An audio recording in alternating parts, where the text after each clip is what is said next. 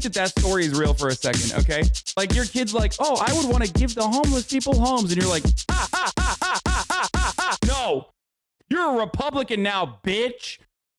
Fucking dumb baby, dumb bitch ass baby. Fucking dumb baby, dumb bitch ass baby. Fucking dumb baby, dumb bitch ass baby. Fucking dumb baby, dumb bitch ass baby. You wanted to help those who are marginalized? Fuck you, dude. I need you to be a fucking paleo conservative right now.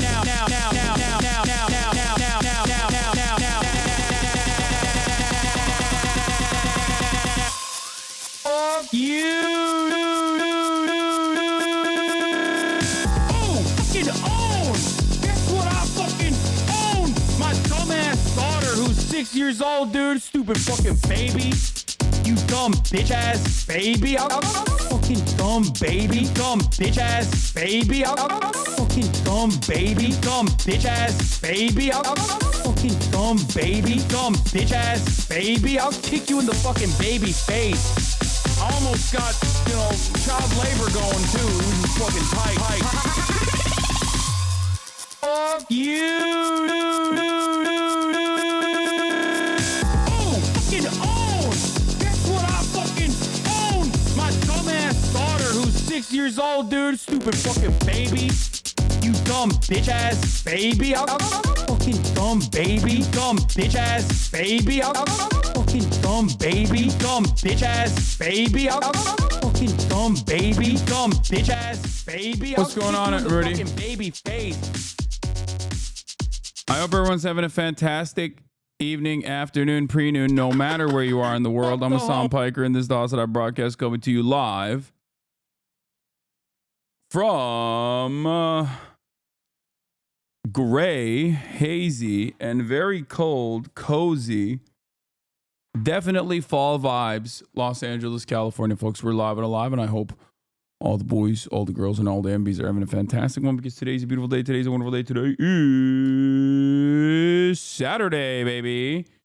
It's Saturday, fun day, and I hope everyone's having a great time. Day 2 of potentially asking you to restock your first merch drop, boss man. Maybe. Fall vibes, meanwhile, is snowing. Is fall vibes here in Los Angeles. This is very fall style. New Tim Pool video on the Adpocalypse. Hella Hasan Abi mentions.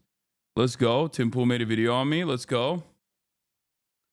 Arcane will rip your heart out. I haven't watched the latest Arcane yet, but the last 3 drops, but I did catch up last night finally. And I'm going to be talking about that. Folks, ladies and gentlemen, boys, girls, MBs. It is 11 a.m. exactly on the dot. It's actually 10:59 on the dot. I'm live. I'm Hasan Piker. This is the Hasan Abi broadcast coming to you live from kind of shitty weather, California, Los Angeles, folks. We're live and alive. And I hope everyone's having a fantastic one. I have so much to talk to you about. This is the part of the broadcast where I tell you about my personal news about what's going on in the world of Hasan Abi Piker in between the time period where I press the stop streaming button and press the start streaming button. Okay, that's right. And a lot has occurred in the world of Hasan Abi Piker. Just kidding, not really much has happened, but that's neither here nor there. Okay, first and foremost, let me just get started. I ended the Korean Gooner dating stream last night after 7 hours. I was tired, wanted to hang with the fam, and by hang with the fam I mean I dove the fuck into Arcane, and I actually caught up on Arcane. Finally, I caught up on Arcane, except 3 new episodes landed last night. I didn't finish them yet. I didn't watch them yet because it was way past my bedtime. All I'm going to say is this. It is incredible. No spoilers for anybody on Arcane overall, but I think Arcane, I cannot believe I didn't watch the first season when it first came out and everyone was saying it's so sick. Motherfucker, you lied to your community while you hate us? Wait, what? First of all, I retain the right to do whatever the fuck I want when I'm off stream, okay? That's number one. And number two, yeah, I wanted to watch Arcane. I hung out with Lil Bro a little bit, but then I watched Arcane, okay? Arcane spoilers, lesbians, yeah. So that is true. There's a lot of lesbian stuff. Lesbians have never had, like, this is the greatest... It's the greatest amount of agitated propaganda that one could do for lesbians. Like, it's just not lesbians on top. You know what I mean? Like, bisexual invisibility, bad year for the bisexuals. Once again, year over year, always a bad year for the bisexuals. But lesbians have come up so big. Okay. Lesbians have come up so big. Kid Fury, thank you for the 20 gift the subs. It is crazy. Okay. Are you bi? I am not. Which is another L for the bisexual world. But woke flicks, yeah, Netflix is woke. Arcane is incredible. Lesbians on top. Straight up. Like, it's just, it's crazy. It's crazy how much lesbian propaganda is embedded into the show. But aside from the lesbian propaganda, okay, Arcane apparently was like an insane price point. Apparently it cost like 250 million or something. I don't know. And I really, really, really, really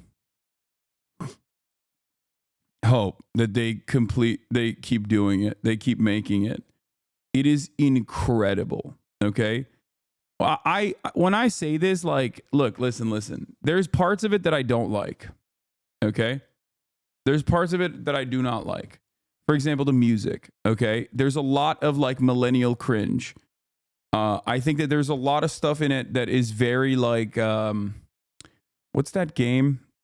Also with the lesbians, the woke game that everybody likes, but what was it with like the suicide in it and stuff? Not Skyrim. Life is Strange. Yeah. It's giving Life is Strange. Okay. There's a lot of stuff in it that is like kind of Life is Strange vibes. And I don't really like it that much. And in the second season, they try to go a little too artsy fartsy with like, when they want to advance the story at certain points. And they do these like quick musical hits in between. And I'm like, ugh, I don't really like that, but it's fine. Outside of that, and outside of the Imagine Dragons ass music, honestly, it is, every frame is a painting. Every frame a painting in this fucking show. You can literally randomly on accident pause the show and it just looks incredible. It looks spectacular. It looks like cinema. Okay?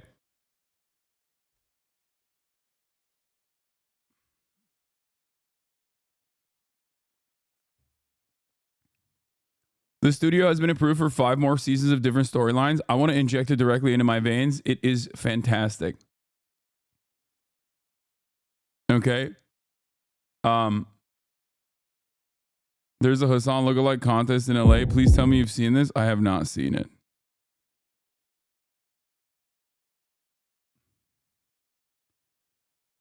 But each background is hand painted. It is so good. It is so spectacular. Did you see the Oompaville Mr. Beast interview? Yeah, I saw like people criticizing it, but I'll watch it. Did you cry at any point, to be honest? Not really.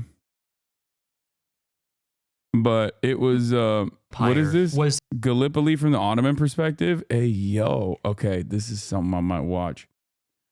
So all I'm gonna say is this, okay?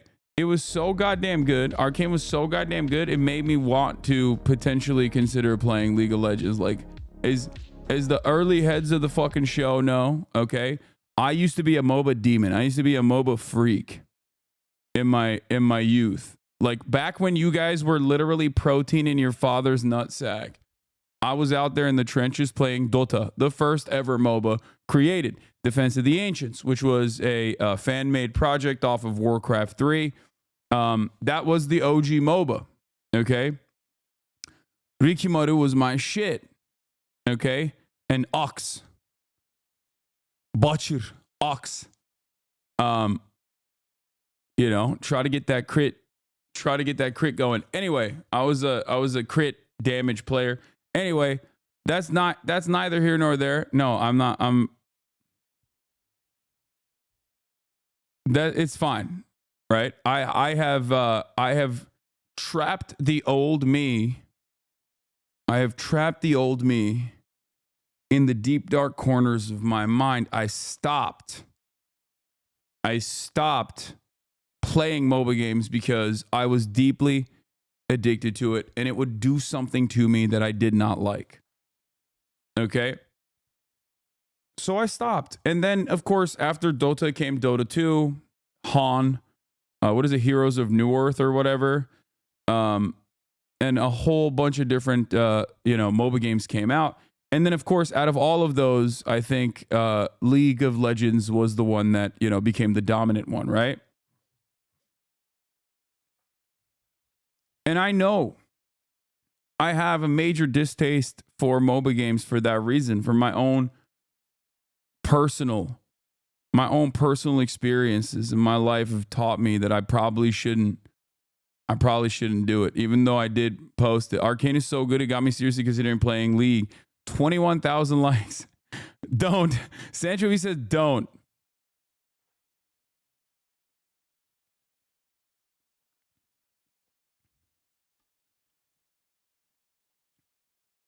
Check out Emiru's makeup for her Jinx cosplay last night. Bro, you ain't no fucking way, dog. You did not just link me the VOD. Like, that is insane. Chatters are so horny, dude. Hey, man. Nice fucking timestamp, dude. Bro said, hey, watch this entire 9-hour VOD, dude. Check out Emiru's cosplay. It's 9 hours long. You should watch all of it. Look at Lowick, bro. It's really bad, bro. All I'm going to say, oh, this is fucking incredible. Holy shit. Hi, I'm back. That's weird. What the fuck? How does she look exactly like her? That's crazy. Actually. God damn, Emerald's so fucking talented. It's crazy. Circus 10 looking ass. Yeah. I got the pants. Okay. That is incredible. I guess I will do these. I don't know where they go. Her body's literally built like her. Yeah, I guess that's part of the reason. Dude, it's weird. It's weird how good it is. She looks like this is a 1-to-1. Anyway, but what I was gonna say is she was born as an anime cosplay, yeah, anime character, yeah. You have to do another cosplay stream with her, yeah. I got to do another cosplay stream with her where she turns me into. People are saying Jace, but no, I think Warwick before he becomes the Beast. What was his name? Vander. Dude, Vander is the GOAT. Yeah. I love Vander. So, you said no spoilers? That's not a spoiler. Shut up. You don't know anything. Anyway, people that say spoilers are literally aware of what happened in the show and they just want to say spoilers. Okay, listen.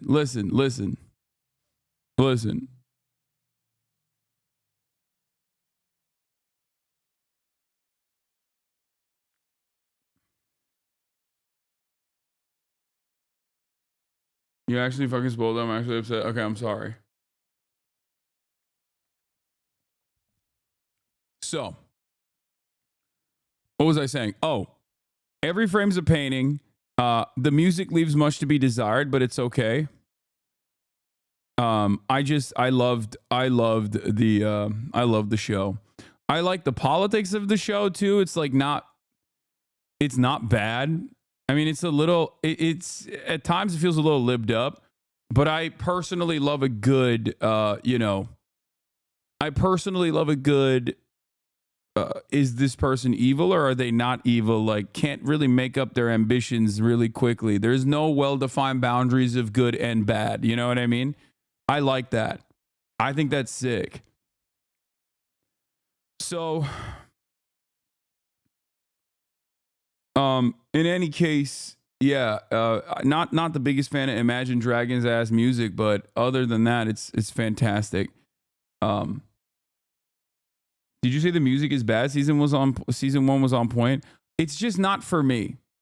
That's all I'm saying. It's just not for me. Speaking of which, okay, speaking of good music that I love, okay, I'm not a big fan of all the memories, but you know what I am a big fan of?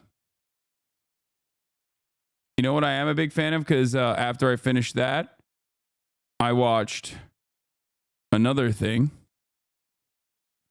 You have to watch Reborn as a Vending Machine. I now wonder the dungeon next. Okay, guys, stop.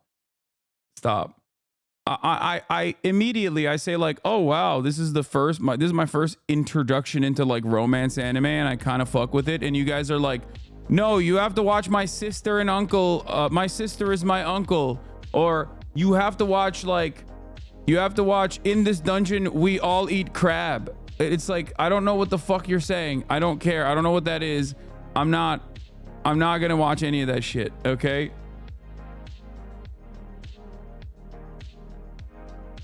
Like there are, dude, I go on the Crunchyroll main page sometimes and be like, what the fuck's popping, right? And honestly, there are so many fucking weird ass animes out there, and they're so popular. I don't understand it at all. Like, I will never understand the anime fandom to that degree. I guess like different strokes for different folks, but honestly, for me, I don't get it. I don't get it. I will never get it. I will never understand it. Bro read Reborn as a vending machine and immediately thought romance. 3,000-year-old vending machine girlfriend is peak. Okay, guys, I can't even tell if you guys are messing around or not. But like the titles and also the posters leave much to be desired. It just doesn't make me want to watch them. That's all it is. That's like, I see the titles and I see the promo and I'm like, it's not for me. I'm just like, I'm a 33-year-old man. You know, I've stayed on the shonen tip my whole life. I make some exceptions, but like, honestly, it's just too much. It's, you know, my sexy ass bunny girlfriend from high school is not appealing to me. Okay. Like when I see that as a title of an anime, I'm like, I'm good. I don't want to watch that. That's weird to me. Okay. My sexy ass bunny girlfriend from high school. She is 16, by the way, is a weird ass fucking way to, it's just like, it's a mouthful. First of all, it's a weird thing to name your anime. Okay. Like, why did you specify that she's 16? I don't want to think about that. That's weird. That's a weird thing that you are like hyper focused on.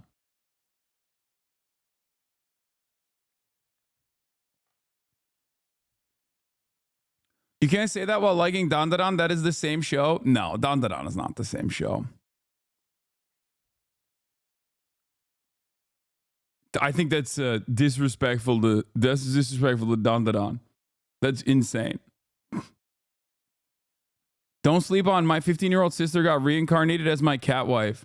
Okay, isn't there literally a fucking pedophile anime? Well, there's a lot, but one that is just straight up like old man comes back as a child. Like there's like a bunch of them, right? There's a lot of them, but like there is like straight up one where it's like this guy who is like a full-blown adult and he basically comes back as a kid. It's very weird.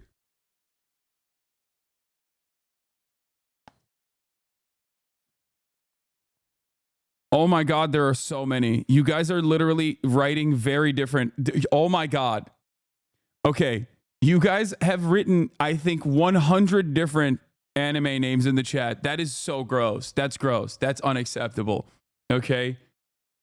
America will never face the consequences for what it did to Japan. Okay. Like, on the one hand, I do love me some anime. Okay. I am a weeb. On the other hand, we permanently destroyed this country. Okay. And their psyche, their collective psyche, we did so much wrong to them. Jesus Christ.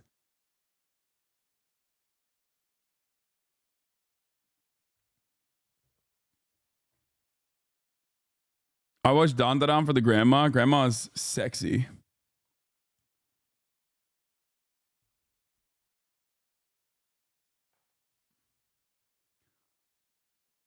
Did you watch Blue Lock? I haven't been. I mean, I did, but Blue Lock season 2 has been kind of ass, and I haven't been paying attention to it because Blue Lock season 1 was incredible. Blue Lock season 2, entirely different reality so far. Yeah, it turned into frame lock exactly. Apparently they're doing a fucking Hasan Abi lookalike contest in my backyard as well.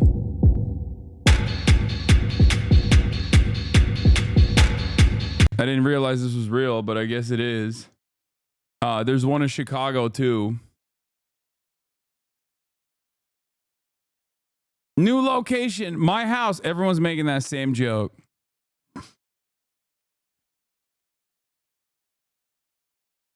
Bro, you got to show up like Timothy Chalamet did. Yeah, I don't think this is going to be that. I think this is going to be sparsely attended. The Chicago one seems like has more motion because like it's been out. I have not seen this as like a big prominent meme other than the Chicago one.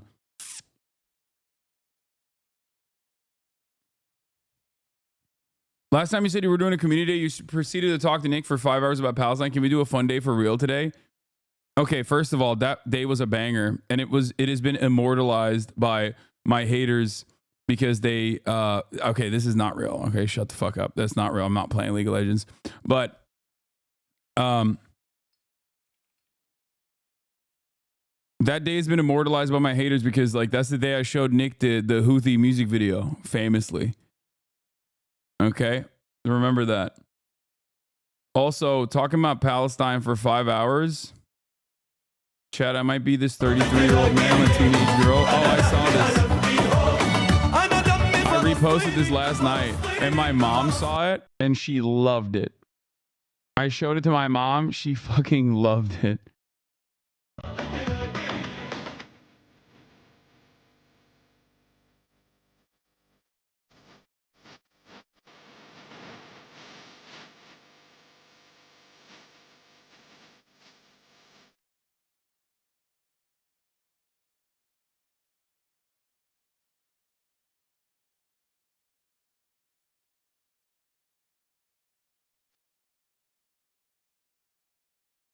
The fan stalking you at the park and running away when you called out to her sent me.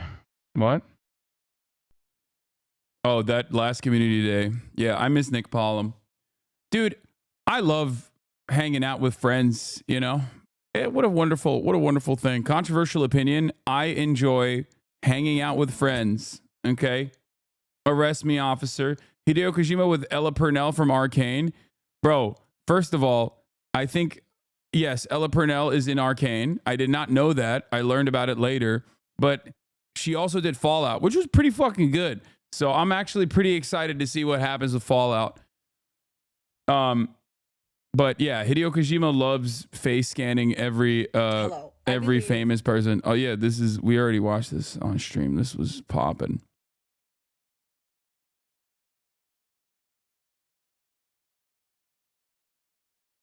Anyway, have you watched The Penguin? No, I haven't. Hello, Hasan Abi. I'm from China. I recently started watching the live broadcast. I would like to ask, what is the current situation of the working class in the United States? Have the workers lost their voice after the deindustrialization of the United States? Finally, thank you, comrades. Never give up. There's no way this person is actually a Chinese netizen. But, you know, I'm just going to keep you in the chat as a Chinese netizen, okay?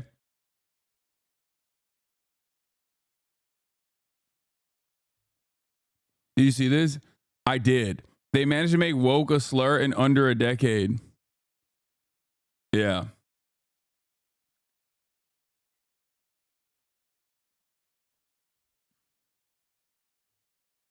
Chinese netizens blissfully unaware of the American situation? No, they're aware, dude. Are you kidding me?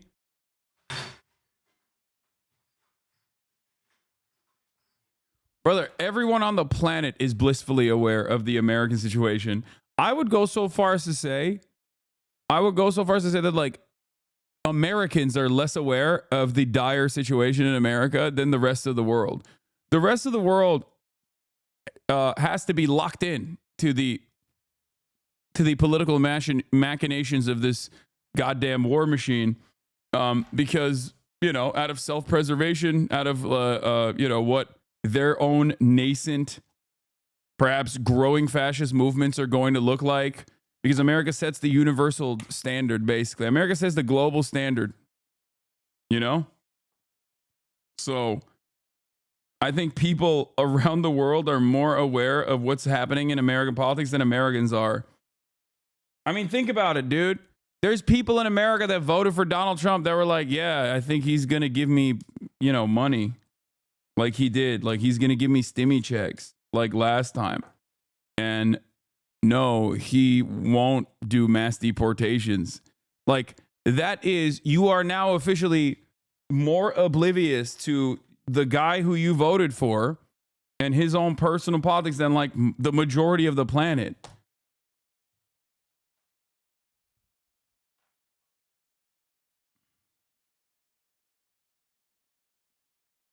Anyway, let's blast off.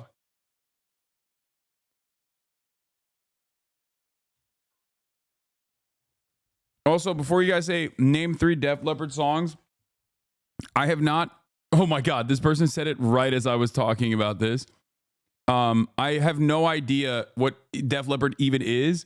I'm fairly certain that this is a t-shirt that Will Nev left behind, and it's large. It's a large shirt. And because all of my t-shirts are like double XL or XL, and they look so big on me normally, that I was like, damn, I put this on and I was like, shit, like this fucking fits perfectly. This fits perfect. I'm gonna wear this shit.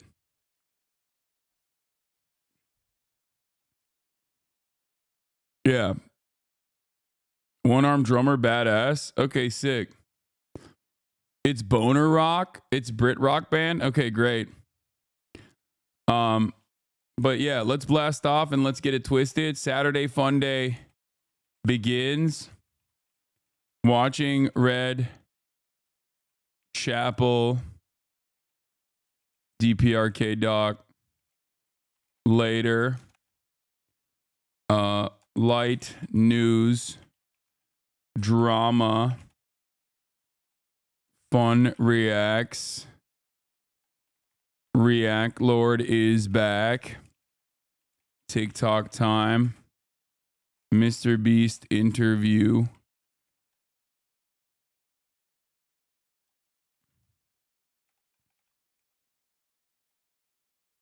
Korean dating sim. And more. Get in now. Twitch.tv/Hasan Abi. Do we have a good... It's been 76 days since last Okay Buddy. I can do it today. I don't know if Lil Bear's around, but we'll do Okay Buddy today. Apologize, the UB playground is in fact the correct answer. You can max out one girl. You can't max out one girl. You need to at least Riz 2 per chapter to get on the next level. Okay. Nothing makes you feel big like putting on your small friend's clothes. Okay, my small friend is Will Neff, who I don't think is a small man at all. And last but not least, I don't need to feel big. I already feel big. I don't want to feel big. I want to feel small.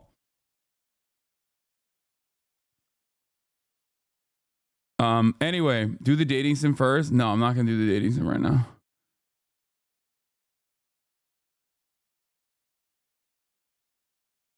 Do we have a blast out meme or not?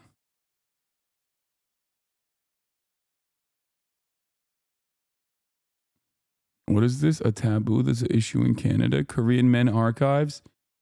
Dude, I want to dive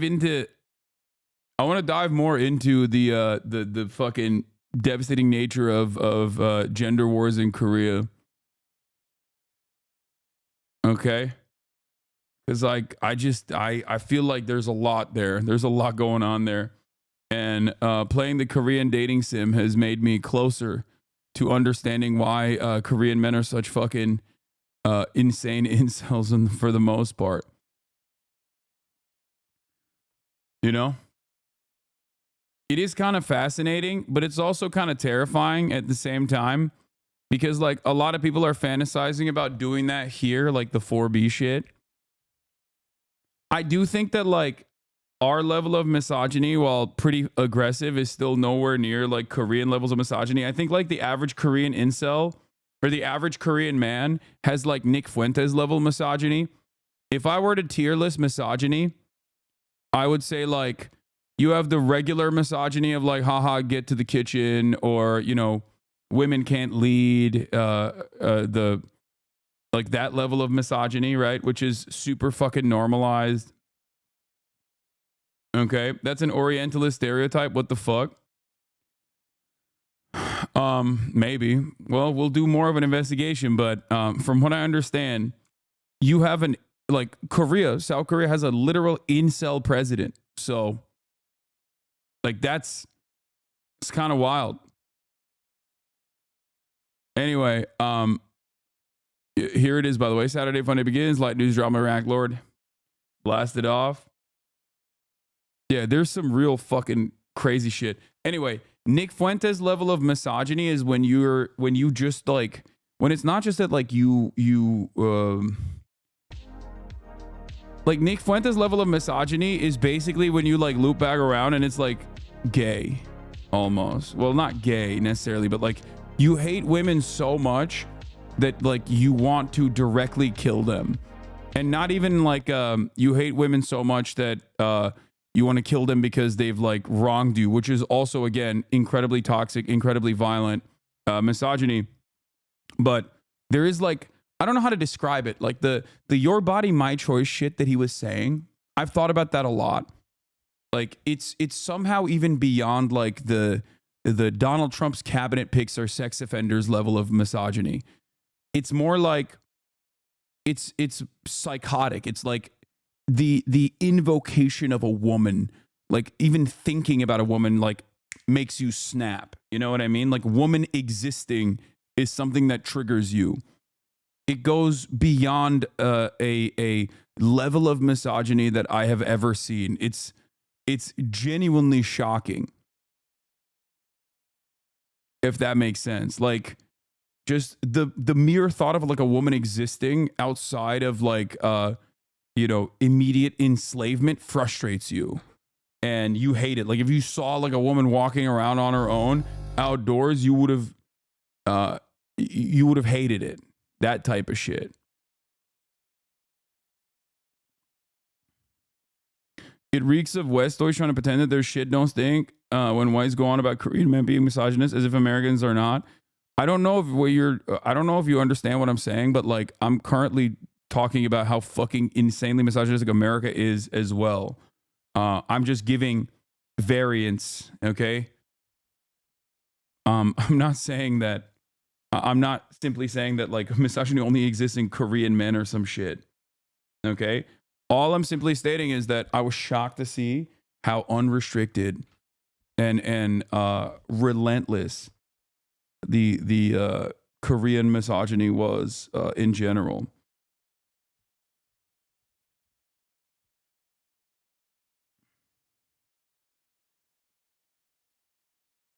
This video is really good, and it goes over the Korean gender war. Isn't Moon Channel like reactionary anti-Chinese garbage for the most part?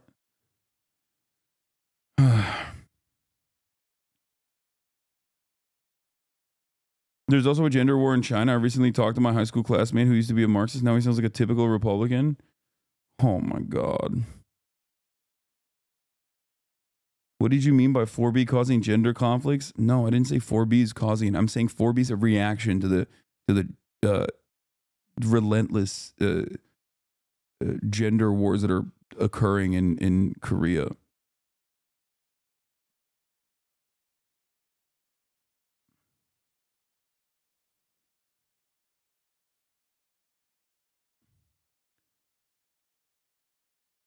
Johnny Harris bowl empty. Westoid, South Korea is basically an American protectorate. You can't be talking like that, white baby. Yeah, I know. Someone defending South Korea while talking about Westoids is funny though. But listen, a couple good things have come out of American dominance of South Korea. Let's be real. Okay, that Korean dating sim that we were just watching, K-pop, and also putting cheese on otherwise Asian food that normally wouldn't have cheese on it. Excellent choice.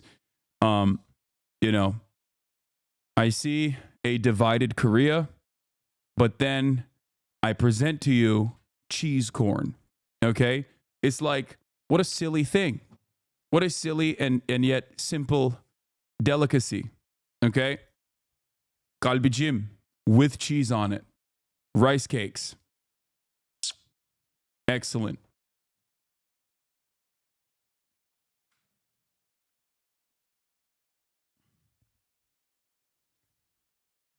That is, you know, straight up. It's like, oh, you like ramen? Well, we'll put some cheese on that ramen. It's like, I had no idea that shit would bang like that, okay? I had no idea. Korean fried chicken. Ooh. Ooh. Sheesh.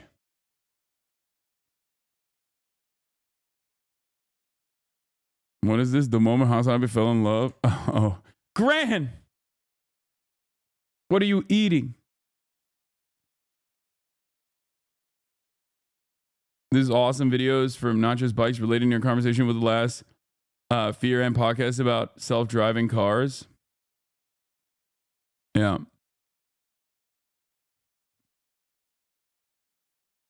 Nah, cheese on ramen is a historical relic from the Korean War. Is this real? Yeah, this is real. 予報を見るから現在の今いらっしゃるエリアのこの先のちょっとごめんなさいあれれれれれあれれれごめんなさいここ隠してもダメなんだ Yeah. Yeah, it's real.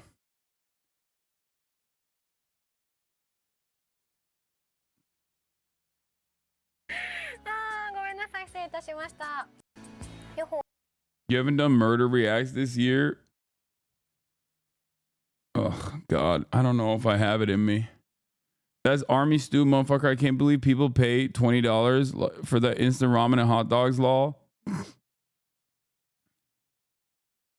Ordinary Things did a video humanizing migrants. Damn. There's people in England that are... So you're saying Korean misogyny is acceptable because the wings are good? Yes. That's precisely what I was saying. I need you to understand. That was definitely the point I was making there. And I'm really glad you captured the essence of the point I was making so that we don't have to, you know, we don't even have to discuss it further. Like you dived right into the point. That was precisely what I was saying. These men are introducing the taboos in their countries in the Korean TV show. A taboo that is an issue in Canada. Men are prohibited from mansplaining to women as if teaching them. Especially officials or judges are absolutely prohibited from mansplaining. Mansplaining is also a taboo in the US. Mansplaining is when a man adds something condescendingly to a woman's talk. Listening to that, it seems like it would really annoy men too. I have a voice too. What?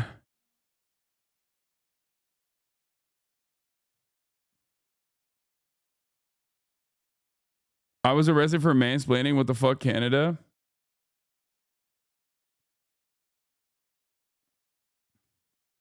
I mean, mansplaining is what I do and what I do best, if you know what I'm saying. I'm a man and I'm splaining. Korean men's reactions to mansplaining, confusion and curiosity all around.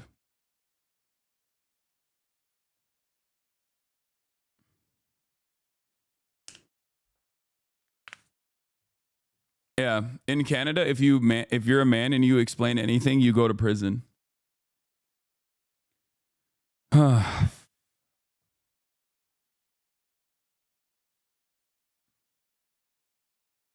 Dude, this is serious. I got beat up in Gay City for refusing to twerk. It was fucked up. I will never not make fun of you, okay? I'm sorry. If you got beat up in Gay City for not twerking, you deserved it, okay?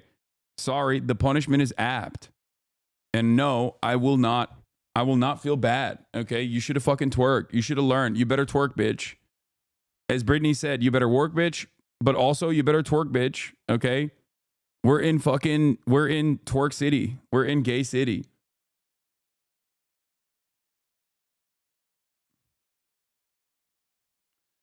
Please give me a recap of the last 9 days. I was stuck in a mental institution without any connection to the outside world since last Tuesday.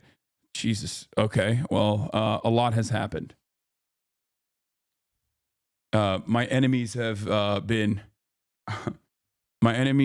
outed as weirdos once again. Some of them have been banned for being weirdos once again. Some of them and their war criminal charges have escalated to the point where there is now an active arrest warrant out on them. Benjamin Netanyahu, Yoav Gallant. And yeah. What is this? They managed to make woke a slur in under a decade. Let's see this. Andrew Schultz reacts to Kendrick Lamar seemingly dissing him on his new album, GNX. By the way, I hit Andrew Schultz about that. I hit Andrew Schultz about that. I think his reaction was, he's like, yo, is this guy too woke to understand a joke? And I said, he was talking to Andrew Schultz. Dude, that's so funny. It's like, yeah, dude, that's what it was. That's what happened. Too woke to joke.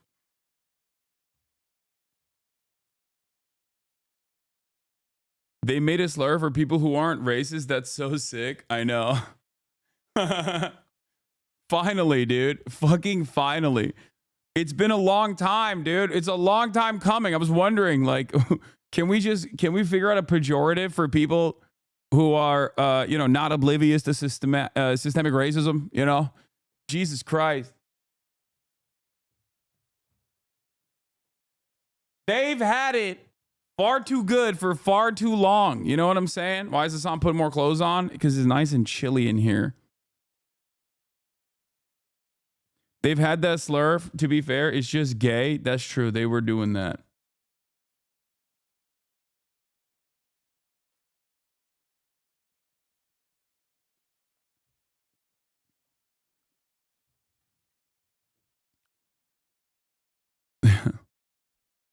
Is that a Costco jacket? No, this is one of my best thrift finds of all time. This is a real, it's a real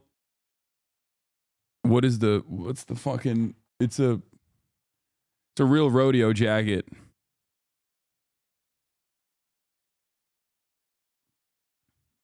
Drake saw a Pokemon clip? Oh my God.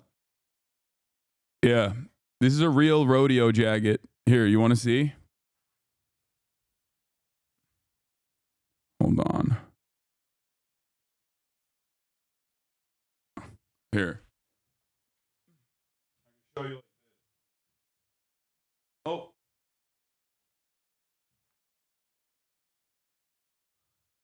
Palestine. Oh, you see that? It's got the Jack Daniels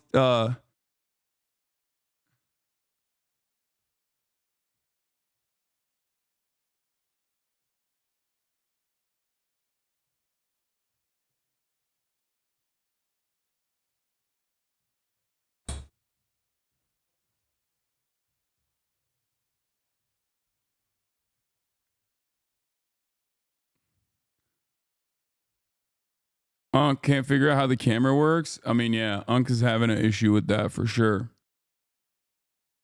Be honest with us, actual thrift find or expensive ass vintage store? No, this is an actual thrift find from a time when you could actually do actual thrift finds. Like, I've had this jacket for years.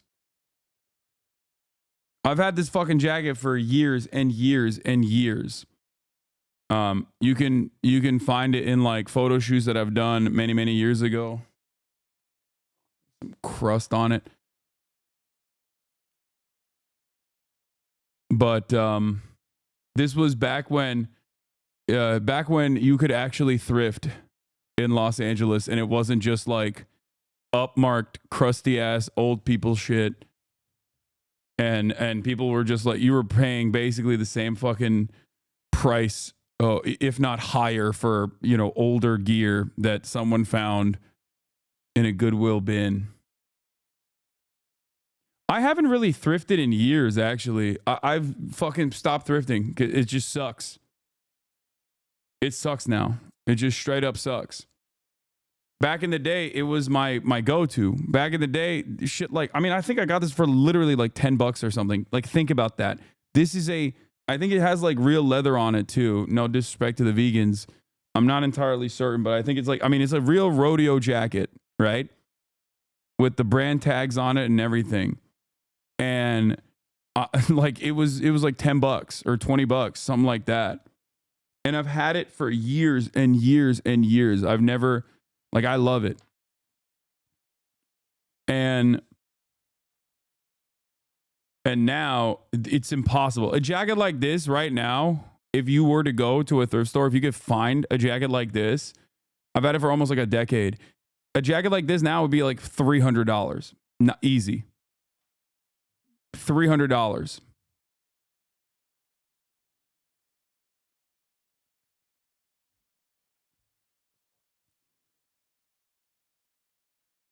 PBR is the actual professional bull riding org. Is a crazy find. Yeah. No, this is a real rodeo jacket. It's not a joke.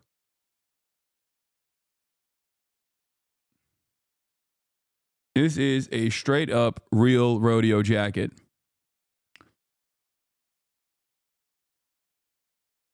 What's up with your enemies always ending up getting outed as criminals, racists, rapists, or pedos? Do you plant evidence or some shit? Is too sus at this point? No, I think what ends up happening is I bring a vibe, a real like I'm anti-pedophilia vibe to the party that people who are either in defense of pedophiles, like, or are directly pedophiles or sex offenders don't really like they don't appreciate it. You know what I mean? They don't appreciate those vibes. It's self-sorting for the most part. Yeah, about $250 on eBay. Wait, really? You found it on eBay? The new D stuff is crazy. The new D stuff isn't even new D stuff. It's just old D stuff. And it's not even a thing. It's like barely scratching the fucking surface of his degeneracy. Do you understand? Like barely. A lot of people think that it's like, oh wow, these are clips out of context. It's like, nah, this is just who he has always been. They're just jealous of your insane Riz. Yeah. But we're doing a fun day, so we're not gonna look at all that shit. Here, what is this Drake clip? Get to go perform in like live event spaces. When I heard Drake was involved with Steak, my heart broke. I'm gonna be honest. Because I've been a little Drake fangirl, you know, the Canadian blood running through my veins. And I still love his music, but now I don't love him as much as a person. I used to be such a Drake fangirl. Drake is sold out Ever to since the Steak, So you have a problem you're with all showing that? your true colors. I hate Drake. Okay. As a Canadian, we're disowning you. I watched the clip. What's she mad about? Was it the braids? No, dude, it's because you're fucking associating yourself with a goddamn crypto casino. What the fuck?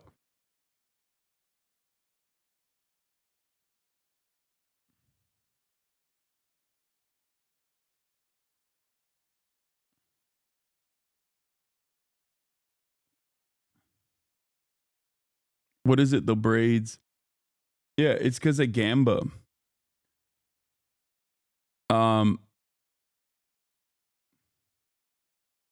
He really takes any attempt to dunk on K-Dot without realizing he's a giant loser. Anyway, whatever. Why is he self-dissing using K-Dot bars? I don't know. Have you talked about Jay Leno? No, I have not. But I could. I feel like every couple of weeks, God punishes Jay Leno, and I don't know why. Or not every couple of weeks, but like every couple of years. if you remember, a while back, he like didn't he get into like a car fire or something? Like he was in like an accident, and now he's just like, I don't know what the fuck's going on with him. Like he just every now and then Jay Leno will pop up, okay, and it's never for something good. It's always like he has the worst injury of all time. Okay? He has the absolute worst injury of all time, and it makes no fucking sense. Let's get started with the Jay Leno stuff. Let's get started with that. Does anyone have the clip? Because, I mean, trigger warning, Jay Leno, but also trigger warning, I don't know what the fuck happened to Jay Leno, but like, he looks insanely fucked up. Here, they went and they found this motherfucker. It's a news story in and of itself. Jay Leno has been seriously injured again after the comedian says he fell down a hill at Hampton Inn. What on earth happened to Jay Leno? Oh, your poor face. Look at my eye. Oh my gosh. Jay Leno is all bruised up. The left side of his face is black and blue. His eye is swollen shut. And look at his injured wrist. I broke my wrist, lost the nail on the finger.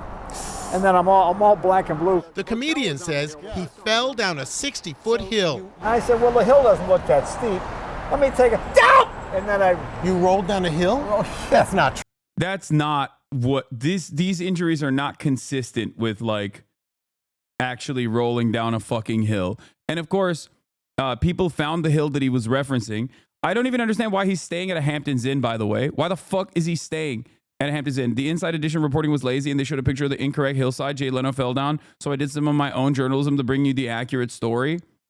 He was staying at Hampton Inn in Greensburg, PA because he was performing later that day at the Palace Theater in downtown Greensburg. Many people are confused as to why he'd be staying at a Hampton Inn, but that's one of the only hotels in the Greensburg area. The only other option would be an hour drive away from Pittsburgh. Jay wanted to eat at a nearby Dino's Sports Lounge, a popular area eatery that specialized in buffalo chicken wings prior to the show. To walk to Dino's, you either have to walk 750 feet on the road, not a mile and a half, as Jay mentioned, or you could shave off 350 feet if you walk down the grassy hillside. Jay noticed a dirt path worn on the hillside, as is common in the Pittsburgh area. So he attempted, I like that this is like a classic, you know. In Pittsburgh, we like to walk downhill. Okay. So he attempted to take the shortcut and walk down the hill. Since the path was rough, not maintained, and eroded away, he tripped and rolled down the hill, hitting his head on the exposed rocks and earth on the way down the hill. Jay was remarkably accurate as he estimated that the hill would be around 60 feet.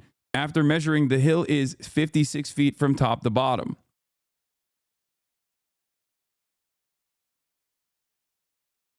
I just don't personally understand how this hill caused that much damage. Okay?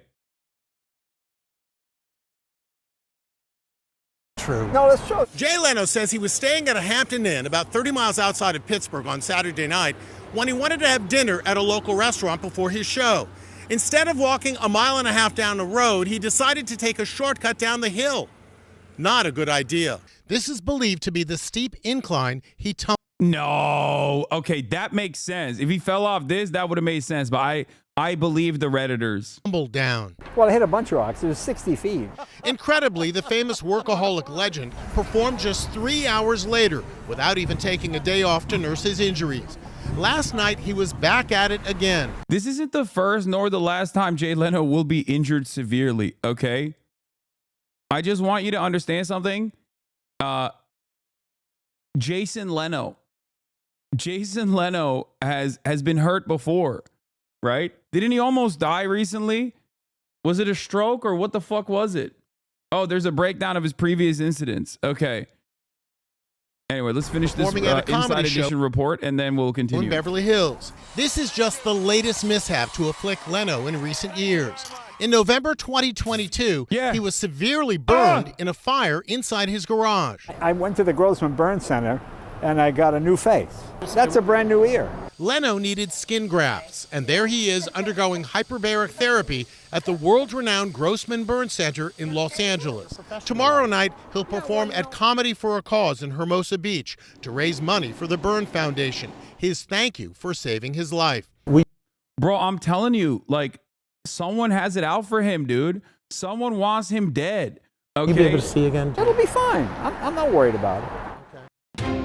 It doesn't make sense. He also is demonstrating hubris against God. Jay Leno feeling good despite suffering bruised face from fall. So here are some of the older incidents. His badly bruised face was covered in makeup at a charity event. Okay, former Tonight Show host managed to smile despite facial trauma. Leno explained it was difficult to navigate this slope, blah, blah, blah. Okay, whatever. But before then, first of all, I don't even understand how the hell your nail got ripped off. Like while you're tumbling down a 60-foot like baby hill. How the fuck did your nail get ripped off, dude? It makes no damn sense. But it's just weird. It's every part of this just his life is weird, man. There's some really his vibes are so fucked. Anyway, listen. Leno's hotel fall comes from a string of traumatic incidents that left the comedian injured. He's kept a positive outlook over the past couple of years as he's faced several personal struggles, including a motorcycle accident and suffering from third-degree burns in a gasoline fire. I got burned in a fire. I got a face full of gas. A spark jumped. It's not like, how did this happen? I mean, people get burned every day, he told Fox News Digital in October, joking that people had reacted more strongly because he's a celebrity. Brother, it's Final Destination for you. I don't get it. I don't understand it. Jay Leno has disturbed some really important forces, okay? It is clear to me that Jay Leno has personally disturbed the old gods, okay? I don't know if it was because, you pissed off Conan and he I don't know, went to some Irish witches or something. I don't know if he put a hex on you. Or I don't know what is going on. Maybe you bought one too many cars or something, But and God was like, it's bridge too far for me. But I don't get it. Leno noted he was out in 8.5 days in the hospital. He's flexing. He's it. That's the other thing. His reception to his injuries and his freak accidents is always it's always too cheery, It's too positive of an outlook to have. Where he's like, I'm still alive. I'm still Jay Leno. I got 700 cars. It feels as though he is flexing against the powerful, mysterious beings that are trying to execute him. In January, he was knocked off his motorcycle. He broke 2 ribs, 2 kneecaps, and a collarbone. I turned down a side street and cut through a parking lot. And unbeknownst to me, some guy had a wire strung across the parking lot with no flag hanging from it. What? That's not normal. Bro.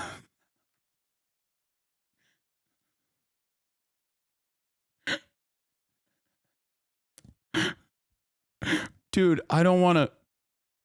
I feel like there's some powerful forces at play here. This is just crazy. And this is not the last time this happened. He had a fucking crazy car crash. Yeah, look. This was 2016.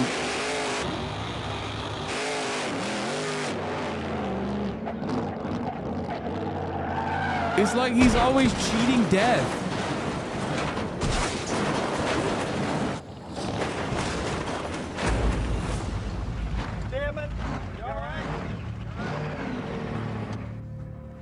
You okay?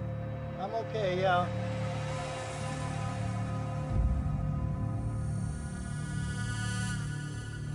Okay. What's your name? Bob Riggle. How old are you, Bob? 80. What track are we at, Bob? 80? You're at Irvindale. Anything hurting you right now? No. My name is Bob Riggle, and I'm 80, and I'm at Irwindale. Jay Leno's Garage. Dude, look at his attitude. His attitude is crazy, okay? That's what I'm saying. Dude, his attitude is actually insane.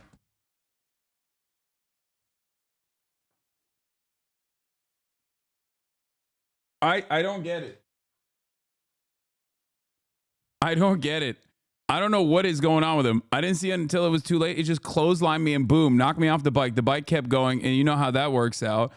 In 2022, he underwent multiple surgeries, suffering third-degree burns in a gasoline fire. He suffered significant burns to his face and hands as well as his chest while working underneath a car in his Burbank area garage.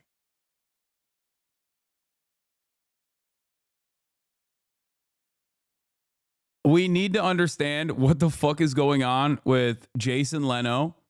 I don't know what the fuck's going on with Jay Leno. I don't know why.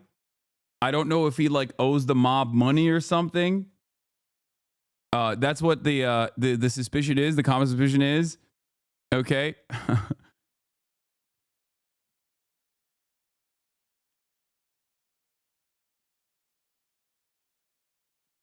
I've never met a person that is this unlucky, dude.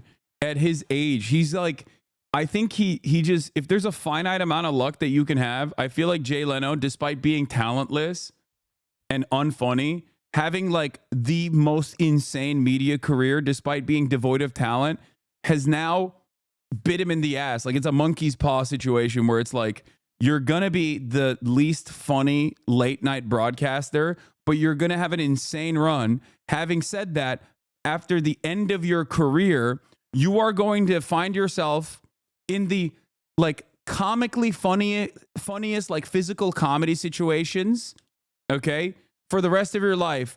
You're never going to die, but you're going to come very close. You're going to come very close to death over and over again because the near-death experiences that he's going through, like when you're driving a motorcycle and you get clotheslined by a fucking flag, a wired, like that's physical comedy. Like technically, in an environment that is controlled and like you're creating that, it's like a cartoonish, it's a Looney Tunes style situation. Okay.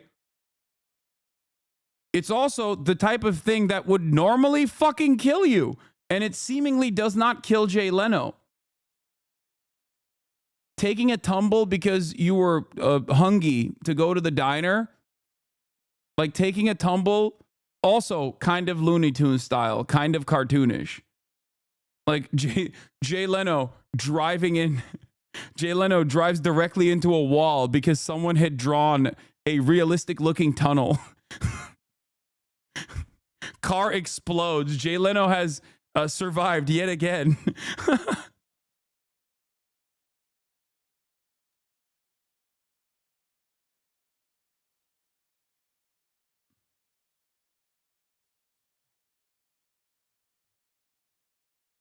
Maybe he's just always like drunk.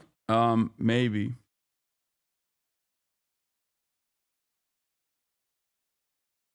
It just does not make sense to me at all. I don't know how he is like constantly finding himself in these situations. I've never been a fan of Jay Leno, but you know, I wish him well. I hope he doesn't get injured. And nobody wants to see an old man constantly in trouble like this, in physical trouble like this. So, you know. He also pushed out Carson, Conan, and Letterman. He definitely has a monkey's paw. That's what I'm saying, yeah. Must be the IRA trying to avenge Conan. Yeah, they're doing it in a comical fashion, though. They have a sense of humor. They have a good nature about this sort of thing and a funny sense of humor. Speaking of, let's look at this new ad that BM posted from Israel. I don't even know what it is, but I want to see it. I lied when I told my father we'd be okay without him. My father's been gone for months, fighting. The workers have fled the farm, and here I am, alone. Every day, my mother says we may have to give up the farm. I will never let them take my home. I will fight to keep this farm. I will fight to keep my homeland of Israel. With God's help, for all Jewish people everywhere. I need you.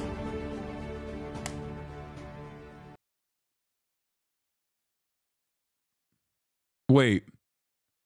Is this like a settlement? What is going on here? Why is there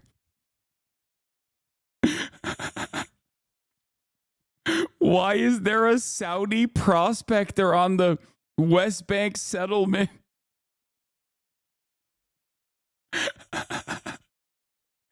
Like, what is happening here? This is the funniest part. I guess the implication is that this guy's supposed to be Palestinian. But this is literally just like, this is either I guess it's Jordanian, maybe. I don't know. I mean, Saudi people wear this too. Yeah. This fit does not look Palestinian at all, dude. What the fuck? They went and they found a Jordanian man who is he's like one of those traffic guys. You know what I'm talking about? When like the Department of Transportation brings those things out to your neighborhood to look at the roads so that they can put like new fucking you know, I don't know, they can put like new lights on the street or whatever.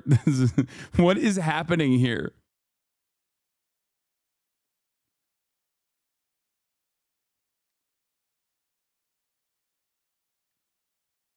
Yeah, they're surveying the land. You were mentioned in a new Jarvis video. They're not losing their farm to settlers. They're losing the big Saudi capital. Yeah.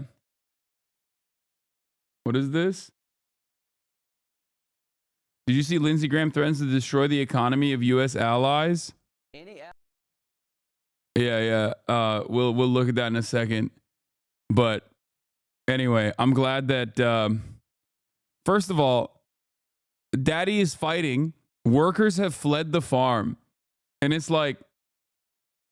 And here I am, alone. Every day, my mother says we may have to give up the farm. I will never let them take my home. I will fight to keep this farm. I will fight to keep my homeland of Israel. With God's help. But that's not Israel, big dog. That's not Israel. What the fuck do you mean? You stole the farm. I mean, you, not you, you're a child, but like, Pop stole the farm.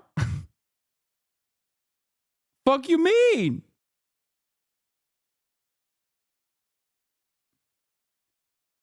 What is this? We expected to have to dedicate considerable resources to identify the Israeli soldiers in photos and videos featured in our investigation into war crimes in Gaza. But we found that soldiers often posted the material with their own names on publicly accessible platforms. Oh, yeah. No, this is... why is God censored? Come on, guys. That's... Why are you hyper-focusing on that? That's a thing that people do, okay? Yes. It's normal. Oh, my God. Like, focus on the right things here, okay? And not the wrong ones. Yeah, self-snitching in the Israeli military is like one of the most commonplace things that happens all the time. I don't know why, but the Israeli occupying force love self-snitching. I mean, I do know why. It's because they don't think that they will ever get any punishments whatsoever. So...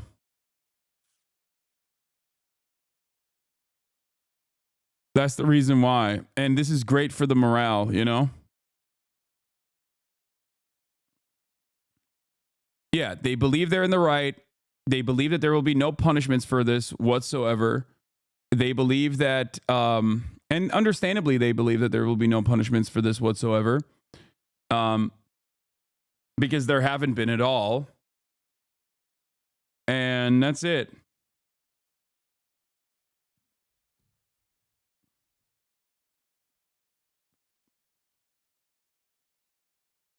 New Curtis video. Los Pollos TV finally meets Drake. I don't think this is Curtis, man. What is this? How Israel uses sex to sell Zionism? I'm kind of down to watch this.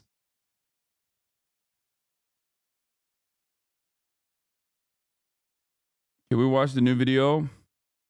Why is Elon Musk like that? That's fucked up. No, stop sending me this. This is an old video, man. I troll Matt Gaetz, RFK Jr., and read MAGA at the Trump Bible. This is an old-ass video, isn't it? But yeah, Stellar Blade, the fake outrage. Oh my God, new Sean video. What the fuck? And as expected, it is 2 hours long. Oh my Lord. Sean came out and decided to do a 2-hour video on that fucking weirdo titty milk lover from Blizzard, Grums. Right? Is that his name? And all the fucking the wokeness is ruining video games Andy's out there, I guess. Just a direct shot across the bow. There's some Asmon in there too. Yeah, that's not shocking to me. His most recent video before that was on Palestine, I think. I know.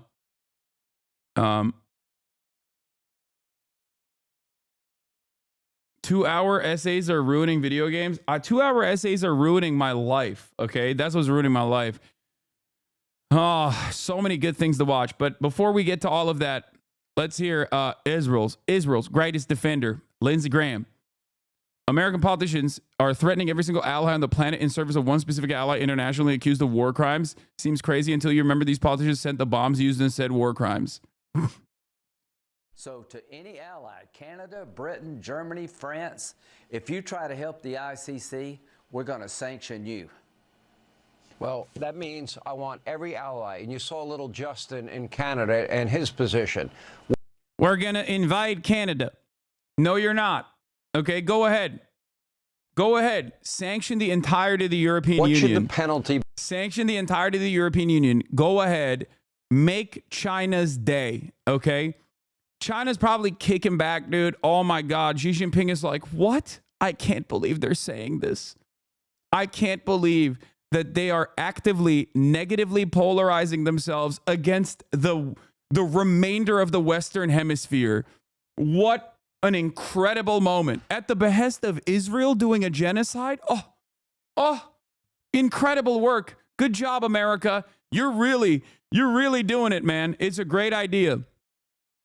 Time and time again, I have repeated to all of you that seemingly don't really remember all of these things that I keep repeating over and over again, that soft power only, or hard power rather, military might only works if you have soft power that works alongside it, okay? If you don't do diplomacy, all of a sudden, 800 military bases around the planet become 800 different invasions around the planet, okay?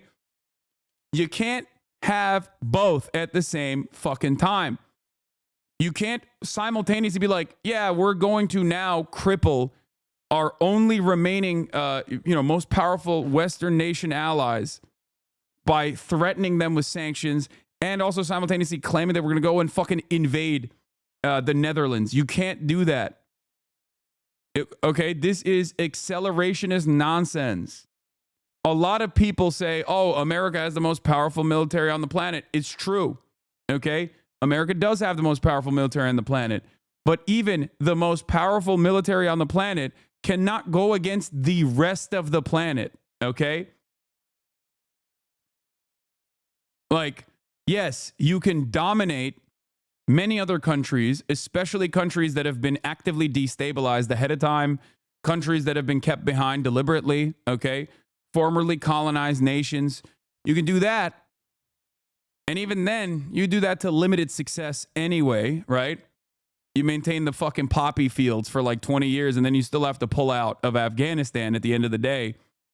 But you cannot maintain this aggressive posture without doing diplomacy. Okay? You cannot maintain this aggressive posture all around the planet without doing diplomacy.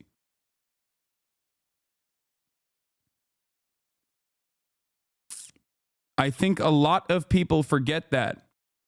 Okay? A lot of people forget that reality. A lot of people are hopped up on America is the best fumes and fail to consider the calculation if people no longer feel like America is a valuable, reliable ally. if people no longer see America as a reliable and valuable ally, all of a sudden their military security partnerships turn into a military invasion. Okay? Think about that. We should crush your economy because we're next. Why can't... So to any ally, Canada, Britain, Germany, France, if you try to help the ICC, we're going to sanction you. Well, that means I want every ally. And you saw little Justin in Canada and his position. What should the penalty be? We should crush your economy because we're next. Why can't... So to any ally, Canada... Because we're next. He also keeps like, I mean, he is not wrong. He is technically not wrong. Because it is America's unlimited partnership with Israel that allows Israel to do all this stuff. So there is a lot of legal and certainly moral culpability here, which is precisely the reason why maybe America should take the fucking exit ramp, you know? Nope. Full tilt, baby. Full tilt.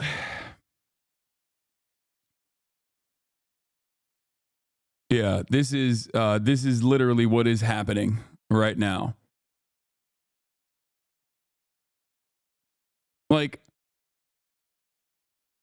America's partnerships, America's sanctions regime that has been greatly escalated post-Obama, but especially during the Obama administration, and then Donald Trump kicked it into high gear, and then Joe Biden even kicked it into higher gear, like unimaginable levels of sanctions, have created an outside, like a secondary market outside of the sphere of Western influence. It literally pushed everyone together. Okay, people talk about BRICS as though it's like a committed partnership in a similar vein to like NATO or whatever. It's not. But having said that, there is a reason why countries that are outside of the sphere of American influence, outside of the sphere of Western influence, are able to withstand these crippling sanctions regimes. Like, it hurts them in the first year or so, but very quickly they have, you're basically creating more enemies for no reason. Okay. And in that process, they're relying on one another. People are, of course, going to adapt.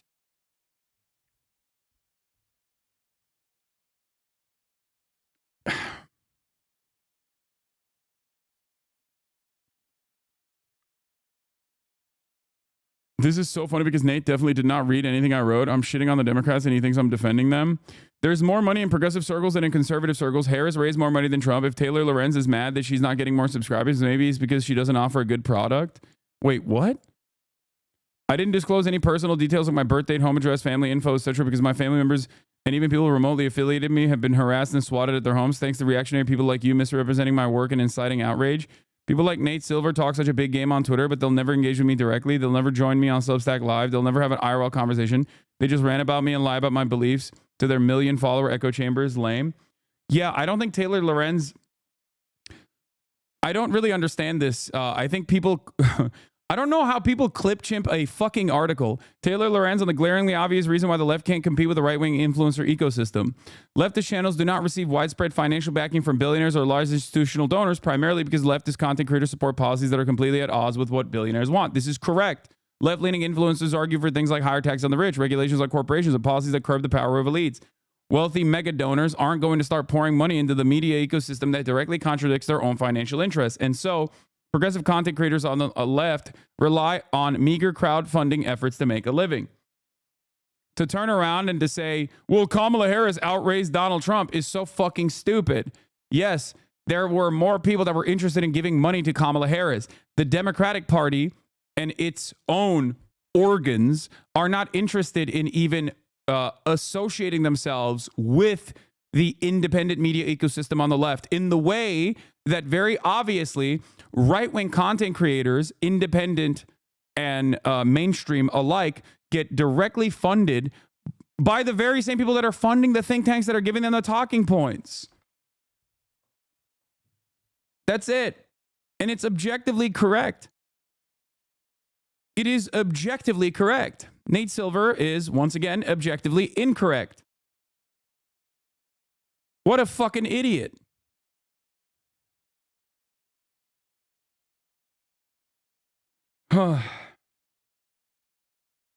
Nate just said grassroots fund your entire media ecosystem. That's not the result here. Yes. That is why there aren't as many people like myself out there, because it's endlessly difficult to get to a point where you can rely on subscriptions, okay,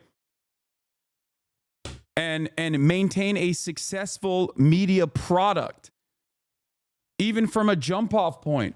For a lot of people, the starting funds necessary to build to build a successful media company requires a lot of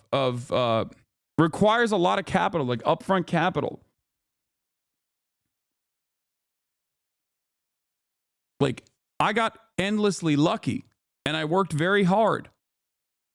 And that's the reason why I got to the point that I got to. But there's a reason why there aren't a million examples of me, in the same way that there are a million untalented fucking hacks on the right. Because Prager University, Daily Wire, these guys are backed by billionaires and millionaires early on that fund them fund them to the tune of tens of millions of dollars. There are plenty, like, right-wing billionaires and millionaires understand the necessity of propaganda. Okay? They understand it. They know how valuable it is. They know how valuable it is to distract people into thinking that the real problem is like trans people or undocumented migrants, and not, directly themselves.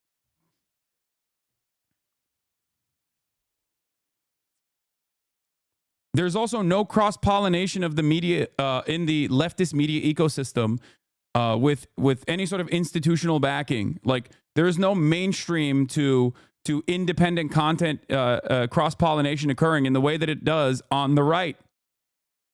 Okay? And the example I always use is Charlie Kirk. Charlie Kirk and myself started around the same time. Charlie Kirk started Turning Point USA by begging Foster Friess and many other right-wing multimillionaire donors to give him money so we could do propaganda. He wrote a fucking high school essay.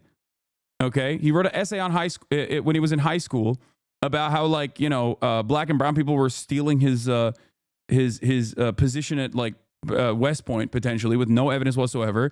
That essay landed on Breitbart, and a week later, he was on Fox News. Okay?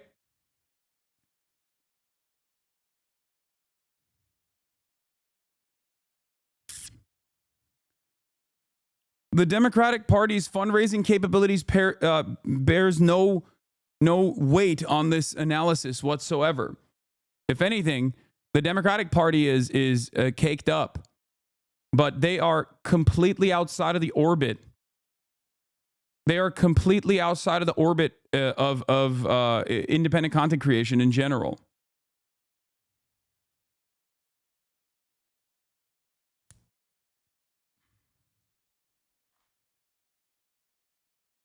Elon Musk might buy MSNBC and turn it into another Fox News.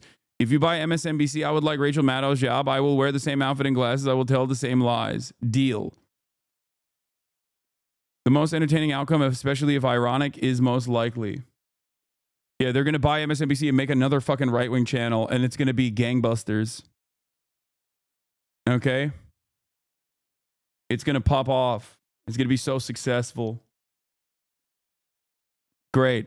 For those right-wing multimillionaires, like killing two birds with one stone, they distract people from real issues, and they get to shape the world into the conservative hellscape they want it to be with their dollars. Distracting people with trans issues both distracts and attempts to push their worldview. Yes. Oh. Hasan, buy Newsmax and make it a socialist media platform, lol. Yeah, dude. I have the same level of fucking wealth as Elon Musk, so I can just buy a news network with ease. With what money? Okay. I currently have 81,000 subscribers. I would need to have 1 million subscribers to arrive at Elon Musk level. Not even Elon Musk level. I wouldn't even put a dent in that, okay? So keep subscribing. Maybe we'll get there. But you have a $10 trillion mansion. I know. I'm the fucking wealthiest. Me and the wealthiest person on the planet. I'm Albanian Muslim. Free the Israeli people. You Hamas terror supporter. Third leg 91. What? Yeah, I was, you know. Hold on. Let me call up Hamas real quick and free the Israeli people. Fun day staple. Hello. Daily dose. Oh yeah, we can do daily dose. I haven't done it in a minute. Thank you, EPMB, for the 5 gifted subs.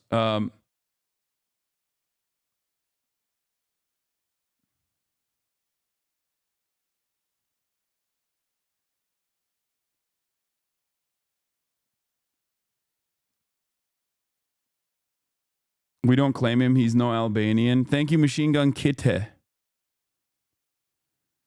When is the league arc starting? It's not.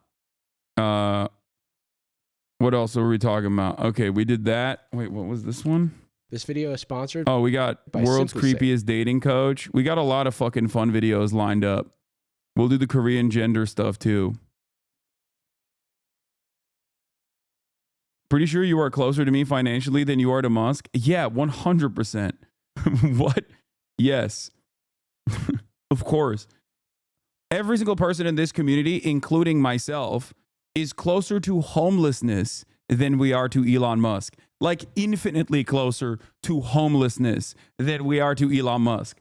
The very notion that reality is lost upon so many people is because of the concerted effort of propaganda and how successful it has been. Chris from work, thank you for the 5 tier 1 gift to subs.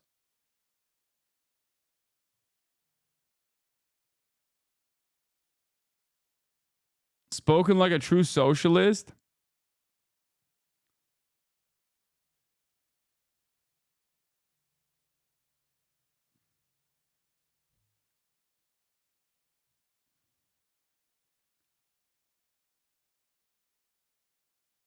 I'm not close to homelessness. I'm Chinese. We have one of the highest home ownership percentages. Lamau, not gonna lie, dude. You 100.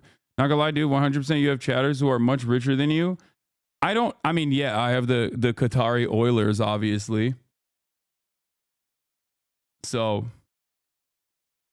you know, there are definitely much wealthier chatters, but probably not many.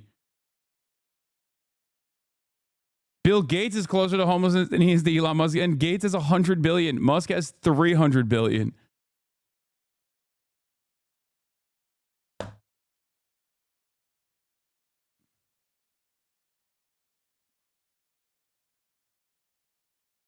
Not gonna lie, that was the one line you dropped in an H3 interview that radicalized me back in 2020, Lamau. Nam Biryani, thank you for the 5 gifted subs. Yeah, people don't understand how much larger a billion is than a fucking million. Like they just don't get it. And be outside of that point, you know, times that by 300.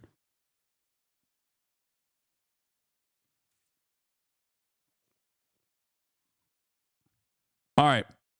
Let's watch how Israel uses sex to sell Zionism from Uncivilized. Has used sex to sell Zionism, to convince people that Israel is a hot fantasy being realized by hot people, not a racist settler colony built on the killing, displacement, and erasure of the indigenous Palestinians. This is intentional, and there are 3 reasons why. They involve Israel's invention in the past, cover-up in the present, and survival for the future. And this all started when Zionists first started plotting for the creation of a Jewish homeland in the late 1800s.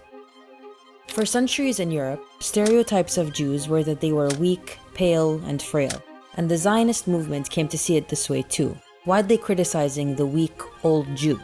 In 1898, at the Second Zionist Congress in Switzerland, the co-founder of the Congress, Max Nordau, called for a new Judaism, a muscular Judaism, and invented the idea of the new Jew. This Jew would be rugged, muscular, strong, and tanned, and would have the mental and physical strength to realize the goals of Zionism and colonize Palestine. They called themselves Sabra, the prickly pear fruit in Hebrew, to represent what they saw this new Jew to be. See, if we had watched this, we would have known what Sabra actually means, because I didn't know until I didn't know that there was a definition of Sabra beyond the fucking dog shit hummus until the Sabra hummus gate, the peak of anti-Semitism that has occurred in the world, really. The worst incident of anti-Semitism that anyone has ever seen, that landed, 5 people in Twitch prison for 30 fucking days. Oh my God. And prickly on the outside, but tender-hearted and sensitive on the inside. And, of course, native to the land. Of course, the sabr, as it's called in Arabic, is a fruit indigenous to Palestine, appropriated for the Zionist fantasy of indigeneity. But anyway. The men who came out to found this colony had never handled a plow, but they were possessed by 3 ideals: land, liberty, and labor. It is these new Jews that created the Zionist militias that planned and orchestrated the Nakba, the mass-scale killing and displacement of hundreds of thousands of Palestinians, ending with the creation of Israel. And those same militias would become the Israeli army, the violent occupying force overseeing the colonization of Palestine today. And it's through this army that the visual of the new Jew lives on. But then with time, this visual became the only visual of Israel. This was a problem.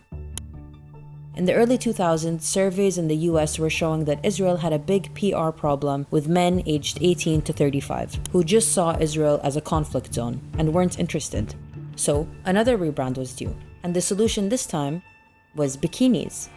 In 2007, the Foreign Ministry and the Ministry of Tourism arranged for a photo spread in Maxim magazine, one of the most popular men's lifestyle magazines at the time.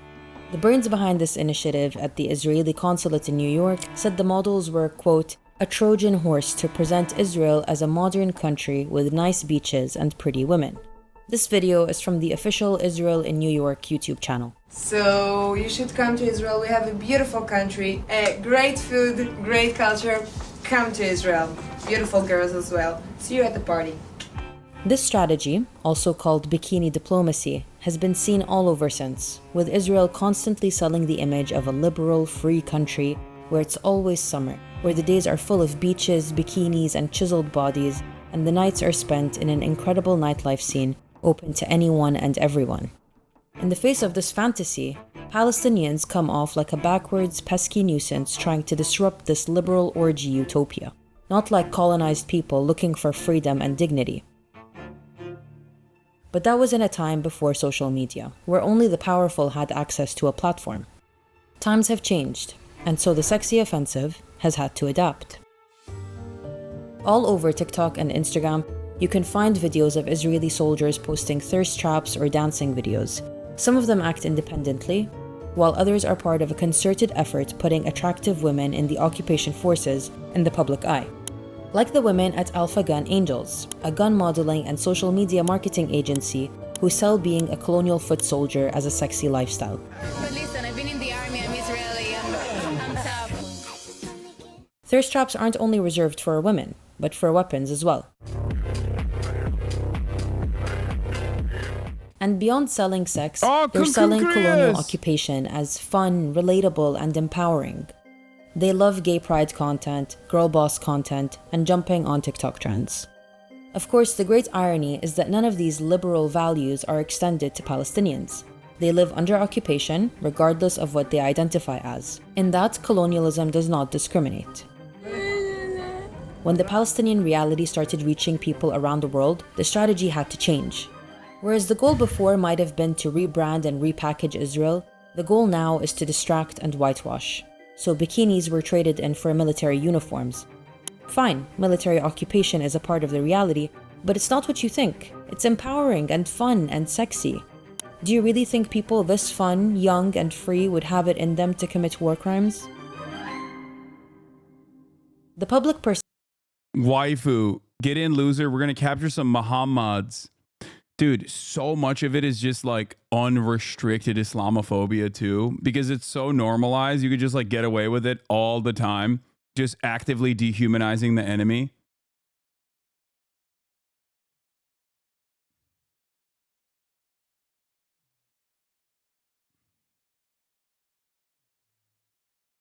It's just, it's really fucked up. What? Logs, please, sir.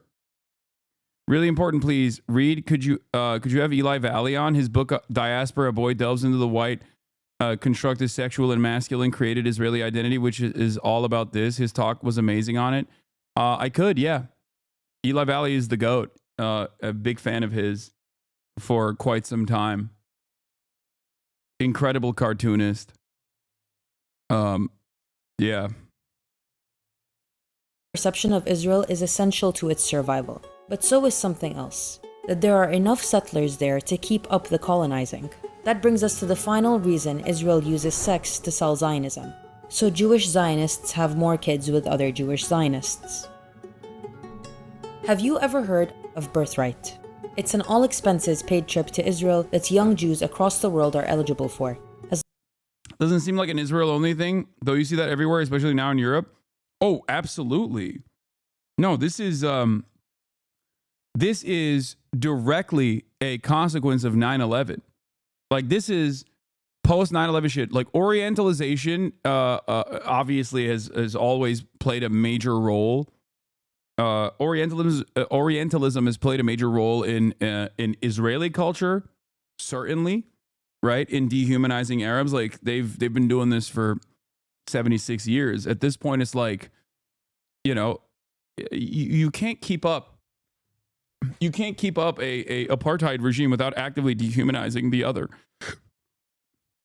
Having said that, however, the onslaught of Islamophobic, anti-Arab Orientalization, the Orientalist propaganda, paired up with a healthy dose of Western chauvinism, that was the underpinning of the global war on terror, that justified the global war on terror.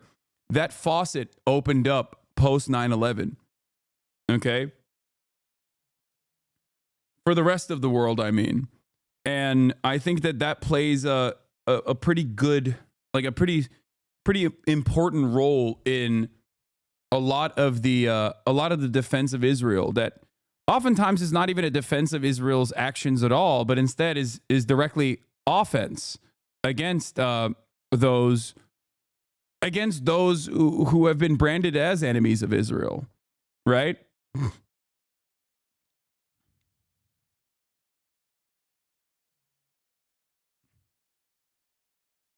And you see it. I mean, you see it in this community quite frequently.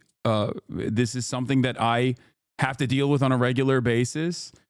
The idea that, like, we have already created the terrorism designation, and that carries a lot of weight with it, and it's actively, it's actively deployed in a way to undermine the positions of people who are offering any sort of context or nuance to how. What is this? Where did this guy come from? What did he say? What if I have Islamophobia? You're giving no reasons to why, e.g. an atheist shouldn't be afraid of Sharia and Salafist jihadis. I'm a Western civilian. I'm Islamophobic. I don't know why you say this is some problem. We don't have to ban this guy immediately. Okay.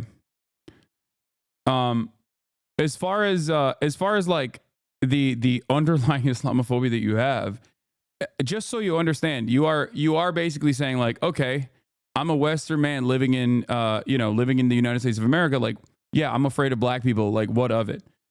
It's the same exact principle. It's just bigotry of a different sort.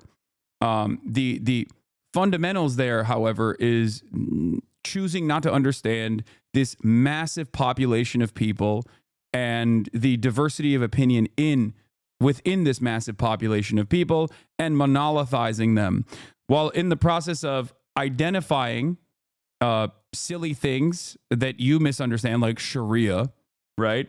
And also then pointing to Salafist jihadists, okay? Like, what percentage of Muslims are Salafi jihadists. It is equivalent to assuming every single Christian is a Westboro Baptist Church member, okay? Every single Christian globally is a Westboro Baptist Church member who is actively also engaged in racialized hate crimes, right? You're pointing to a tiny, tiny, tiny, minuscule percentage, okay? 98% of Muslims are great, but what about the radicals? Islam I don't like, especially not the Salafi jihadists. Groups like Hezbollah are radical. You're grouping, okay? You're grouping people like Hezbollah with Salafi jihadists, which is hilarious because this is what I mean all the time when I say like reactionary thinking is illogical and Islamophobia of this sort is unironically causing you to misunderstand the situation. Hezbollah is an enemy of Salafist jihadists, like a very active enemy of Salafist jihadists. Now, you might consider them to be fundamentalist as well, even though they are Shia, which is a totally different sect. And in their day-to-day practical application and their associations or like the actions they take, you know, they are diametrically at odds with Salafist jihadists. Salafist jihadists, on the other hand, for the most part, are also fundamentalists of the Sunni variety that are directly backed by the American State Department. Okay?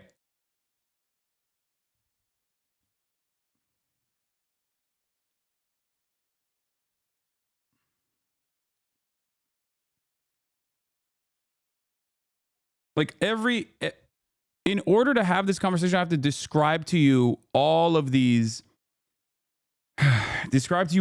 different concepts that you have fundamentally misunderstood. And then have you be charitable every step of the way so that you can actively relearn what the correct definitions of these things are. Okay? Like, Sharia is an application of religious doctrine, okay, for any number of different laws. For the most part, it was heavily localized, okay? Most Muslim countries do not engage in Sharia law, and Sharia law is not what you understand it as, for the record, okay? But there is not like a real application. Sharia in its actual application comes from centralization that occurred after Western colonialism in a lot of these areas that were Muslim in general. And as far as Muslim Brotherhood and Salafist jihadists are both radical and both want to enforce Sharia over everyone, I think this has no bearing on the overwhelming majority of Muslims that are living their day-to-day experiences, their day-to-day lives, as much as the direct undermining of the entirety of the Muslim world, with some exceptions, by Western imperialism. If you're constantly at threat of destabilization, or if your government that doesn't really capture your interests whatsoever has been completely captured by the American State Department, for example, if you're just a client state that is kept incredibly poor, not allowed to develop, and the people's wishes are not necessarily the people's demands and wishes are never represented in those governments, but those governments never go away because they get American military contracts and American weapons, and they can violently squash any sort of dissent.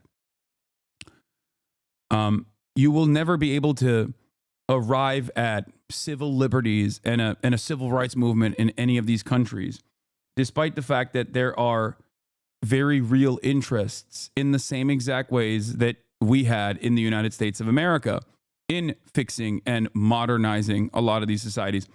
Having said that, Islamophobia also dictates the false notion that like every single one of these Muslim majority countries are the exact same. But we are under control over the CIA. People's demands and wishes aren't represented. We still have a sort of colonialist government. Wait, what? I think it's also additionally ironic to have this conversation when we are watching Christian theocracy overtake the United States of America by a guy who's not really religious at all, but is utilizing that as a weapon and has done it now successfully twice, okay? Like, you have Christian nationalism as a nascent movement. At a time when religiosity has gone down in the United States of America, Christian nationalism is thriving at the tippy top of American society. And you're literally watching material conditions get undermined in a meaningful way in the United States of America, which is the wealthiest nation on earth, even a place like this that has solid infrastructure and has been the dominant force, the global hegemonic superpower for the past century at this point almost. And even here, you watch people's living conditions worsen and Christian nationalism grow in a openly fascist way, but you cannot comprehend how that could manifest in countries that have been bombed into oblivion. Okay? That's it. The question I have for many liberal, progressive-minded people in this chat is, do you agree with Donald Trump? Do you agree with the way that Donald Trump is redirecting society? Or do you understand how maybe even your immediate relatives have felt have fallen captive to the alluring nature of American fascism and Christian nationalism? Maybe some of them are voting for Donald Trump because they don't believe that he is actually he is going to implement Christian Sharia. Okay? Maybe some of them are voting for that exact same reason. But ultimately, it's not your wishes being represented by the government, right? If you can understand this in the United States of America, you should be able to understand this in all of these other nations that are being also, on top of everything else, destroyed deliberately, actively, through direct boots on the ground military warfare. That's my point. Treat everybody like normal human beings. If you don't have the capacity to understand where people are coming from, try to draw parallels within your own experience. This is at the heart of my commentary. That's it. And I think when you understand that, you recognize that it's not about Islam at all. It's not about Islam whatsoever. All religion is subject to interpretation. Religion is just a galvanizing principle. It can be used for good. It can be used for bad. Okay? These countries do not become fundamentalist because of Islam. They become fundamentalist because they are led by fundamentalist forces, sometimes directly propped up by the United States of America with foreign intervention, or as a direct consequence of being the only game in town that will actively fight against foreign invaders, like in the case in Iran, and foreign interference in the case of Iran. That's it. And unfortunately, it's a never-ending cycle of violence that we recreate, basically, and then we look at the results of said violence, and then we turn around and say they're barbaric. We have to keep doing this to them. We have to keep doing this violence to them. But ultimately, it's illogical. So if you care about critical thinking, if you care about being logical, okay, you have to try and understand how people get to the points that they're in and whether or not people are actually fond of these groups, ultimately. There is a reason that I talk about Ansar Allah in Yemen quite a bit. The Ansar Allah movement, once again, backed by Iran to a certain degree, is a minority leadership, okay?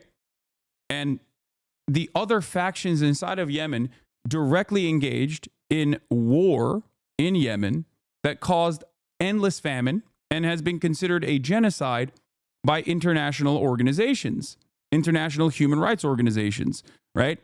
Saudi Arabia and the UAE had their own individual forces they were backing, they were arming, and that they were funding and also offering logistical support to.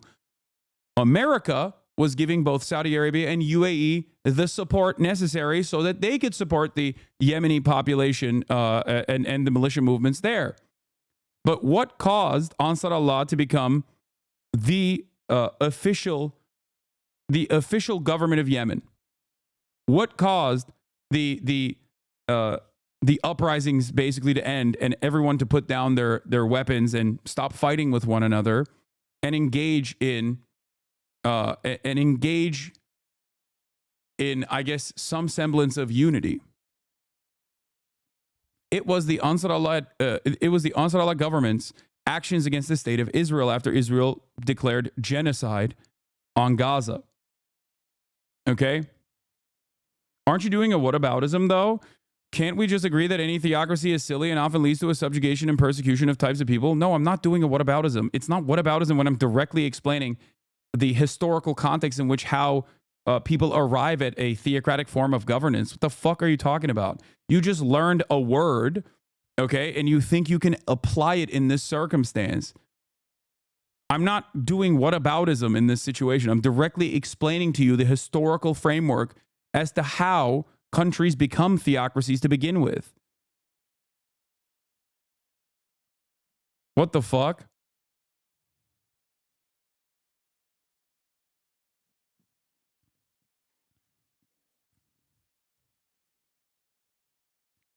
Historical analysis, when directly talking about the countries, especially when we're talking about Islamophobia, is not whataboutism. It's just historical analysis.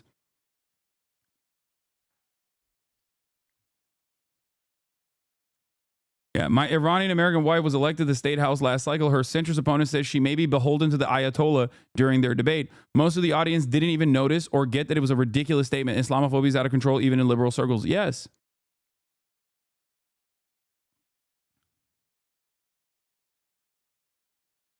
Does that make sense, chatter? I'll shut up for now, and I thank you, but I hope you understand. Many are afraid of religion and extremists within, especially Islam. I don't wish to be, but there's literally extremists who want to kill others. I understand it's by and large to blame on Western influence. Also, the same could be applied to Christians. I also think Christian groups in Africa, some Christian groups in Africa are scary. Okay, brother, here's the difference. Here's the other side of this conversation that you also don't understand, but I think you're close to getting it, okay? We live in a Christian nation that is overwhelmingly dominated by white Anglo-Saxon Protestants. That is in our history, right? In the United States of America. When George W. Bush says, God told me to invade Afghanistan, okay? Or when the Republican Party is backed by a white evangelical Christian Protestant base of support that believes in the rapture and has a theological justification for its endless support for Israel, for example, we do not read that as like the entirety of the American Christian movement. We don't look at the war on terror as a global Christian jihad against Muslims, right? We don't see that as that because we live in it. So we have the capacity to understand that these are some people who believe this kind of insane shit, okay? And that most normal people don't agree with it, and that we don't really have a democratic voice in this process. But you never extend that level of charitability and analysis and nuance to the Muslim world. That's the point. Okay? That's it. Do you understand? True, I find that scary, but they don't target me. Yes, at least you're recognizing why you don't see it in the same way, though. That's it. And my goal here is to explain to people. My goal here is to explain to people that like people are just the same everywhere. Okay, they are. If they were brought into the same material circumstances, they would have very similar results. They would have very similar outcomes in general.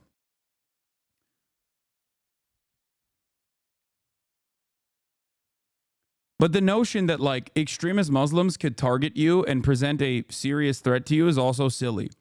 Like a lot of people say this about Hamas, right? Hamas are religious fundamentalists. Like not every single person in Hamas is a religious fundamentalist. Many have been radicalized directly as a consequence of Israel killing their family members. Having said that, though, Hamas has never operated outside of the boundaries of Gaza because they can't leave Gaza with ease. Okay? And they have a singular purpose, which is the end of the Israeli apartheid, the end of Israeli sovereignty over Palestinian lands. Okay? Not only is this an emancipatory desire, it is a singular focus of all Palestinian resistance groups.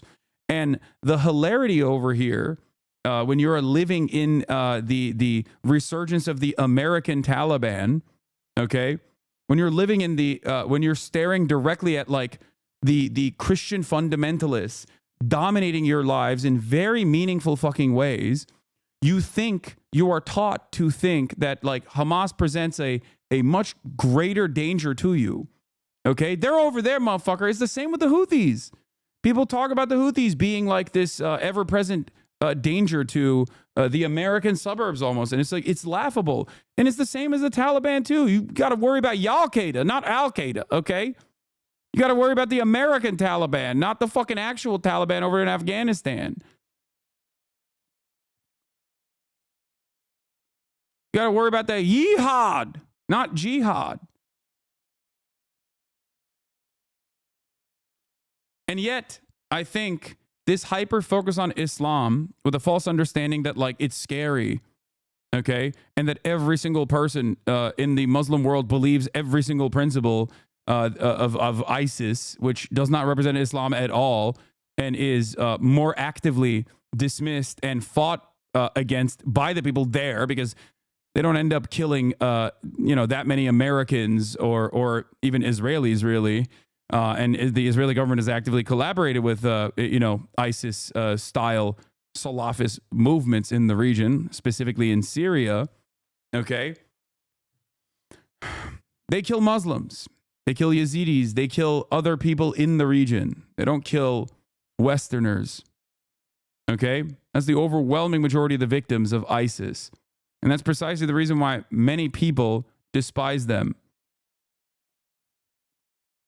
Meanwhile, when you go to the Western world, most people that don't really pay attention to this stuff think every Muslim is like ISIS.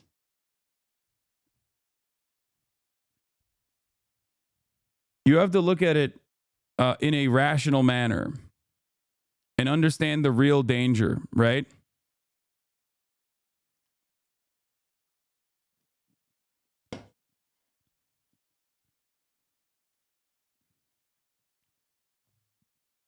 Sharia law was not created after Western colonization. It was implemented based on Muhammad and the Quran by many scholars since the 7th century. I'm a Muslim, by the way, just looking for an insight. No. I said Sharia law and its understanding in the Western world is very different than its practical application in areas where it was heavily localized. Every fucking locality had very different opinions on what kind of laws that they might implement. Okay? Americans, when they think Sharia law, they think hands are getting chopped off if you steal anything. They think that like women are getting killed, they're getting stoned to death over and over and over again, and they're thinking beheadings. Okay. Having said that, Sharia law, while I disagree because I am a secular person myself, I do on principle disagree with like a religious application of or any sort of laws applied. Because of an interpretation of religious dogma. I don't agree with that on principle. I disagree with it, obviously. But having said that, if you want to understand, historically speaking, this was never a real doctrine applied universally across the globe, and even past the point of local Sharia governance, okay? Like, that was very different from region to region or even locality to locality. The centralization of Sharia as a religious code to be applied into any sort of like real governance came after the point of colonialism. Okay.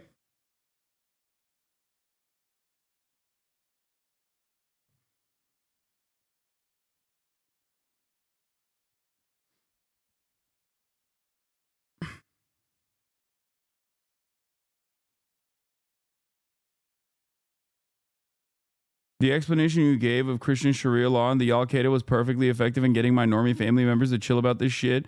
It does put things into perspective. Yes. Aisha Esquire, thank you for the 5 get the subs. Aisha Esquire also says any ethno state is bad and government will corrupt religion and vice versa a Muslim. Yes.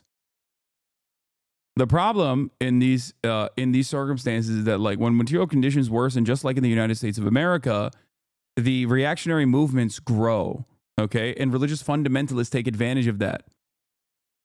Always. And that is historic. That is historically important, and that's precisely what happens everywhere. In America, it's Christians. You know, in the Muslim world, it's, of course, Muslim fundamentalists.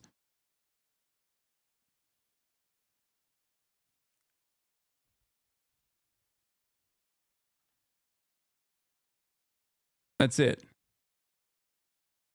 Also, doesn't Sharia mean law? So Sharia law just means law? Yes. It's like saying chai tea. Chai is just tea.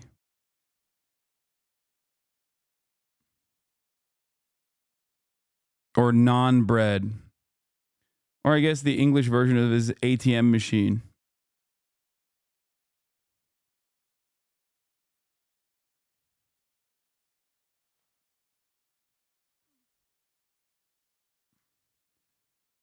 If only people understood they shouldn't conflate Islam with conservatism. Exactly.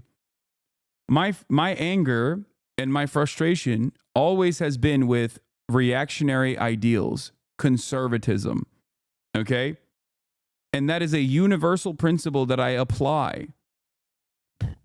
If you don't think that there are progressive people in these Muslim nations, if you don't think that there are gay people in these Muslim nations, trans people in these Muslim nations, feminists in these Muslim nations, you're wrong. Of course they exist. And there are massive numbers. It's just not broadly represented depending on which country you're talking about. I didn't even finish this, how Israel uses sex to sell Zionism thing. I don't know how the fuck we got to Islamophobia because that one chatter chimed in and chirped. And I hope it was a somewhat productive session that caused people to develop a better understanding and appreciation of where I am coming from. But let's round this up real quick. As long as they're between 18 and 26. Thousands of Birthright Israel participants filling the seashore with endless smiles, scholars, accents, and tent bodies. I didn't really have a connection to the homeland, and I came here, and just everybody's so great, and I'm just like overcome with like connection. It's like you're high on Zionism. I am really high right now. The trip is sold as a journey home for young Jews to connect with Israel on an emotional and adventurous 10-day itinerary where they're accompanied by Israeli soldiers. That's not a coincidence. In the early days of Birthright, the billionaire co-founder Charles Bronfman said, quote, he was bothered that the kids on those early trips weren't bonding with their Israeli peers. His answer was developing the mifgash, the encounter, between Jewish Israeli teens and their diaspora counterparts. These encounters move very fast to what we call hormonal mifgashim. Things happen. Countless romances from the trips have blossomed into serious relationships and even marriages. And it looks like these boys and girls like each other a lot. I mean, you might have a lot of Jewish babies coming out of this trip eventually, a lot of marriages, a lot of relationships. Is that part of it? Yeah, it doesn't have to be eventually, it can be tonight. It's not a coincidence that intimacy is a part of the trip. Participants spend the whole trip with Israeli soldiers intentionally chosen to be attractive. They're taken out for nights of drinking and dancing, and some even spend a night in a fake Bedouin tent, quote, where participants sleep crowded together, a setup conducive to first kisses. I remember even on the trip that I attended, there were two Israeli soldiers who clearly were into each other. Like they very much had a vibe. And someone made a joke on the trip that you have to save yourselves for the Americans, basically clarifying that they were there to seduce us. So why is coupling so encouraged on these? This is, by the way, exactly what Israelism, the documentary, is about as well, and how Birthright plays a formative role in basically creating this association with Israel amongst young American Jews.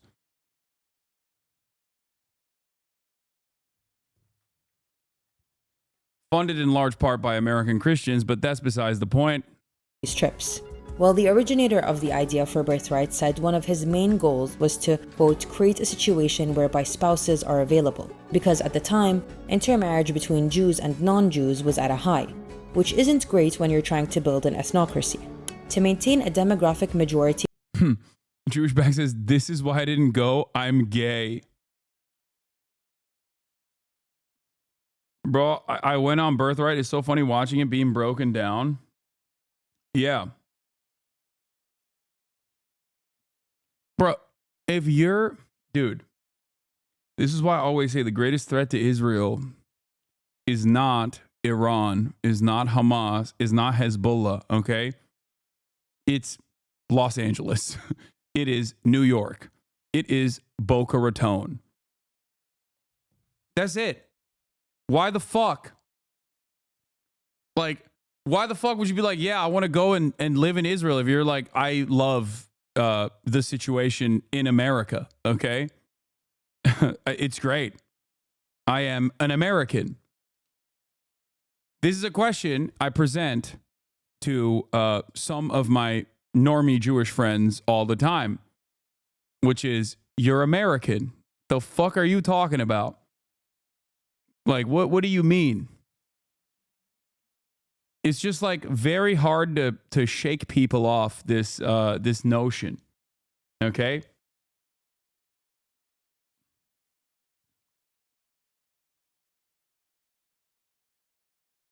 Over Palestinians, Israel needs Jews to make more Jews.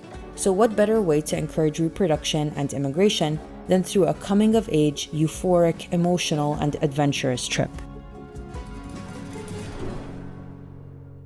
The reality of Israel's nation-building story is violence, displacement, dispossession, colonization, and...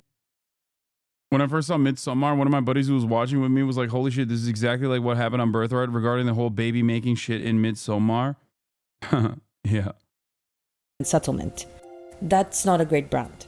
In order to get settlers invested in the vision and try to secure the future, sex is a great tool. Beauty and aesthetics and fun are great marketing tactics, and they have tangible outcomes, like more babies. More babies means more people to get conscripted to the occupation forces and maintain the oppressive military infrastructure necessary for Israel to exist. And what better way to convince people to at least look the other way, and at most participate, than by making it sexy?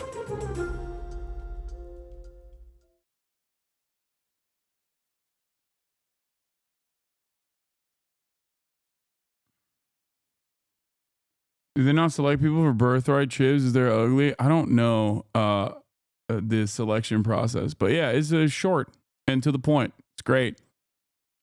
That was, what was the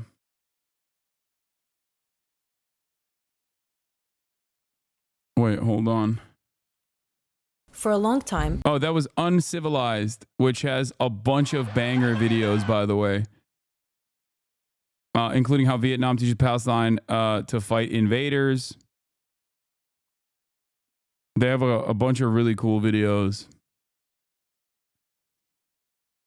But the video that we just watched is how Israel uses sex to sell Zionism.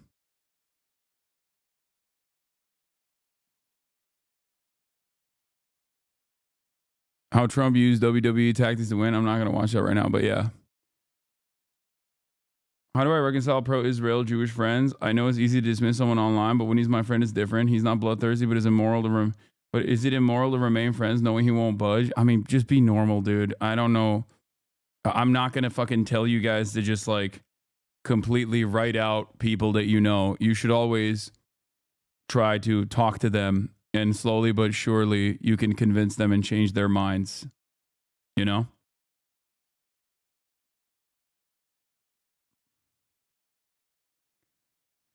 I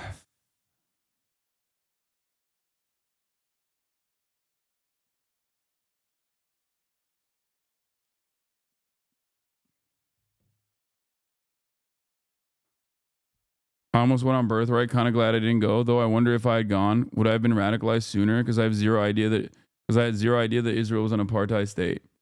I don't know. I've never been on Birthright, so I have no idea what it's like. We have Stellar Blade, Epic Gamer Outrage on the docket. We have The End of England. We have Gotcha Drama in the Korean Gender War.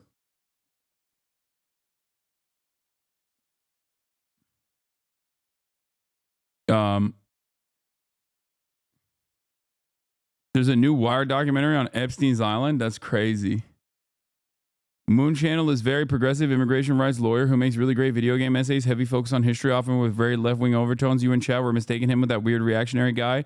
Just want to clarify so the chatters don't avoid watching him because of what you said. Yeah. The other channel is just called Moon. This is Moon Channel. It's different.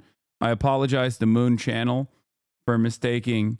Definitely a very weird...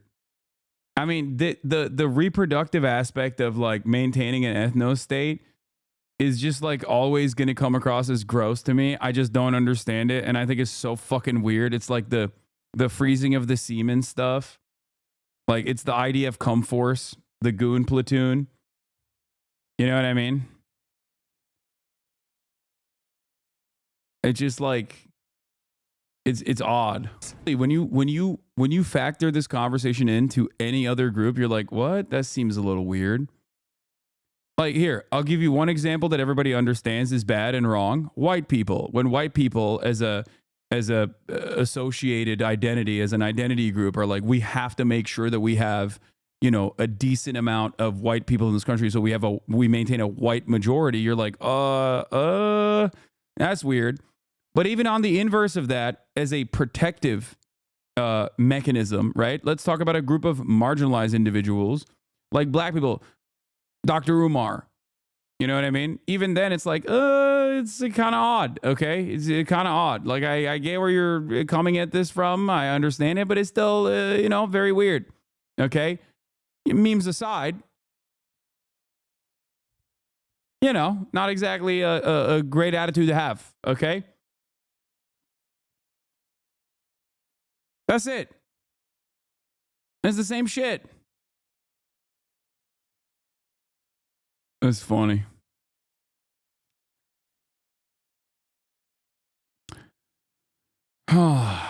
Okay.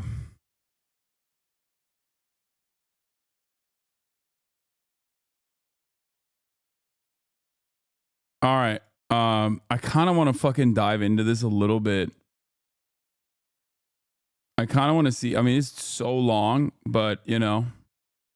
Everyone. Imagine if you... I want to see the rise and fall of gamers, dude. Really bad.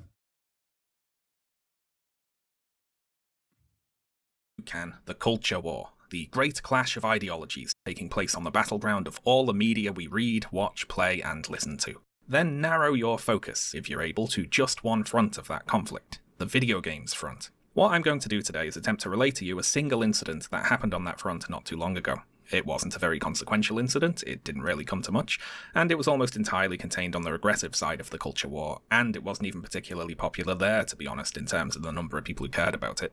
Nevertheless, I am going to tell you about it today. So our story begins with a tweet from the 1st of February of this year. The account @Grums on Twitter wrote, "It's AAA game dev, triggering time. New Stellar Blade trailer just dropped." So if you're don't show me! I hope Sean doesn't show me this Stellar Blade trailer because it's going to trigger me to no end. It's going to kill me to see Korean titties. I will die. I will perish. As a woke man, I hate boobs. Okay? As a woke man, I hate it. Anything approaching a normal person, you probably have a few questions about this tweet. It's so funny, by the way, that like gamers have decided, why are we not watching Themasius' playlist? First of all, Sheltered Rosebud, it's the weekend, so I urge you to shut the fuck up, okay? Secondly, I don't even think Themasius sent a playlist today, okay? God damn. Yeah, there you go. I didn't send one. It's like, can I just go a day without Sheltered Rosebud? Turning around and just like dictating what happens on the stream. There's 24,000 other people in here, but like, nope, we got to listen. Sorry that I'm not doing hardcore news coverage for you. Okay. Please stop backseating. Jesus Christ.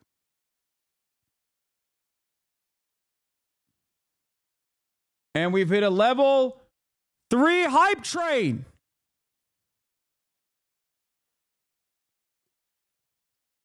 Who is Grums? I do find it very funny that gamers have basically made being like an incredibly horny person that is annoying to be around a political movement. Like they have moralized and politicized being a horn dog, where they're like, no, dude, booba is good. It's a political movement, please. You don't fucking understand it. And it's like, you're such a gross little pervert, dog. What the fuck are you saying? And I say this as someone who also every now and then enjoys a nice booba. But how the fuck do you create a political movement around gooning, dude? Drums, what is Stellar Blade? It's a video game. And why is a video game trailer being released being assumed here to be, quote, triggering to game developers, since, I mean, that's the sort of thing you'd imagine they'd be used to, right? So let's attempt to answer these thank you for the 5 gifted. Mythic, thank you for the 5 gifted. Grums is the Twitter account of game developer Crispy Mark Bacon Fox, Kern. thank you for the 10 Mark gifted. Kern is best known for working at Blizzard Entertainment on the original release of popular MMO World of Warcraft in the early 2000s. Kern left Blizzard in 2005 and has since spent his time doing sod all. Well, that's not very fair. After leaving Blizzard, Kern co-founded Red 5 Studios, a company he became the CEO of in 2008. Red 5 Studios was creating a game called Firefall, the production of which was very Satirical turbulent. Duck, Kern thank you came for the under 10 fire gifted. for allegedly massively overspending on advertising for the game, most notably on a custom-ordered Fire. That's the other part of this that I'm very frustrated by, is that like this dumb fuck has never actually produced positive results and has like unironically done the exact same kind of Kickstarter grift that they used to shit on like Anita Sarkeesian and Brianna Wu over. But gamers don't seem to track it in the same way because Grums is like a gross little fucking gremlin nerd. And he's fighting the good fight against, woke in video games. Firefall-themed bus, which cost millions of dollars and was rubbish. Employees within Red 5 described Kern's leadership style as erratic, impulsive, and very disruptive. He was accused of taking extended absences from work only to turn up and suddenly demand sweeping changes to the game. As such, he was generally seen as a hindrance to Firefall's development, and he was eventually removed as CEO. How are these gamers so shameless in behaving this way publicly? Because they don't go out in public, okay? They don't.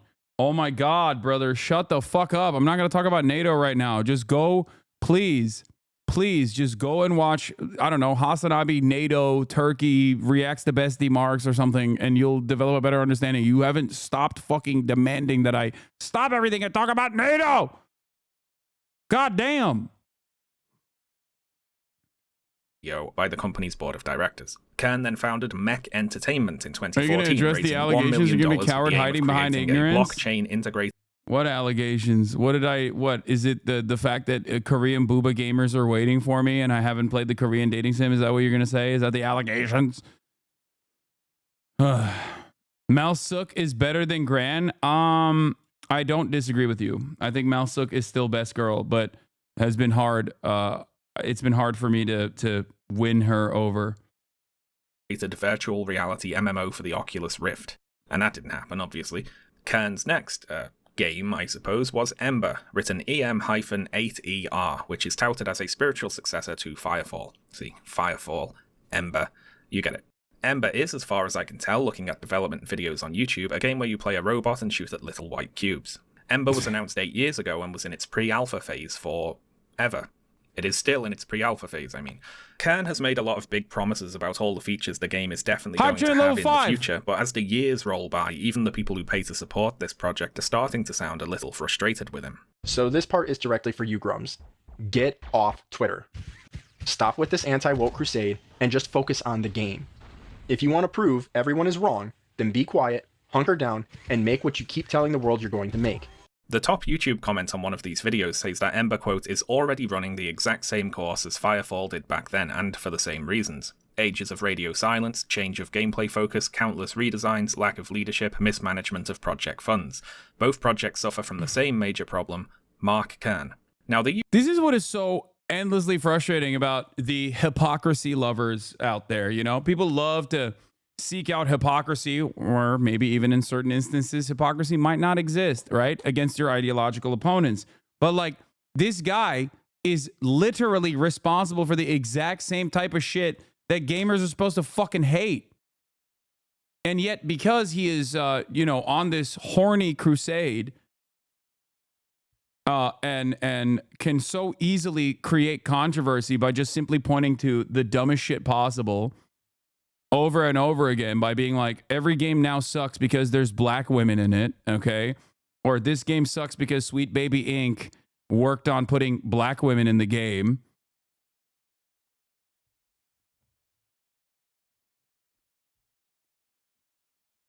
So many gamers just like refuse to reckon with his own obvious hypocrisy here, that he is a failure of a developer and has grifted a shit ton of funders into believing that he was going to make an incredible fucking video game that he never did. YouTuber in the clip there mentioned an anti-woke crusade from Mark Kern, which we'll get to in a second, but related to that, how do you get people to pay for a pre-alpha game which barely exists? Because people subscribe to support this game. The Ember website advertises founder packs which go up to $1,500 and which offer various in-game perks. And by in-game perks, I of course mean if and when the game actually exists. The exceeding majority of gamers don't know who Grums is, let's be real. I know, they don't, but they know Asmongold. And Asmongold always fucking hypes up Grums. That's the problem. Like, a lot of this shit, a lot of people get their markers from this dipshit, and they basically will, look to him as their North Star, as their guider, okay, throughout the stupid ass fucking reactionary slant that so many goddamn oily gamers have fucking gone through. It's so fucking frustrating. Some of it is because 35-year-old men realize that gaming doesn't hit as hard as it once did when you were a baby and you didn't have bills to pay. Okay? Others are understandable frustrations at the state of gaming now as a direct consequence of major companies, developers and publishers basically turning everything into EA. Okay? Recreating the same cycle of FIFA over and over again, but for every other fucking game. There's also live service and microtransactions added on to the fucking bill, and DLCs.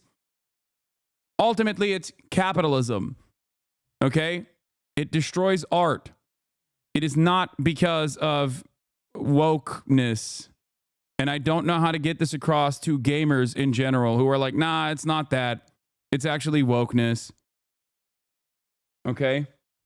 Yes, capitalism has a tendency to commodify and then ruin art. To the point where something could be described as being in it, these perks could be in it. What does it mean, for instance, to buy a character skin in Ember? Well, right now it means you get access to a picture of concept art of a skin for a character which as of yet does not actually exist. And the purchase agreement on the site makes it very clear you cannot ask for a refund on any digital purchase so long as the game is in development. Now, I don't want to make any legally actionable claims here, but I have seen a few people suggest that this whole thing is a bit shady. At a glance, it resembles all the worst of fear of missing out, limited time offer, predatory game monetization, only without the actual game part backing it up. So why, you might ask, would somebody pay money to support this project? Well, if we look through some of these skins, there's certainly a theme, isn't there? A scantily clad lady theme. So keeping those scantily clad ladies in mind, let's talk about the anti-woke crusade. You see, Mark Kern is, to the apparent annoyance of the Ember fanbase, a very active Twitter user, having more than 200,000 followers, and he mainly complains about wokeness, DEI, SJWs, political correctness, or whatever they're calling it this week. For Kern and the anti-woke crowd, there's a battle going on for the soul of video games, you see. Everywhere they look, they see insidious attempts to insert racial and sexual minorities into video games. Not out of some altruistic desire to see wider representation in media, or even a profit-driven desire to market the game to more demographics, but a deliberately malicious attempt to ruin video games. They here can be a very wide variety of people, but it's mainly Western AAA game developers, many indie game developers, most video game publishers, video game distribution services, video game journalists, various video game journalism outlets, consultancy firms who work in the video game industry, woke gamers, and so on. All of those groups, they are part of the woke mind virus, and they're ruining video games by conspiring to put black characters in games and trans characters in games, and make all the beautiful ladies into ugly ladies. And why are they doing this, you might wonder? Well, without going on too long of a tangent, if you dig into it, you'll find the same old right-wing narrative about so-called cultural Marxists attempting to undermine society by eroding and destroying traditional standards of beauty. The only difference is when we talk about traditional standards of beauty today, we're not talking about classical art or architecture, we're talking about dead or alive beach volleyball. And it's interesting, isn't it, how once upon a time regressives saw video games as one example of the ugly modern degeneracy that was undermining culture, whereas for regressive gamers today, video games play the role of the culture they want to preserve against the ugly modern degeneracy. It's the exact same cultural Marxist script being run, but video games have swapped sides. Regardless, they being the people who make, publish, market, review, and play video games, are coming to destroy video games, and so video games must be defended. Now, in practice, this usually translates to throwing a tantrum anytime a video game with a character creator has pronoun. One of my all-time takes was, how did we on Twitter across the board go from making fun of this guy to everyone actively becoming this guy? Like, and it happened. It was always there. Obviously, the Gamergate crowd never really went away, but it got so much more motion in like the past year, where like even the very same people that used to make fun of this fucking guy became that guy. And it happened basically overnight. There are some who actually think this guy's awesome. No, I know. But at the time, you gave him attention. Yeah, I made him. You're right. I made him into a person that everybody was making fun of.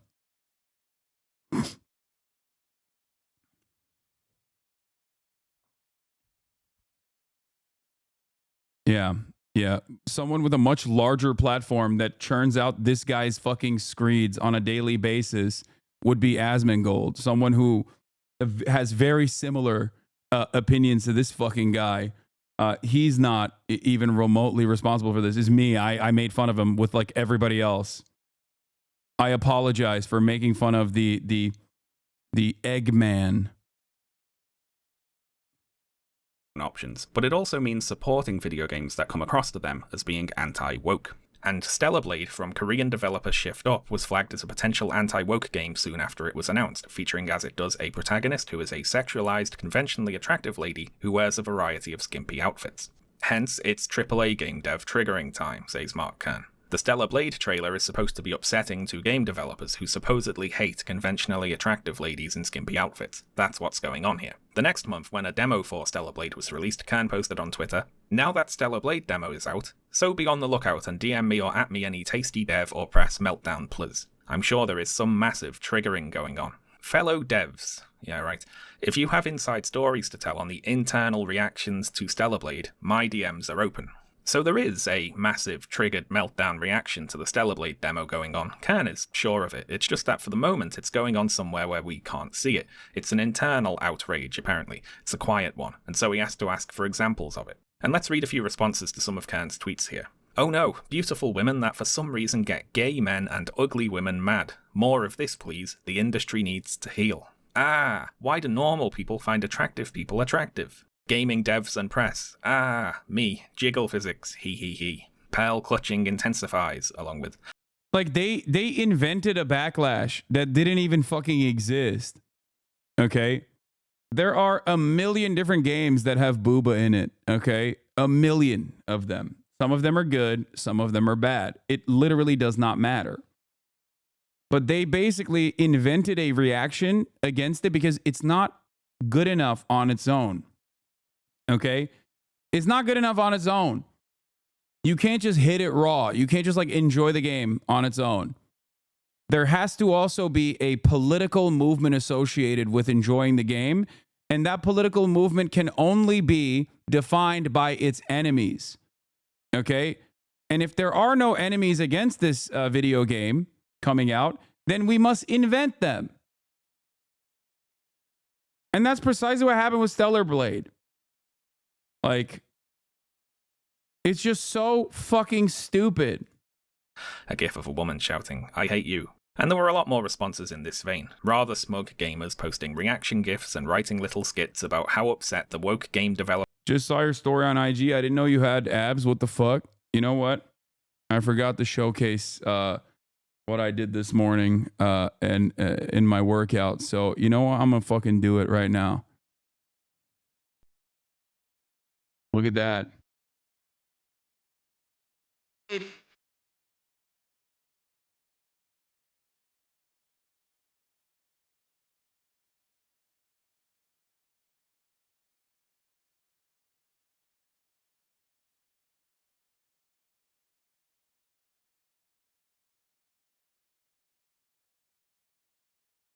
Why are pigs so small? Shut up.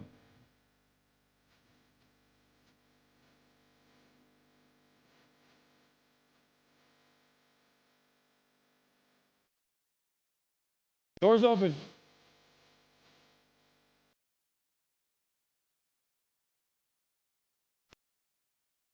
Also this. Yo, I was looking like one of those calisthenic guys.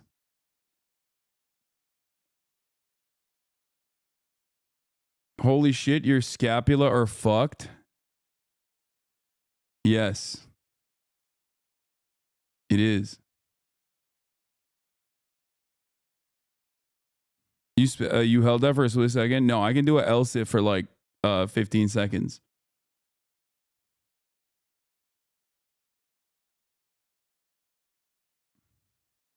No, scapula are not the cum gutter things, no.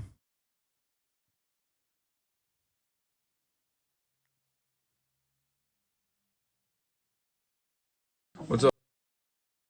Also, this is the fit pick for today.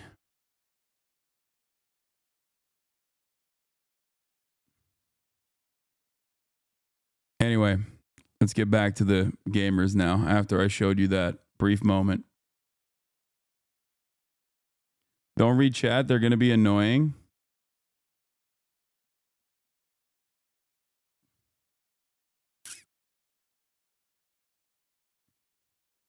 Do you feel like your lifting changed since Dr. Mike? I focus on eccentrics a lot more and making sure that it's definitely a slower eccentric when I'm working out. Developer/journalist Mobar about Stellar Blade. You see, the gamer lads here see Stellar Blade's character designs as a political statement, one running counter to their characterization of how the so-called woke mob is trying to ruin games with diversity and ugliness and so on. So Stellar Blade to them represents a pushback against a perceived Puritan attempt to remove all the attractive, sexy characters from video games. Except, I am old enough to remember all the way back to 1 year ago, when Baldur's Gate 3 came out. Baldur's Gate 3, developed by Larian Studios, is the third installment of the Baldur's Gate series and has been a massive commercial and critical success. It's sold more than 10 million copies, it's one of the highest rated games of all time on Metacritic, it won the Game of the Year award at the Golden Joystick Awards, the Game Awards, the British Academy Game Awards, and the Game Developers' Choice Awards. It was also named as Game of the Year by various gaming journalism outlets, such as GameSpot, GamesRadar, PC Gamer, Screen Rant, and many others. That's the funniest thing, that they have no answer to Baldur's Gate 3 because it was literally a woke nightmare, okay, from their perspective. But it doesn't really matter because Baldur's Gate was successful. It was a real gamer's game, which is precisely the reason why this omega gay game, this super pro trans game, didn't actually invoke the same level of outrage. Because these guys will look to bad games, okay, that are hastily put together by these corporations that just want to serve fucking slop, and will say, oh, these games suck because of woke. No, those games don't suck because of woke, dumbass. Those games suck because corporations are hyper focusing on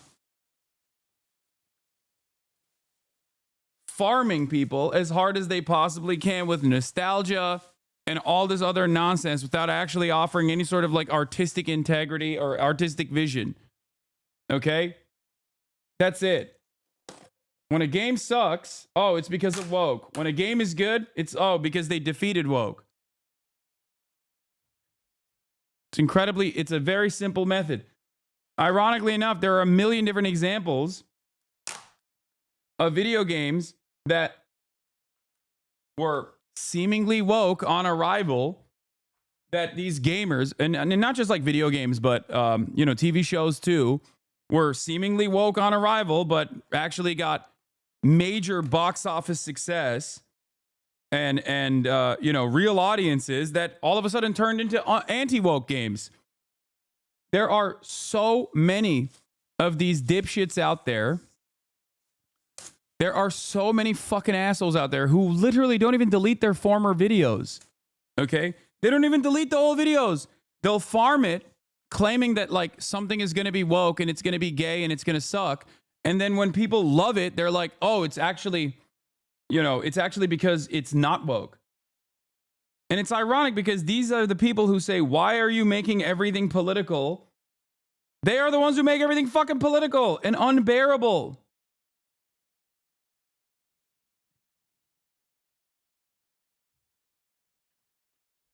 Game developers and game journalists absolutely love Baldur's Gate 3.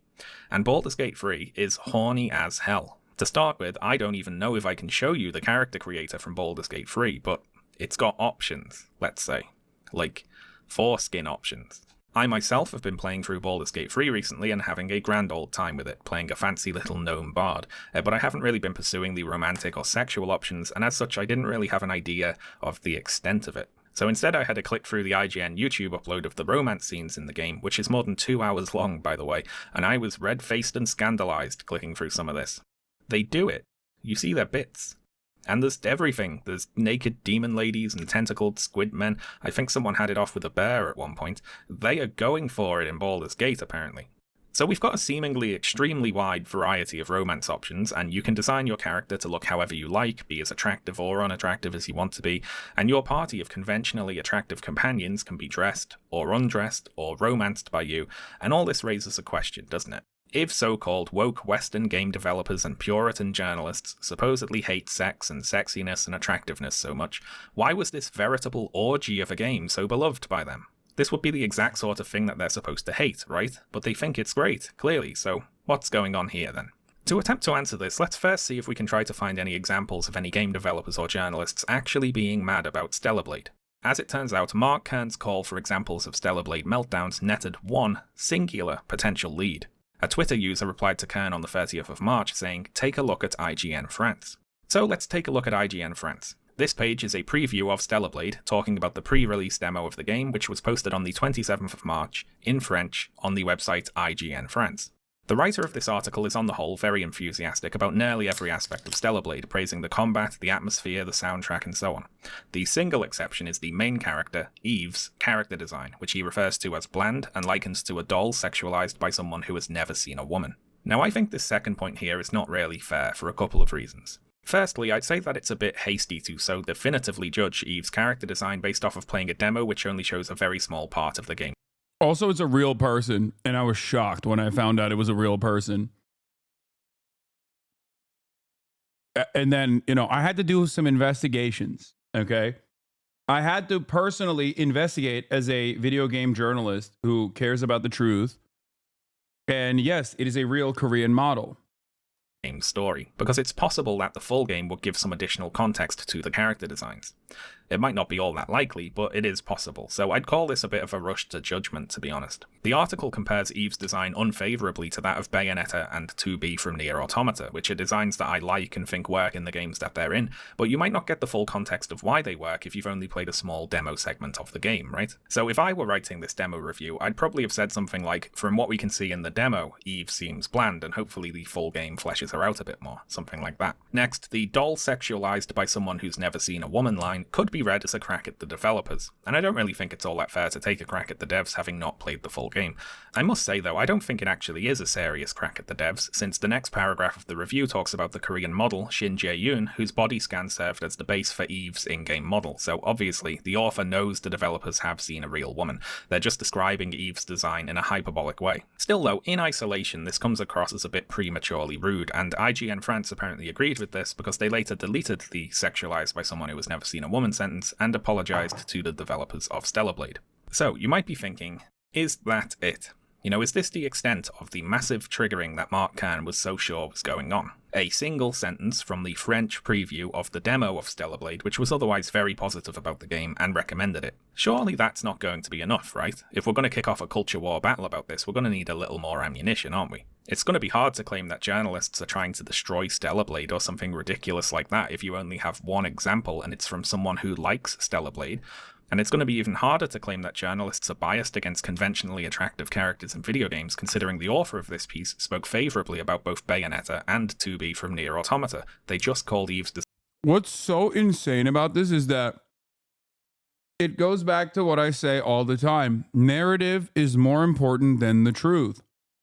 Biased political actors with an ideological purpose have basically made millions of people online, millions of gamers online, believe in this false notion that like devs actually fucking hate sexy women. Like, it is so frustrating. To draw a much larger point on this, it is so frustrating to see something so transparently incorrect. And yet it doesn't matter. No amount of evidence that you suggest to the contrary will shake people out of this fucking stupor. That's it. Design bland by comparison, so surely this can't be enough, can it? Oh no. What's happened here then?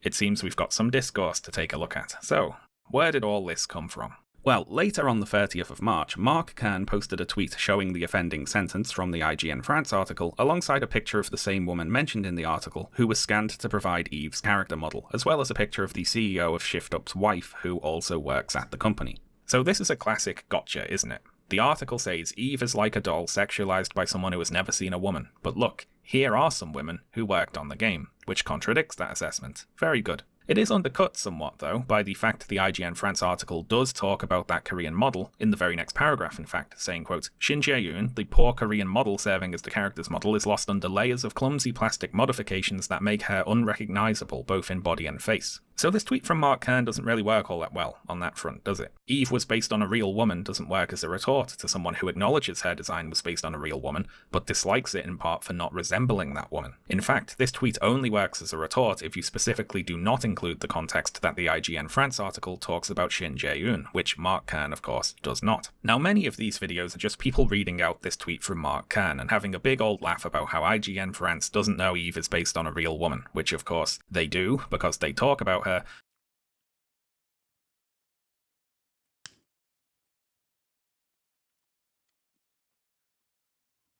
For people asking, is this what Gamergate was like? Yes. One statement from an article from a dude who is like outwardly positive towards a game, taken out of context, is enough for this onslaught of right-wing fucking grifters trying to farm desperate goddamn losers into clicking in their videos and getting angry about a thing that is not real. Gamergate was significantly worse than this because there's a whole litany of death threats associated with it too. But it's in the same vein, basically.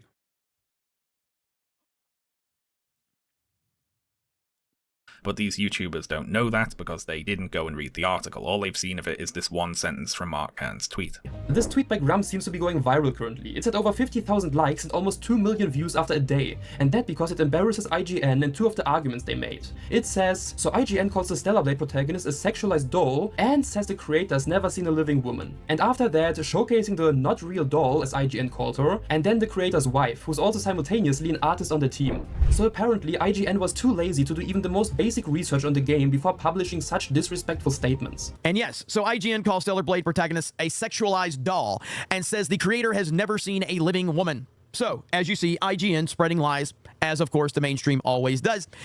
And this is only going to get worse because of the left-wing lunatics that are out there. Because once again, there is no research or nothing being shown. This is why people are calling this out right now. Because it's quite literally a model. This is quite literally a real-life person this is based on.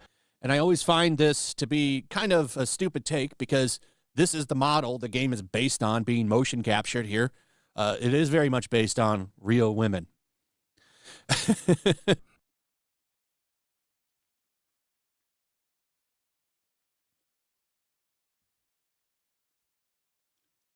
I don't know what I'm angry at. I don't know what makes me more angry. The fact that this kind of shit is kickstarted by like one dumbass, or the fact that so many people are susceptible to this kind of framing and get duped by a singular tweet.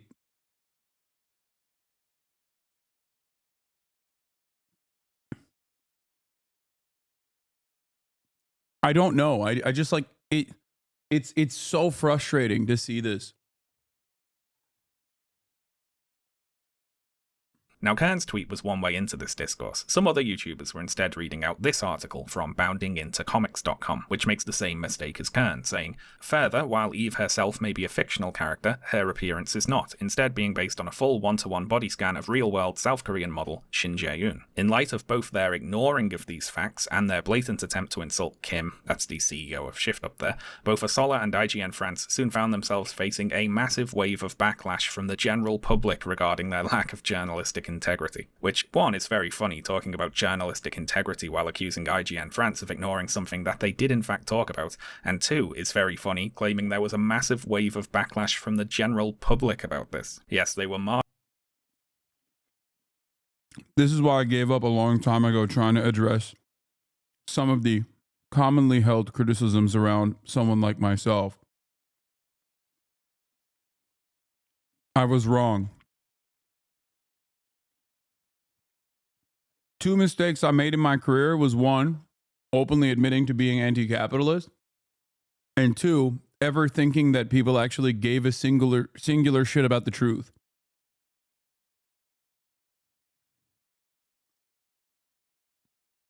Because for people, it's not about a genuine interest or intellectual curiosity or genuine interest in understanding what the reality is.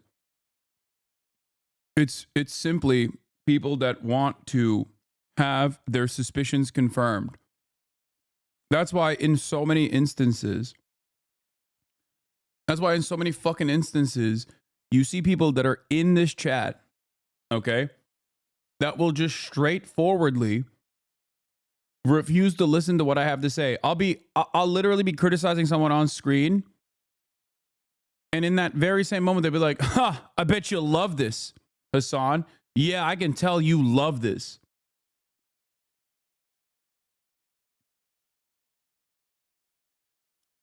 I mean, we saw this during election night when so many people came in and were like, "Oh, I bet you're crying right now." And I was like, "I'm not. I knew that this was going to happen. I said that this was going to happen. And I was already upset no matter who won." And yet people were just like, "Nah, you're seething. You're seething." Another example of this is like the famous case of when I was in Australia, having the time of my fucking life, hanging out with my friends, not being online. And because I responded to someone in my Discord as, "I'm going to kill myself," all right, which is, classic response online. The very same people that say that on a daily basis were like, "Oh, he's literally going to commit suicide. He's like actually exhibiting suicidal ideation." And when I corrected the people where I was like, I had no fucking clue this was happening online. I wasn't even online. People were like, "Nah, you're just lying.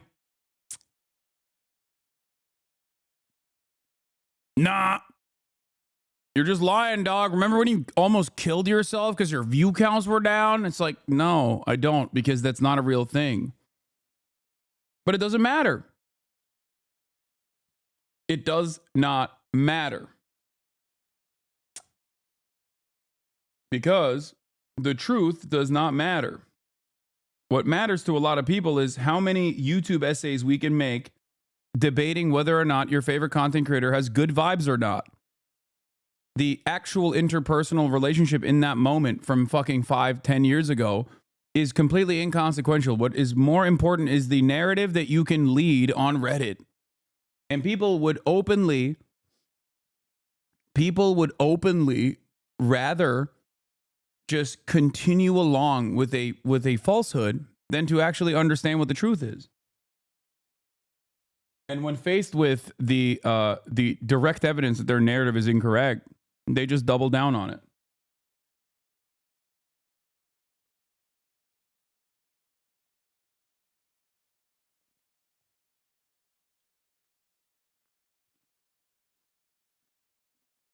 Anyway.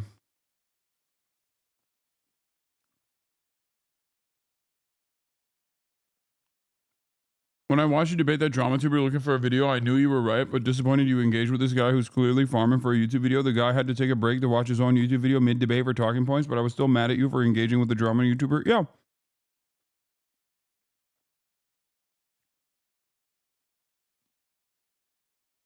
Also, when that girl came up to you about Pepsi or whatever, people thought you were so triggered, but you weren't. Clip Chimps trying to make something more than it is. Yeah. People absolutely would rather. People would absolutely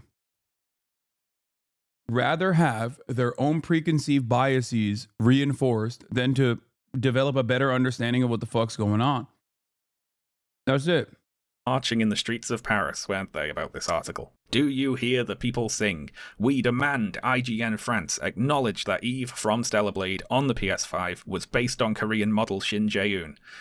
Even though they did.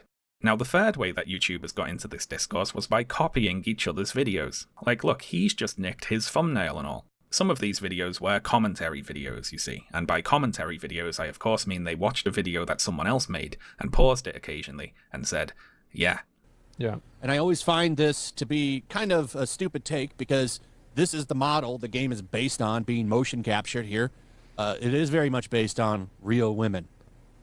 That's big-time internet streamer Asmongold putting his personal touch on this discourse by sitting in the corner there and watching this other video on the channel Yellow Flash Productions, which covers both the tweet from Mark Kern and the article on boundingintocomics.com. The video of Asmongold's stream posted on the channel Asmongold TV got 8 layers of falsehood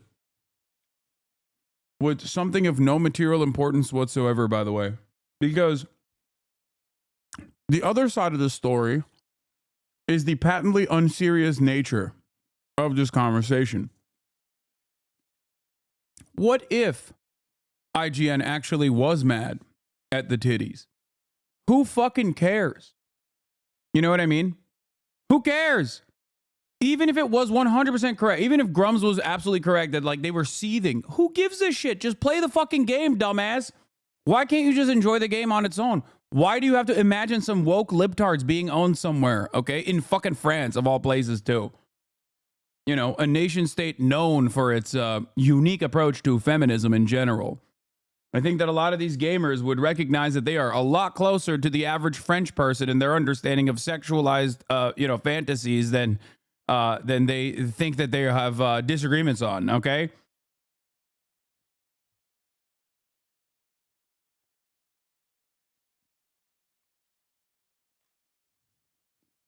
nearly 1 million views, more than 10 times the views of the video he was watching, but don't feel bad about that. Asmongold is just watching someone read out something someone else said about something they didn't do any research about. It is lazy bastards all the way down today. Lazy and liars as well. Let's take a look at a couple of these thumbnails. This one from the channel Manix has a fake quote from an IGN Twitter account that says, in all caps, "Don't buy this game." This one also shows up in the thumbnails for videos on other channels, like these ones. There's also fake review scores in there, pretending IGN gave the game a score of 3 out of 10, which, I mean, it wasn't even out yet, and they hadn't reviewed it. They gave it a 7 when they did review it. The channel Dread Roberts has a video with a thumbnail that proclaims, "They want this game to die," in all caps, along with the quote, "She's a whore." Like, this is so unserious, dude, imagine.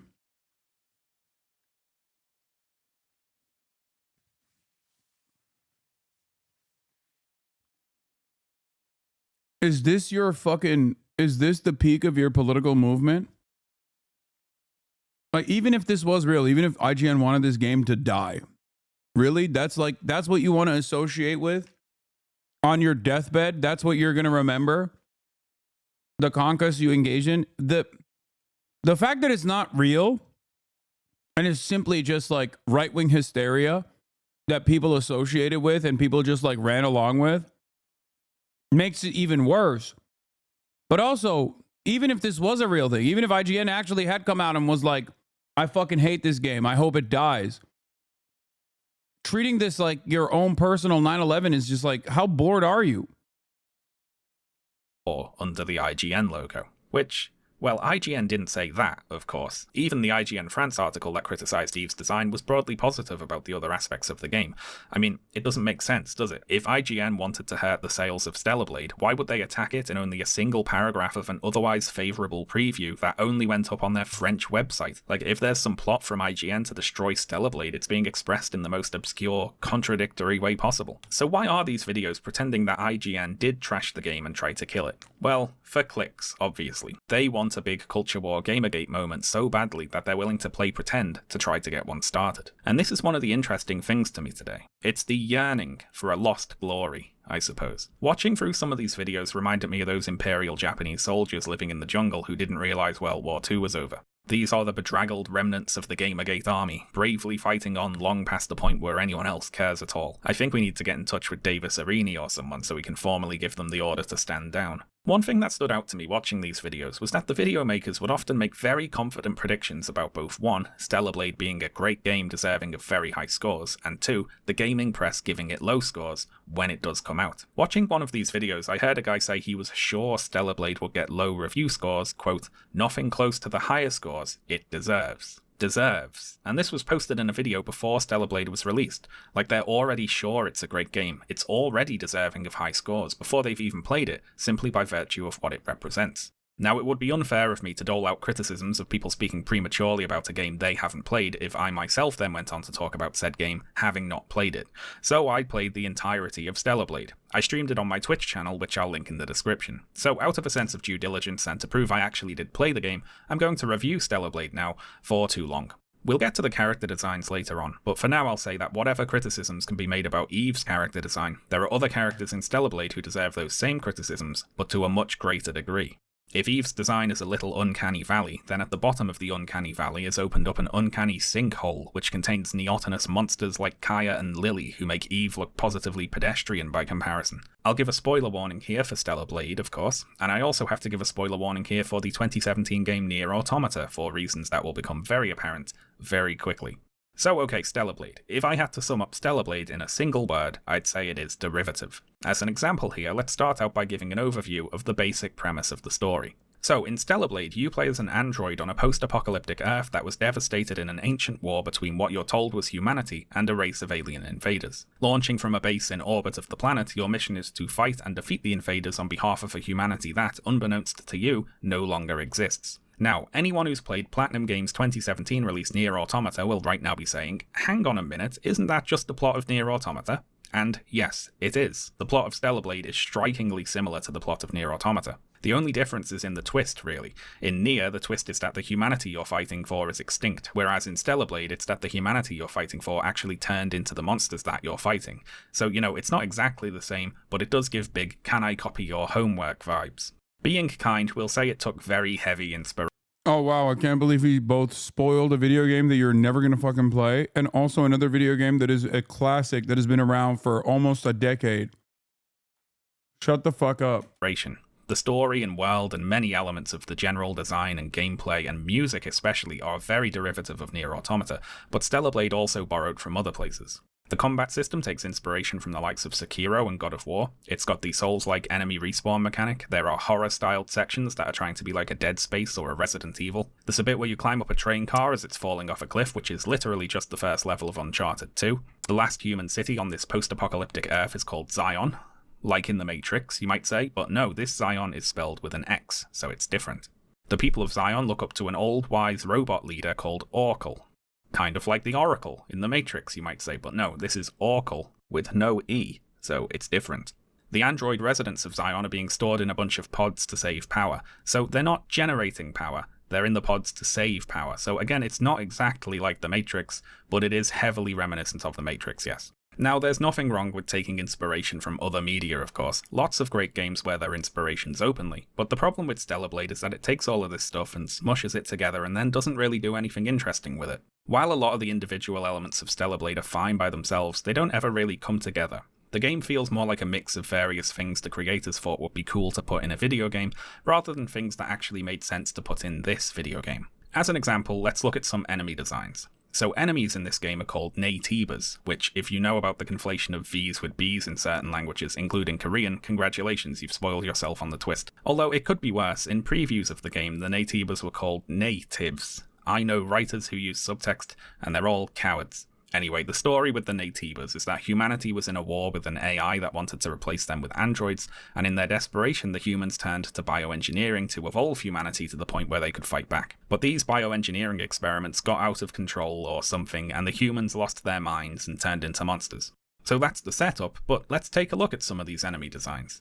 Some of them look like big insects, some of them look like mutated statues, some of them look like squids, some of them look like robots. Some of them look like different sorts of robots with fleshy parts hanging out. Some of them look like giant beasts. Some of them look like organisms controlling a human host. Some of them look like zombies. Some of them look like fungal growths or spores or something. One boss looks like... Look, it's not like a fucking game changer by any metric. It's just like a bubblegum ass game. A 5 out of 10 ass game. That's it. It looks nice. There's sexy ladies in it. And ultimately, it's the same old shit.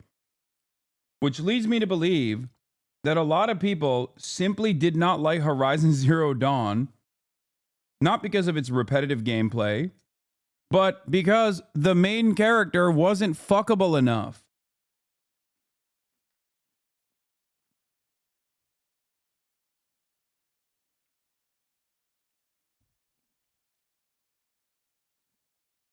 Like, that's it. That's like the... This is a worse game than Horizon Zero Dawn, but with sexier characters. So gamers love this game, but hate Horizon Zero Dawn.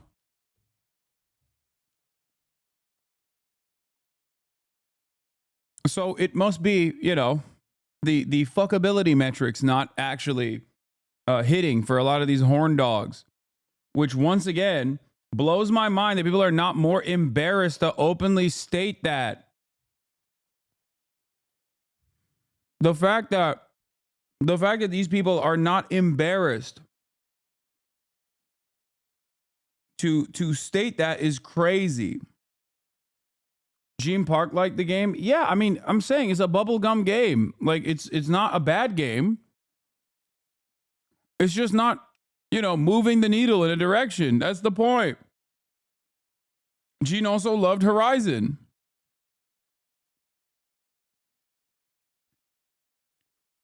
I personally am not a big fan of like killing mechanic enemies, which is why I, you know, while I played the first Horizon game, I didn't actually play the second. Like Zero Dawn, I didn't really play.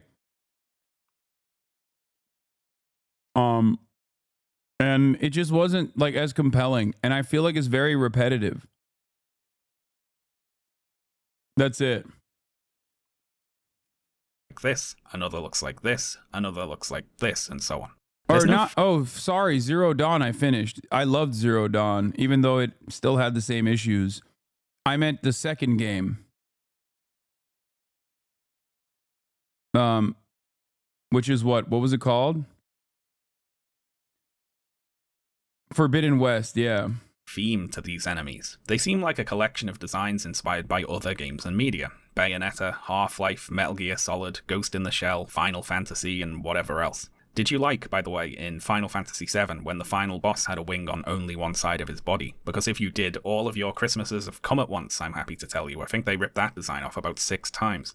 And now, don't get me wrong, a lot of Stellar Blade's enemy designs are fine in isolation, but they're used absolutely thoughtlessly in the actual game, with either zero or very thin reasoning for what you're actually fighting to be designed the way it is, or located where it is. A lot of these designs were peppered throughout the world seemingly at random. Stellar Blade's music is another example of this. I quite like a lot of the game's soundtrack actually, but I disliked and sometimes couldn't stand the way in which it was used in the game.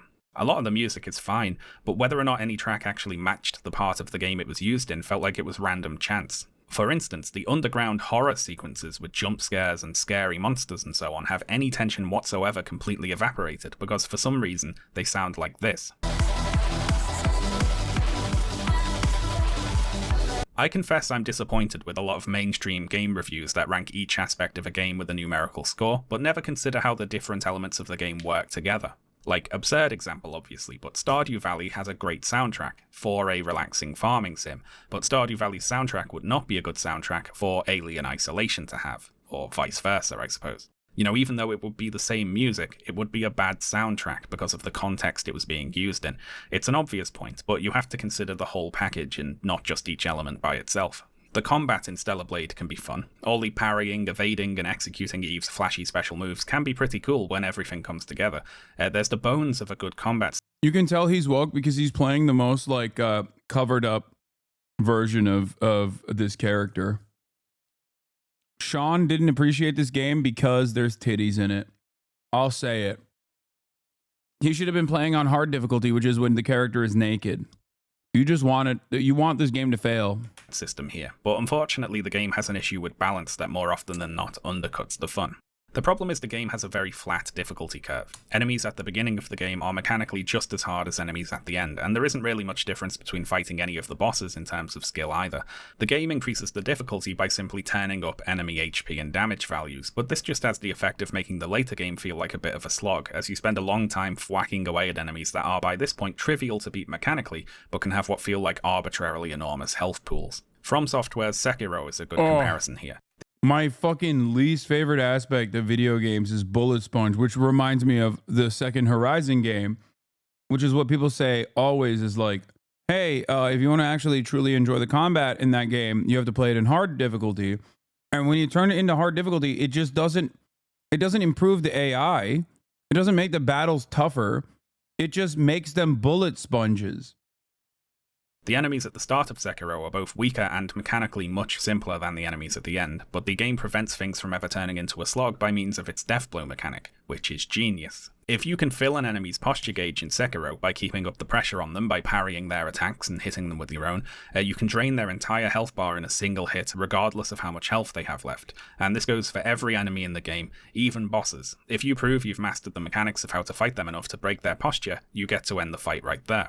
I mentioned Sekiro's posture mechanic here because they put a superficially similar system in Stellar Blade. The posture bar is replaced with these little balance pips under the enemy health pool. This is why Sekiro will forever remain one of the greatest games of all time.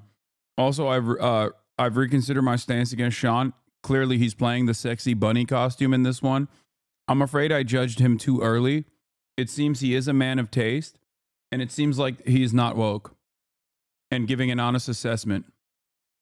Hitting enemies with certain abilities or executing perfect parries will take away one of these pips, and once you deplete them all, you can execute a flashy special move similar to Sekiro's Death Blow, only here, instead of killing the enemy outright, it does a rather underwhelming amount of damage. I felt a little deflated every time I managed to pull one of these off against a boss. You go to all that effort. I'm back into thinking that he's actually woke and not being fair in his assessment, considering the outfit of this character that he's utilizing. Once again, I'm back on the he's woke and he wants this game to fail train. Focusing on parrying and whittling away their balance, and you're rewarded with a big flashy attack animation that ends up not really doing all that much. Feeling that my efforts to actually engage with the game's combat mechanics weren't really being appreciated, I ended up beating many bosses by mindlessly spamming Eve's special moves over and over, because why not? Eve has a fancy combat mode she can shift into, similar to God of War's Spartan Rage, where she gains access to a new moveset as well. Yeah, he's back to critiquing in bad faith. He's so hard to pin down, which only leads me to believe that, lo and behold, he was always woke the entire time and was critiquing in bad faith. And the only reason why he peppered in a naked version was because he wanted to, draw you off the scent. Yeah. Look at that. Surprise. I was right all along when I first came into this conversation without playing the video game at all. I had already made up my mind. And it turns out I figured out another way to, confirm my previously held positions without changing them. What I just described to you right here is an analogy to exactly how these guys operate. Do you understand? Naked woman, I like. Very good. Clothed up women, I don't like. Seems like this guy is woke. Ultimately, though, I arrived at this conclusion without even playing the game, and I actually don't even care about playing the game at all. I would much rather enjoy the discourse surrounding the game. And I have already made up my mind about these woke libtards, including Sean. That's how people operate. That's just it. No one has any real interest in having a normal conversation. No one has any real interest in changing their minds, changing their previously held positions. It is very frustrating. Oh, as well as growing a single wing on one side of her body. Fancy that. The spin move she can do in this form has a knockback effect that prevents enemies from countering, so you can just press that over and over with no way for whatever you're fighting to ever do anything back to you.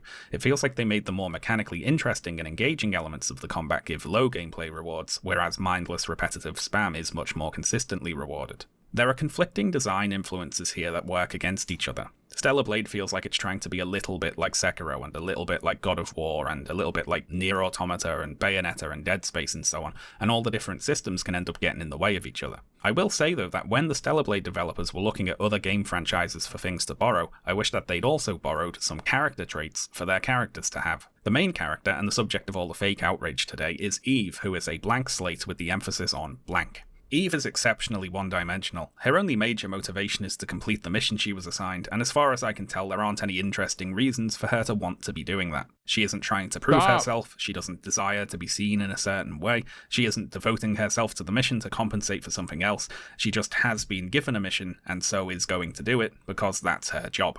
Eve doesn't really have a sense of humour, and she doesn't engage much with the world beyond the extent she needs to in order to accomplish whatever her task is at that moment. Beyond wanting to complete the mission, as far as other character traits for Eve go, after playing through the whole story, all I've got is that she doesn't like swimming, she often complains about having to go in water, and she seems to like collecting the various collectible cans hidden throughout the game's levels.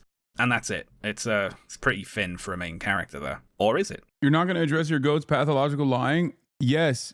I will not be addressing bad faith critiques that are coming from a position of white supremacy, okay? If you say my goat, LeGoat James, LeBron James, La Deity, La God, La inventor of basketball is a serial liar, you are a racist, okay? That's it. We are in the process of going through how one singular Twitter thread can actually cause so much commotion amongst people who are already primed to hate one another, okay? Who are already primed to hate a certain position. And here you are doing that same thing against my GOAT, LeBron James.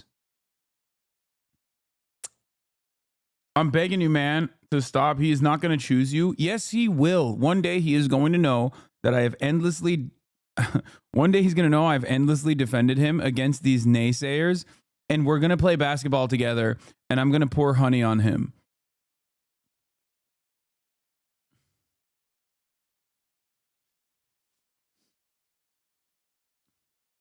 I mean, a main character doesn't necessarily have to be... Your goat is washed? Okay, this is objectively false. Like, what do you mean my goat is washed? Like, get the fuck out of here, dude. Come on. Okay, all jokes aside, when you say LeBron James is washed, it's like insane. Okay, you will just say whatever kind of ridiculous thing comes to your mind. Okay, that's crazy. Like even his haters would probably be like, even the biggest LeBron haters would be like, okay, dude, like calm down.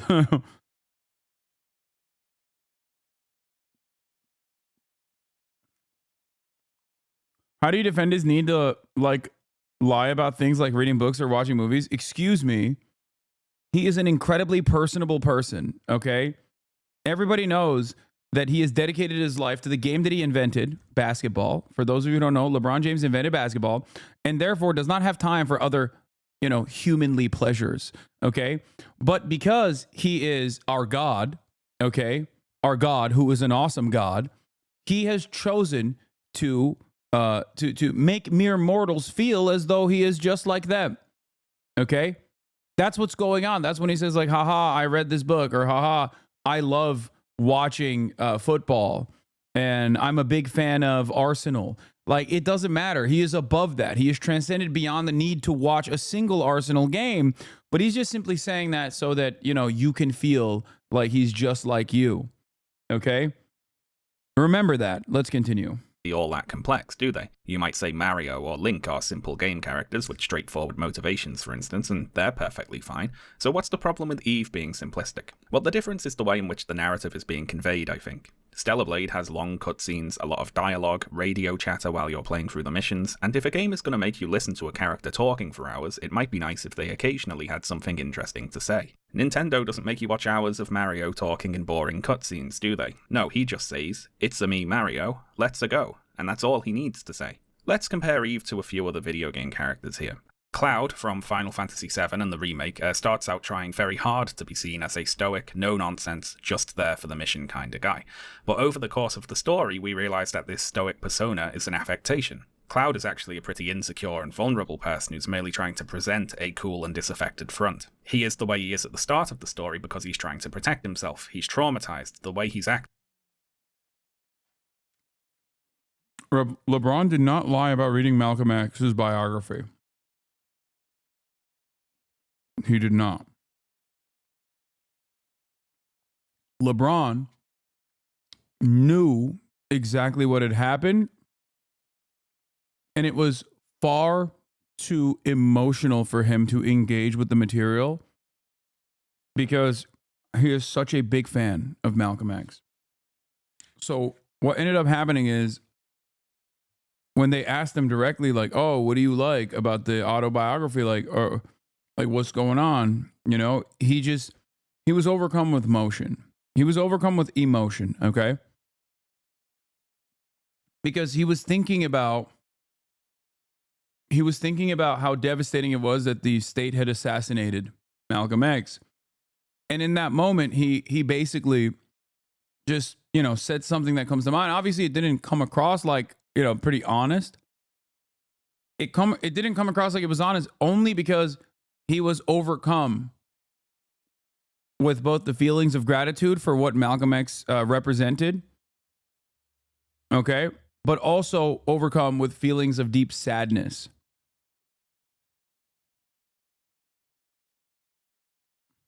Acting is a defense mechanism. Kratos from 2018's God of War, he wants very much to be stoic and unemotional, doesn't he? Having recently lost his wife, he now has to face raising his son alone, and he's scared, and he doesn't know how to be a good father. He only knows how to fight, so he throws himself into that as a distraction. But below the surface, there's a lot of pain and sadness and anger that he doesn't want to let out. And his character arc in the story he's in involves him coming to terms with those things. A bit of a departure genre-wise here, but Kim Kitsuragi from Disco Elysium tries exceptionally hard to be boring, but, or partly because of that, he ends up being one of the most interesting characters ever put in a video game. Kim doesn't like to discuss emotions, he doesn't want to get personal, he just wants to do his job, and be seen to be doing his job, boringly. Now what makes Kim the only guy that ACAB does not factor into is Kim Kitsuragi. Okay? That's the one good cop. The best cop. My goat. Him so interesting are the times when that carefully maintained facade cracks and you see the person behind it. What makes all of these characters interesting is precisely that, when you see the person they are behind the curtain, and you find out why it is they act the way they do. Kim, for instance, is someone who's subject to racial discrimination. He's gay, he's been made fun of because he wears thick glasses and for embarrassing assignments in his past. And well, there's a lot we could say about Kim, but I'd be in danger of just speaking about Disco Elysium for the whole video, so we'll simplify it and say that Kim really doesn't like to stand out. One commonality here is that all these seemingly simplistic, straightforward characters have other characters to play off, characters with different personalities who draw them out of their shell. Cloud has the rest of his team, though especially Aerith. Kratos has Atreus and Mamiya. 2B has 9S. Kim has Harry. You know, these are characters who are not like them. They might be funny or chaotic or inquisitive or troublesome, and they put the stoic characters in situations that cause them to open up and change, to have a character arc. Now this is hardly Shakespeare, except Disco Elysium of course, which is Shakespeare. This is just the basics of character writing. All these characters have an inner world, which is what they're like on the inside, and they also have a face that they choose to show to the world. Now with Stellar Blade, Eve doesn't have an inner world. That's really the crux of it, I suppose. Eve is a shell with no personality inside. Now this could actually be a good starting point for a story if, over the course of that story, Eve grew into something more complex than she is at the beginning. And reading about the development of the game, it seems as though this was the intention. The director of the game told Games Radar that, quote, as the game progresses, Eve takes on more and more burdens and comes to make important decisions. She gets to interact with more characters and other people and becomes more human. In the beginning, she's more soldier-like and doesn't have that many emotions or show much expression. As the game and story progresses, you get to see the change in her emotions. And while this is a fine intention, it did not, for whatever reason, actually come across in the final product. Eve does not change over the course of the story. She's pretty much the same person the whole way through, regardless of what happens to her.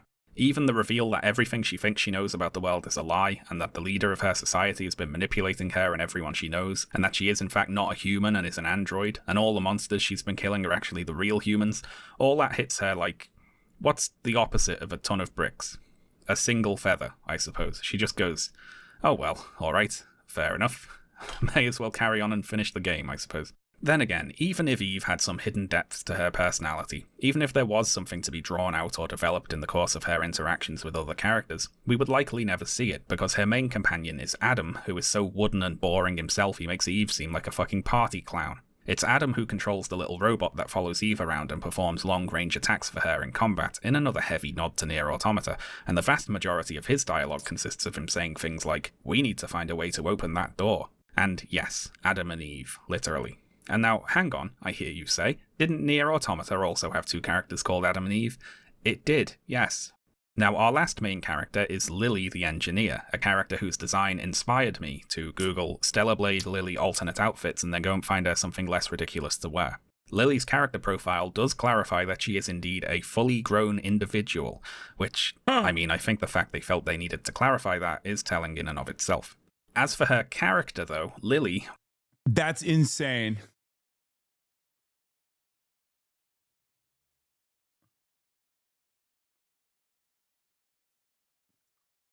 while also boring, tends to be more upbeat than the other two and occasionally expresses interest in learning things about the history of the world, and make the most of that, because Lily's occasional interest in non-mission critical information is by far the least boring that any of the three main characters are ever going to be. And as for the non-main characters, good lord, I would suspect that what they call AI was used somewhere in the scripting or translating of the background NPC. Like, with that character, I get it. Like, I don't know how she carries herself, but like the fact that they had to say she's a fully grown human makes it more suspicious. Like, if they hadn't said that, I mean, I don't know. Like I said, I didn't play the game that far, so I don't know how fucking, you know, I don't know how she carries herself or shit, but like that makes it way more fucking suspicious, dude. Why'd they have to say that? This is the same thing that like animes do all the time when they're like, remember, this character is 16 years old, okay? If there was ever a moment where you thought this character was like, I don't know, in her early 20s, for example, fear not. I will remind you, the character is 16. Or sometimes, my other favorite thing that they do is when they say, the character is 17, on the verge of her birthday. On the eve of her 18th birthday, the character is actually, you might accidentally think Zelda is actually an 18-year-old of age. Let me remind you, she is not. She is 17.9, and it's like, why did you just not make her 20? This makes no sense.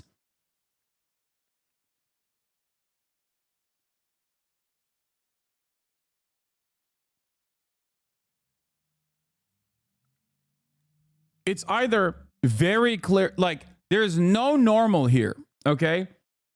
It's either very clearly a full-grown adult woman that they keep fucking reminding people is actually 16, or very clearly a baby, like an actual goo-goo gaga baby that looks like they're goo-goo gagaing, but then they tell you this is actually a 5,000-year-old dragon, and nothing in between. Why?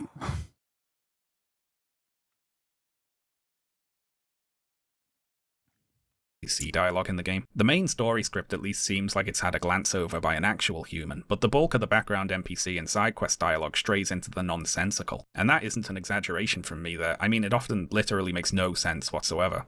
Like, I guess with Zelda, I understand, because like she's not supposed to be sexualized. You can't stop people from doing it regardless.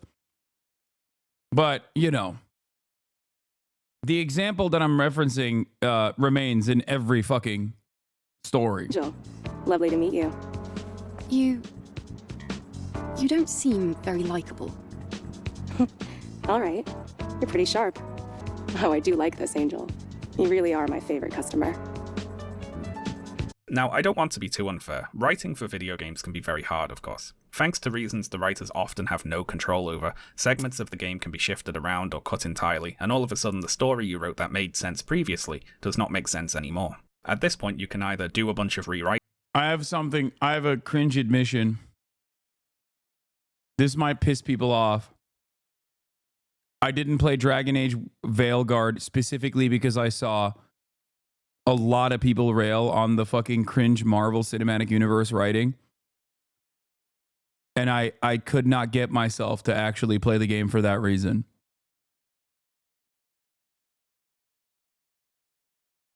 I saw it and it was like immediately I was like, nope, I'm done. I'm not touching it.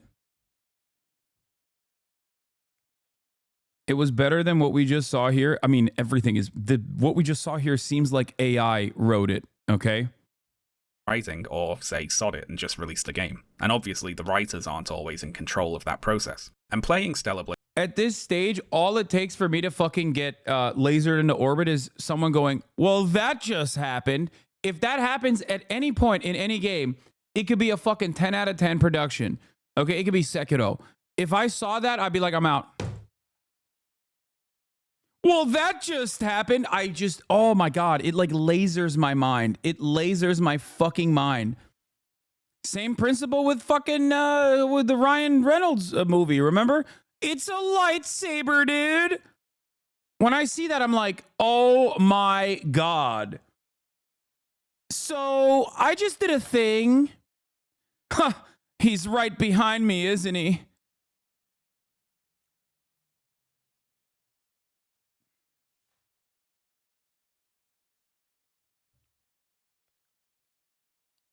I cannot stand those fucking singular bars. I hate it so much. You're such a hater. Dude, I think it's such lazy writing. It's such fucking lazy ass writing, dude. Oh yeah, another one. Ooh, that's gonna leave a mark.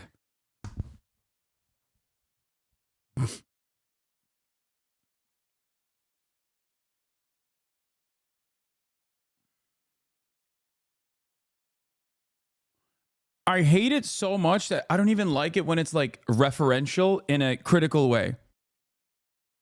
Okay?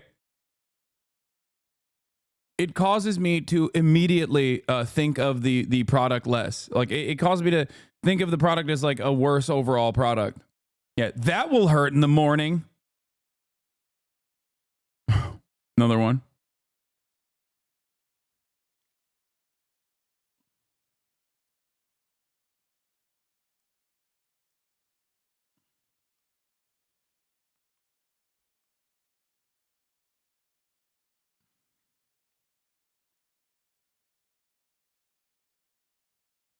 Nobody? Just me? Okay. Blade, you can tell that the story making sense wasn't really a priority in development. As a small but telling example here, in one mission, Adam, your usual drone operator, is busy, so his duties are taken over by Lily. She pilots the drone and gives mission support to Eve without comment from either of them about Lily's another one. Guys, a little help over here? Piloting of the drone being especially unusual. Now, a little later on, Adam has to be away for another mission, so Lily pipes up and announces that she can pilot the drone in his stead. But this time, this suggestion leads to a conversation about whether or not Lily is able to fill in for Adam and pilot the drone on a mission, which is confusing to the player because you're sitting there thinking, hang on, hasn't Lily already been filling in for Adam when he isn't there? Why are they discussing the feasibility of her doing something that she did with no issue just a couple of hours ago? And I would assume that at some point in development, these two scenes happened in the opposite order to what they do in the finished game, and at some other point they got swapped around and not rewritten, so it just doesn't make sense now. Aside from these sorts of smaller plot holes, the overall story of Stellar Blade suffers from one major flaw, which I'd argue was caused by it choosing to not include the most interesting element of the much better story that it's... Yeah, Dustmore's dialogue was 90% of all the things we just shat on, I know. And at first it was like kind of funny to make fun of it, and then afterwards it was like unbearable. It started off like, oh, it's so bad it's kind of good, to like, oh, never mind, it's just bad. It turned into never mind, it's just bad. That's it. It's just lazy ass fucking writing. I hate it. I can't stand it. And I just, you know, I don't know. it's ripping off. And that flaw is the natives, the enemies in the game. They are very boring in a narrative sense. I've recently been streaming the Elden Ring DLC, Shadow of the Erd Tree, and playing that right after Stellar Blade has me notice. Your haters are insane that they literally created a whole ass website to try to debunk you. Also, the dude that created the website created a 10-hour video collecting criticism from haters that criticize you. Brother, remember what I said about narrative? Why you hate Jews and like communism? Remember what I said about narrative overcoming truth?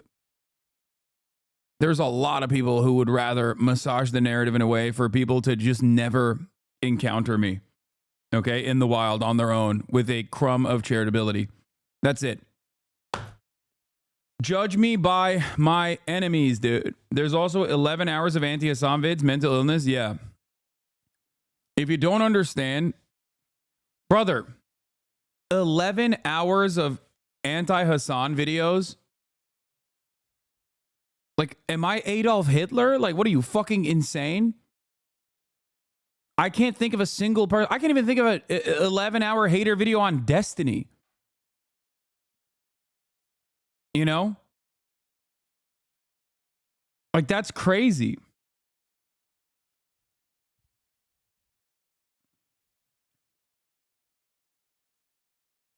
Noticing a lot of points of comparison. One interesting thing was that in certain dungeons in that game, there are enemies which are these stone golem blacksmith things, and also enemies which are these little lava slime things. And in certain places, before they notice you, you can see the golems gently petting the slimes. And it might seem like a small thing, but seeing a golem petting a slime was literally more interesting than everything I ever saw all of the Natiba enemies do in Stellar Blade put together.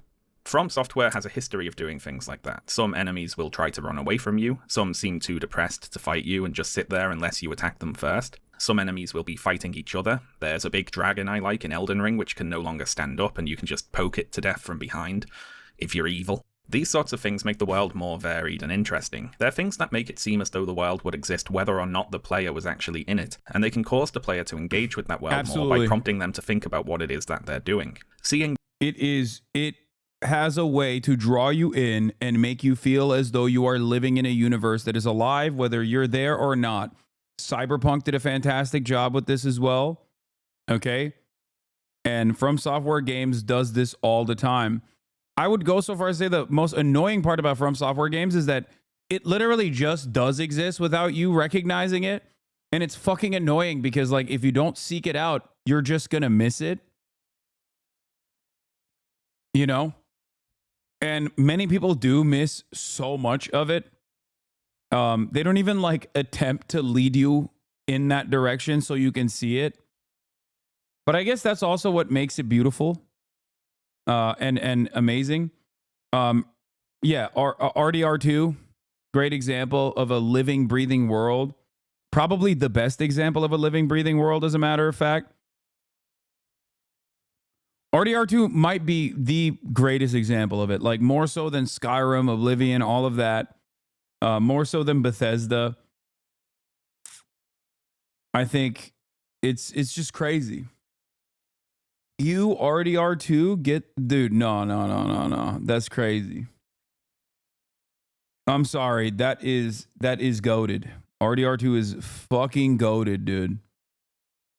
It is the best example. Like, you want to patch that fucking game? End the first chapter. Eliminate it in its entirety. No more, and also eliminate all the fucking hand-holding that has to exist. Eliminate all the hand-holding that has to exist in every fucking mission where you're like, this is a beautiful universe and you have to take it in at every fucking step of the way. It's like, I don't like it. I don't like that. I think it's annoying. It's tedious. It's boring. It kills the replayability. Having said that, however, the world is damn near perfect.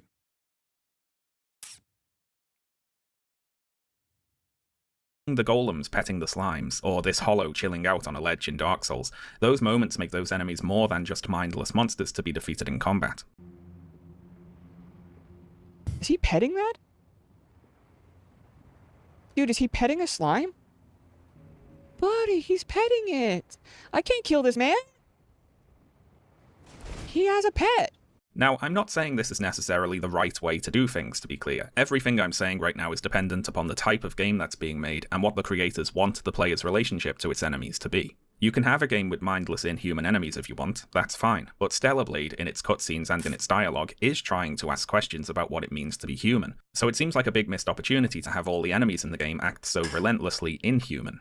The reveal that the Naytibas were indeed once humans is treated as though it is important, as though you're supposed to have some thoughts or feelings about it. But the fact that every regular Naytiba enemy you meet is mindlessly aggressive and has no personality really undercuts the twist, because all the Naytibas do is immediately try to bash your head in. Elden Ring seems like a bad example of that. It's hardly a living, breathing world. If you don't think Elden Ring is a living, breathing world, you haven't paid attention. Especially for the type of game it is, because it's not like a narrative-focused game, obviously. Many people don't even... I would say that the majority of people that finish Elden Ring don't even understand the narrative. I myself don't even fully understand the narrative. Okay?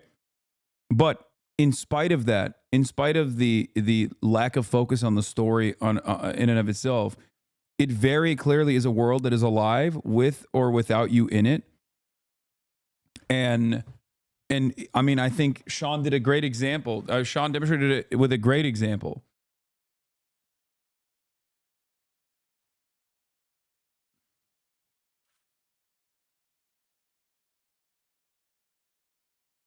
I think the only reason why people don't understand that Elden Ring and many From Software games have a living, breathing world is because From Software will never, even at gunpoint, never put guardrails on their fucking narrative.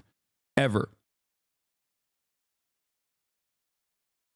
Okay? They will literally, you could kill them. They're barely going to put a fucking map in there, okay?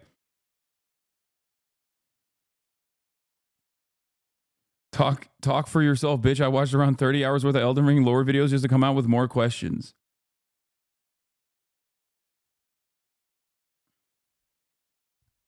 Bloodborne was my first interaction with From Software, and I was immediately captivated by it. I could not understand that so much of the lore was densely packed into item descriptions. Okay? I never thought that I didn't say Bloodworm, I said Bloodborne. Did I say, you guys heard Bloodworm, I said Bloodborne. Anyway, I never thought that I would have to read endless hours of FAQs to basically, like endless hours of walkthroughs to basically figure out how to play the game right. And it was awesome. And I've never seen them do anything else, so who cares? You know, whether they are actually alien invaders or they are former humans, it doesn't actually matter, right? As regards you fighting them anyway. All they try to do is kill you, so whatever. It's as though Stellar Blade is expecting me to care about the concept of humanity in an exclusively biological sense, rather than in the sense of the qualities that make... If you have to watch YouTube videos to understand a game story, the game failed. I disagree. I mean, I think it's the maxed out version. It's the maxed out version of show, don't tell. It's not even show, don't tell, actually. It's basically don't show, don't tell, make people search it, make people seek it out. Genuinely, this is a symptom of marble brain for a decade.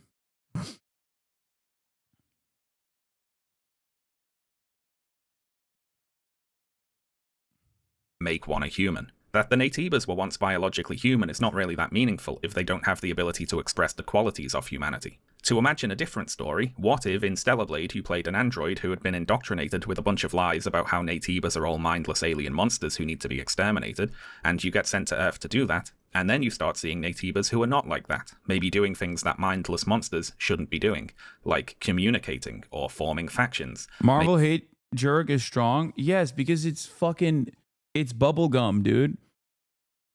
You can just sit through it without ever having a new thought, a unique emotion ever. Okay? And there's a place for that. There is a place for that. It's great. I'm not discounting it, okay? But if every piece of content turns into that, then it sucks. It sucks. Maybe not immediately attacking you always, which is, of course, the plot of Nier Automata again, isn't it? In that game, your main enemies are the machines, who you start out believing are all mindless killbots programmed to fight you and nothing more, but then they start talking and acting scared of you. And the two android characters, 2B and 9S, have to reassure each other that the machines do not have minds or personalities, that they're just saying random words, that they don't have feelings, so you don't have to worry about killing them. But of course... For the record, I do want to point to something that a chatter said. That's why a chatter made a cyberpunk take. There's nothing in Cyberpunk 2077 that informs you Johnny is an unreliable narrator, but its flavor, if you take a deeper dive into the lore medium between Marvel and Elden Ring. One of my greatest game takes of all time is that Cyberpunk 2077, if playable, which I was very fortunate, it was playable for me, is one of the fucking best video games, okay? It had a shit ton of issues, but it had everything that I wanted in a video game. Everything that I wanted in a video game, okay? Old school, narrative focused, incredible story, incredible world building, incredible world in general, okay? And I said that at the time. Some people yelled at me. I played it to the bone. Yes, I finished the DLC as well. It was fan-fucking-tastic, okay? It was fan-fucking-tastic. And I think it's one of my best takes because they went back. It's the greatest thing that Poland has ever done, okay? They went back to the game. They fixed it. They made it playable. They fixed all of the issues after years and years and years of working on it. And I'm so glad that like people have gone back into that universe, dove back into it, and realized how fucking amazing it was. They saw what I saw in the game. Okay?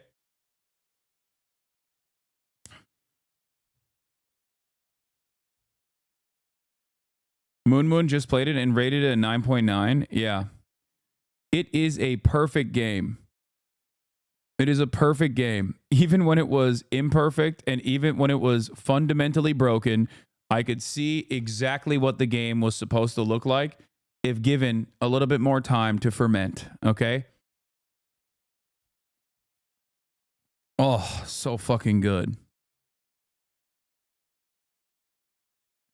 So many options, so many pathways, so many parts of the lore that are just like that left me wanting more. You know what I mean? It left me wanting to play more of it. I wanted to dive further into the normal corpo life, like normal existence of being a corpo. You know what I mean? Yeah, it did need a little bit more polish.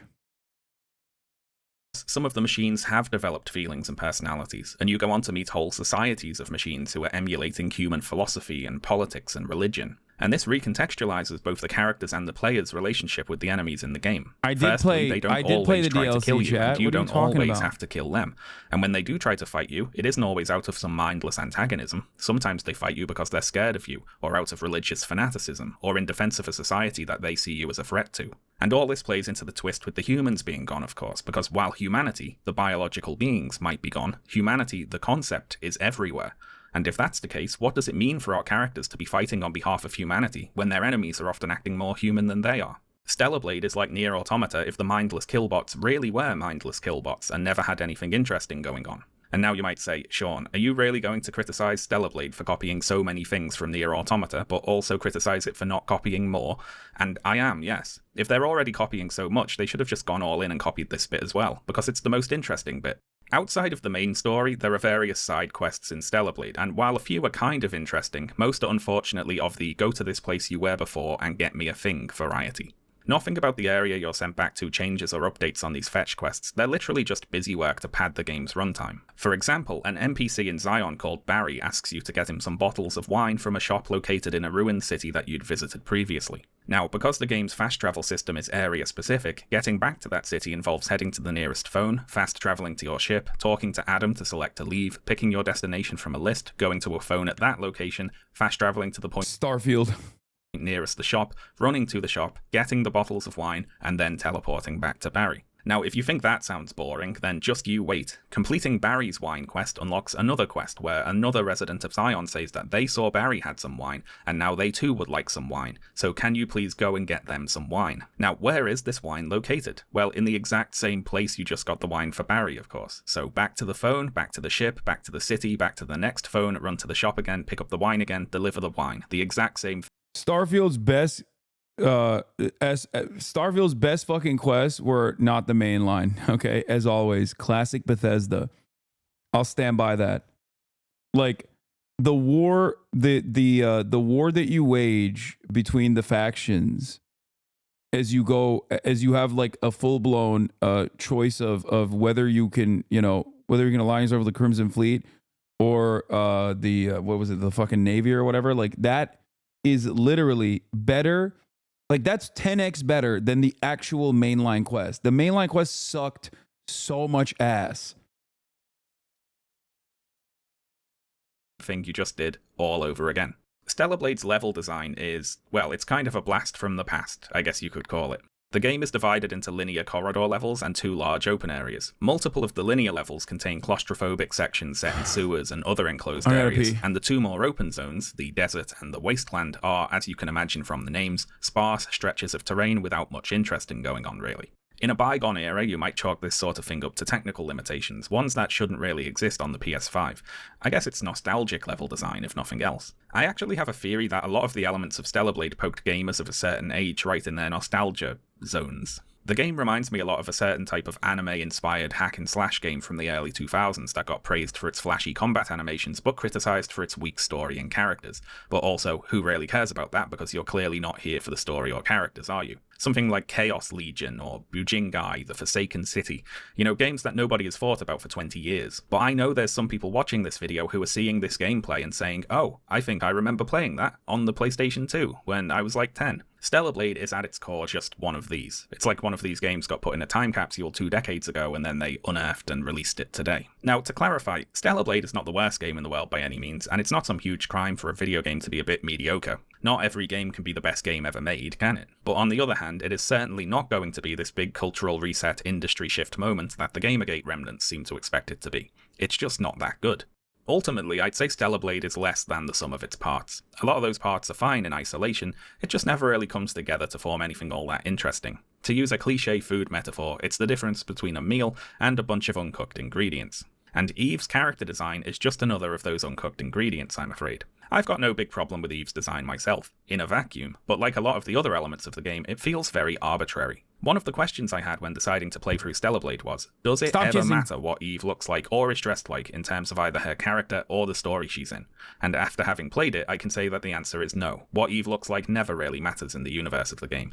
She doesn't know that she looks like this, and it doesn't suit what little there is of her personality for her to look like this. Eve is straightforward, serious, mission-focused. She's never flirtatious or irreverent, so she wouldn't be getting dressed in a bikini to go into battle, obviously. Ditto for the other female characters in the game. They don't know that they look how they look, and how they look never matters. And this lack of connection between like, even that alone, a lot of people were mad at Hideo Kojima for being a gooner with Quiet, but like, there was at least some kind of like tongue-in-cheek story reason for it, right? Like, it's a fully flushed out game. That's the difference. How the characters look and how the characters act feels like another outdated element of Stellar Blade.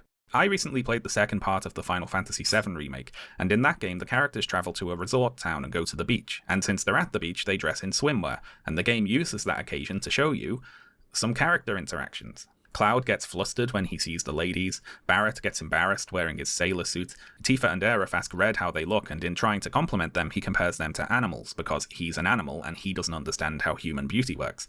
Again, not saying it's Shakespeare necessarily, but how the characters look and are dressed at least exists as a thing that is acknowledged and could matter within the universe. Literally bare minimum, by the way. Of the game. How the characters are dressed is being used as a way to show the audience more about them. Yeah, Metal Gear Solid 5 was not fully fleshed out. I know, chat. What, you think I don't fucking know that? I'm the #1 Kojimbo dick rider. And even then, a non-fleshed out forced video game that ends up literally having a second act that is a copy paste of the first one is still infinitely better than this. Is well, not this, but infinitely better than Stellar Blade. That's the point. Their personalities. And I hadn't really thought about it, but I suppose at some point I got used to games that allow you to change outfits, acknowledging what you're wearing in some way. In Breath of the Wild and Tears of the Kingdom, for example, characters will react to the different outfits Link wears, as well as if he talks to them while only in his underwear. And there's also certain places in the game world that Link can only access if he's wearing certain outfits. In Skyrim, the NPCs will comment on the armor set you're wearing, or tell you to put some clothes on if you walk around naked. It might not seem like much, but all this helps build the sense of the characters actually existing physically in the game world as people who can see one another, and not just as names interacting in a script. And a lack of this sort of consideration can work the other way, of course. For instance, in Stellar Blade, there's a character called Kaya who looks like she should be playing the monster in a horror movie about a haunted sex doll that murders pedophiles. Kaya runs a store called Sister's Chunk, a name I was surprised to find out is not an intentional joke, and she tasks Eve with finding her sister, who's gone missing out in the desert. The sister is almost certainly dead, but Kaya maintains a childlike insistence that she's sure her sister is somehow alive. Eve goes looking for the sister, and when you find her, she is dead, oh no. Eve then has to explain to a child that her sister was killed and is never going to come home, and then attempt to console said child while dressed like this. Now, okay, to be fair, I dressed Eve like this on purpose for this mission because I thought it would be the funniest outfit to wear while breaking the news to Kaya that her sister was dead. But still, it's not like the majority of Eve's outfits are much more appropriate, is it? Stellar Blade isn't a purposefully funny game. It doesn't have a goofy or silly tone. It's most often expecting the player to take what's happening in the story rather seriously, and Eve's skimpy costumes pretty much always clash with this expectation. Now, there's a range of justifications for skimpy costumes in video games, of course. We've already mentioned Bayonetta today, and that game does have a camp, silly tone. Bayonetta isn't expecting you to take it all that seriously, and notably, Bayonetta, the character, knows that she looks like that. Her sexualization is, within the universe of the game at least, deliberate and something that is under her control. In Nier Automata, 2B's design, as well as the designs of the other androids, have been both praised and criticized. I happen to like the android designs in Nier Automata, mainly because I think they play into the twist in that game very well. The androids look like these particular idealized versions of humans. Yeah, he likes it because he's horny. I mean, that's it. And there ain't nothing wrong with that, King. Which contrasts them very sharply with the tin can looking machine enemies, and that makes it all the more surprising when the game flips the script and has you empathizing with the tin cans, often over the androids.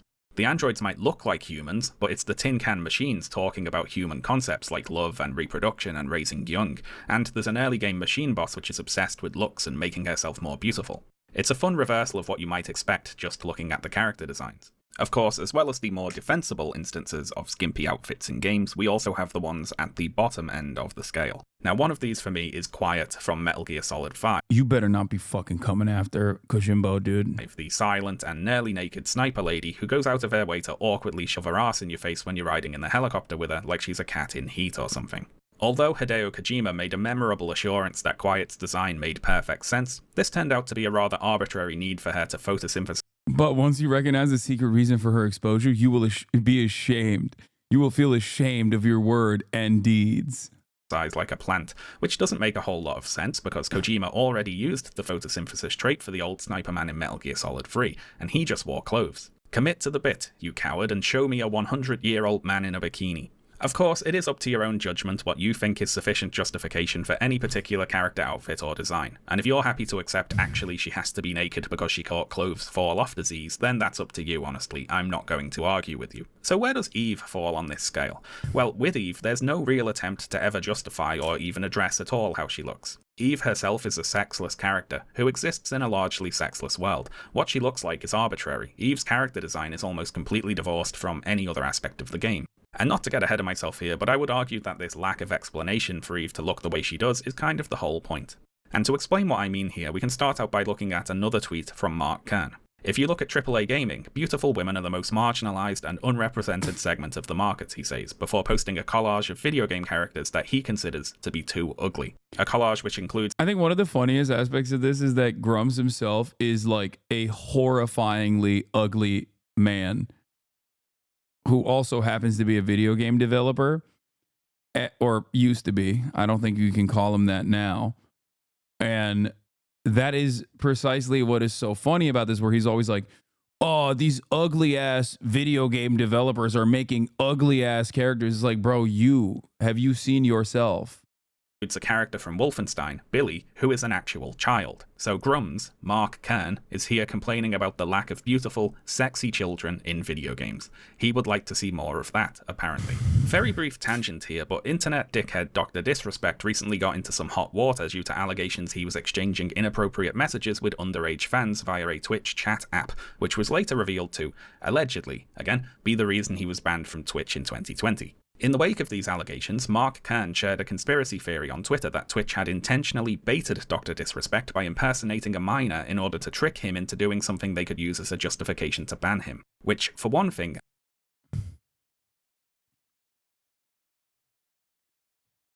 Isn't that the entire basis of, like, the pedo hunters, by the way? That's obviously not what happened, but it's, like, crazy that he's like, oh, dude, they baited him. They baited him by behaving like a minor. Like, that's just what fucking, you know, Chris Hansen does.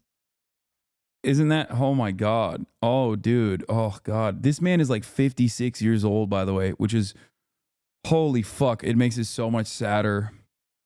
I'm not sure why Twitch would engage in a conspiracy to fabricate a reason to ban one of their biggest streamers, but even if they did, I'm not sure it would be all that exonerating, would it? You know, what sort of person can be, quote, baited by someone impersonating a minor on the internet?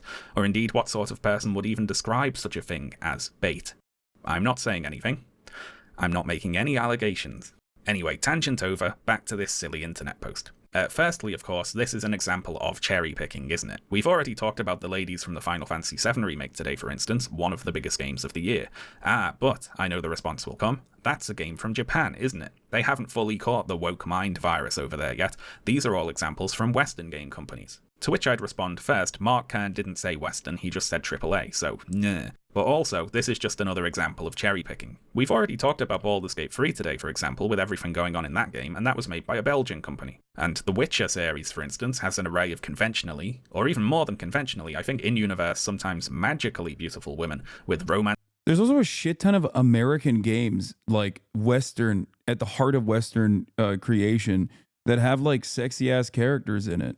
It's very stupid. Plots and sex scenes and whatever else, and that's made by a Polish. And there's also disfigured, horrifying monsters in Japanese games. Company. Like, what are we talking about? These are games made by Western game developers that make Stellar Blade look tame by comparison. They have romance and nudity and on-screen sex and whatever else. Stellar Blade doesn't have any of that. Anyway, the cherry picking in this image even extends down to the individual characters. For instance, taking a still from a stylized animated trailer featuring Apex Legends Lifeline rather than showing her in-game character model. Many of the characters also just are unarguably conventionally attractive. I guess Senua from Senua's Sacrifice made it on here because she's shouting. I have no idea what Jessie from Control is doing here, and I have a lumbering suspicion that many of these characters ended up on here simply for not being white. I mean, Billy Lurk from Death of the Outsider just looks like a fashion model or something in that picture. There's an obvious point about appropriateness in character design to be made here. Xenia from Assassin's Creed looks like an imposing pirate captain because she is. This other character from Rage 2, who I suspect also made it into the collage just because she's shouting, looks like some sort of post-apocalyptic Mad Max-style bandit because she is. You know, these characters look like what they are. The now classic example of appropriateness in video game character design is this Twitter post from 2021 complaining about Sony's apparently masculine-looking female protagonists. Pick from the game on the left, fan made on the right. Hire fans lol, says the poster. The picture on the left shows Aloy from Horizon Zero Dawn, and the picture on the right shows an Uncanny Valley Photoshop job of Aloy with a full face of makeup and perfect teeth. So for those who don't know, Horizon Zero Dawn is set on a post-apocalyptic Earth where all hire this man, please. Modern human civilization has been destroyed, meaning it would be extremely bizarre for Aloy to look like she does on the right there. You know, she's a hunter who lives in a mountain. I do think when this shit was popping off, I did think that this was like actually a very resilient, overt example of porn addiction. I think like these guys are coon brained. Like I think they actually do have porn brain. Guy watching Zone of Interest being like, why are the characters not fucking sexy, dude? What the fuck? Why are the fucking Nazis not hot?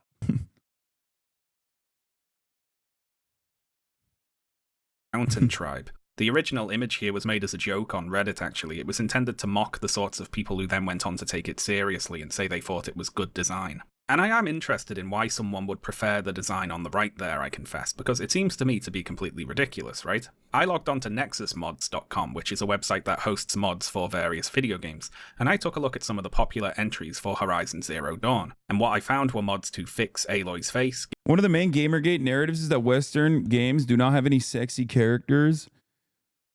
Yeah, I don't want to say what I truly think you should do to yourself if that's like your, number one concern, because I think only time will sort that problem out. But honestly, please step away from the ledge. Like, if this is a real galvanizing force for you, okay, you have to fix your life immediately. Give her whiter teeth, make her outfits more revealing, or even outright remove her clothing altogether. Now, I confess I thought it would be more difficult to find these sorts of mods in the list, but they're some of the most popular ones there. If you search by the most downloaded mods of like the nude mods and shit, that actually is classic. Gamers have been doing that in perpetuity, okay? They've been doing that forever. It's still weird, but they've been doing that. All time, Aloy explicit outfit. I just don't understand, like, why don't you just, why don't you just go jerk off? I don't get it. It's Aloy nude mod and Aloy explicit outfits 2 are all there, and they've all been downloaded hundreds of thousands of times altogether. Unless you think this is just random base smut, Aloy explicit outfits comes with a small passage of fanfiction justifying itself, and I quote, "Story thus far. When Aloy was an outcast, she had trouble finding all materials for crafting her outfits. Even after she began adventuring, that curse lingered on. So whenever Aloy gets a new outfit, parts are often missing, explicitly showing her nude body. Oh well, what can Aloy do but continue on?" That's a narrative justification for nudity worthy of Hideo Kojima there. So, what's the point of fixing Aloy's appearance by changing her face, giving her makeup and skimpy outfits and so on? I'm going to go ahead and make the assumption it's not because they believe it makes any sense from a narrative or character perspective for Aloy to be walking around talking to people with her kit off. And the latest version of this fixing of female characters' appearances is even worse. They're even doing it to Angela from the Silent Hill 2 remake, a character who is a teenager traumatized by a lifetime of physical and sexual abuse. It's not just nonsensical in this example, it actually runs totally counter to the text of the game. The root cause of this expressed desire for all women in games to look like bikini models, regardless of if it makes sense or not, is usually suggested to be simple mindless horniness, right? Juvenile masturbators who want all media to resemble pornography all the time. People say, oh, you must be playing one-handed, not every woman has to be designed to give you an erection, things like that. But I think this is oversimplifying it a little. Discounting any hypothetical, actually mindlessly horny. Yeah, I mean, it's mindless horniness, but it's also about controlling women and desperately trying to claw back this forgotten time that they've created in their minds where like women were dominated. And that's what it is. It's about enforcing your will upon those who have wronged you. A lot of these guys have had their brains broken. Okay? They've gotten their brains broken and they personally believe that like women are responsible for all of the wrongs in their experience, all the wrongs in their immediate development, and they have to engage on a path of vengeance. It's vindictive. They must dominate. They must control women's bodies. They must force women to be an object of their sexual desires. Horny people who really are objectifying these characters for the purposes of sexual gratification, there is a stone-cold, sober, unhorny objective here for the rest of the sad gamer men. And what it's really about for them is two things, I'd argue. It's about nostalgia and control. I got thinking about these mods because with their arbitrary, seemingly nonsensical objectification, they remind me of Stellar Blade, of course. A mod that makes it so Aloy is running around the snowy mountains in a swimsuit makes about as much sense as many of Eve's outfits in Stellar Blade. And the fact that it does not make sense is important, as I said before, because it signals and amplifies the objectification of the character. The less sense it makes for a particular character to be presented in that way, like if there is nothing in their character or the story that justifies it, the more clear it is that the only reason they are being presented in that way is to appeal to a particular audience. The objectification functions as a sign above the door that says, "This was made for you." You are the assumed default audience here. And this is really the desire of the regressive gamer boys, to once again be the assumed default audience for video games. They don't want to have their own desires portrayed as merely one option among many, they want their own desires to be the default, like it was in the past. More traditional conservatives might complain about having to press a button to select their own language on a telephone, and what we've been talking about today follows a similar logic. The rose-tinted past that the Gamergate crowd are nostalgic for is one in which all gamers were assumed to be straight men, and if women were there at all, it was to take their clothes off. There's a close association between young cis-het men being the assumed default video game audience and the objectification of women in games, one with roots not just in how many video games used to be designed, but also how they were advertised and talked about in the gaming press. If you're of a certain age, you might remember the way video game magazines used to be, assuming all gamers are straight men and women are sex objects used to advertise the games. Video games and other nerdy hobbies are sometimes seen as an escape from a misogynist, toxic masculinity for sensitive boys who are above that sort of thing, but that's not always the case, is it? Nerdy hobbies can be every bit as objectifying and exclusionary as any others. A lot of this sort of advertising portrays games not as an escape from traditional masculinity, but as another avenue to reaching it. Play this game to get the girl, to be a tough guy, to prove you're not gay or whatever. I don't know how much I'd commit to saying the roots of Gamergate were in this sort of environment, but at least one root was probably dangling somewhere nearby. This era is what the Gamergate crowd see as the goal. God, Duke Nukem was such a dumbass game, bro. God damn, Duke Nukem.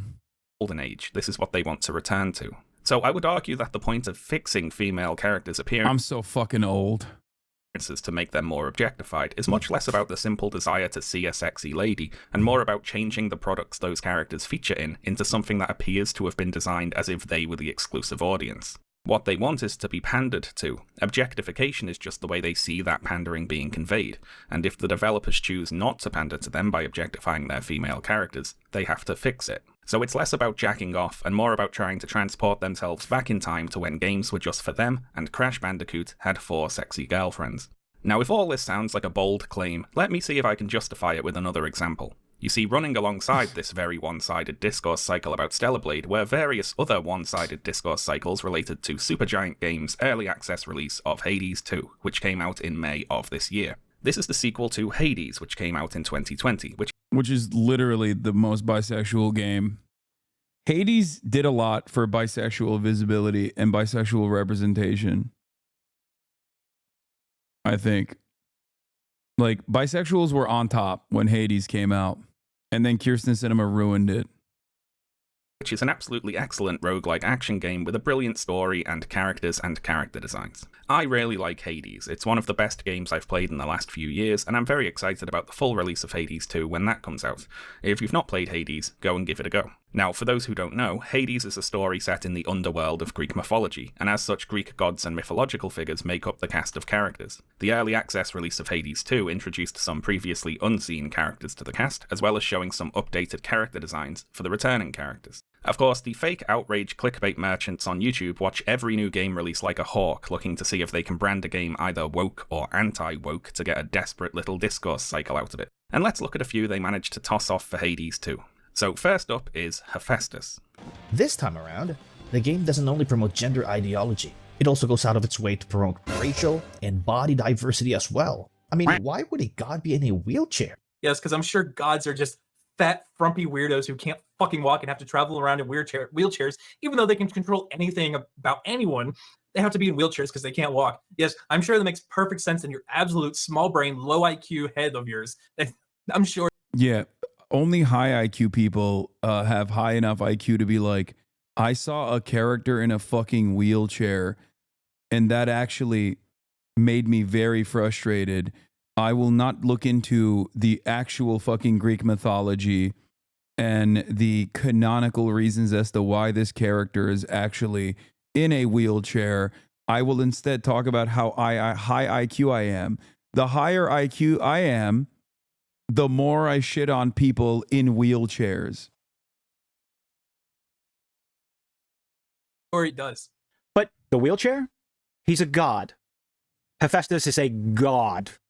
Why is he in a wheelchair? So much of this is just stupidity, by the way. Like, so much of this is just Dunning-Kruger being fucking stupid, and creating a hug box where like there are enough stupid people around you so it doesn't fucking matter that you're stupid. No one checks you in this situation.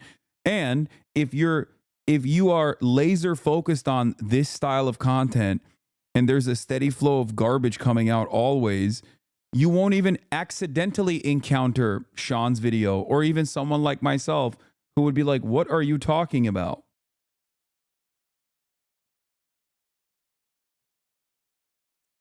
That is the problem.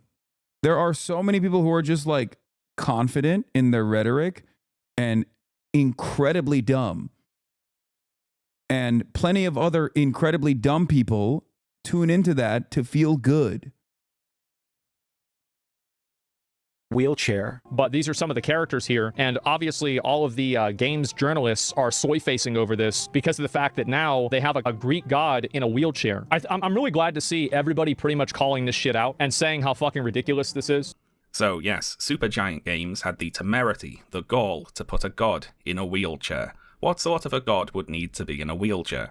Now this video is long enough already, so I'll try not to belabor. Like all you needed to do was just Google it, man. They'd be like, Like, even if they actually put a god in a wheelchair and it wasn't like canonically accurate, why are you so fucking bent? That's the question. But also, once again, you don't even need to ask that question because there is a canonical reason for it. Okay?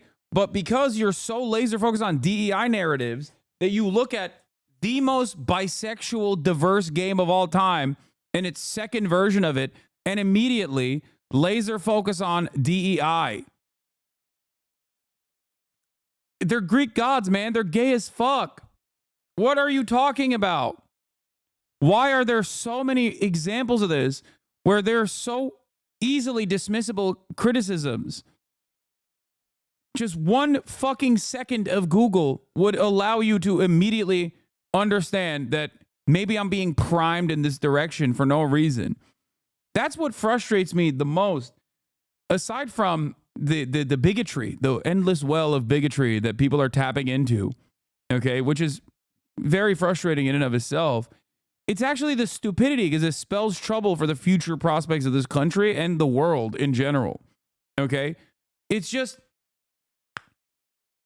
no one fucking cares about the truth. No one cares about intention. No one cares about nuance. No one cares about context. No one cares. It feels like people would rather feel comfortable in their hug box and in their preconceived notions without ever even demonstrating a fraction of intellectual curiosity. I hate it. I'm not saying you should be debunking everything, okay? But like this is a telltale sign of our own willful ignorance, our own our society getting stupider and fucking stupider year over year. I hate that. I actually fucking hate how dumb people are. This is how I feel about my parents. I hate how dumb people are, and I hate how confident they are in their stupidity. Labor the point, but firstly, Hephaestus is the ancient Greek god of blacksmiths, carpenters, craftsmen, and the likes. He makes things, basically. He's also described as limping on account of having a lame leg, which in different tellings either caused him to be cast. You could do this about, I'm sorry, because Asmongold is just basically repeating everything that he gets from his subreddit, who is, and the subreddit is filled to the brim with like a bunch of people who just follow Grums and all these other fucking dumbasses. You could do this about every single Asmongold video, pretty much. It's just like incredibly easy to Google shit. It's like bottom of the barrel, incredibly easy to Google shit that would destroy this fucking narrative in a fraction of a second. And yet, seemingly, no one fucking cares. And when faced with the reality, okay, when faced with that reality that like people are wrong, no one even goes, oh shit, maybe I got duped. At least back in the day, I feel like people would go, oh man, I think I got duped here. Here, I'll give you an example. Dr. Mike Israetel. he is at the very least a skeptical person, right? I think this was on camera when he asked me about AOC changing her description on her Twitter. If you recall, he was like, so let me ask you something. Did you see the AOC thing? And I was like, I knew exactly where it was going. And I said, oh, did you see the AOC thing where she took off her pronouns from her bio? Did I get duped on that? Or was that a thing that happened? And I said, no, she had actually changed her description a couple years ago, but people actually fucking ran with that narrative as though it was recent. And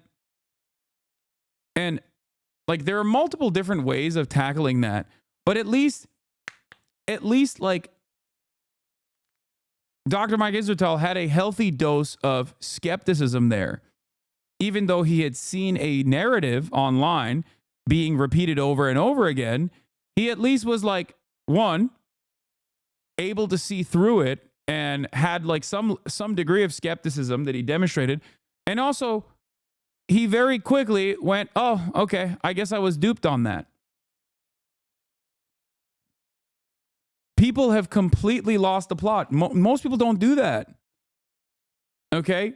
Most people do not do that. Most people don't come at it with like, am I being duped by this thing that I saw, this prevailing narrative online? Okay? That's all you need for a lot of people. If you want to bring them back to like reality, that's all you need to do. Okay? And it's ironic because these are the same people that say like common sense is no longer commonplace. Common sense not so common. And yet when faced with a world-altering reality, a cold, hard dose of truth, they just double down and go, nah, fuck you.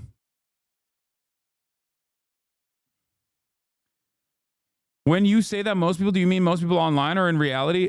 Unfortunately, as time goes on, online is becoming reality. It has the capacity to change and alter the way you see reality.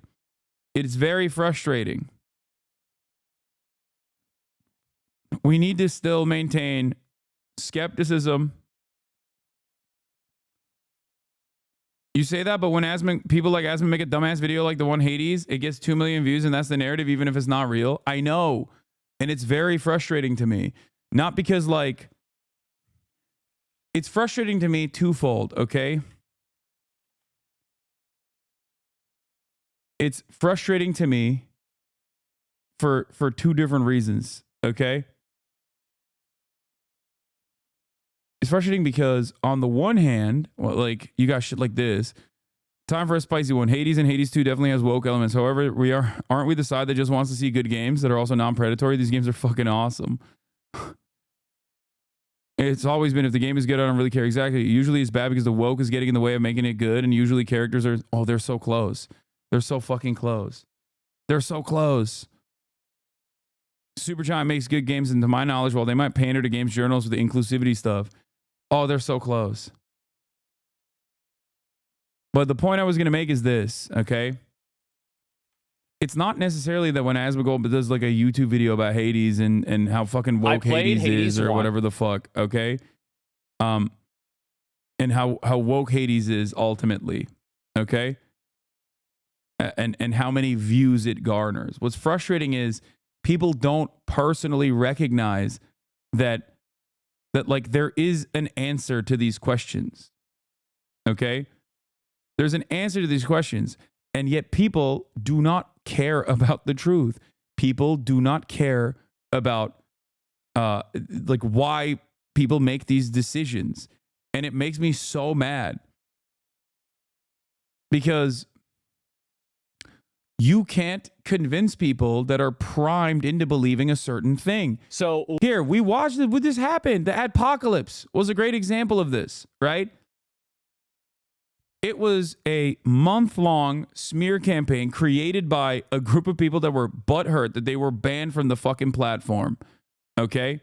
Directed by like a person that was butthurt that they were banned from the platform, who's, you know, say unimaginably, ruthlessly toxic shit on a regular fucking basis. And then they went to advertisers. They mass spammed advertisers It didn't work, but it didn't matter. Even when it didn't work, people were still running along with the apocalypse narratives. Okay? Look at this. Ludwig will protect his girlfriend Hasan. I like how Ludwig goes over Hasan a few seconds like he isn't 95% of the reason. Issue with Ludwig is the vanilla fence sitter. Like, they move on to the next thing instead of addressing the issue head on and maybe recognizing that, like, yeah, I guess we were wrong. I guess, like, the apocalypse didn't actually happen. It doesn't matter. We'll find another thing to get mad at in the process. And the thing that they got mad at was, like, Ludwig protecting his girlfriend Hasan. I didn't even know he had made this video, right? Every new talking point in this process is yet another point of misinformation that now has to be addressed. I saw someone blame you for allowing Ludwig to stream a fucking fighting game tournament earlier on Twitch, completely unrelated to anything on screen.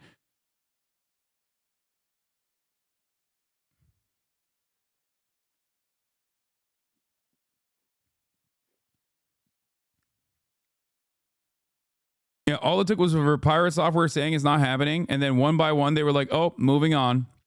No apology or admitting they were wrong. They just moved on. Exactly.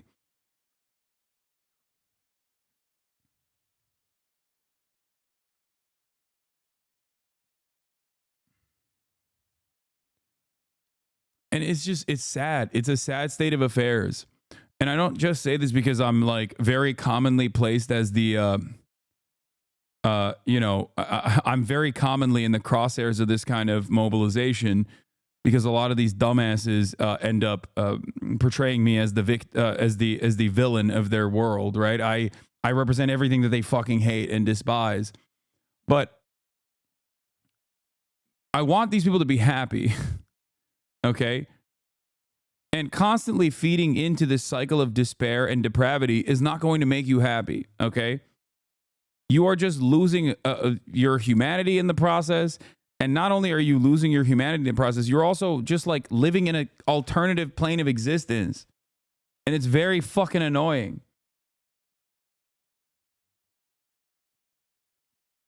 Like, look at this.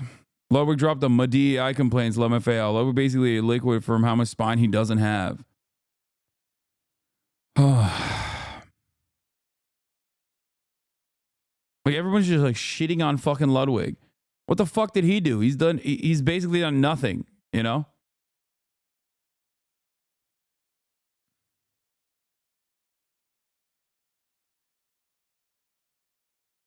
Northern Line had a great take on it. We got grown adults that are when the VTuber is, like, singing a song, they're, like, typing the lyrics in chat, even though they have, like, their telomeres are shortening, right? Now, I would never. Oh, yeah. I mean, I remember this. Yeah, he was just talking about, like, why do you fucking give a shit about Apocalypse? Like, you're a watcher of the content. Off Mount Olympus, or was caused by injuries he sustained in being cast off Mount Olympus. So Hephaestus has a disability, canonically, in the ancient Greek sources. But he's a god, you might say. Can't he just fix it with magic god? I don't see Hasan as a villain, but I do sometimes see him enabling and coddling the woke. When there are valid criticisms of some people just being lazy writers or trying to push niche messaging, but most of the time I agree with them. No. Okay? The Hades devs literally could have put Hephaestus on a donkey as shown here, but they went for the low-hanging symbolism, which is what they do all the time, and then get mad when people call them out for it. Brother, you are actually very easy to fucking pull off this ledge.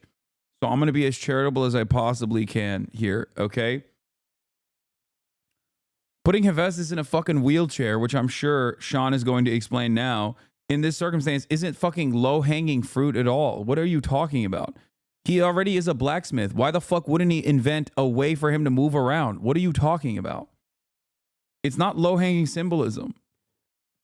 You've just been primed into thinking that it's low-hanging symbolism. Okay, low-hanging fruit symbolism. Do you understand? They reinvented it. The donkey was canon. You're dumb. They're taking an artistic liberty here. Okay? And redefining this canon in a way they see fit. Why the fuck is it not a donkey? Okay. Who gives a shit? That's the point. Artistic liberty is not an excuse. Artistic liberty is not an excuse, chatter. It is a formative part of the art-making process. What the fuck are you talking about? I don't know if you know this, but Greek mythology isn't real, okay?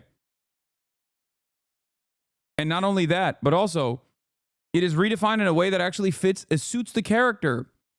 But I will give you a great example of why you're just primed into thinking this and you don't actually feel this way, okay?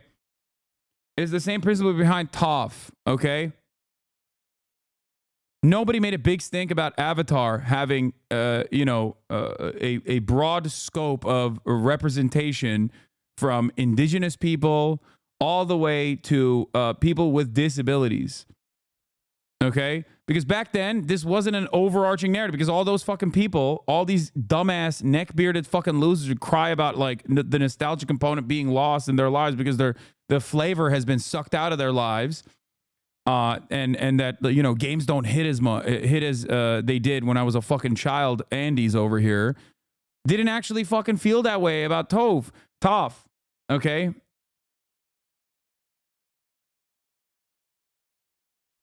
That's the problem with the woke. Don't tell people how to feel while getting mad when you say the chuds tell you how to feel. What are you saying? There is no woke. There is no the problem with the woke. You're always going to lose the young male vote.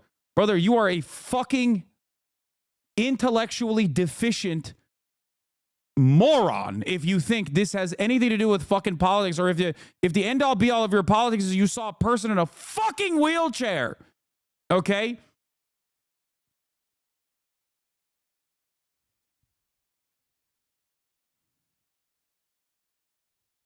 Oh, dude, I'm voting for Donald Trump because I saw a fucking like crippled deity in a wheelchair instead of a donkey. Okay, brother, you deserve the fascist destiny that you have then. Okay, that's how a lot of these young men feel it. Yes, I need to smack the fuck out of those young men then, okay? And snap them back to reality. You fucking pussy. Have some fucking shame. Have some goddamn decency, dude. Men used to go to war. Men used to build things.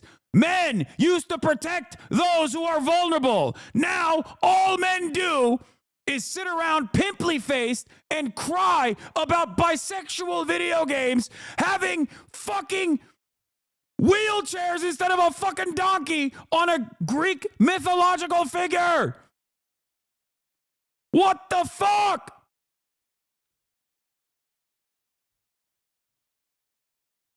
You are a deeply unserious person if you want to tie this back to like what men are being afraid of or what men are sad about. This is all men see. Jesus fucking Christ. I saw pronouns in a video game and that's why I'm voting for Trump. What a fucking stupid way to openly admit that your existence is so pathetic and fucking meaningless. You're openly saying you're a dumbass. You know that, right? You're openly saying you're a weak person. That you don't have any sort of empathy or no like moral rudder. Nothing guiding you. No moral compass whatsoever. See, your mods didn't even show the rest of the argument. That's not how anything works. My mods aren't stopping something, okay? Isn't Hephaestus the one that forges weapons? I don't think I've ever seen him depicted in a wheelchair until Hades. I read the Aeneid in Latin. I still don't remember the wheelchair. Wikipedia says nothing about him being a wheelchair either. It's only Reddit and Steam talking about the backstory of the wheelchair. It would be more accurate to have Hephaestus crawl around. This would explain his great arm strength to forge the weapons for gods. You understand that that is your own personal artistic interpretation in this situation. Okay?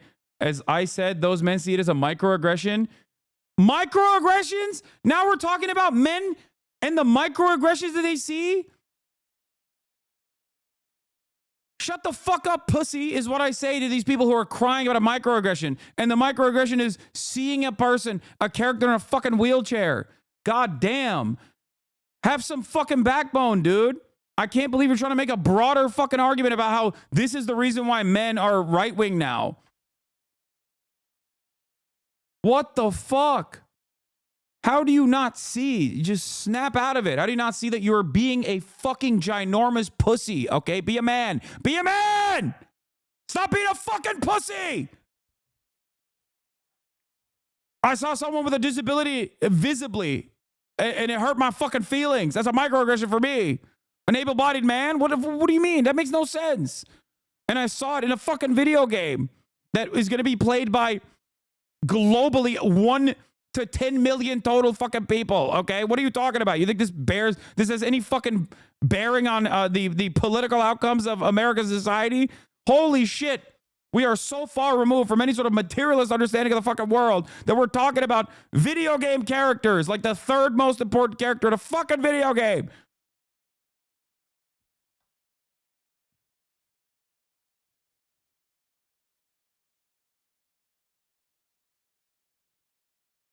Oh my God. The wheelchair argument is dumb because he's literally in a wheelchair here. No, but that guy read it in Latin, dude. And we don't know where this is actually from. They probably made this up later, okay? But he read the ain't it in Latin.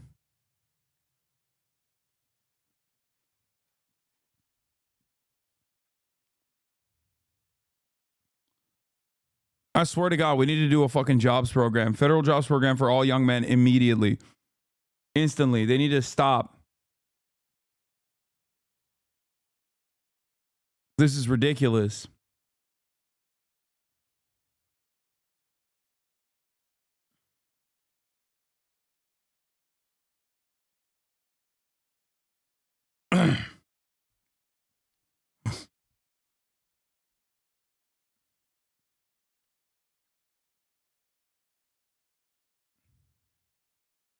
powers. And no, the second... I hate this permanent victimhood, dude. Holy shit. Permanent victimhood. Especially coming from people who don't understand who their masters are. Who just fail to recognize where the hurt is coming from and immediately fucking swing the crosshairs in the direction of those who are less powerful than they are, who are less represented than they are, is so sad. It's weak shit. You're a fucking weak little coward, okay? And instead of addressing the real problems that you are experiencing, you just hyper focus on punching down. That's what weak men do, okay? Strong men don't do that. You are fucking weak. And you need to snap the fuck out of it.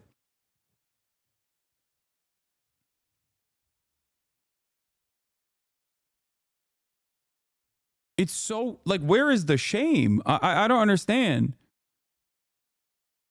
Society's already designed in a way where you are disproportionately fucked if you have any sort of disability, let alone a visible one. And these guys who are able-bodied are fucking crying about the minor representation that is also, like, canonically adequate as far as the artistic interpretation goes. Like, that's crazy to me. Okay? You are a weak person. You are a weak-willed and weak-minded person. But you can be strong. Okay? You can become strong. But this way of thinking is actually leading you to become a weaker person. Okay? Stop punching down.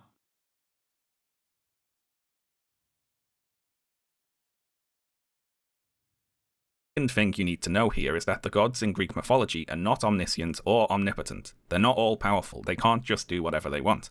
Now, of course, this combination of a god who both has a disability and is a great inventor has given rise to modern portrayals of Hephaestus as having created mobility aids for himself. It's sort of an obvious way to portray the character, right? So obvious, in fact, that it was obvious to the ancient Greeks, who portrayed Hephaestus in a wheelchair. He made himself a winged I should have just played the fucking video. God damn it.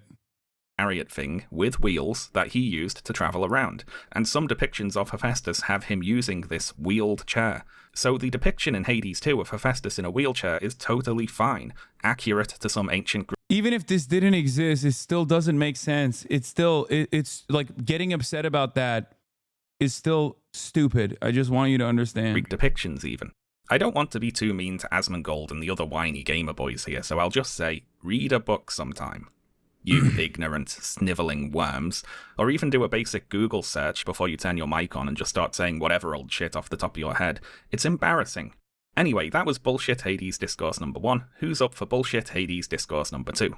This one had to do with the design for Hestia. So, in Greek mythology, Hestia is the elder sibling of Zeus. Where's Mr. I read ain't it in Latin?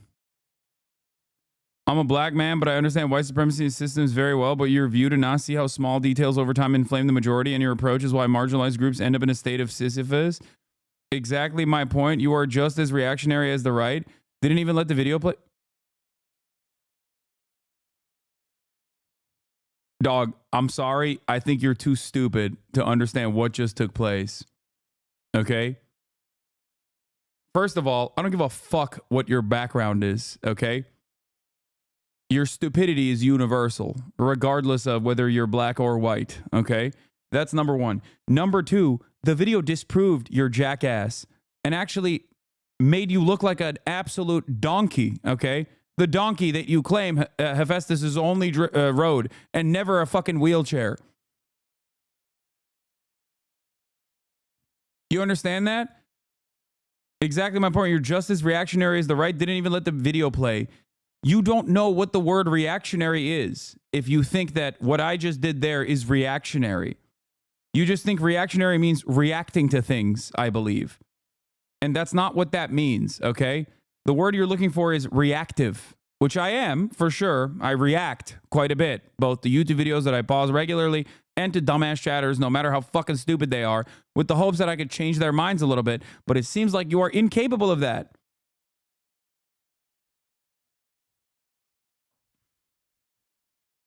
The video actually disproved your Aenid reading ass, okay? Oh, I read Aenid in the original Latin. I still don't remember the wheelchair. Wikipedia says nothing about him in a wheelchair.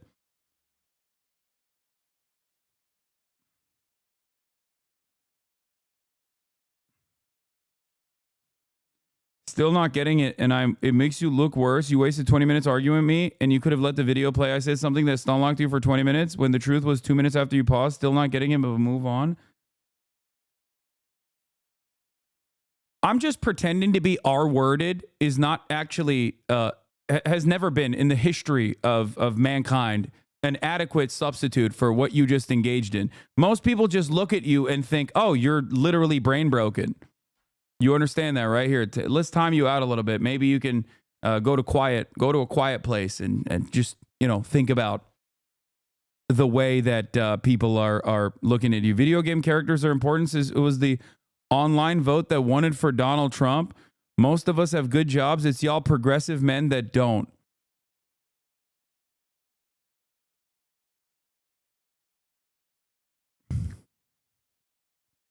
Bro said trying to educate me makes you the bad guy. I know.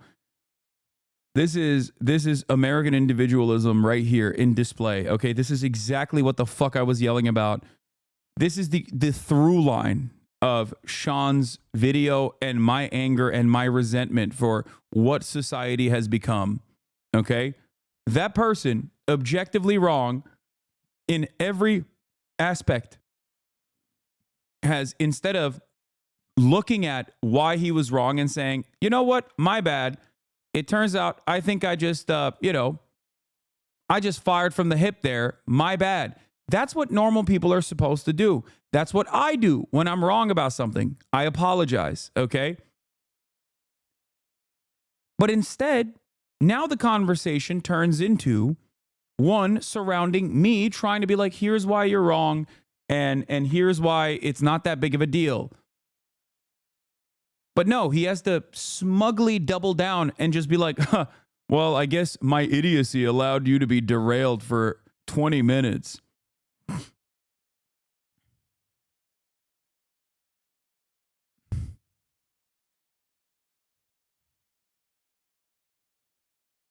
Be a man.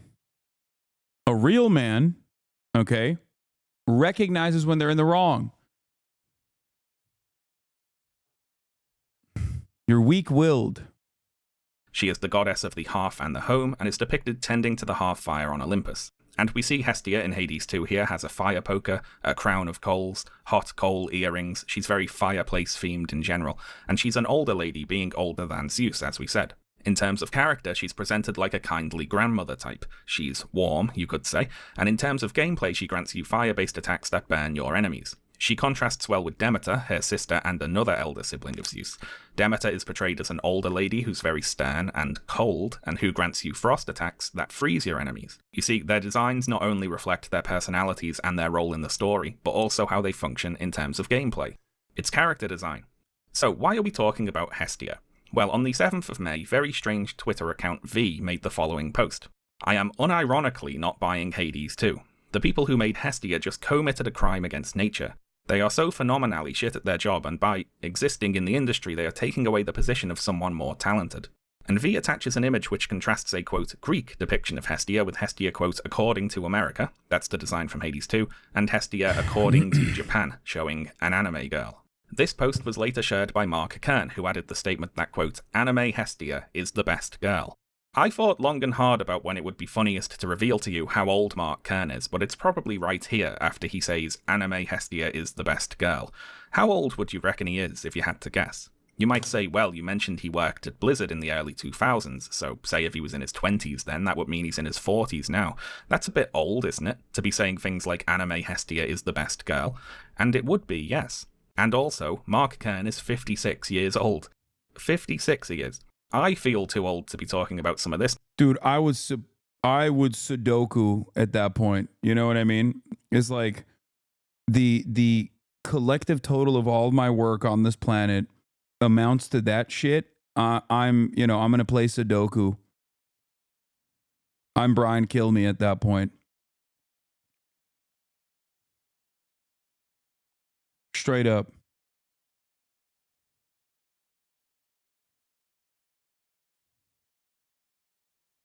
Nonsense, and he's old enough to be my dad.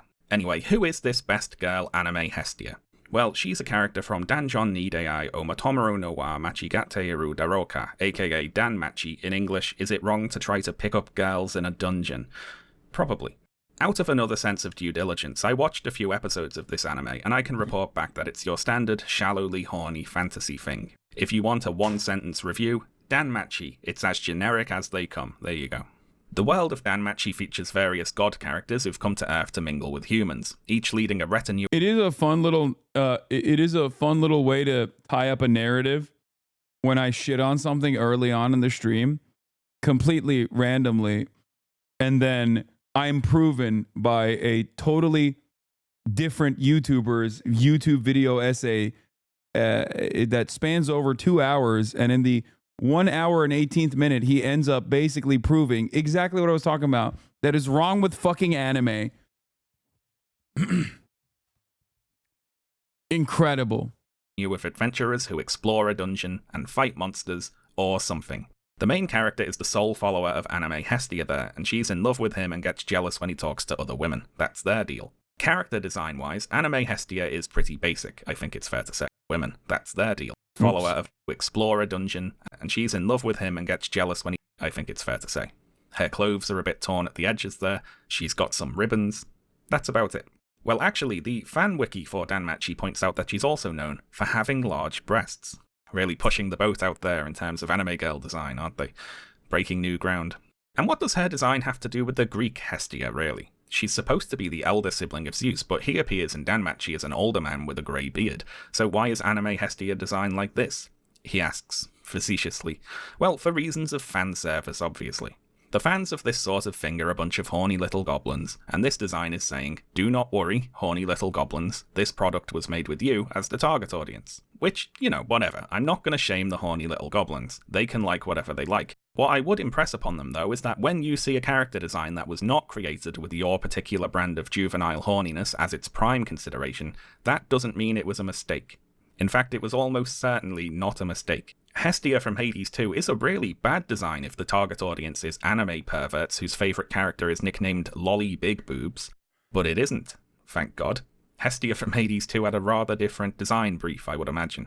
The third bullshit Hades 2 discourse cycle I'll talk about today is the most interesting and relevant for us and has to do with Aphrodite, who is of course the ancient Greek goddess of love and fertility. Like the other characters, Aphrodite's design reflects her personality and role in the story. It has a lot of love hearts and roses, she's a conventionally beautiful woman whose gameplay power is to weaken and charm enemies so they either do less damage to you or they fight on your side. So she's seductive and charming.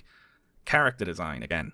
She is also, you might have noticed, almost completely naked. So, almost completely naked, conventionally attractive lady. This is exactly what the anti-woke outrage gamers claim to want to see. So you'd imagine they'd be pretty happy about this design, right? Well, on April 19th, Kotaku published an article written by Alyssa McCante entitled Hades 2 is the kind of hot we need right now, which praised that dumbass chatter who doesn't know what reactionary is, the word itself, is about to learn exactly what reactionary as a political method looks like. Okay, it's not about reacting to something or just reacting to anything or how you react to certain things at all. It's this. Uses Hades 2 for the diversity and depth of its character designs. And now this article caught some flack from the sad gamer men by making comparisons between the characters of Hades 2 and Eve from Stellar Blade. The article calls Eve's design bland by comparison to the Hades characters, which is of course entirely correct. Now it should be noted here that the complaint about the character design is not solely about looks. It's not how Eve looks, it's that it doesn't suit her character or role in the story for her to look the way she does. Whereas it does suit Aphrodite's personality and her role in the story for her to look the way she does. This was always the point being made with regards to Eve from Stellar Blade, by the way. If all you have is the looks, but there's no character there backing that up, it's boring. That's the problem with Eve's design. It's not that she's hot, it's that she's boring. Of course, I completely agree with you, but coming out of the gate swinging it hard at those guys just affirms they'll never see your perspective. Nah, dude. Sometimes you need... Dude, that's what being a fucking man is, all right? Big dog, sometimes you gotta fucking learn cold hard truths, okay? Maybe you just need to be yelled at a little bit. A lot of these guys have not had any sort of tough love from their parental figures, okay? No daddies in their lives, okay? Sometimes you need a man to tell you to fucking man the fuck up, nut up or shut up, okay? And to stop being a fucking pussy.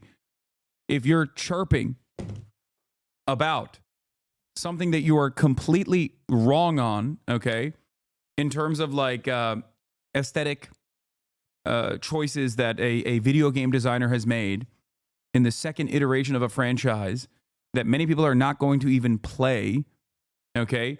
And if you think that that is the guiding principle, if that's your fucking North Star, and that is the reason that microaggression is the reason why your entire worldview has fallen apart and you have found yourself in the throes of reactionary sentiment, sometimes you need to hear from, an older male figure that you are being a fucking pussy. And here, I'll take it one step further. That's what Andrew Tate and the like do all the time, for the record. They do that all the time. They tell people to stop being a pussy. They just tell them in the wrong direction. Okay? They'll tell you, like, stop being a pussy and start grabbing pussies. So why are men so responsive to someone like Andrew Tate saying that, but not responsive to someone like myself? And also, I think you're arguing for a man that doesn't exist. This is a made-up person.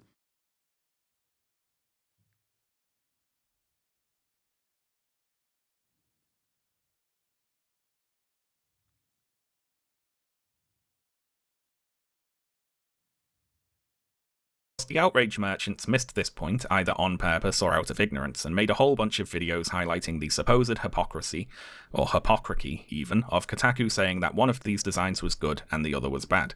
But I'm not all that interested in that point, they're just obviously responding to an argument that wasn't actually made. What I'm interested in here is that these videos gave the opportunity for the video makers to comment on Aphrodite's design. So this whole time, the lefties didn't take an issue with fan service or the male gaze. They just wanted all the male gaze to be towards queer characters, queer identity, and what they find attractive. I feel like there's a little bit of hypocrisy going on right here. Is it because Hephaestus is fat and disabled and checks off all the echo boxes? Is it because this person has a pointy-ass Pinocchio nose? We got our female characters with a manly jawline. We got Aphrodite with a masculine face and masculine features. It's a manly face. It's probably a trans woman. You know what they call T-coded, like transcoded, T-coded? That's what I get from that. It's like a T-coded design. It's like you shouldn't know that. If you're like, why do you know that term? Why? It's weird that you know that term. If you're not trans and you don't have any trans friends and you invest this much fucking time and effort and energy into like being transphobic, it's weird.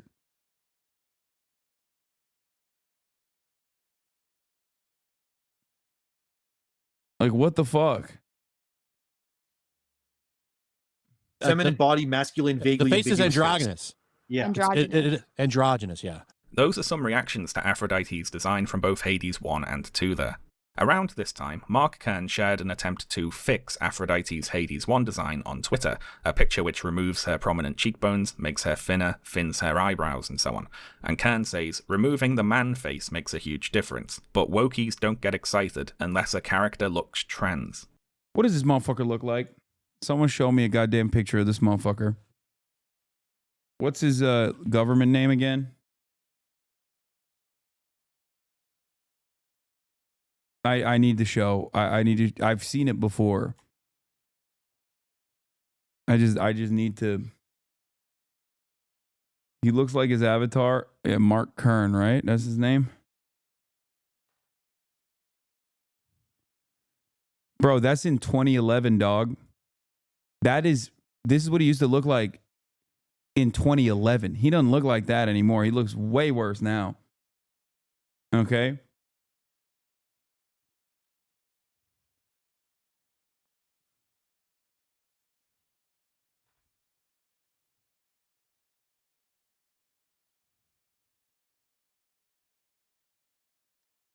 This photo has aged so much that Mark Kern would jerk off to a artistic depiction of it. Okay?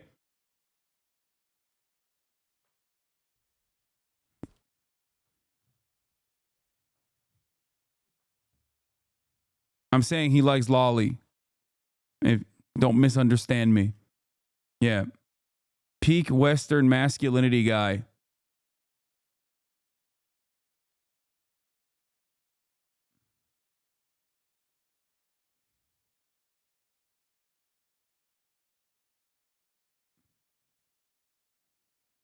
Grums isn't happy he got made fun of.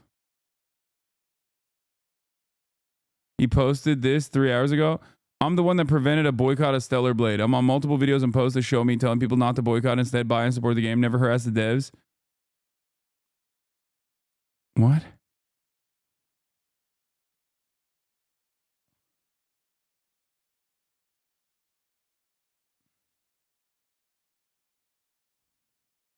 Yeah, he owes child support as well. I can't believe someone fucked him. Married 20 years, never divorced, wife and happy kids, but thanks for showing who is spreading the real disinformation.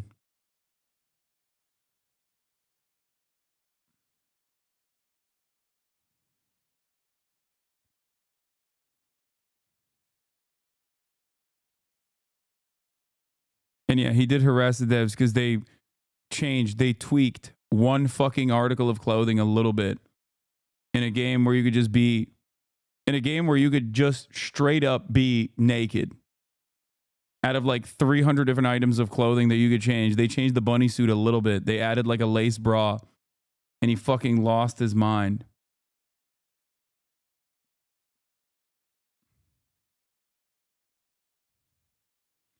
Was it confirmed he was a titty milk thief at Blizzard? No, it was not confirmed. I think people understandably draw that conclusion when they see him, though, and the way that he, presents himself online. Like, nothing weirder than this fucking dude constantly chirping about like how certain imaginary depictions of women are not fuckable enough for him. So I have a few things to say about this. Firstly, you might be tempted to see all this as simple knee-jerk contrarianism, right? Since a Kotaku journalist praised Aphrodite's design, they now have to dislike the design on principle. And I'm sure that's part of it. But I also do think that the inclusion of a more diverse range of body types really does alter their perception of the character designs that in other contexts would more usually appeal to them. The problem is, as the Kotaku article points out, variety and choice. You see, it's not enough for the anti-woke gamer types for a game to have something that appeals to them. The game needs to only have things that appeal to them, exclusively. If it's got something else, it's almost like it cancels out. Just as they take objectification and the lack of diversity as a sign the product is for them, the presence of diversity, variety, and choice is a sign which says to them, this was not made for you. So the inclusion of character designs like Hephaestus and Hestia really does alter their perception of Aphrodite. They now second-guess themselves with regards to her design. They can't trust the developers anymore to solely pander to them. So even this very feminine design of a conventionally beautiful naked lady reads as masculine and ugly to them. Of course, if all the characters were conventionally attractive naked ladies, they'd think the game was great, but it really does have to be all, not just some. It's not that their tastes are not included here, they are, it's that they've excluded themselves. As a side note here, one surprising thing I saw watching videos about this were some people who appeared to be confused about the Hades series going woke. Did these guys read the dialogues from the first game, or did they just keep hitting everything they saw in front of them? Hades has been queer as F since the first game. I played the first game quite a bit. I got close to beating it, put in probably a dozen hours, talked to all the side characters. I really enjoyed the first game despite its shortcomings. And yet I didn't get this whole super queer LGBT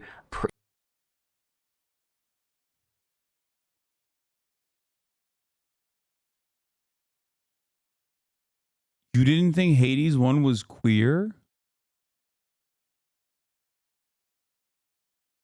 That's insane. Horseshoe theory is real?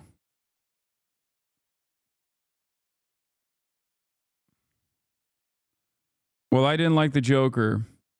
33 minutes. EFAB responding to Jenny Nicholson's "Well, I didn't like the Joker." 11 hours and 44 minutes. Ben Shapiro versus 25 Kamala Harris and George. 3 hours and 25 minutes. Yep, that is the horseshoe theory. Alphabet Mafia vibe. Apparently I wasn't paying attention. What do you mean you didn't get queer vibes from Hades? It's Greek for a start. The main character's bisexual. There's a whole gay romance story about reuniting Achilles and Patroclus. The character Chaos is genderless. You can start a polyamorous relationship. No, you weren't paying attention. Anyway, back to fixing Aphrodite's design. Similar to fixing Aloy's design. He didn't even need to go that far. All you needed to do was just show the character designs and be like, yeah, you think this game isn't queer? You fucking idiot.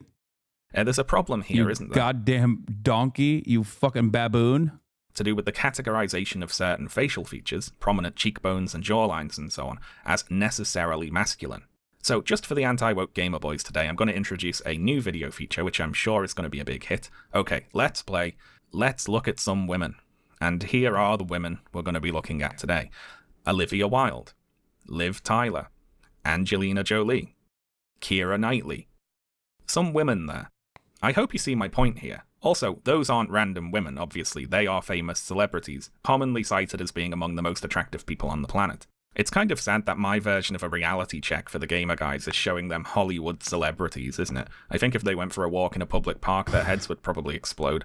Also, there's a further disturbing tendency here, which is the conflation of certain... Yeah, it would have been like... They'd be like, whoa, wait a minute, this is Unreal Engine 5 has ruined the world. The character development here is too realistic. I don't like it. I don't like the way that these women look, some of them even have like a little bit of peach fuzz on their cheeks. I hate that. Common adult facial features with common masculine facial features, and then using that designation to brand adult women who have those features as unfeminine or ugly. When, no, some women have prominent cheekbones, prominent jawlines. There is nothing necessarily gendered or even to do with attractiveness about those features. The problem with Hades 2, of course, is choice. It's diversity. It's that there is more than just the one thing on offer. And this answers my question about Baldur's Gate 3 from earlier, by the way, because while, yes, in that game you can play a straight-down-the-line heterosexual cisgender man and pursue a relationship with a conventionally... I think the funniest thing, Trump one dumbass cry about it. I know, I'm crying. I'm crying. I'm very excited at your dropshipping business falling apart, collapsing. When the tariffs kick in. Listen, dog. My merchandise is made in the United States of America with union hands, okay? I don't think Trump supporters can say the same about whatever fucking Trump merchandise they sell in their Trump stores. Attractive woman, you have to select that option. You have to be involved in the process to declare your own desires. You have to press 1 for English, basically. The anti-woke gamer men we're talking about today don't want that. They don't want to be a part of diversity. They want to be separate from and superior to it. Again, we're talking less about sex or sexuality and more about who media is being made for. For the anti-woke crowd, this is what is actually attractive about Stellar Blade. It's not the sex, because there isn't any, and it's not the romance, because there isn't any, and it's not even the sexualization, really, in isolation, because they will turn on a game with sexualized characters if they perceive it to be too diverse or inclusive. It's the lack of diversity and the objectification. It's a fine line between definitions here, but there are certain conservatives who dislike sex and sexuality in media because they view it as a kind of modern moral degeneracy, but they do like the objectification of women because that reinforces a conservative hierarchy. And this objectification doesn't necessarily mean sexualizing women in the way you might expect. In fact, it can even come in the form of the desexualization of women. Less important than the sexualization itself is that women do not have agency, that they are there to be objects acted upon by men. And just as this can take the form of telling women to get their tits out, it can also take the form of telling women to cover up and be ashamed. These are just two sides of the same coin, really. The important thing is that women are being told what to do, and not choosing for themselves. So women should conform to certain beauty standards, but in an automatic and unconscious sort of way, because the conscious choosing of those standards requires women to have a level of agency that socially conservative men find unacceptable. And Eve is perfect here, of course, because while she looks like a bikini model, she has absolutely zero idea that she does. She and the rest of Stellar Blade's female characters didn't choose to look the way they do, they just look like that, for zero in-universe reason. And the socially conservative gamers took this to be a political statement on behalf of the game's developers. Stellar Blade must be intentionally on our side, they thought, deliberately championing our cause. It must be making a political point with its scantily clad ladies. Now, just to clarify here, it isn't. Stellar Blade makes zero intentional statements about real-world society or politics, and certainly doesn't offer any opinions about silly culture war nonsense. As far as I can tell, Eve is designed the way she is because her designers like looking at bikini ladies, and they didn't really think about it harder than that. Eve's design certainly doesn't seem to be intended as any sort of intentional cultural statement. Nevertheless, in the run-up to Stellar Blade's release, the Gamergate remnants went to lengths to try to divine this intention from the game's marketing and social media posts. For example, about a week before Stellar Blade came out, on the 21st of April, the Stellar Blade account on Twitter posted, "Stellar Blade offers the same uncensored version in all countries, including the Japanese version." And then they posted the same message in Japanese. Now, seeing this in isolation, you might assume it to be a message intended to assure prospective Japanese buyers of the game that the version of Stellar Blade released in their country was not going to be censored. You see, you might know that Japan's Computer Entertainment Rating Organization is relatively strict on new game releases compared to ratings agencies in other countries. For example, they censored some of the violence and sexual content in The Last of Us Part 2, and they've previously refused to issue ratings to games that feature violent content, like Dead Space and the Callisto Protocol, to name a couple of examples. So this tweet was clearly intended to dispel worries that their Japanese audience might have about receiving a censored product, you might think. But no, it turns out this tweet wasn't about that, it was actually Stellar Blade giving a middle finger to the woke. That's right, just before the game releases, there's barely enough time to squeeze in one more discourse cycle about Stellar Blade versus the woke mob. Stellar Blade uncensored worldwide, Shift Up announces amidst puritanical and feminist criticism. Stellar Blade scores massive win against the woke. Game will be uncensored for the entire world. I can't be censored, says Eve. I like this video thumbnail, which has Eve flipping off the other person. Two things that are consistent in all of the criticisms. Number one, it's almost always about controlling women's bodies and enforcing that mechanism of control, which they feel is lost in their immediate lives. Women are the, arch enemy. They've refused to have sex with them. Women have refused to have sex with these fucking losers, and therefore all of society's problems can be attributed to that. So we must go back to a traditional way of existence, a traditional mode of existence.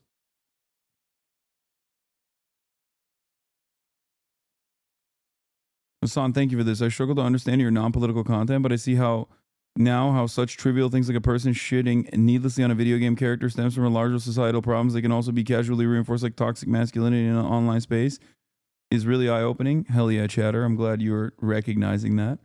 This is why, yes, everything can be political. But like I said, it's about controlling women's bodies and like maintaining that they are objects of desire, or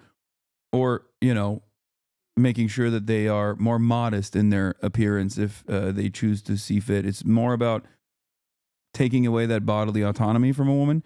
And then number two is just an endless well of stupidity. Okay, every single point that Sean in this video touches on stems from a made-up hysteria. This is why I always yell at reactionaries.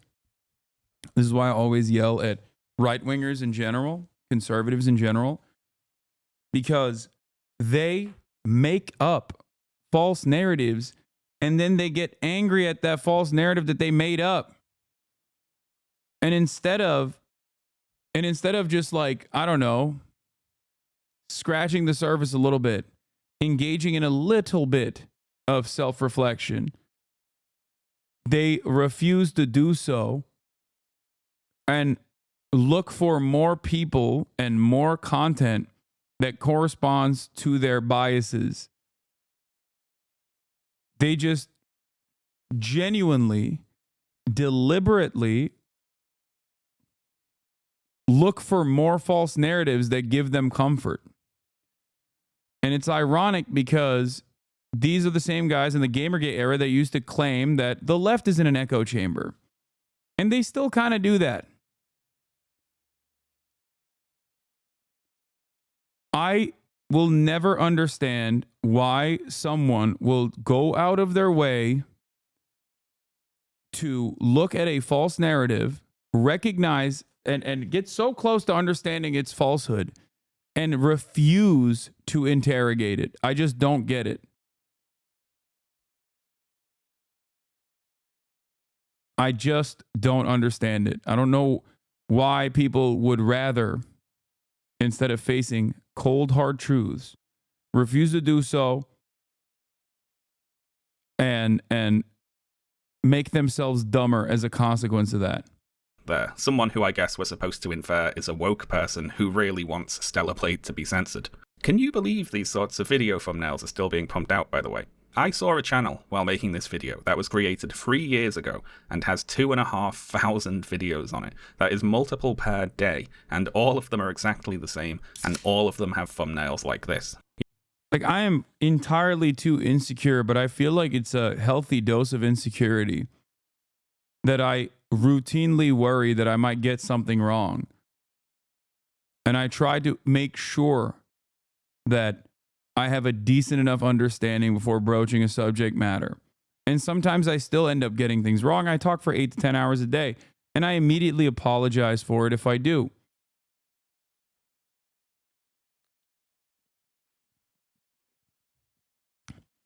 This is why I hate when people say, "Oh, you're backtracking." It's like, no. It's not backtracking, and it's not something that should be punishable either. It's something that should be welcomed. When you get new information that actually goes against what you have previously thought was the way things are, you reconsider the way, the ways in which you arrived at that conclusion. It's called growth. It is not a vice, it's a virtue. And yet many people present it as a vice.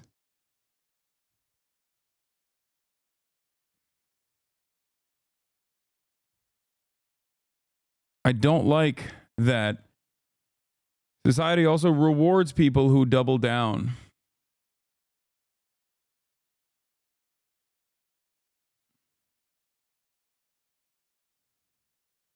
You know, with all these stock woke stand-in characters they've been using for 10 years now. Can you imagine making multiple of these a day? Forever. It's like a horrible recursive nightmare. Anyway, this rather generous extrapolation of the tweet about censorship cemented Stellar Blade's reputation as the anti-woke flagship game of the moment. Stellar Blade is refusing to be censored. It's taking a stand against the woke. It's gonna take us back to the past and make video games great again. Now, unfortunately, something happened to interrupt this rather premature victory lap. Stellar Blade came out. Oh no. What's this? Stellar Blade censored on day one? Gamers are pissed? Stellar Blade censored now? They betrayed us? PSN accounts cancelled over Stellar Blade censorship? This was what broke my mind about Gamergate 2.0 narratives. Like, I did some videos on this, and at the time, many people were like, "Oh, Hasan, why do you care about this? Who cares? It's inconsequential." It was a representation of a much larger problem, okay? That's why I was like losing my mind over it.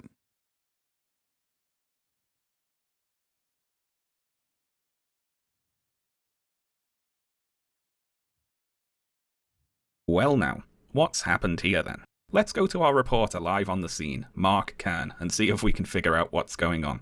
More rumours coming in about Stellar Blade as the situation is organic. People are reporting that these outfit nerfs were weeks before the Day 1 patch. There's speculation that the more risque versions of the outfits may be New Game Plus unlocks, but there is no confirmation yet. Taking down the Stellar Blade outfit post until I can get more confirmation. Stellar Blade needs to release a statement now. I'm waiting for more confirmation tonight/tomorrow. Thinking is better than reacting. Took down my tag post of Stellar Blade. Let's see what happens tomorrow.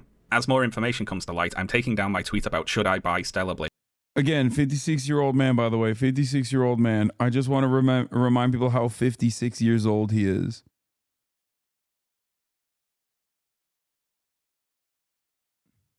Until I see full confirmations tomorrow. One thing to be aware of is that there are people who want Stellar Blade to fail. There can and will be misinformation posted, so we should all be vigilant.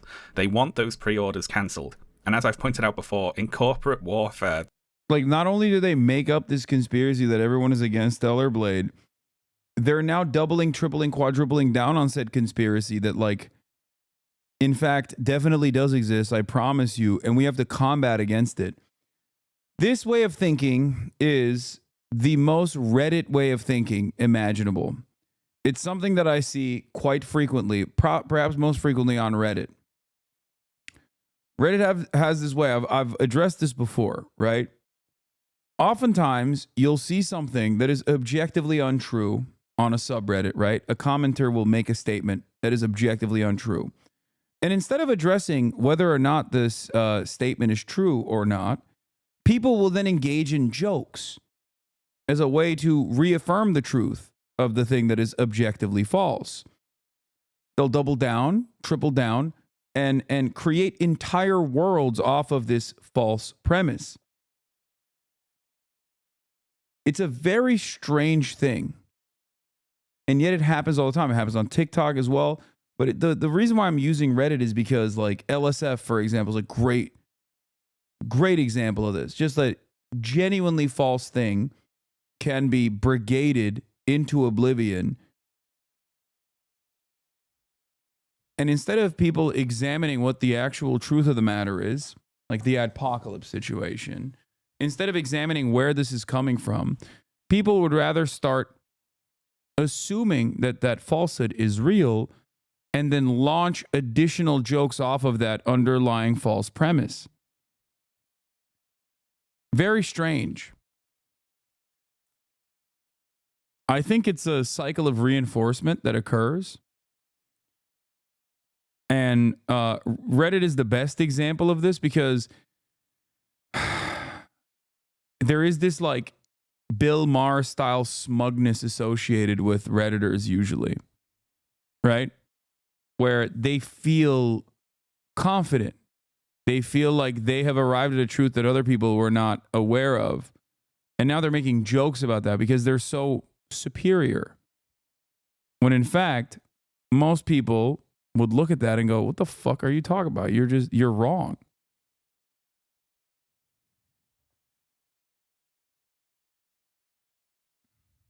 The bad actors can be rival company PR firms. Be careful.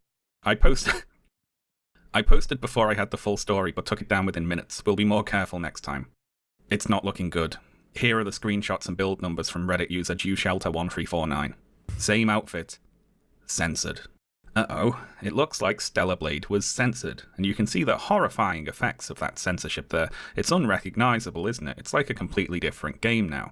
A little bit more fabric has been added to one of Eve's outfits.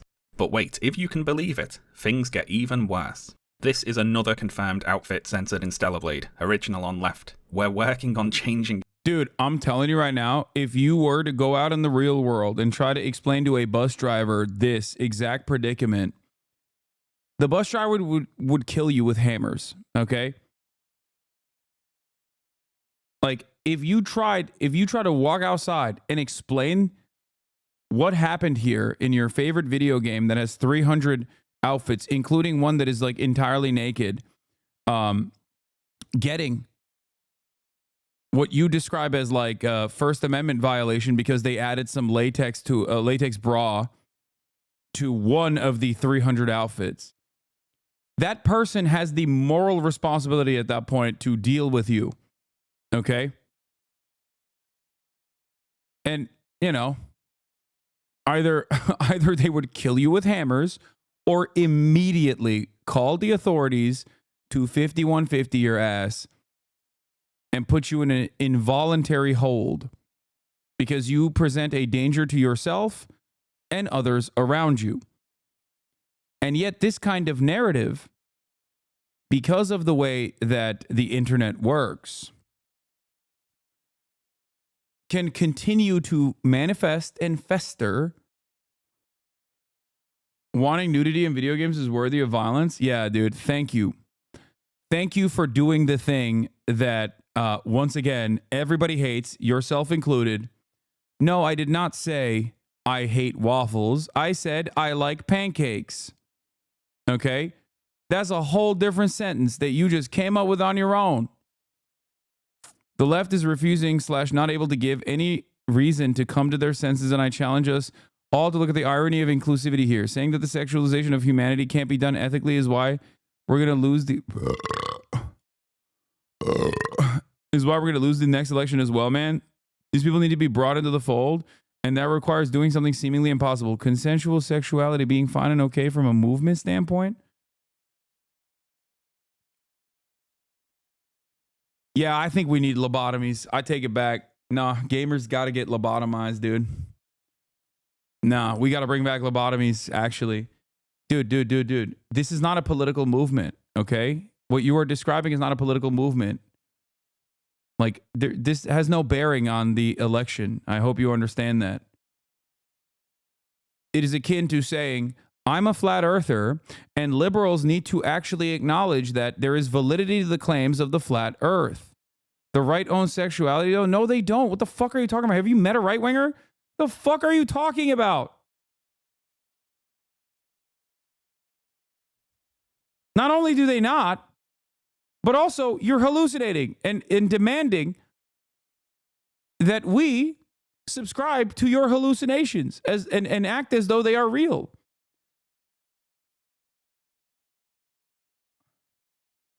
What?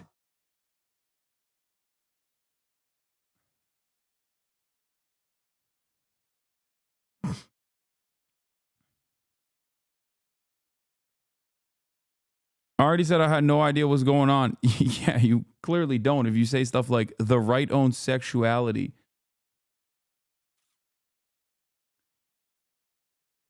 Oof. Not only did you say the right owns sexuality, but also this is why the left will continue losing elections, because I guess they've made a big deal about titties in video games, which is not even a thing. It's not even a real thing. The entire premise of this video that Sean made is to show that it's actually not a real thing. It's a fake outrage. Notice how the title says Stellar Blade, the fake outrage, because it was made up. There was no outrage against it. I played it. Okay. I played it. Great. I looked up at the sky to look at the undercarriage, look at the fucking ass cheeks of the main character. I did that. She was dope. That's not a real thing, okay? This is the problem. The problem is we're currently addressing how the outrage around Stellar Blade was entirely concocted by these fucking weird, sweaty little gross loser perverts. And then instead of people going, what are you talking about? We don't even know what the fuck this is. People just went along with, no, people are actually objectively outraged at this game.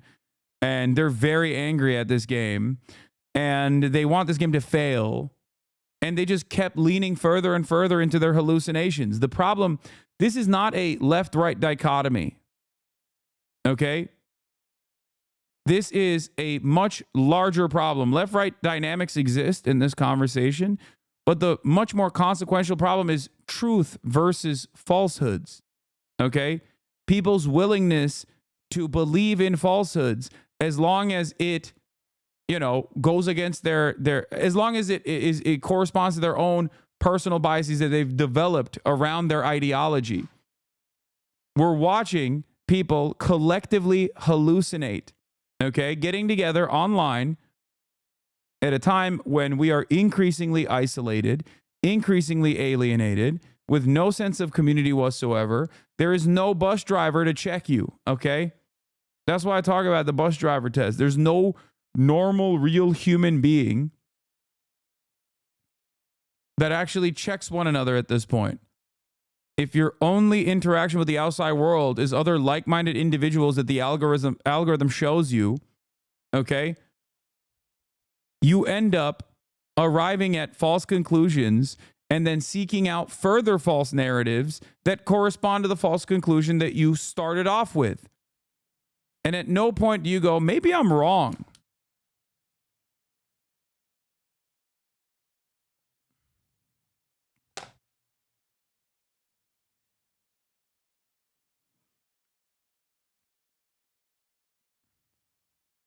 Get back. Who are you?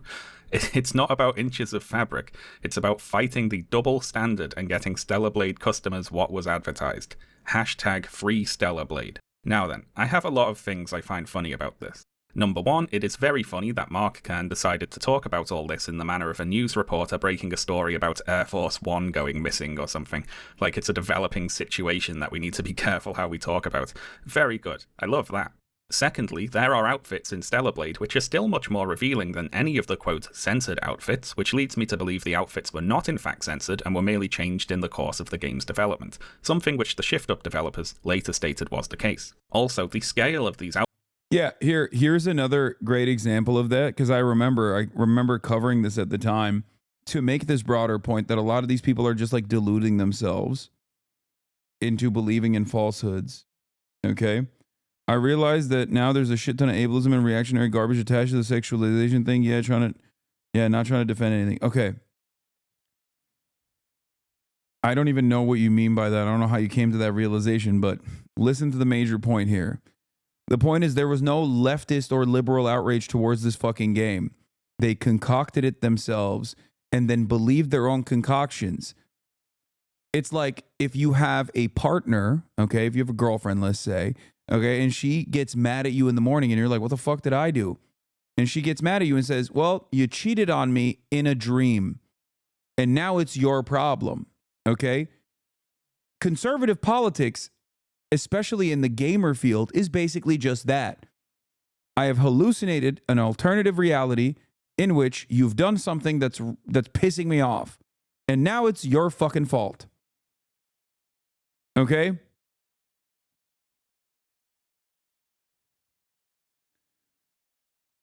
It's ridiculous. It's a ridiculous mode of existence. And the internet and the way that algorithms work is making it worse. Same thing happened on SNL with Sydney Sweeney. Boobs killed woke. Exactly. But because people never actually breach the boundary of their ideological enemies unless it is directly to combat them in an incredibly uncharitable way. No one actually arrives at this conclusion. No one actually sees the other side's position. And this does not mean that your interlocutors automatically have good points. Okay, I'm not saying that at all. But it's important to understand where they are coming from. What do you think about AOC changing her bio? See, this is what I mean. This person is doing the meme right now. She changed her bio. She changed her description on Twitter years ago, man. Years ago, okay? And I don't know why she did it, but it does not matter. But someone told you it happened overnight. Someone told you it was a direct response to this last election.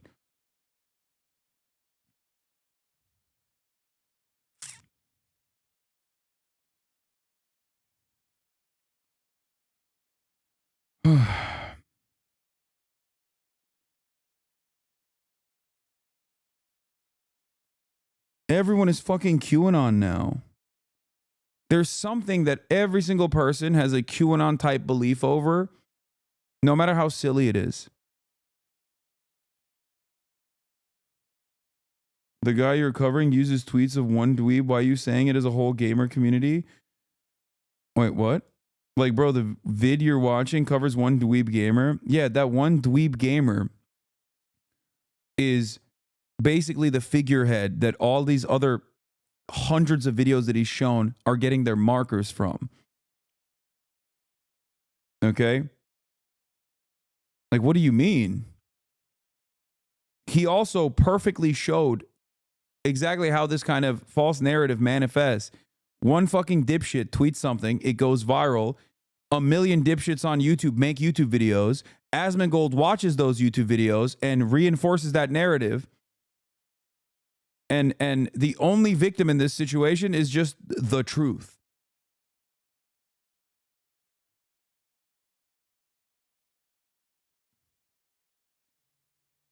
The secondary victim in this situation is all of those fucking dumbasses who believe this as though it is the truth when it's not, and get mad about it.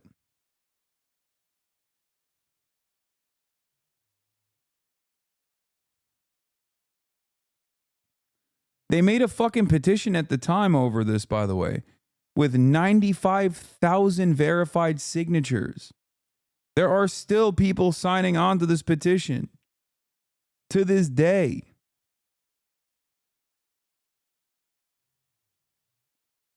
Do you understand how fucking insane that is? I think you guys forgot how insane this was.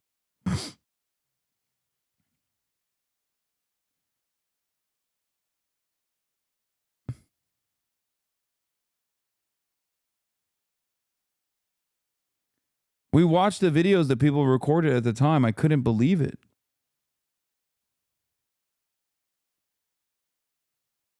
It's collective hysteria. Outfit changes is so minor. From how Mark Kern's talking about it, you'd think Shift Up swapped Eve from a bikini to a nun's habit or something. So actually, while we talk about this, I'm going to leave a couple of GIFs of these outfit changes on the screen, just so we don't lose perspective on what exactly it is we're talking about here. Next, I think it is completely hilarious that Mark Kern is up in arms about Stellar Blade customers, quote, not getting what was advertised, given that his job is selling skins for a video game that doesn't even exist. And you'd think that he would understand how this sort of thing works, given that he's a game developer himself, remember? For example, Mark, have a look at this. Here's the Ember Twitter account advertising an in-game character skin for purchase, represented by a 3D character model of a cat girl. It's a mock-up because there is no game to put her in yet, of course. The thing is, though, you had already sold access to this skin before, when it was represented by 2D character art. And the earlier version of the skin, which you sold on your website for money, is more revealing than the newer version. Look how much more fire is showing in the earlier version of the skin. You sold this, and then you changed it to be less revealing. So can we get a discourse cycle out of this, maybe? Hashtag free Ember, perhaps? Because this is exactly what you're criticizing Shift Up for doing. Well, it's not exactly the same, I suppose, because their game actually came out, didn't it? Next, I really appreciate that this air quote censorship controversy came so quickly after the Twitter post which stated the game would not be censored. Shift Up unintentionally caught the anti-woke culture war YouTubers off balance there. They were led into seeing Stellar Blade's uncensored release as a victory over the imaginary woke mob they were pretending were trying to censor the game, but then the game came out, and it was censored. Or at least they thought it was, which turned their fake victory into a real defeat. They built this imaginary woke strawman that was trying to censor Stellar Blade, and then it won. So I'll claim that victory then on behalf of the woke mob. Well done, everyone. We won that one, and we didn't even have to do anything. Congratulations. Now, one of Mark Kern's tweets there talked about changing Stellar Blade back and said hashtag free Stellar Blade. So let's talk about that. You see, in the wake of all this traumatizing news, Mark Kern posted a change.org petition with the aim of getting Shift Up to revert the outfit changes to the versions shown in the game's trailer. And let's read that page together. Stellar Blade is a phenomenal new game that just launched on PlayStation 5 worldwide, but it has a problem. The content has been censored from the original trailer version posted by Sony. We, as gamers, want this content back. We relied on it. We made the game the #1 pre-order worldwide because of it, and this is the true game we want. What do you mean you relied on it? You relied on this. Stellar Blade is more than a game. It's become a cultural beacon for freedom of expression in a time where game publishers like Sony are censoring games more than ever. Stellar Blade was a breath of fresh air, and Gamer rallied behind it because it meant things were changing, getting better, and the voice of creative freedom was ringing loud and clear. Beautiful. Notice here how Mark Kern is avoiding saying that Sony censored the game, because of course he has absolutely no evidence that that is true, so he has to say things like game publishers like Sony are censoring games in general. Talking about creative freedom and freedom of expression is also funny because 1, I didn't see you talking about that when you were sharing edits made to the work of other game designers, and 2, of course the only word out of ShiftUp so far is that they wanted to make these changes. They said this is the final version. Remember when I said narrative overcomes truth? When the actual fucking director of the game came out and was like, what are you guys talking about, dude? We made these decisions on our own. What the fuck are you talking about? They didn't believe the fucking video game developers. They were like, nah, you're lying because you caved to the woke mob.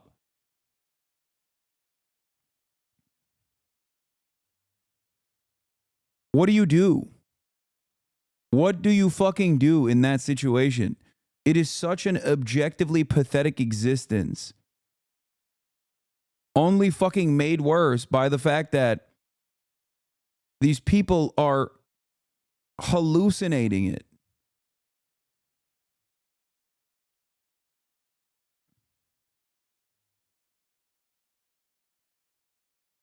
What do you do? And there are literally millions of people like this. Another great example that I'm reminded of is when Asmongold was talking about how Yakuza was going woke or something, not knowing the fucking history of the goddamn franchise at all. I say this as a massive fan of the Yakuza video game franchise, okay? Massive. It's people who don't understand the genre and people with no interest of like, with no interest of like interrogating or examining the underlying political motivations in a sea of people who are just careless and don't care and only want their version of the world to be the reality.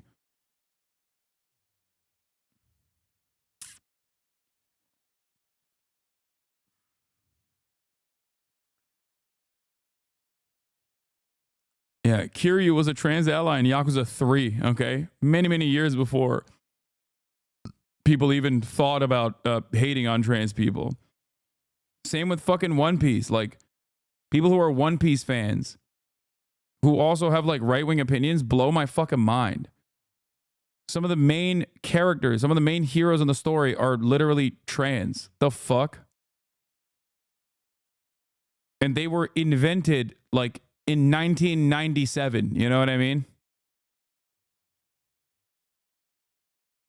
Of the game they wanted to make, and you're the one trying to make them change it. Now, Mark Kern had two paths forward at this point. Either he could accept what ShiftUp said about not being censored and cut his losses, or he could spiral into delusion and conspiracy theories. I wonder what he did. First, they tried to search ban me. Now they're stopping #FreeStellablade from trending. Who are they supposed to be here, even? Tell me again this is just about some silly video game controversy. These people are very threatened by the normal sexuality that Stellarblade represents. That is definitely the word that comes to mind for all of this. Sign the petition. It's important. It really isn't. You see, even though ShiftUp said Stellarblade is not being censored, it is being censored. We just don't know how, and whoever did it is so powerful that they can somehow force ShiftUp to lie about being censored, as well as force Twitter to limit Mark Kern's social media reach, all in the name of destroying normal sexuality, represented here of course by maybe an inch of fabric on a video game bikini. And sadly, this campaign of censorship didn't stop there. On the 24th of May, patch 1.003 for Stellarblade was released. This patch added new content to the game, including 2 new Kunoichi outfits. Now, even though these outfits were only obtainable after the patch, 1.0 versions of the outfits existed in the game files, and those outfits were slightly different. Do not panic, however. The website freestellarblade.com has a little write-up on the changes and a guide to accessing the original versions of the outfits, and I quote, "The skirt on the Kunoichi nanosuits were lengthened and made more rigid in version 1.003. The skirt's transparency decreased in version 1.003. Changes were made to Eve's body structure from version 1.0 to version 1.003. The Kunoichi nanosuits are available on the disc. To access them, you need to have Roxanne's affinity maxed out, then you would need to up patch to version 1.003. As soon as you load into the game, you should receive a prompt with the rewards. Immediately back out of the game and down patch to avoid save file incompatibility. I just thought I'd give that a signal boost here so we can all get access to the earlier versions of the outfits. It certainly looks worth the effort. I'm sorry, dude. Your life is so fucking meaningless if this is something that you ever considered even for a moment. Okay? It's meaningless. There is no meaning in your life. There is no glory that you will ever retain. You're done. You're nothing. You're worse than a bottom feeder. You're worse than actual dog shit that someone steps on. It's crazy. How can you be a human being, okay, living in 2024, where man has achieved such impressive feats, overcome nature, built skyscrapers, visited the moon, okay? We have a goddamn international space station up there, okay? And this is what you worry about? Pathetic. Okay? You are a pathetic thing. I have a hard time even acknowledging your sentience. It is shocking.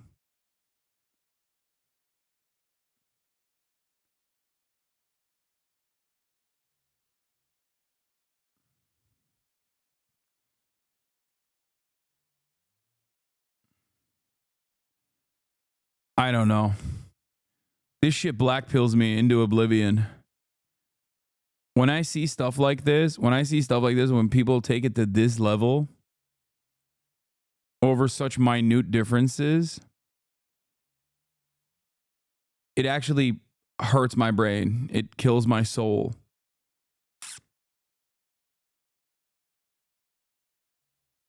And I think people come to this with the recognition that it's a little, childish. And that's why they have to slap on this is actually a war against free speech and protecting, war against censorship. And it's actually a free speech argument. Because, like, if your argument was standalone, you wouldn't feel the need to add on these additional identifiers that your conquest is actually something that transcends beyond you being a horny little gremlin. But it's not. I mean, this isn't even horniness. Like, it's so fucking pathetic, dude. Doesn't it?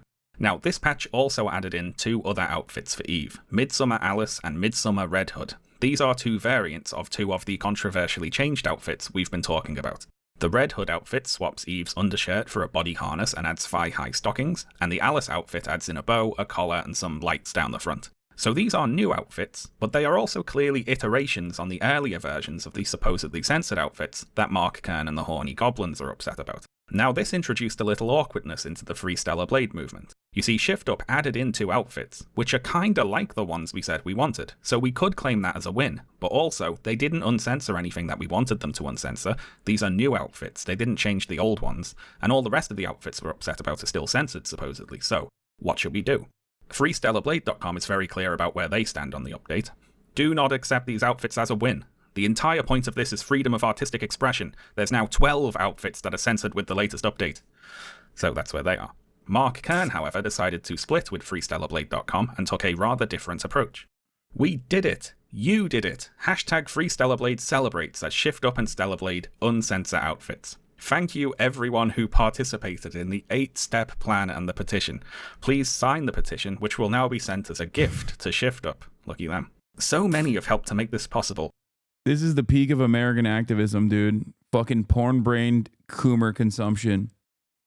That's it. Americans got one fucking speed. This is what here. Yeah, this is it. This is the truest fucking skit ever told about us. Europeans think America is like. I wake up at 8 a.m. to the sound of gunshots and violence. Then after that, I have breakfast, an 18-piece fried chicken bucket with a 2-liter bottle of Coke. Then at 9 a.m., I start my daily commute from Los Angeles, California to New York City. Along the way, I drive through intense poverty and homelessness. I will do nothing about it. At 10 a.m., I arrive in New York City. I talk loudly about how great America is. At 11 o'clock, I decide to head down to Miami. At 11:45, I arrive in Miami. This is where I get my tan. After that, I head back to Los Angeles. It's awesome that I'm able to visit all 3 American cities in one day. Around 1 p.m., I go out to eat for lunch. I leave the waiter a large cash tip of $100. At 1:30 p.m., I publicly lean against the wall to rest. Around 3:30 p.m., there's another shooting. At 6 p.m., I have dinner, an entire apple pie that I wash down with a 2-liter of Coca-Cola. Then at 9 p.m., there's an alien invasion. This seems to only happen to the important countries. And that's my day.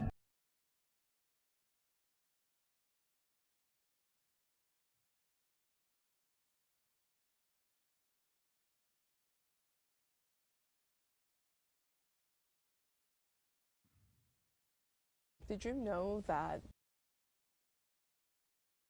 You sent a bad link, a broken link.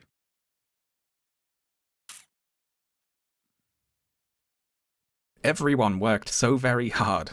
That's right, we did it. Stellar Blade has released 2 new outfits for the game, and that means we win. That's what we were asking for all along, of course, 2 new outfits, and we got them. In my favourite history podcast, The History of Rome, host Mike Duncan has a recurring joke about generals and emperors who would extract themselves from an unwinnable military situation by simply declaring victory and going home, and this is the culture war version of that, basically. Even though 0 of our original concerns were addressed, we won. And the replies to this tweet are quite funny. We've won nothing. The original... Minute differences. How dare you try to minimize the issue and not realize they're radically different looks, leading to a radically different experience in a game that was paid for? You are victim blaming? Come on, come on. Bait used to be believable, dumbass.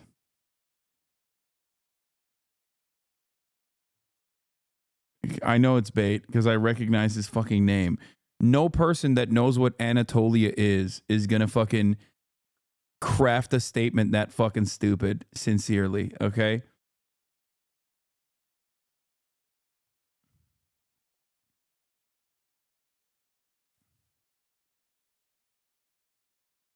Also, we don't need believable bait. There's plenty of it, okay? Censorship is still there, but they've won from your reaction. No, they know they can bribe us and distract us. Your reaction means we've... What is this? I'm sorry, but this is fucking crazy. She should be bannable. Denims talks about you. What did he say? Talks about you? Dude, I only watch Denim's clips offline. Yeah, with my pants off. Yeah, I can't watch those on stream. Yeah, just shouldn't bother. Same principle as what we were just talking about. Okay? Oh, damn. Someone talked about my sexual assault allegations from former partners. Yeah, I jerk off to them. That's sick. I mean, this is it. There's a lot of people that have this sort of tendency. They need to fucking grow up, okay? Lost. You are wrong. They added outfits in order to... This entire video is you know, talking about people that behave this way. Distract from your real intention, which is that they are actually just keep spitting on the fans by continuing to censor the game diligently. They are insulting the player's intelligence by thinking we wouldn't notice. Look for yourself, we have nothing to celebrate. It only get worse. Discord in the ranks here. Now, the latest twist in this tale is that ShiftUp recently went public and posted a job listing for an investor relations manager, one of the duties of which is overseeing the publication of ESG reports. Now, you might say, Sean, I don't know what that is, or how it could possibly matter. But no, it does matter, it turns out. ShiftUp sells out and embraces ESG. Stellar Blade is doomed. Stellar Blade developer ShiftUp goes public, will now publish ESG reports. Stellar Blade sells out to ESG, ShiftUp goes public and becomes compromised, and so on and so forth. Also, this news led Mark Kern to rather dramatically declare that ShiftUp has fallen. After going public, they will be required to publish ESG reports. So okay, what the hell are ESG reports? Well, ESG is one of those acronyms, along with DEI, that 2 online right-wingers have come to see as a synonym for wokeness. It stands for Environmental, Social and Governance, and ESG reports basically detail the environmental and social impact of the practices of the company. Now, I have my own anti-capitalist opinions about the actual point of this sort of thing, of course, but I can relay that the... You're a content creator? How much of this is farming?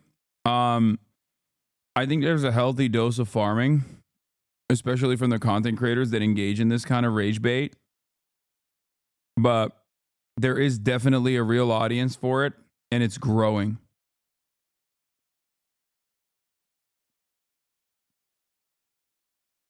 And that's really fucking scary. And it's not scary because like, ooh, these, misogynistic men are scary. Like, I don't give a fuck. First of all, I'm a man, okay? So it doesn't impact me in the same way. But secondly, it's scary because society is fucking collapsing, okay? I can't stand this level of stupidity and the incompetence and the purposeful ignorance at play here. I hate it. I hate it so much. Could it be that we are so terminally online that we think this is a serious discourse? I don't hear this shit outside at all. No, this is absolutely a terminally online piece of discourse. But there's two different problems here. One, unfortunately, as we become more and more isolated and alienated, things online do have the capacity to impact things in the real world.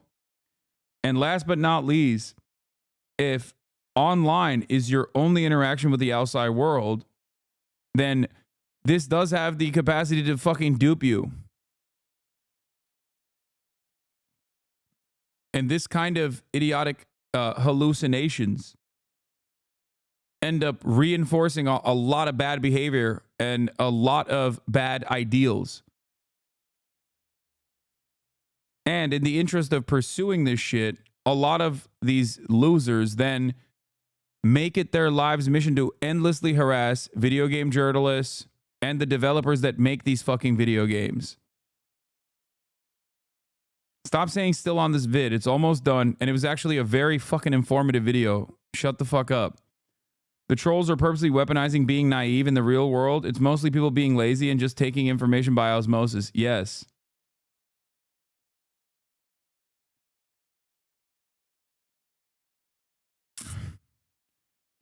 I mean, you guys saw an example of this that is very close and personal to me. This, a version of this cynical, bad faith smear campaign happened with this platform that you're on for the past month. It was completely concocted by bad faith actors with an agenda to undermine the platform with a very specific goal of either unbanning a person that was banned from the platform for good reason or banning me, a person that they have identified as their enemy. And when that couldn't happen, they went after people in my orbit. And then when that didn't happen, they went to other organizations to try and apply even further pressure. They went to advertisers directly. And when that didn't work, they still went along with this narrative that it was actually successful. And in that process, I'm sure there were thousands of people who just go about their day-to-day existence that just took that for granted and will never think about it ever again. But now in their minds, they think, I am an anti-Semitic terrorism lover, and Twitch is defending me because Dan Clancy loves me personally, and that advertisers actually left in droves, and Twitch took a major hit, but they still wanted to protect me because they also are anti-Semitic terrorism lovers. You know, look, there's still people in here that say, ha ha ha, nice accountability. Like this person legitimately probably believes everything that happened in this process, despite the fact that this is why you've fallen off projection. Ha ha ha, nice accountability. Like, do you see what I'm saying? And he's, this is a sock account that they created in October 5th, 2019. Okay.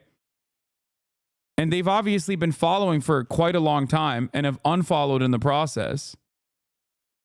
And followed again as recently as July 15th, 2024. And they're still in here.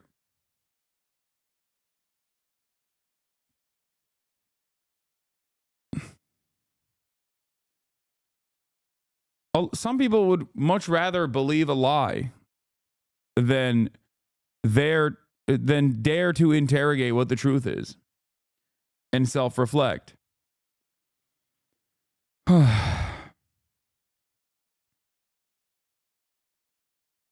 Bro, you are on video. What are you even saying? This is what I mean. There you go.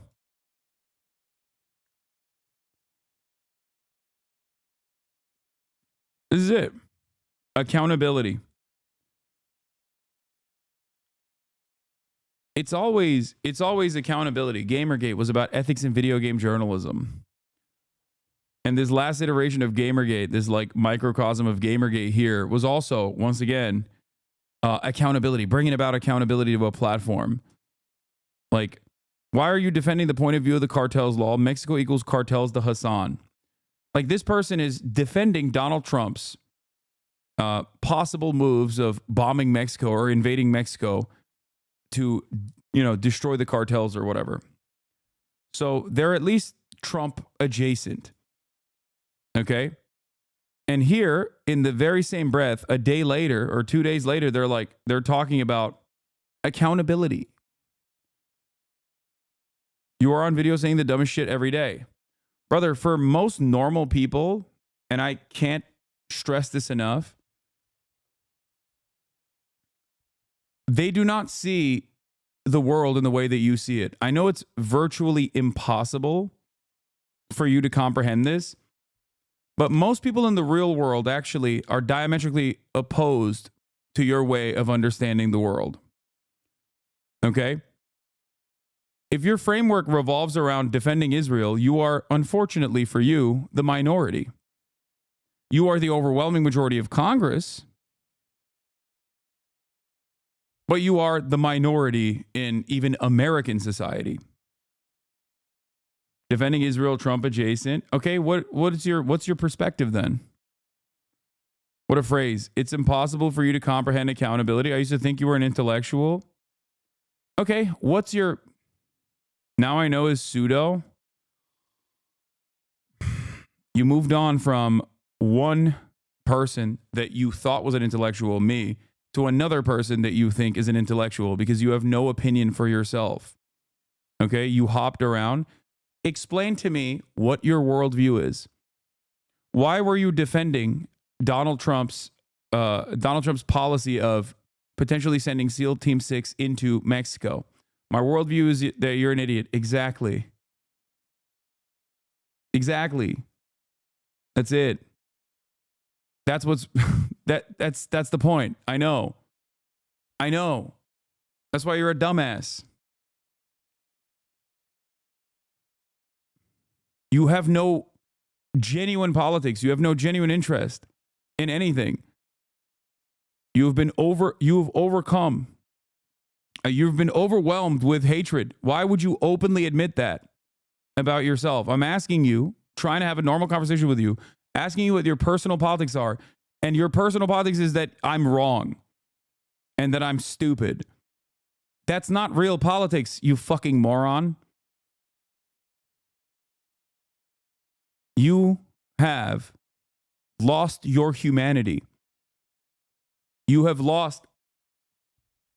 basically have lost any sort of comprehension. You are simply a pawn for another content creator who doesn't even know you exist. Okay? You're in here trying to fight his battles. Your viewers are pawns, dumbass. Again, I will ask you one more time. Why are you defending Israel or Donald Trump's policies of invading Mexico or engaging with a cartel in a violent manner, thinking that this will be a successful way to combat drug trafficking in this country?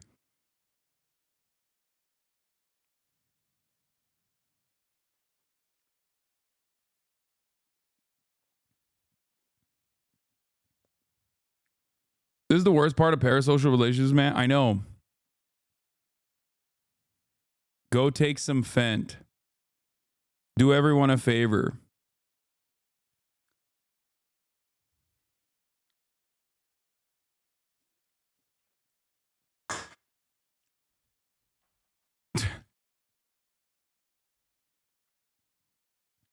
Buddy, between you and I, who do you think is closer to the verge of suicide? The guy with a fucking sock account titled Twitch Viewer 05978 who's been following me since 2021 and crying in here, or the Twitch streamer that he's watching?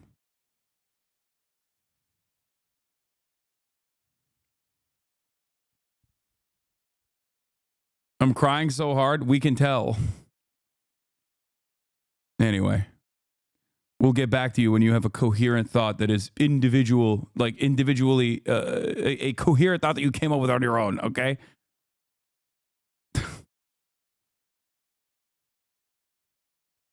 Nominal point of this sort of thing is to attract socially conscious investors. I know where that kind of hatred comes from, okay?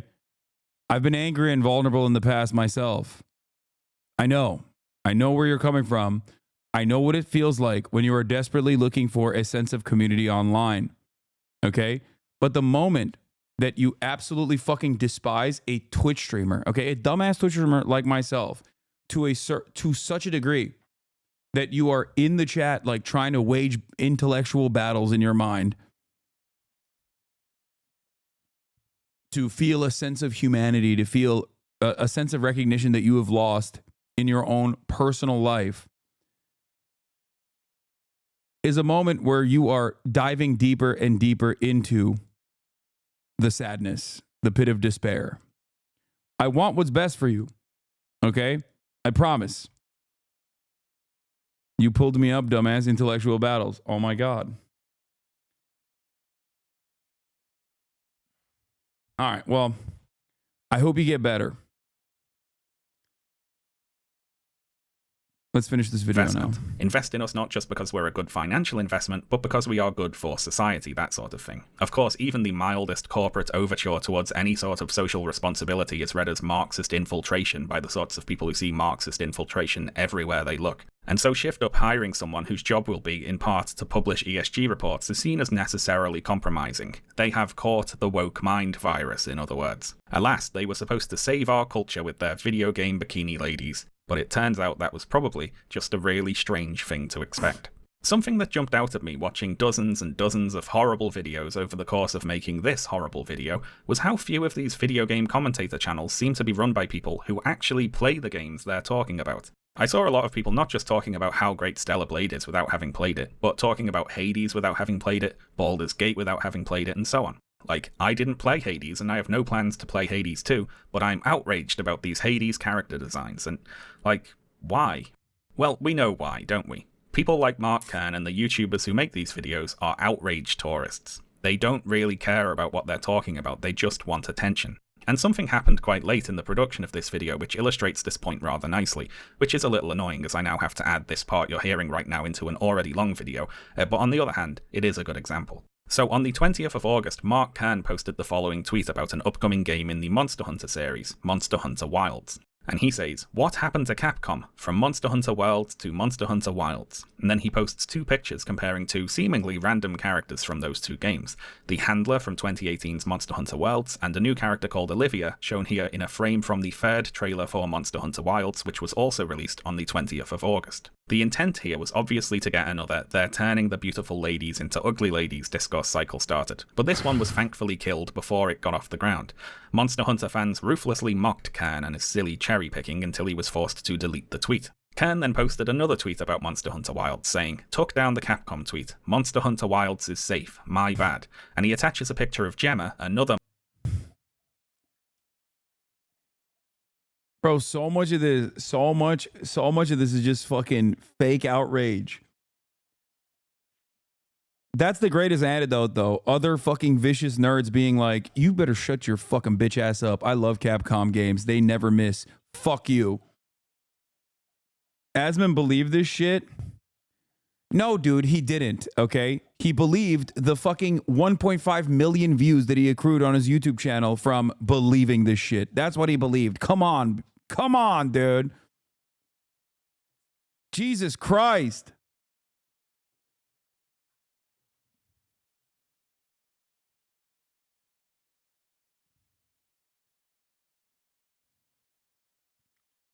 Monster Hunter Wilds character, who he apparently does find attractive.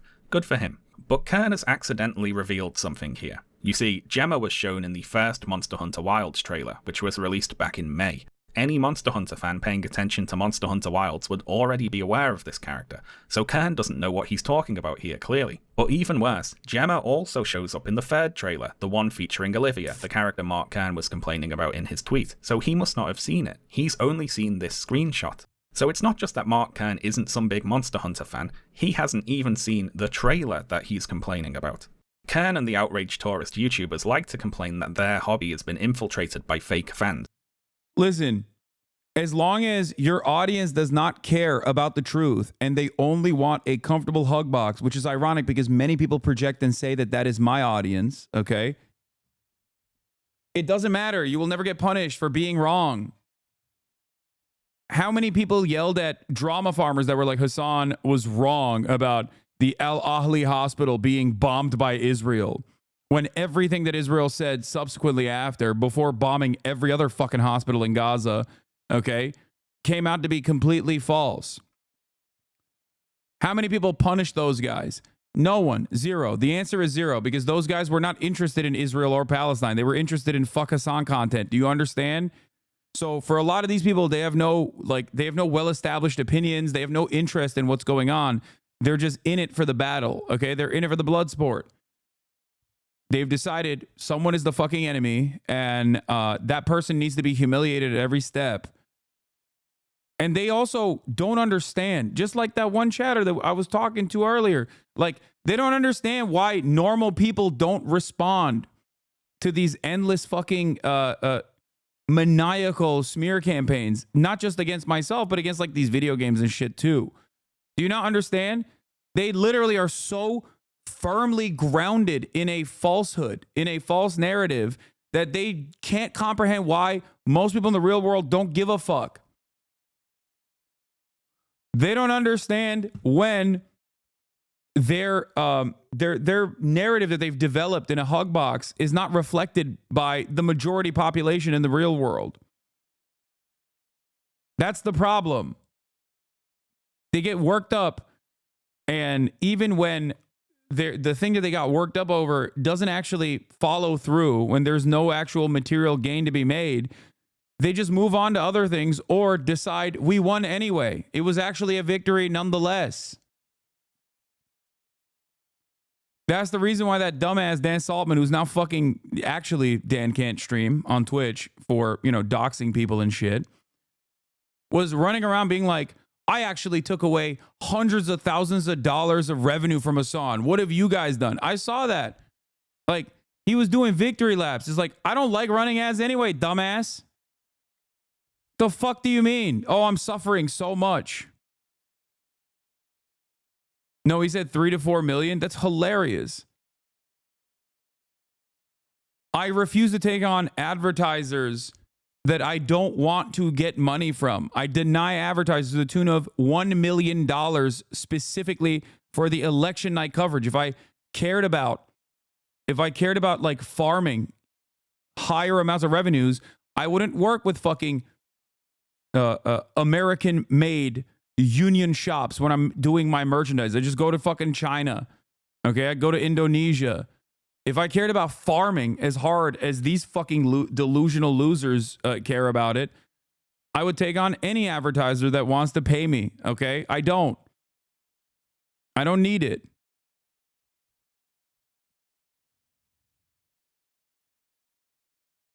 So you push them while not getting paid? What do you mean?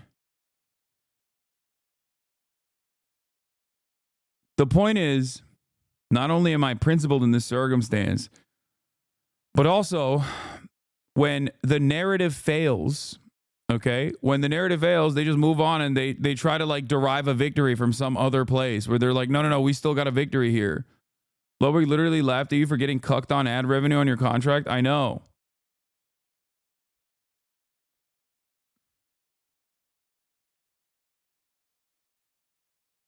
He showed you run a lot of ads by posting a proof of how many times ads are mentioned in the chat. Yeah, of course ads are mentioned a lot in my chat because we gamified the advertising when I had a contract that forced me to run the minimum amount of ads that I could, okay, which was 4 minutes. And in the process, before Twitch told me I can't say it any longer, I used to tell people to use an ad blocker to avoid seeing those ads. That's what's so funny about this process, that like people max out on the 22 minutes of ads an hour on this fucking platform. Nobody says a goddamn thing, and they run it periodically or randomly. I wanted to do it in a way where it wasn't as disruptive and that people could fucking not see the ads. Just show this to the haters. Yeah, I mean, this is a fucking silly flex too. Like, yeah, I have a lot of subscribers. I mean, that number will go down next month after the election. Okay, it will, but it still doesn't fucking matter.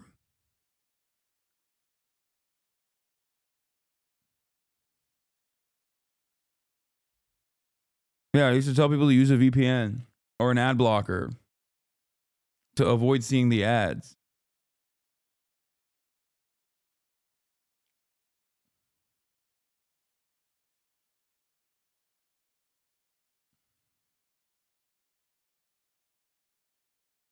I work in advertising with accounts that spend millions per month. We don't care what delusional internet nerds think. I know.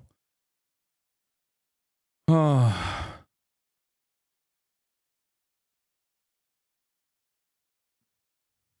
Can we get this guy off stream? No. All right. But that's all projection. It's them. They're the ones pretending to be fans of video games for attention on the internet. Now, it wouldn't really be right for me to armchair psychoanalyze people based on just a few tweets or YouTube videos, of course. But if I was going to, watching a lot of these videos, I'd say I saw a lot of people who seem to have lost their passion for their hobby. They've got bored, but they aren't moving on. And this is a thing that happens sometimes. Someone was into a thing when they were young and carefree, but now they're older and more cynical, and they're not really having fun anymore. But instead of moving on and trying something new, they get angry. This thing is part of my identity. It's not that my earlier appreciation for the thing was that I was excited about having new experiences. It's that the thing was good, and now it's bad. So someone ruined it, and I'm gonna moan at whoever I reckon that was. What a lot of these commentators seemed to want from Stellar Blade was for it to take them back to the good old days, before all this politics and wokeness, a simpler time where you could leave your door unlocked, and you couldn't move for video game bikini ladies. This is of course just the video game version of the standard conservative nostalgia for a past that doesn't really exist. You know, the world was a brighter, happier place back when I was an actual child and didn't have to pay rent or know about wars. What a coincidence. For any of these people who are watching this video and have actually stuck around to the end, which I seriously doubt, I'm going to do a bit of a selfless public service right now and go back over what we've talked about today and explain what was actually happening. Okay, so first of all, individual video game journalists are not generally in the business of trying to destroy video games. Reporting on video games is how they get paid, after all. They might call certain games or gaming tropes bad, but that's just their own opinion as critics and reviewers. They're not trying to hurt you. It's got nothing to do with you, in fact. They're actually trying to make games better, according to their opinion of what better is anyway, but that's not to spite you. Again, it's got nothing to do with you.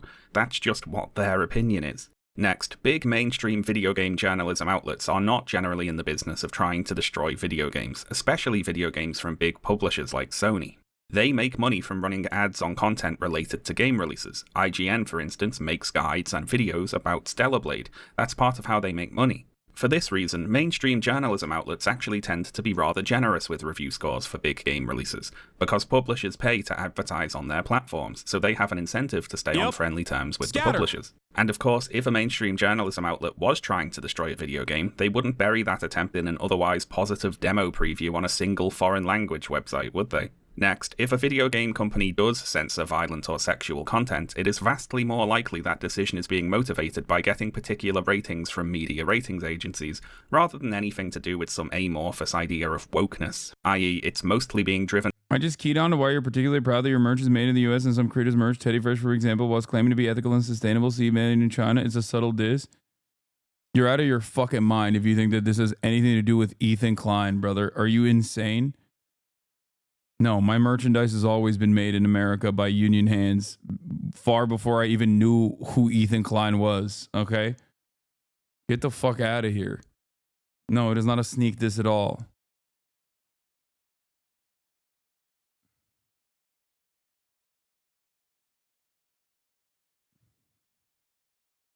By older, socially conservative people. Yeah, my entire worldview is actually a sneak diss of Ethan Klein. That's why I'm fucking pro-union labor. to sneak this Ethan Klein. The fuck? Come on, guys. Please. Stop obsessing over Ethan Klein, please. It's unhealthy, okay? It really is. It really is. And capitalist financial incentives, not blue-haired feminists on the internet. If some ratings agency says you need to tone down the violence or sex or change the blood to be green or whatever, or you don't get to release in our country and therefore potentially lose profits, I mean, you knew who he was, but you hadn't met him yet. I feel like annoying people will call you a liar. Yes, I hadn't met him yet, okay? I knew him as the Vape Nation guy, and I did not know what his brand was at that time. My mistake. I know that if I'm not hyper specific on every little thing that I say, there's an army of little gremlins. There's an army of little gremlins out there that are just like going to clip everything to be like, oh, see, he did this is a sneak diss. I think they were literally like covering me reading a chat to make it seem like I was actually saying something about Ethan the other day. It's fucking nuts. Companies will do it. Please, but that's got shit all to do let's with be done wokeness. talking about Ethan. And that's the next point, of course. There wasn't some big woke mob push to ban or censor Stellar Blade. A couple of journalists criticised some aspects of the character designs in the game, because it's their job to give their opinions about video games, and that is the full extent of what actually happened there. The narrative about the woke mob coming for sexy ladies in video games used to be built on cherry-picking and misrepresentation, only watching very particular sentences of Anita Sarkeesian videos and the likes, but today it's more like an ancient superstition or something. We are long past the point where that argument was centre stage now. The industry and the discourse are both moving on. The woke mob isn't coming to try and take Stellar Blade away, because, to be blunt, Stellar Blade's character designs don't really matter all that much.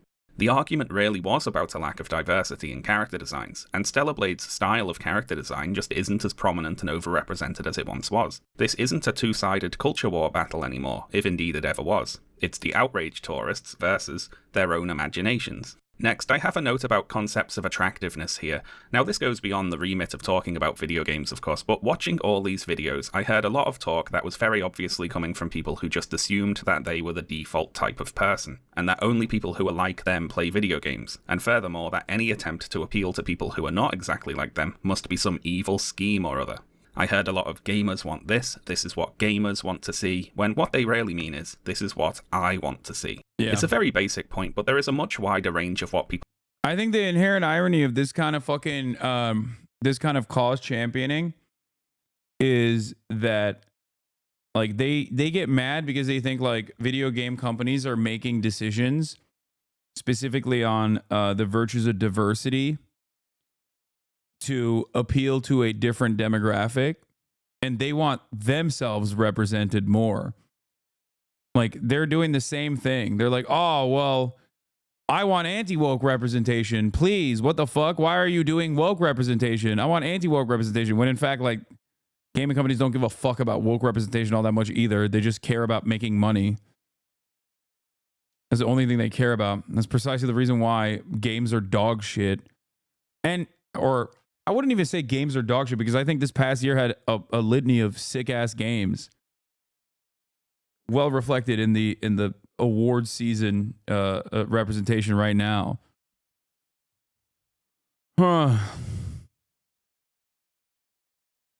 People are attracted. With one exception. 5 Hearts Under One Roof. That game not being represented as the greatest game this year, it was a snub, and I'm sick and tired of avoiding it. Okay?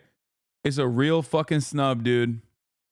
To than what you're attracted to or what you see as the default. There are people who are attracted to a whole range of appearances, body types, fashions, whatever else, and some of them are even attracted to that part of the range that is more traditionally considered to be unattractive, something which a lot of the people whose videos I was watching could probably stand to appreciate a little more, shall we say. Also, when you see big corporations diversify their products and publish reports about the social impact of their activities and market their products to multiple target demographics, do you know why they do that? It's to make money. Big corporations aren't trying to usher in some Marxist takeover of society. Unfortunately, they're trying to get paid, so they market their products to appeal to a wide variety of people. What you see as going woke is, when it comes to big corporations, mostly just a profit-motivated diversification.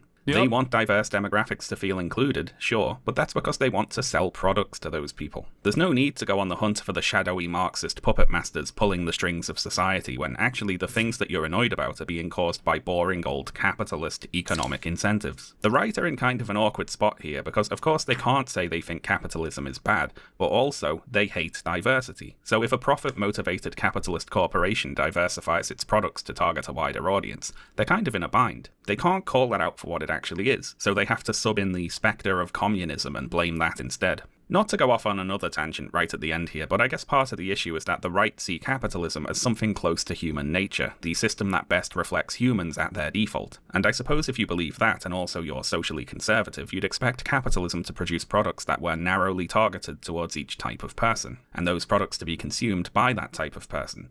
And of course, the gamers we've been talking about today thought that video games fulfilled that role for them. So faced with inclusive media featuring a diverse cast of characters targeted at a wide range of different people and that media being successful, that's a challenge to the whole conservative worldview right there. Probably even more so in the cases where the diversity is merely profit-motivated tokenism, because that communicates that even the cynical capitalists have calculated that enough people like diversity to justify making diverse products. If there was more money in producing only regressive, non-inclusive, narrowly targeted content, they'd be doing it, but since they're not, that means the conservatives must either be wrong about people or wrong about capitalism. But that can't be true, so enter the cultural Marxist puppet masters perverting the true course of history or whatever. Now, all the bad things about capitalism are actually secretly communism is such a common take. I know. It's just the classic dumb guy opinion.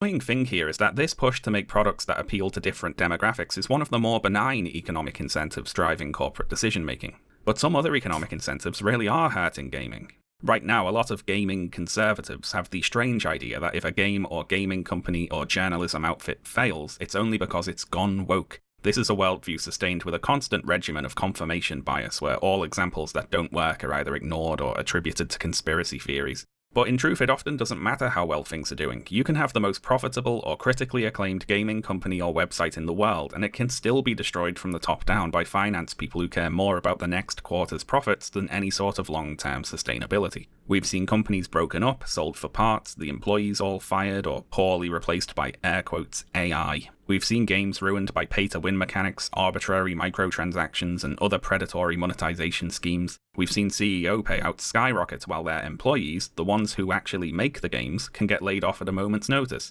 These are the actual things that are hurting the games industry. Anyway, I'll wrap up today with a message to Mark Kern. So, Mark, you can't just hitch your culture war wagon to whatever new game is passing by and expect that to reset media back to how you thought it was 30 years ago. Obviously, it's not going to happen. It's not possible. And if you think I'm wrong there, and it is possible for a video game to do that, you are supposedly a video game developer. You are allegedly making a video game, if you can remember. So why don't you be the change you want to see in the world? Listen to the people who, for some reason that I do not understand, actually still look forward to Ember. If all you do is react in the culture war, you lose. You're not going to get anywhere by just complaining about how the tide is turning against you. You need to create your own things. And not just for silly culture war reasons. You have taken a lot of money off people with assurances that you would make a video game. But Crumbs is much too busy, of course. You see, Subnautica 2 has some characters who aren't white in the trailer. He doesn't like the new Tomb Raider cartoon. The next Assassin's Creed game has a black character in it. Hephaestus from Hades 2 is in a wheelchair. Oh, we did this one. Just the same old rubbish over and over again. The grift economy grinds on, and poor old Stellar Blade, once the centre of attention, is now all but forgotten, as all these new grifts will be too in time, to be replaced. Okay, we didn't spend that much time on this. With newer, equally pointless ones. Each piece of media being examined with fickle and fleeting attention, scanned at the surface level solely for the purpose of sorting it into one of two categories, the sole determinant of worth: woke or unwoke. What a shallow and frustrating way of engaging with art, using up your limited time on the earth to experience it. Anyway, thanks a lot for watching today, folks, and thank you especially to all of my supporters over on Patreon. Patreon supporters get early access to all my videos, so if that's something that interests you, I'll leave a link in the description for you to check out. Okay, that's all from me today, folks. I'll see you next time. Bye. Bro, I took a nap and came back and it was still playing.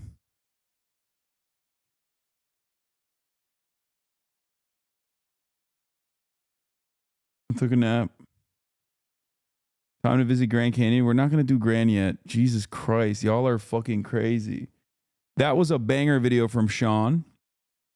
Friend of the show, Sean. Came back in a big way. And I'm, you know, I was very excited. I normally don't watch these like long videos, but I think that's some old hat shit, you know? I used to do that. And I'm glad I did it. And I don't really care if you had an issue with it, okay? I think it was an awesome video. We got gotcha drama and the Korean gender war. I kind of want to watch that.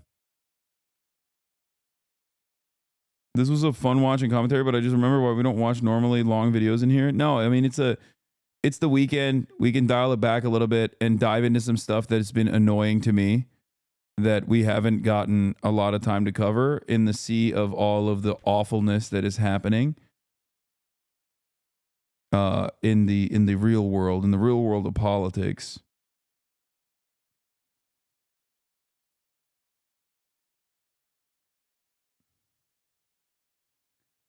And yes, it is infinitely better than me watching fucking Jubilee brain rot. Hello everyone, this is your Daily Dose of Internet. This guy was arrested and brought into an interrogation room at a police station for some pretty... What is this?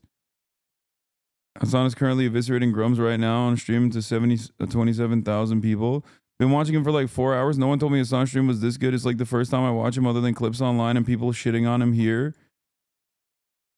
I honestly got... Hasan is great. Do not believe the lies. I honestly got caught in the lies. I thought he was a super like hardcore activist dude with crazy takes, and he's ultra reasonable and entertaining.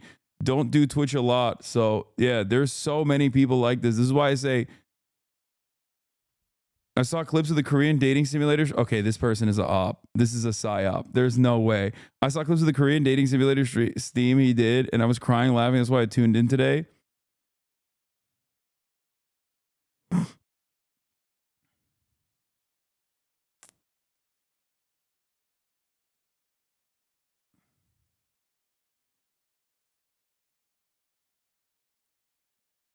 Gaming Watcher trying to get me to game more.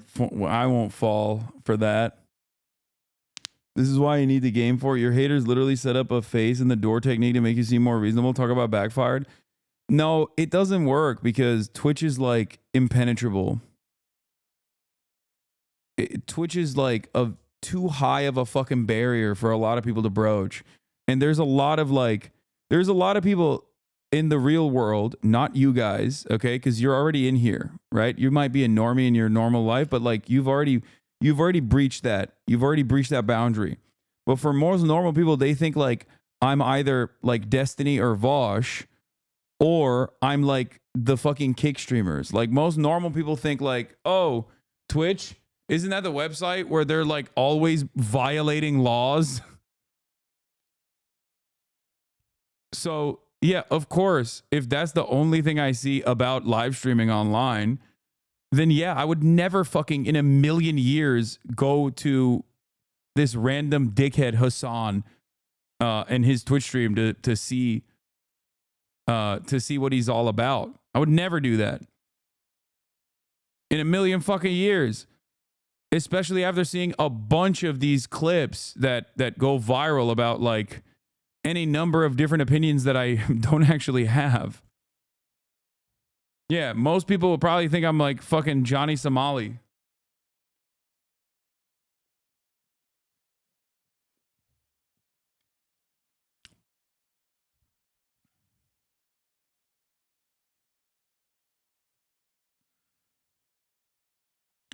My normie friend got immediately converted once we watched a best of compilation of you and your takes on immigration policy within 30 minutes. He watches your videos now. Hell yeah.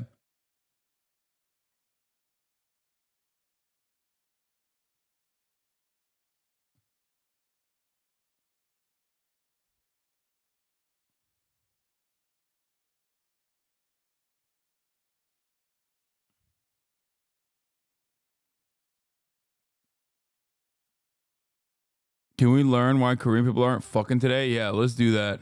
Is in the midst of a very bitter civil war, one that you might not even realize exists. And no, I'm not talking about the conflict with North Korea. Real life lore's office is down the hall, to the right. The civil war I am referring to is the South Korean gender war, a conflict between Korean men, whom the women in this conflict might call male chauvinists or misogynists, and Korean women, whom the men in this conflict might call radical feminists. Now, Mooney, I can hear you say, we have gender war in my country too, why the feminists and the chauvinists are constantly going at it on the internet. South Korea is different. The gender war there has escalated to the point of physical violence, terroristic behavior, and even— Is this real or is it anti-Korean propaganda? No, I think this is fucking real, dude. At least, like, listen, all I'm gonna say is this. You wouldn't have a movement like the 4B movement, which is like a bunch of women saying like, we're not even interacting with men at all, if this was not a very glaringly obvious, very real, and like uniquely bad problem. Because like a lot of Americans after the Donald Trump election victory went on TikTok and were like, oh, let's do our own version of the 4B movement. And I don't think it'll stick. Partially because a shit ton of women in America are also obviously very misogynistic. There is a racial dynamic at play here as well. 55% of white women still voted for Donald Trump. That's something that you got to remember. And outside of that, I just think that it's like, it's bad, but either people are oblivious to how bad it is, like women and men are oblivious to how bad it is, or it's nowhere near as bad as it is in South Korea, from what I understand. Like these guys, like think of the worst type of person that you know that just like fucking hates women and wants to do like school shootings and shit. And maybe you don't know a person like that, but like think about the worst person that you see online, right? The type of person that like hails what's his face as like a hero, the gentleman or whatever the fuck his name was. God damn it. Was his Supreme Gentleman? Everyone's saying Tectone. No, I'm talking about Elliot Rodger. Okay. Yeah, Elliot Rodger. Like people that think he's a hero for killing a bunch of people at UCSB. I feel like in Korea there's like it's more permissible to be that outwardly incel. even political upheaval. And the tension in Korea. Don't just say white women, why are you doing that? No, I'm saying that like there is a shit ton of internalized misogyny amongst women in America. Like the majority of white women voted for Donald Trump. Also, white women make up the majority of women. So, you know.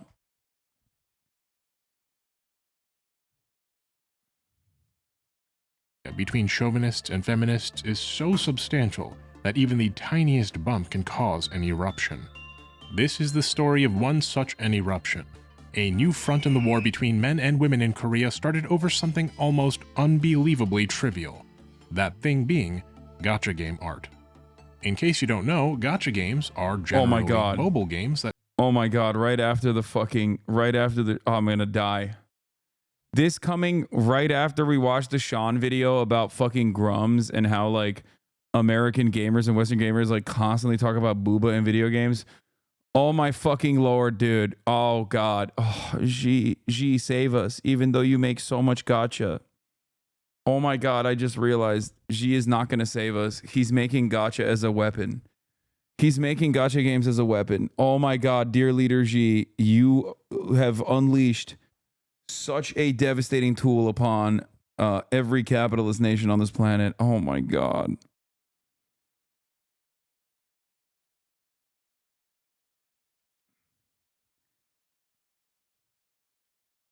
Fuck. That implement a randomized vending machine mechanic, or gacha mechanic, so named for the sound a Japanese toy capsule vending machine makes when you turn its crank.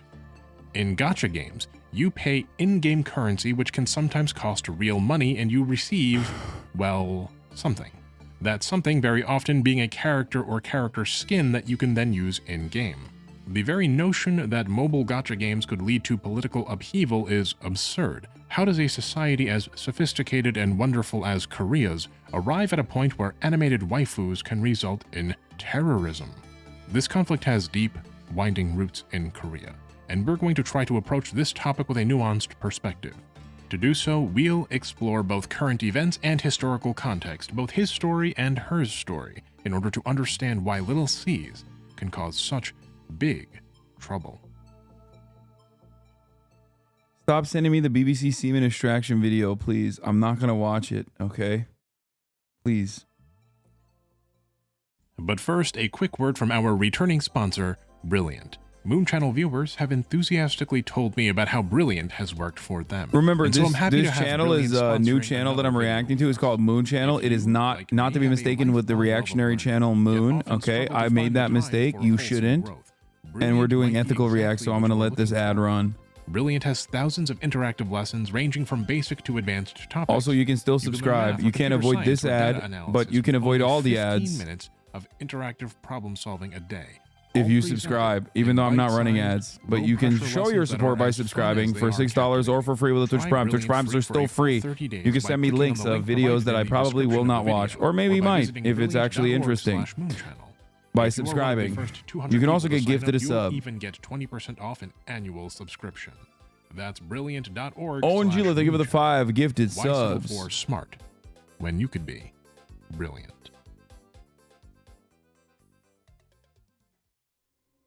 Our story begins in February of 2023 with a small but rapidly growing indie game studio called Project Moon. No relation.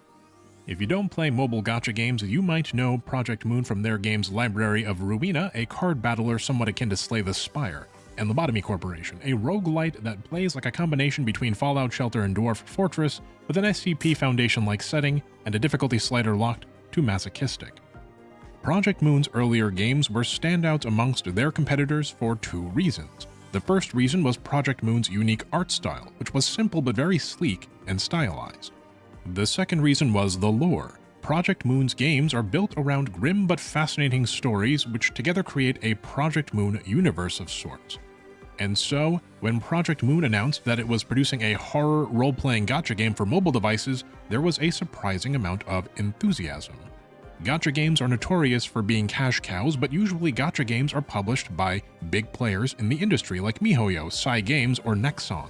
Creating a gacha game that players will actually enjoy and spend money on is quite an endeavor. It's literally like creating an MMO, not just any team can do it.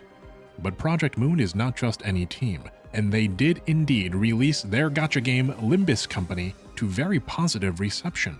Fans of Project Moon were, well, over the moon with Limbus Company, and they promoted it far and wide, with whispers of the game's surprising depth and unique art reaching even the dark, festering grottos of Western gacha Reddit.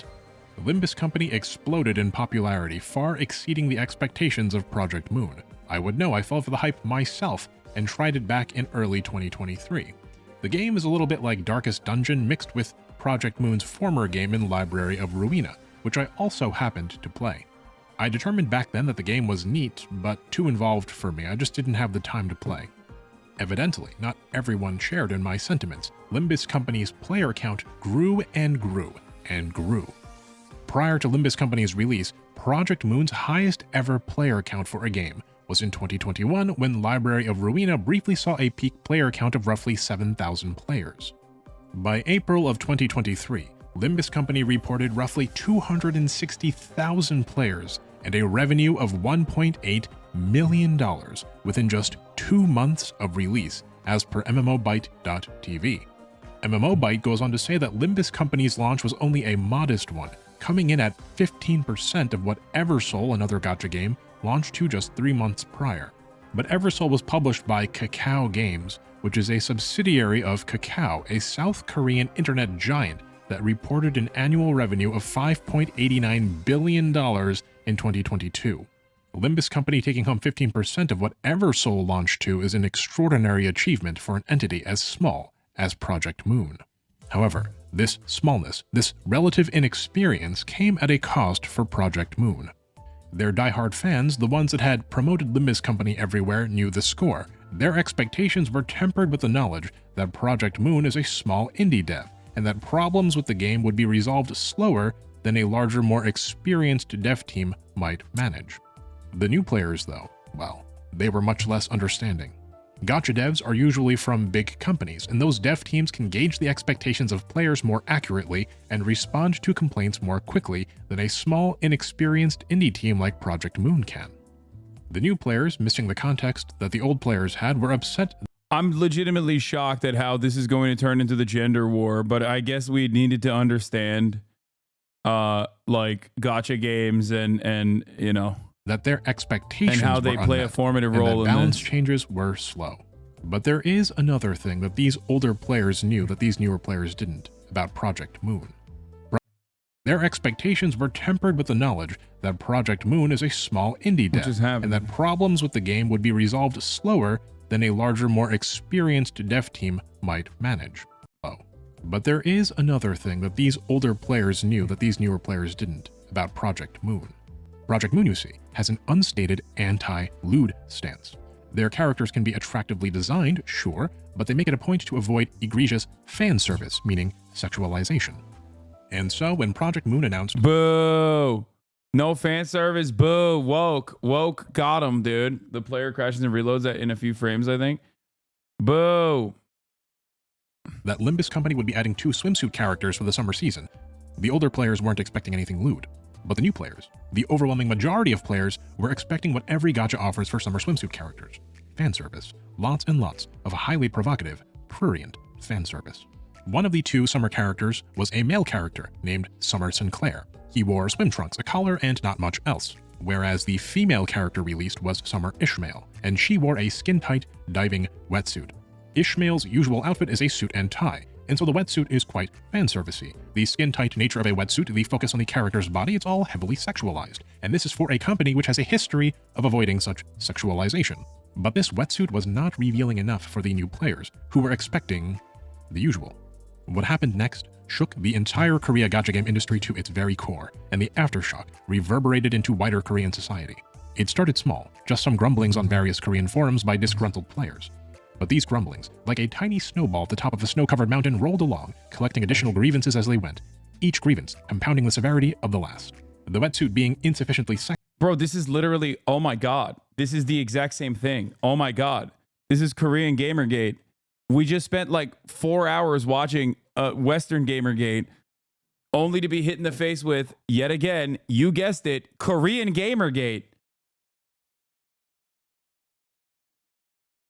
Which I suspect is going to lead to some serious systemic consequences as well. Grums, if he actually had motion, Sexy wasn't just Project Moon keeping to some policy of anti-fan service, no. It was intentional. And it wasn't just intentional, it was malicious. And who was the malicious actor? Who was acting in bad faith to desexualize their gacha games? Well, it must have been a feminist. A radical feminist. Someone purposefully designed swimsuit— Rimbus Company is a feminist game, so be careful, friends. This director allows depicting men in the form of slaves and refuses to communicate. If you don't want to pay money, avoid it. Oh my god. Okay. I'm calling for a mass purging of the gamers. We need to put them in the work camps immediately. Okay? I'm realizing that it turns out the real problem was gamers all along. It's making me it's making me go against my normal materialist analysis. It's making me focus maybe entirely too much on one specific group of people, on the virtue of their consumption. But honestly,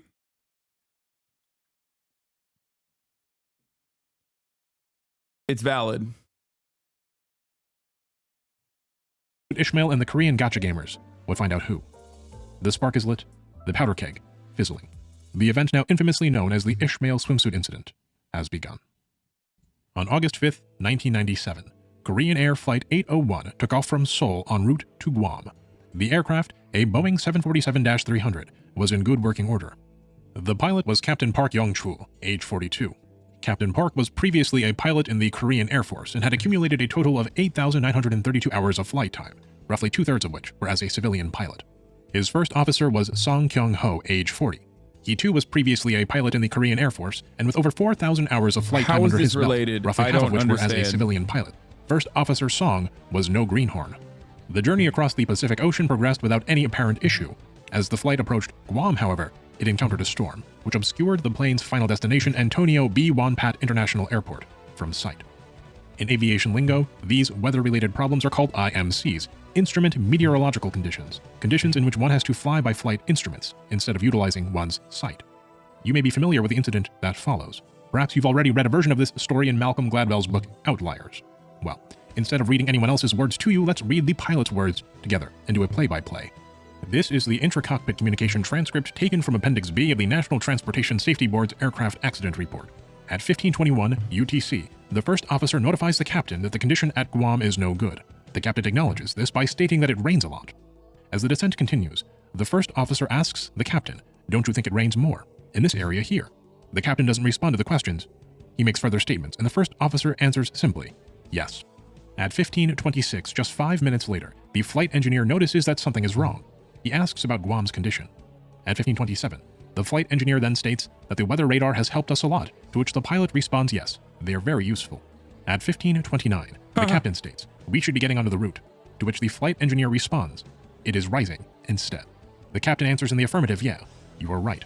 10 minutes later, the first officer discovers that their incoming runway's glide slope instrument landing system appears unresponsive. He appears to make a statement about it, which is then corroborated by the flight engineer, who asks aloud about 30 seconds later, "Is the glide slope working?" "Glide slope, yeah?" The captain replies, "Yes, yes, it's working." The flight engineer can only utter in response a baffled "ah." So, another voice interrupts, but it's unclear who it is. We can presume it was the captain. He asks, "This video has nothing to do with gender wars, Lamau?" No, I think it's going to tie itself to, this is, remnants of sexism and misogyny and how quickly people can fucking whip up a hate campaign surrounding like not having their needs met, that not having their misogynistic needs met. This is a story about Korean culture and not speaking back to your, not speaking back as a subordinate. And then this will then, Korea is a hierarchical Confucian society. And then he's just giving you certain key aspects of Korean culture and how they arrived at this situation. If the glide slope is working, to which the first officer replies, "Not usable." Finally, the captain acknowledges that since today's glide slope condition is not good, we need to maintain 1,440. Please set it. An unknown voice, presumably the first officer, replies with a simple yes. The flight engineer jokes that the guy working here probably was a GI in Korea before. Remember this line for later. The captain responds with a simple affirmation. The crew then goes through their landing checks, but about 1 minute later, the captain asks again, "Isn't glide slope working?" And then notes, "Wiper on." Nobody responds to his query this time. The flight engineer merely replies, "Yes, wiper is on." Not even a minute later, the first officer asks, "Not in sight?" The captain replies, "Oh, yes." The first officer then states, "Let's make a missed approach." The flight engineer confirms, "Not in sight." The first officer reciprocates the statement, "Not in sight, missed approach." The flight engineer says, "Go around." The captain says, "Go around." And then there's silence, save for the ground proximity warning system, calling out numbers. 50, 40, 30, 20.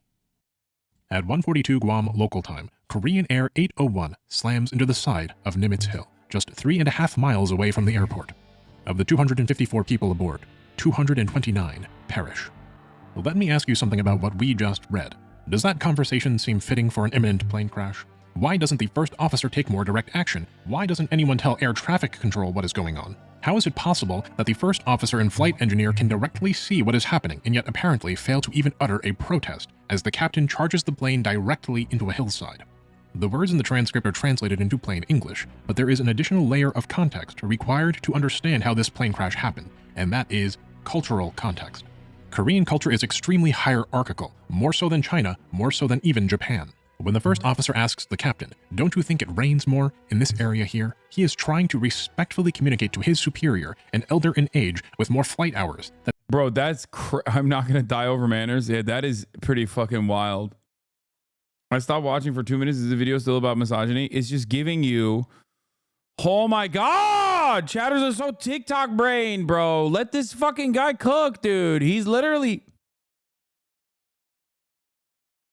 he's teaching you some aspects of fucking Korean culture first and foremost, okay? He's contextualizing how Korea became so fucking misogynistic. That the area they're in has more rain, and that they should try to avoid it. When the flight engineer chimes in later, stating that the weather radar has helped us a lot, this flight engineer is also trying to relay a suggestion to change course and avoid the weather conditions. When the first officer and flight engineer discover the glide slope isn't operational, the first officer mutters something about it, and the flight engineer asks the captain if the glide slope is working. This is a suggestion to the captain that the glide slope is, in fact, not working and that he should check it. But the captain responds that it is working, which is his statement to the flight engineer that the flight engineer needs to keep to his role and have some respect. The flight engineer replies with a baffled, so, knowing that the captain has realized his disrespect, has issued a condemnation, and has declined to check the glide slope instrument as a measured response to insubordination. The captain, satisfied with the behavior of the first officer and flight engineer, finally checks the glide slope instrument, noting that the condition isn't good, acknowledging the concerns brought up as an order. This communicates that the decision to work around the glide slope is his decision. The flight engineer then makes a joke. The guy working here probably was a GI in Korea before, a grunt. It's a joke punching down the ladder. The glide slope instruments are broken because someone lower in the hierarchy has done lower hierarchy things, typical of their status. The captain asks once again if the glide slope is working. Nobody answers, but the situation is growing more and more dire by the moment. Breaking with social protocol and understanding that there will be social consequences, the first officer makes the bold statement, "Let's make a missed approach," a direct suggestion and not a question. The flight engineer offers his support of the first officer by stating, "Not in sight." The first officer confirms, "Not in sight, missed approach." Just before the plane crashes, the flight engineer says, "Go around," and the captain, finally cracking, acknowledges that he will indeed go around. But it is too late. There is no panic, there are no further words spoken. The aircraft crashes into Nimitz Hill. If you speak, we'll say, fluent East Asian or belong to a cultural group that communicates indirectly like this, all of this talk may have already made sense to you the first time around. And for those of you who are disturbed by my translation and find it troublesome, consider this. The NTSB, in its executive summary of the incident, determined that the probable cause of the Korean Air Flight 801 accident was the captain's failure to adequately brief and execute the non-precision approach, and the first officer's and flight engineer's failure to effectively monitor and cross-check the captain's execution of approach. I told you that story in order to illustrate how Korean men treat each other. South Korea is an extremely hierarchical society. More so than in Japan, more so than in China. One's age, status, family, and gender determine one's role in society. Although Korea offers the appearance of a politically progressive, modernized country, underneath the veneer of glitz and glam, beneath the Innisfree toner, there exists a deeply conservative society. You might be familiar with the Japanese system of honorifics. In Japan, the more neutral honorific san is commonly used to address a hierarchical equal, or an individual whom you are not yet familiar with, akin to Mr. or Miss. You say their name followed by san, Muni-san. Sama is used when you're addressing someone of a higher status than you, akin vaguely to sir or madam. Sensei is used for teachers or people of scholarly learning. I sometimes jokingly call my youngest sister Pearly Saba, Saba in this case meaning mackerel. Although honorifics are widely used, there are many informal situations in which Japanese people don't use honorifics. A teacher addressing a student, for example, is a social dynamic in which one sometimes might not use an honorific. In your own group of close friends or towards your immediate family, you might also elect not to use honorifics as it feels natural to do so amongst the people you're most comfortable with. But it is not this way in Korea. In South Korea, the use of honorifics even in informal situations is quite normal. If you spend any This type of incidents has happened many times in Korean pilots involved. It's actually pretty crazy. The government came in and gave special training to the pilots to ensure this type of power conflict doesn't happen anymore. The type of exchange here also occurs between Korean pilots and non-Korean pilots that cause miscommunication in those plane crashes. What the fuck? amount of time living in Korea and getting to know Korean people, inevitably you will be asked how old you are, as your age is critically important in determining the deference you are expected to provide to other people and the deference you receive, even amongst your friends. You might not even use a person's first name out of deference. In a friend group, every older male is hyung if you are male or oppa if you are female. Both words translate roughly to older brother. If you have any Korean friends who have moved from Korea to your non-Korean country, you might have noticed that it's very hard to get them to break the habit of hyunging and oppaing. The expectations of hierarchy in Korea are very strict, even by East Asian standards. Why is that? How did this happen? And what does any of this have to do with gender wars in gacha games? Well, my friends, this has everything to do with gender wars in gacha games. But before we dive He's answering your question. Oh my god, there's more context. Let's go back for a moment to our gacha drama. Ishmael's wetsuit was completely contrary to the expectations of the Korean gacha game community. This is not a true summer skin, they said. This is a joke. This is a prank. This is a malicious act. It has to be. The wetsuit design couldn't possibly be the work of a man. After all, no self-respecting Korean man would make something this subservient to the interests of feminists, especially not an artist who works on gacha art, right? As such, this artist must be a woman, and unlike other gacha artist women who happily draw what they are told to draw, or better yet, are expected to draw, this woman has bucked the status quo. We are on the lookout for a feminist. And not just a feminist, but a radical, a revolutionary. How else could this wetsuit art have ever happened? Each allegation was more severe than the last, and blown out of proportion, often with the intention merely to troll. And none of the accusations... The fucking grums in Korea is just sitting around absolutely glazing in all of the glory with his successful movement. He got so much motion. Korean grums got so much motion, dude. It's crazy. Were backed up by any evidence other than assumption. The players demanded action against this radical feminist, and so they sought her out. Who is the artist in charge of these character CGs? Where is she? Well, she turned out to be a he. The designer of Wetsuit Ishmael and the artist were both men. Disillusioned, I bet they didn't believe it. And perhaps slightly embarrassed, the angry mob dissolved. The artist in question isn't a woman and thereby isn't a feminist. He's just some guy with bad taste. But this was not the end, as people were still angry about the outfit itself. Yep. It was about who the developers seemed to be prioritizing. They were listening to women on Twitter and not to the men who were actually playing their game and giving them money. The incident had been caught up in the larger Korean gender war. Well, if the mob could not find a witch, they would make one, and their target was a different Limbus Company artist who goes by the alias Vel Mori. Vel Mori was a story illustrator at Limbus Company, but she did not design Wetsuit Ishmael. In fact, by all accounts, Vel Mori had absolutely nothing to do with Wetsuit Ishmael whatsoever. But Vel Mori is a woman, and Vel Mori had some history, deleted retweets of a half-decade-old archive from long before she had started working for Project Moon. So the angry mob had found its target, a vent for their frustrations, a cog in the machine not performing as it's supposed to. A woman who happened to be an artist working for Limbus Company, who had many years prior retweeted and then subsequently deleted a handful of feminist tweets. Even if she had nothing to do with the wetsuit, the mob argued, her radical feminism warranted her termination as per Project Moon's own stated policy. Well, yo, I think we need to neuter men. Like, if you behave like this online, you have to get neutered. Like, you just, you know, straight up. That's crazy. Oh my God. Oh my fucking God. Oh my God. How are we going to fix this? Oh my God, dude, this is, I feel like we're looking at America's future too. And in some ways, what is happening in America right now as it stands. The usual they consider this emoji a hate symbol now? This? Oh God, I'm getting fucking radfemmed. I'm getting radfemmed out the wazoo right now. Oh my lord. Oh my lord. I'm turning into a radfem. Internet witch hunt behavior ensued. Project Moon developers received death threats and their games were review bombed into oblivion. But the situation escalated. More accusations poured in concerning Vel Mori's involvement in radical feminism, and as the anger boiled over, a group of Limbus Company players went to Project Moon's physical offices and issued their demands, refusing to leave until they were able to talk directly to the developers themselves. And for reasons unknown, Project Moon's developers caved and allowed the protesters into their physical offices. It was there that the protesters allegedly gave the Project Moon team no, big mistake, no, a list of their demands, and allegedly also issued threats of physical violence. Not long after the angry mob departed, Project Moon released a statement on Twitter apologizing to its players for many different issues, including technical errors, performance bugs, unintended nerfs, and more. The initial statement received a follow-up statement from Project Moon's director, which appeared to fire Vel Mori due to her ideology, and confirmed that Vel Mori's artwork would no longer be featured in the game. A victory for the boys. We got everything we wanted out of our capital. Yeah, they did a Gooner January 6th, dude. They did a Gooner January 6th. Oh my God. Oh my God. Bro, they're fucking feral. This is, oh my God. How do you fix this? This is crazy. Okay. I'm gonna take a deep breath here and eyes on the prize, okay? I think a lot of this kind of division that happens in society happens because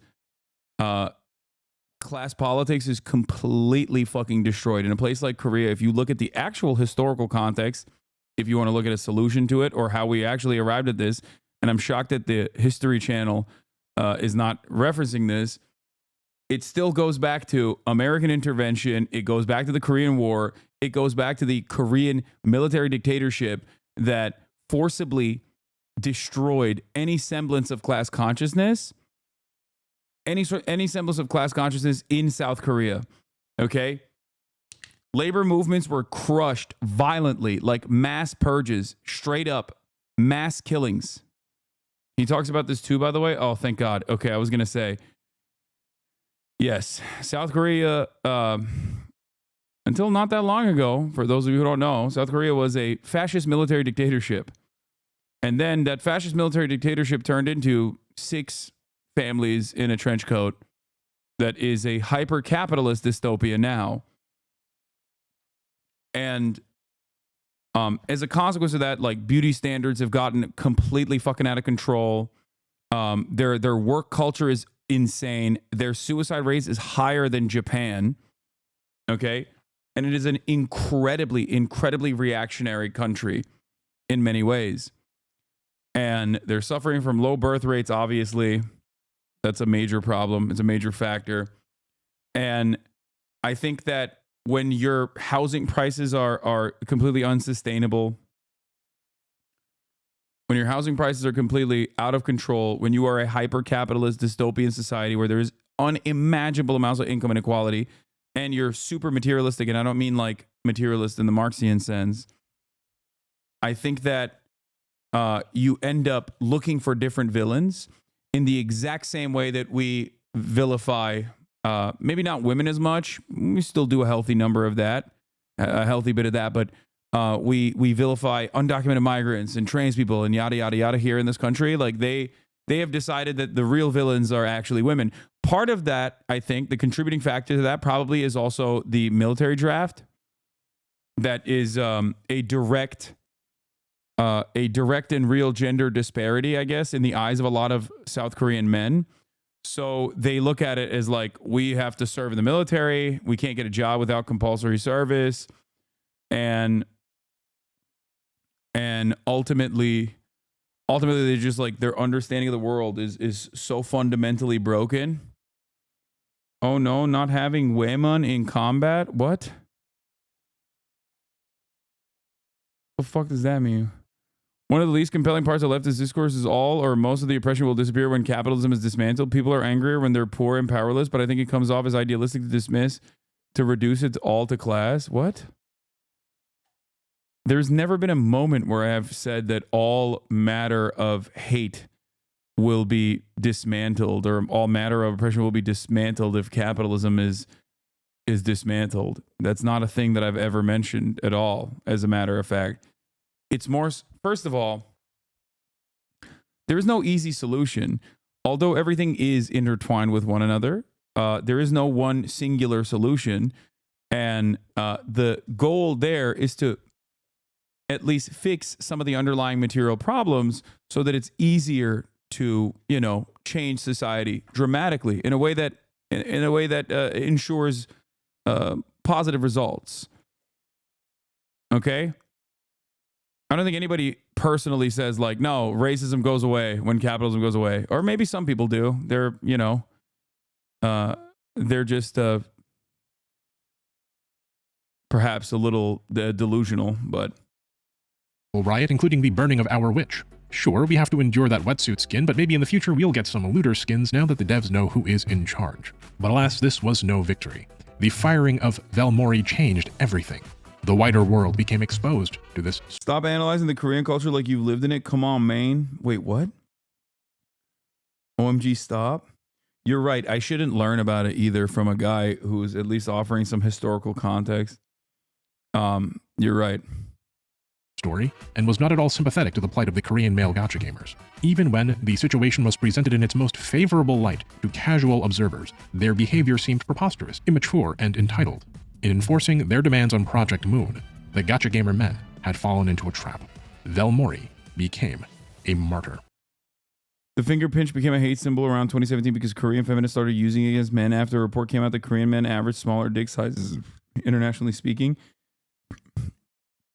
The symbol was a reaction to a series of scandals regarding men filming inside of women's restrooms. Oh my God.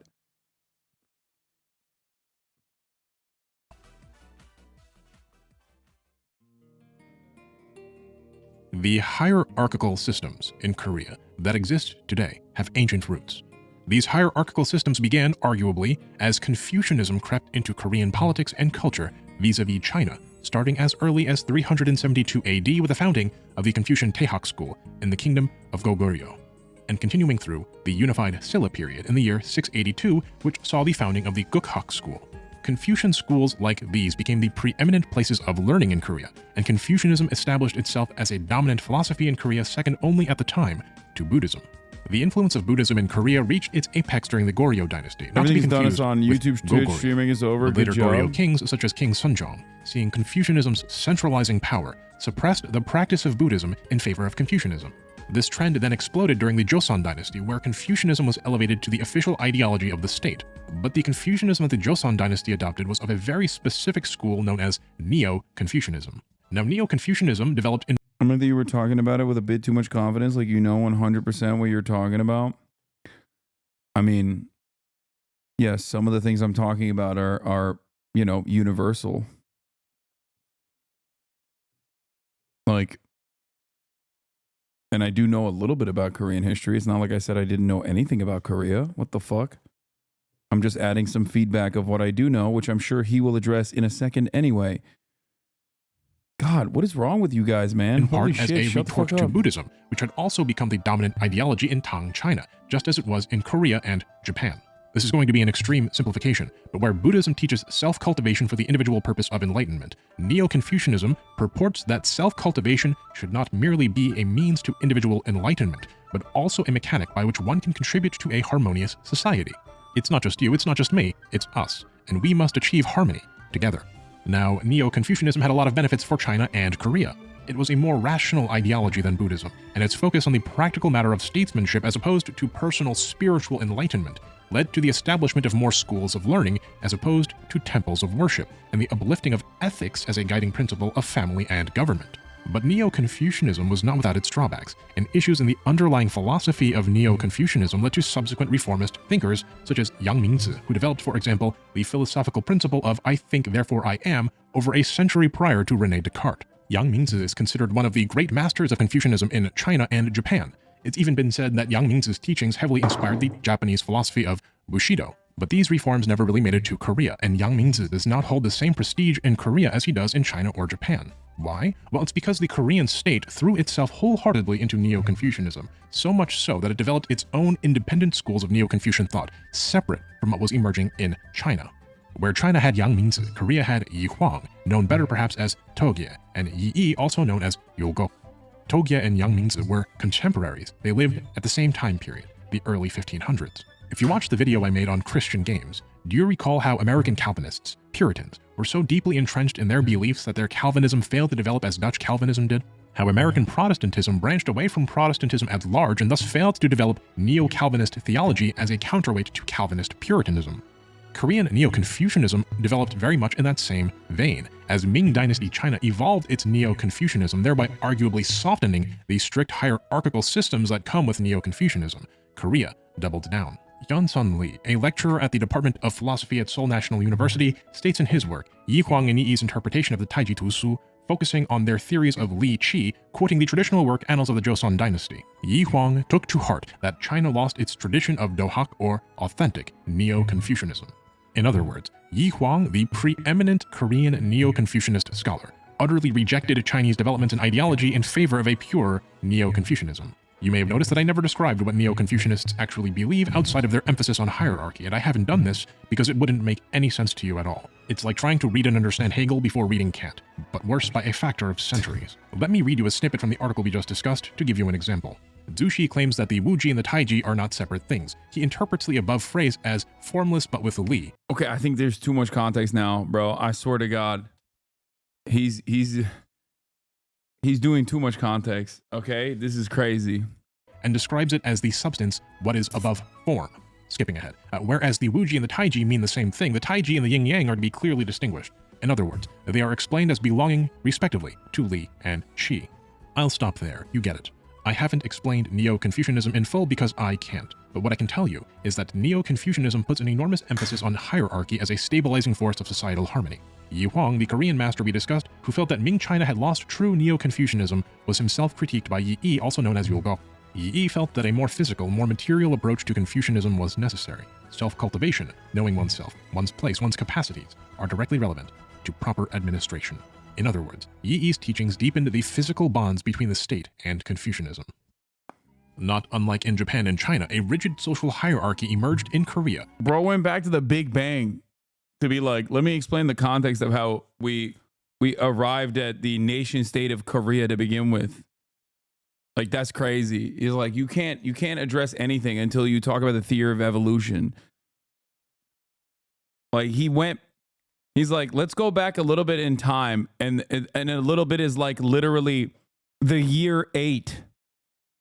Okay? That's not a little bit, man.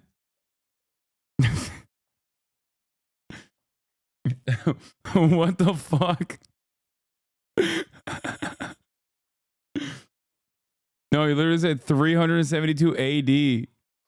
A caste system of sorts, in which the king sat on top, followed by civil leaders and military officers, then learned peoples, laborers, etc. Unlike China and Japan, however, this system was more rigid in its execution. This formal system was abolished in 1894, but the underlying hierarchical nature of Korean society was deeply embedded into the Korean psyche, and unlike in China or Japan, there would be no uprooting of this hierarchical system through a century of conflict with the West. China had the Opium Wars and the Self-Strengthening Movement and the Boxer Rebellion and much more, which did a lot to reduce the influence of Confucianism over China. And much of that on the Chinese side was intentional attempts to westernize. Likewise in Japan, you had... Yeah, he said the wetsuit isn't really compatible with my view of Lee's Neo-Confucianism. Yeah, this is leftist memes be like... Let me take you to a time back when... Commodore Perry, the Boshin War, the Meiji Restoration, etc., which eroded the influence of Confucianism in Japan. But you will note, of course, that Confucianism was never eradicated. Strict adherence to Confucian hierarchy and customs remains in both China and Japan to this day. One of these countries is literally communist, and yet still has Confucian hierarchical values built into its society. Korea is both the most historically Confucian state, while also having had the least erosion of that Confucianism through external or internal intervention. And it was Japan, and not a Western power, that interfered most in Korea's modern cultural development. Although Korea itself was arguably forced out of its isolationism by, surprise, surprise, the United States. Let me explain. The Koreans called Shinmyeongyo, the Western disturbance during the Shimi year. In 1866, an American merchant ship called the SS General Sherman steamed up the Taedong River and attempted to illegally force the Koreans to trade. After some miscommunication and ignored demands, the Koreans dispatched a naval contingent to destroy the American ship. Yeah, Westerners did that a whole lot. Including the other example that he was giving about Japan. Ship and execute the sailors aboard in a punitive mission, as the Koreans thought that the American ship was actually a French ship. Look, it's a long story. The naval contingent was like something out of Age of Empires 2. 9 fire ships and a turtle ship. This fleet successfully brought down the SS General Sherman, and the sailors were captured by civilians on the shore and executed. A few years later, in 1871, the Americans dispatched a small fleet to investigate the missing SS General Sherman. The Koreans had a strict law at the time that no foreign ships could sail up the Han River. The Americans requested access to the Han River to ostensibly investigate the General Sherman, and when the Koreans said no, the Americans peacefully and cooperatively turned around and left. No, just kidding. Of course, the Americans ignored the order and steamed up the Han River. The Koreans opened fire but didn't do much damage, perhaps intentionally so. The US then demanded an apology for violating Korea's sovereignty, as is tradition. The United States gave the Koreans 10 days to apologize, and when they didn't, because why would they, the Americans opened fire and moved to capture the fortress of Gwanseong Garrison. After a substantial naval bombardment, the Americans deposited roughly 650 sailors and Marines who marched on the fortress, capturing it. The Americans fielded the Remington rolling block carbine. The Koreans fought back with primitive matchlocks. At the end of the conflict, the Americans had suffered 3 killed and 10 wounded, and had killed 243 people by the American estimate, and around 350 people by the Korean estimate. The Americans then attempted to persuade the Koreans to negotiate again for trade, which they naturally declined. As Korean reinforcements began to arrive, the US fleet, realizing it was outgunned, left for China on July 3rd. But the brazen American attack had inspired a nearby rising power. A power that was trying to copy Western tactics and technology and ideology as much as it possibly could. That power being Japan. Japan, inspired by the American attack and remembering how their own isolation was forcibly ended by American warships, approached Ganghwa Island with its military in 1876. That game was such a dud, by the way. Made me kind of sad. What's the name of that fucking American general? The real historic American general, admiral. The game that he's yeah, Matthew Perry. Rise of Ronin is the game that he's using footage from. 6 in order to purposefully provoke a Korean response, before then issuing a blockade of the region with their navy and demanding an unequal trade treaty under these familiar terms, ones that they learned from their own encounter with the United States. Give us what we want or be subject to incredible violence. And the Koreans complied, signing the first of many unequal treaties with Japan. This unequal treaty paved the way for other nations to force trade upon Korea, and before long, just like in China, just like in Japan, modernization in Korea came into direct conflict with traditional Confucian systems of government. But unlike in China or Japan, that process was cut fatally short. Tensions were rising between China and Japan, and the consequences of massive trade inflow through unequal treaties in Korea had led to political turmoil and famine. In Korea proper, the conflict between Neo-Confucians and the uncontrolled influx of Western values and technology was also reaching a fever pitch, which erupted into the Donghak Peasant Revolution. Donghak means Eastern learning. It was part religion, part Neo-Confucianist school, and it directly opposed Seohak, meaning Western learning. King Gojong, the last king of the Joseon dynasty, requested aid from China to suppress the rebellion. The Japanese, fearing that they would lose influence, sent their own soldiers without Korea's consent. As the rebellion came to an end, Korea demanded the immediate departure of Japanese soldiers, which the Japanese refused. In July of 1894, Japan made its move, occupying the royal palace in Seoul and taking King Gojong prisoner. Before July had even ended, the Japanese had replaced members of the Korean government with pro-Japanese puppets. The Sino-Japanese War was about to begin, and the Russo-Japanese War loomed over the horizon.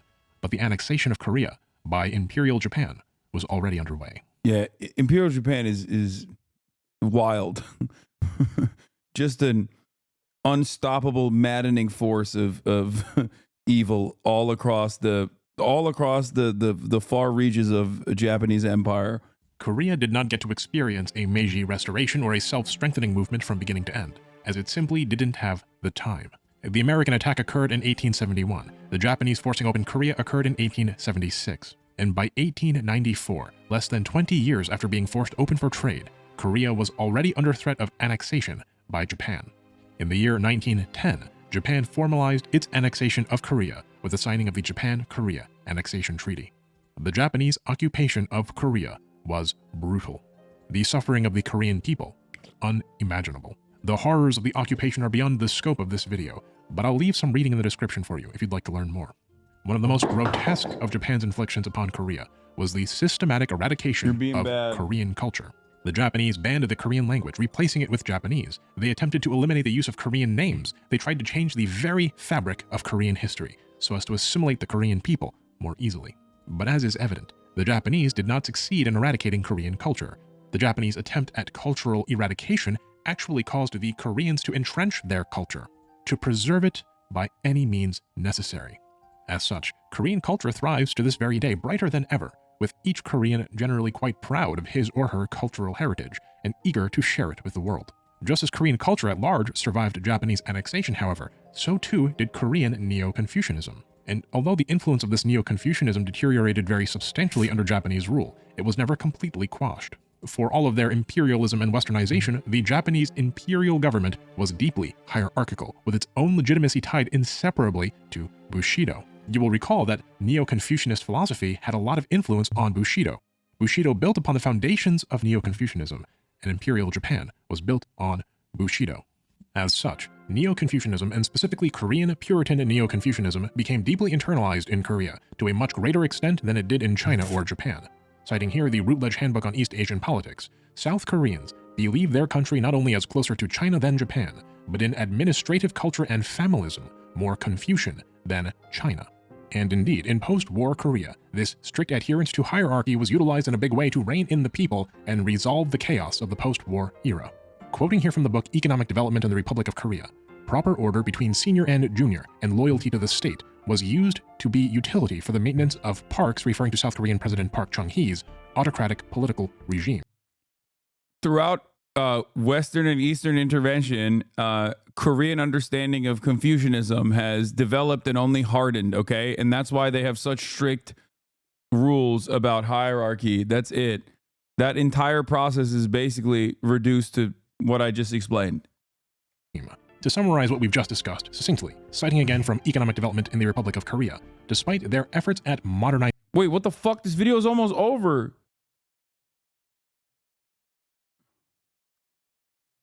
Oh my God, the actual video is part 2?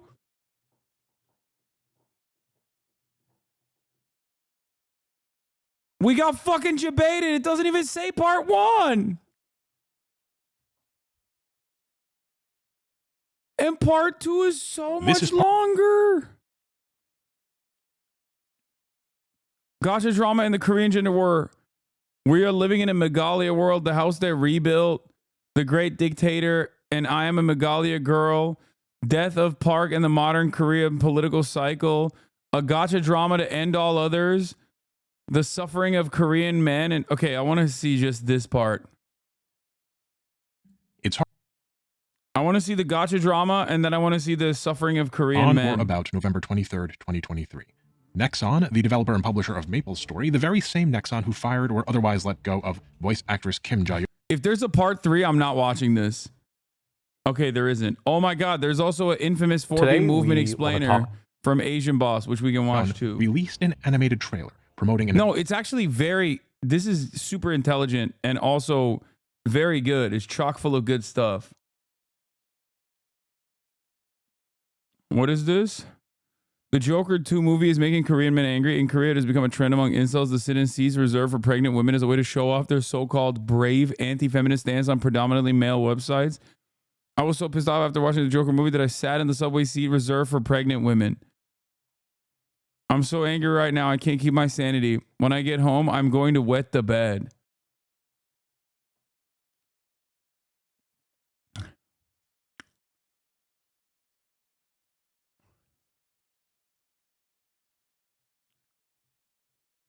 No, I've heard the pregnant women shit before, by the way. It sounds fake, but it's not. That's why I said it's like Nick Fuentes style incels, dude. And just as pathetic, if not more pathetic. I don't know what percentage of Korean men subscribe to this, but there's clearly a lot of Korean men that at least feel comfortable doing this in broad daylight and then get like reinforcement from the stupid fucking forums that they frequent.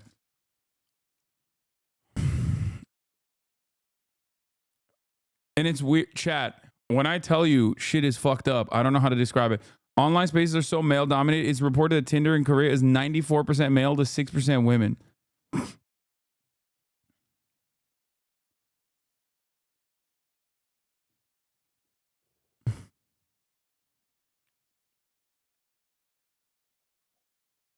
If you want to understand why like the 4B movement exists in Korea, this is it. Okay. Grinder has less than that, by the way. Master Shake, crash out. Bro, it's like.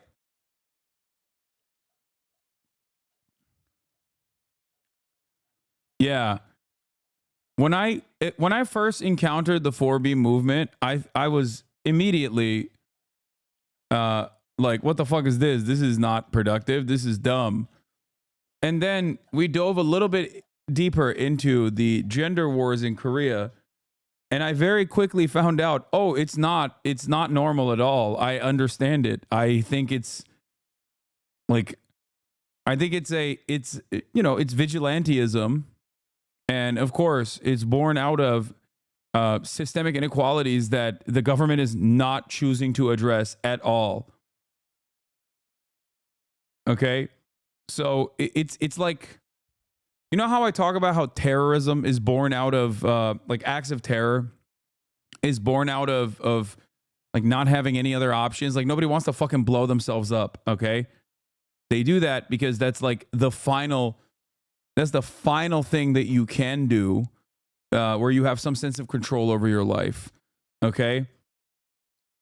Where you feel like I'm going to die no matter what. And this is how I'm choosing to die. Obviously, it's not like the same level. It's not the same severity. But if society is like routinely undermining you and you are just experiencing tremendous amounts of oppression and there is seemingly no way out of it, then yeah, you're going to inevitably be like, okay, I'm just not even being around men.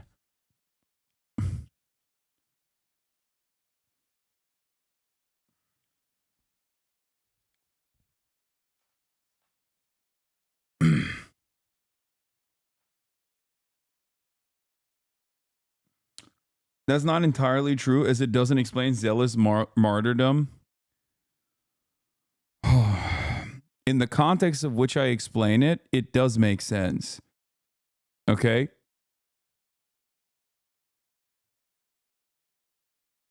You're comparing it to like a fucking incel doing a school shooting, okay? And then killing themselves. That's not what I'm talking about. Not all terrorism is a final act coming from a moment of desperation and wanting to. It's not always going to be. There's not always going to be a shit ton of logic involved in this. Okay.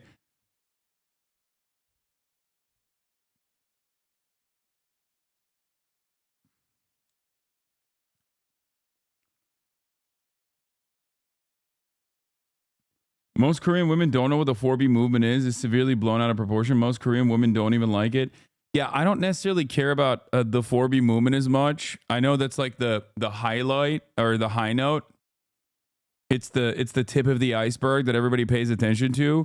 That still doesn't change the gender war dynamic that very much seemingly exists in Korea and is like born out of the underlying inequalities.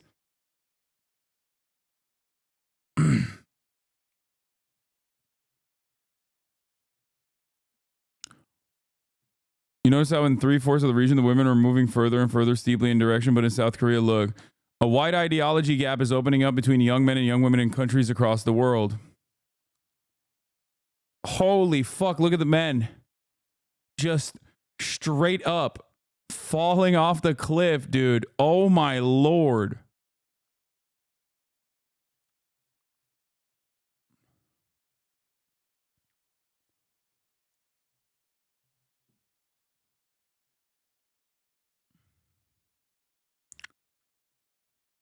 Like, I think the 4B movement is a manifestation of all the anger and resentment that people feel when they feel like the systems have completely cast them aside. Understandable, considering you have an incel president in South Korea. But having said that, there is still very much a major problem here. And I think the systems are more important to hyper focus on rather than the way women have decided to fight against it. If that makes it, or some women have decided to fight against it. Anyway, let's continue. An important new patch which remastered the game's angelic Buster class. The trailer is beautifully animated and terribly cute, but it would soon find itself at the very center of a new crisis. The Korean gacha men, still on high alert due to the recency of the Ishmael wetsuit incident, discovered a few frames of animation in which angelic Buster appeared. How's my favorite anti-Semitic doing? Hate any Jewish people today? First of all, why the fuck do you have a favorite anti-Semitic? Cry more. Red Wave. I'm worn out from smiling today. Bro's a fucking Trump supporting right winger and he's over here trying to fucking call me an anti-Semite. This is what I'm going to do to him. Okay? This. I like this. This is cool. Hey, chatter. This is you. Okay? This right here. This is sick. Yeah, go piss your bed to own the libs, dude. To be making the pinching symbol of Megalia, the little C. You can see it for one frame in the intro of the animation and once more later as Angelic Buster is spinning. A firestorm erupts, and a similar song and dance occurs. This briefly visible pinching motion must be the work of a radical feminist. As like, they talk about misandry as a serious subject. Oh my god. Oh my god. They're so cooked. Bro, Korean media is so cooked. Oh my god. People are unironically talking about misandry. Oh my god. Be a man. Be a man. Be a man. Be a man. Be a man. Be a man. Be a man. Be a man. Be a man.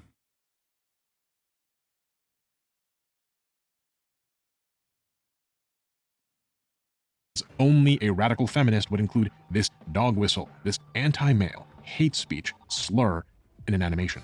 All eyes were on the animation studio that created the trailer, Studio Potpourri, also known as Studio Root. And as the chauvinists dug deeper looking into Studio Potpourri's past animations, something became very clear.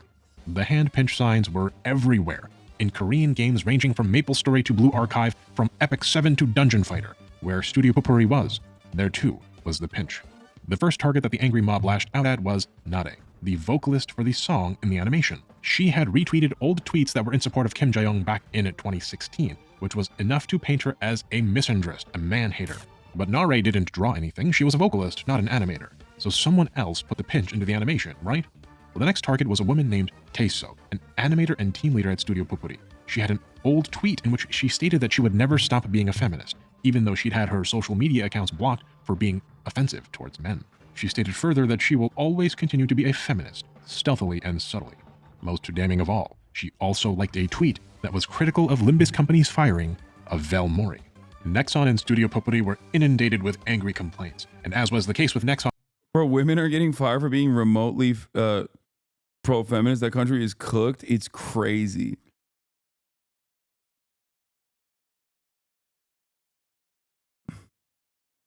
Why are you all right with chat spamming such hurtful racism against Korean men? You know the context, yet you still encourage it. Chat is mostly white. It is literally promoting racism, false stereotypes. Wait, what?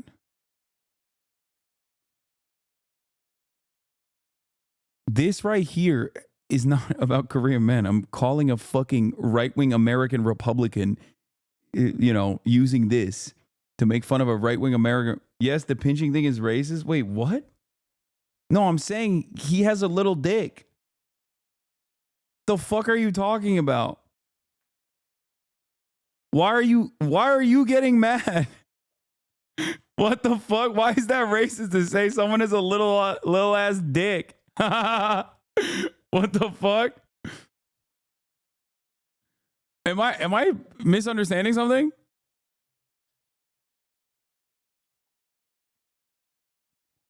The issue also is that South Korean netizens have started doing these witch hunts against any and all women who they consider to be feminists. It's gotten to a degree where being called a feminist can result in a woman being fired and even shunned from their communities or workplaces. Even some women-only colleges are being threatened into becoming co-ed when they have always been historically women-only. Oh my God.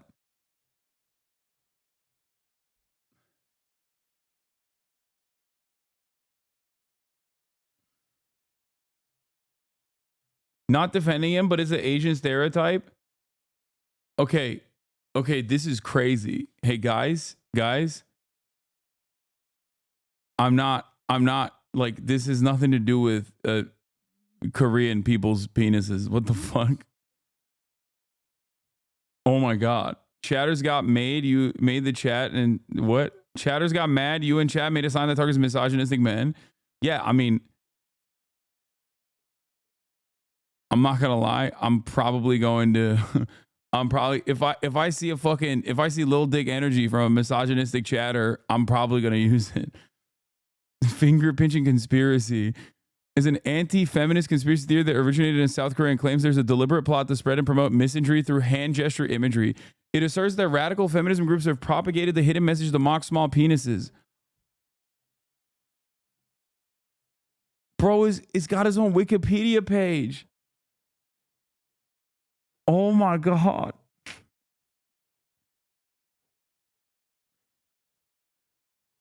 What the fuck? What the fuck? And the 4B feminist movement is full of turfs. I mean, that's not shocking, but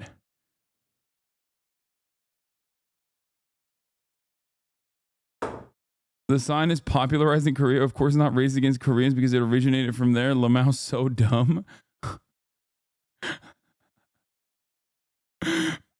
Dude. It first gained prominence in, dude, did they Streisand affect this into becoming like a thing? By considering that this is like actually making a mockery of like some Korean incels, they just ended up Streisand affecting it, and it's kind of like, I mean, it's a very cool, it's a cool thing to do. Watch the video, look at problematic images. This is that.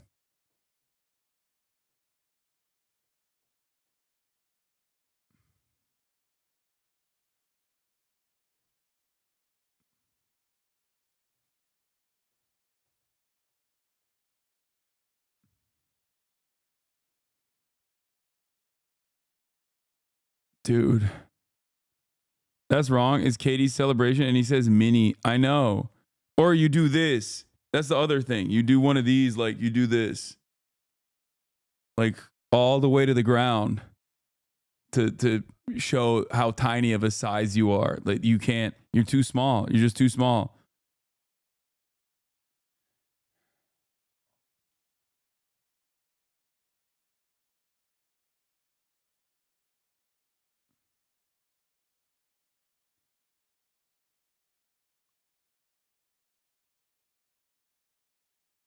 What? 100 Thieves?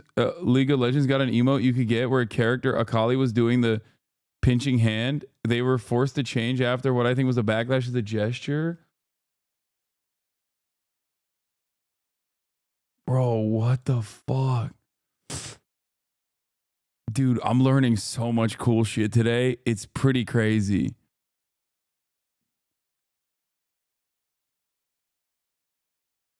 What the fuck?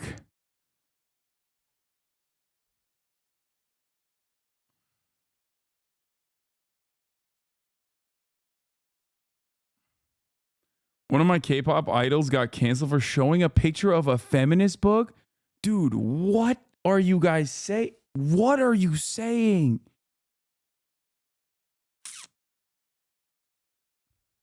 You can get canceled for showing like interest in feminism? What are you saying? I can't. You guys are joking. You must be joking. This is like this is a new well that we have unearthed that I wish I did not know about, kind of. Like, while on the one hand I'm excited about learning new things, but also on the other hand I'm like, damn, dude, this is an endless well of depravity. What the fuck? Like, the fact that you can be canceled for being like, yeah, women are equal to men. Here is some literature that suggests this reality is a cancelable offense is fucking nuts. They try to cancel Irene, but they can't keep a bad bitch down. People were burning pics of her.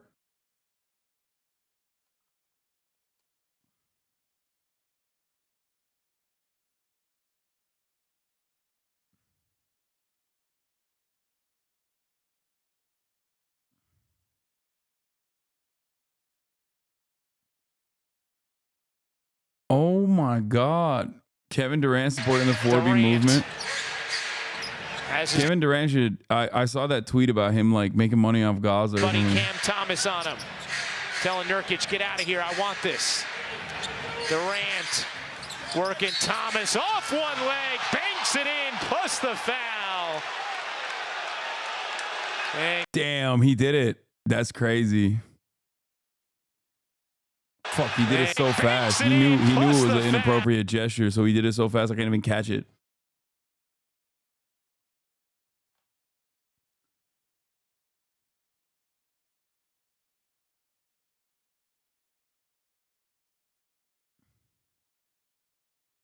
New form of microaggression? Yo, I can't believe this, bro. In 2016 and with Limbus Company. Both Nexon and Studio Pupuri immediately capitulated. The Angelic Buster trailer was released on November 23rd. By 2 a.m. on November 25th, just 2 days after the initial trailer was released, MapleStory, Dungeon Fighter, Blue Archive, and other implicated games each offered an apology, validating the claims being made that they had located in. Why are these fucking institutions apologizing to the most insane nerds, bro? Oh my God.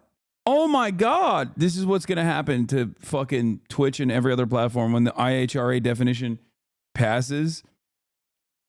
And then like every fucking organization comes after every platform that allows anti-Zionist commentary, which will be immediately branded as anti-Semitic. Oh my Lord.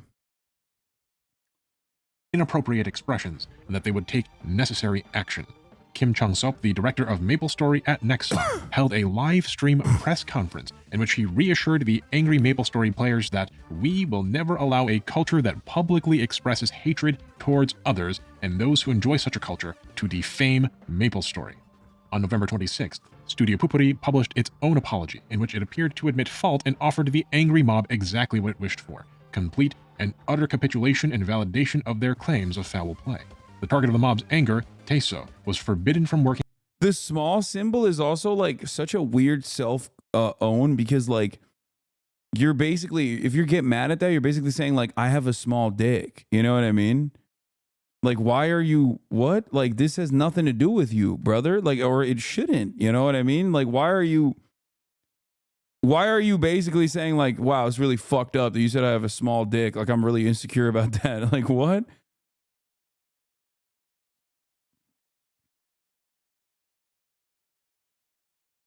What the fuck? Holy shit. And for the record, before people say, I mean, some people do have small PPs. Yeah, they do. Okay. But what you make of it is what matters. Okay. Like when I talk about divorced dads, there's a shit ton of men who are divorced. But my uncle, real uncle, Sam Cedar, also is. Notice how notice how he does not exude divorced dad energy, because it's about vibes, not about like the actual situation in and of itself. Elon Musk, Destiny, okay? And numerous other people like Kanye West exuding divorced dad energy. Uncle Sam, on the other hand, does not. And the same goes for having a small peepee, okay? Same goes for the difference between a manlet and a short king.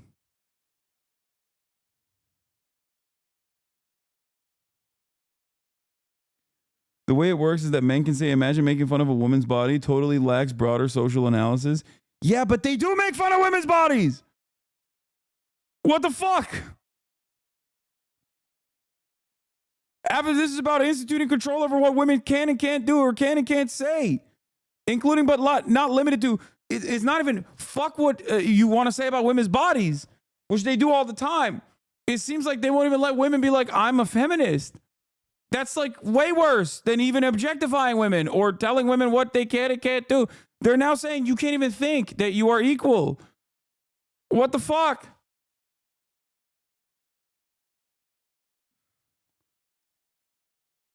It's in your dating sim too? Wait, what?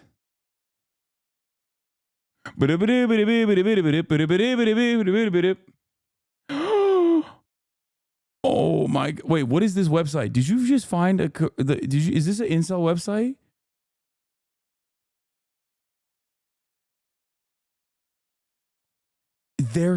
They're claiming that this is actually secretly.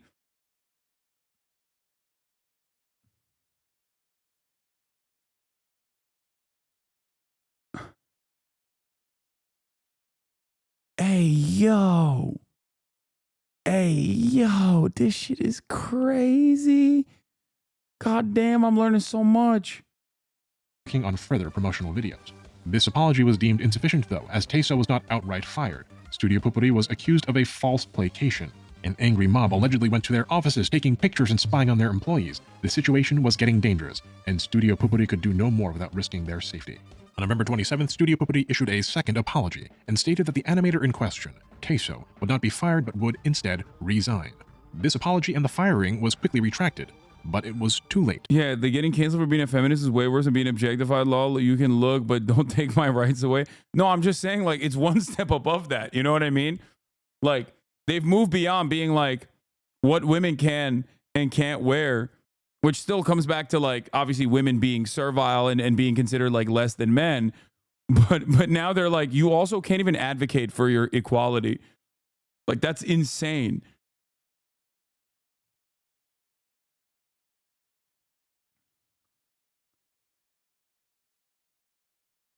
The damage was done. You can imagine what happened next. 게임 홍보 영상에서 남성 혐오를 상징하는 표현이 들어갔다는 논란이 불거졌습니다. 한 애니메이션 스튜디오가 제작한 게임 영상을 보고 주로 알려진 혹은 저희가 파악한 모든 영상들은 사과했는데 여성 단체들은 집회까지 열며 반발했습니다. 하는 거죠. 그 회사의 물건을 사지 않아야지 되고 회복이 불가능한 경우들도 있거든요. 의 경제적 기반을 위협당하고 있다고 주장했습니다. 또 게임 문화수도 페미니즘 혐오 몰이를 맡긴 다른 게임 제작진도 진상 제작사 Bro, oh my god, they're blurring it. They're blurring it on TV. Like, as in it's hate speech. Oh my god. Oh my god. Chat. This is literally like, this is like if there was like enough people that were just willing and able to go out the bat for flat eartherism. And then they said that like it's ableist if you fucking, I don't know, attack us for believing the earth is flat. And then they just like forced their will upon the broader society. And then everyone had to just basically like, you had to censor the globe. You had to start teaching that the earth was flat. Like, this is the most insane thing I've ever seen.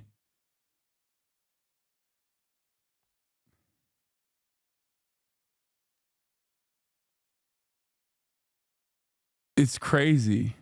영상을 맡긴 넥슨의 게임 업계가 논란 트리즘 검증이야말로 성혐오 논란에 휩싸였습니다. 게임사와 영상 제작사 모두 적극 사과를 했지만 여성계는 억지 논란이라고 반발합니다. 오늘 여성단체의 기자회견을 앞두고 살인 예고편이 올라오기도 했습니다. 백승우 기자가 전하겠습니다. Once again, the controversy was so severe that it made Korean national news with a much more in-depth segment this time. On November 30th, a week after the Angelic Buster trailer was released, 3 days after Taeso's resignation, an incredibly unsurprising discovery was made. After a media investigation, it was reported that the animator who drew the controversial Angelic Buster scenes was a man in his 40s. Quoting now a major newspaper, Gyeongyang Shinmun's article, Maple Index Finger Storyboard Drawn by a Man, as a result of coverage by the Gyeongyang Shinmun on the 30th, it was confirmed that the original storyboard for the video in question was handled by Mr. A male animator in his 40s from a company other than Studio Pupuri. Mr. A was an additional manpower sought due to the urgent deadline presented by Nexon. Basically, everyone involved in this animation, it turns out, was male, and industry officials found that it was impossible for a malicious edit to have occurred, adding a controversial frame. But that didn't stop the harassment, and the Gyeongyang Shinmun confirms that Mr. A, the artist, and Mr. B, the male supervisor in his 50s, were both harassed over their involvement. But just like with Vel Mori, it didn't matter anymore to the men that Taeso had nothing to do with the finger pinch in the Angelic Buster trailer. If Studio Pupuri has a feminist working in their midst, one who has a stated intention to do feminist things, nothing that they say can be trusted. The women staged protests in front of Nexon's offices, and the men retaliated with threats of violence on social media. Studio Pupuri's employees were harassed endlessly, allegedly receiving threats and hate messages and even having their personal information shared online. Taeso herself also had her personal information and phone number leaked to the public by angry men. She became a victim. Bro, this is literally collective schizophrenia, okay? It's so fucked. Dude, if I'm...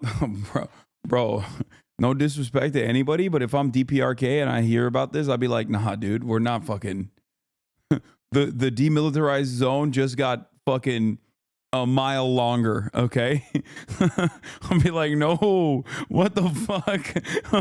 What the fuck, dude? This is crazy. Victim of cyberbullying in the form of sexual harassment and death threats. No unification. All over some retweets and allegations surrounding art she didn't actually draw. Once again, an innocent woman had been targeted, and an entire company had been brought to heel over something painfully trivial.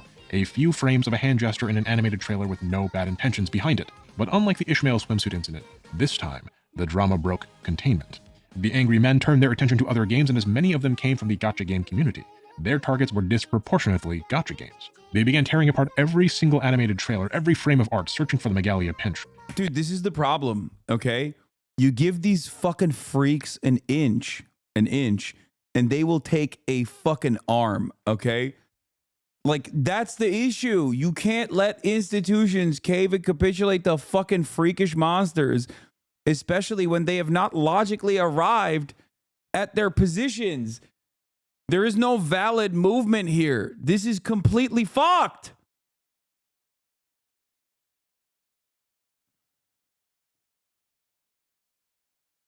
That's it. All you do is galvanize these people.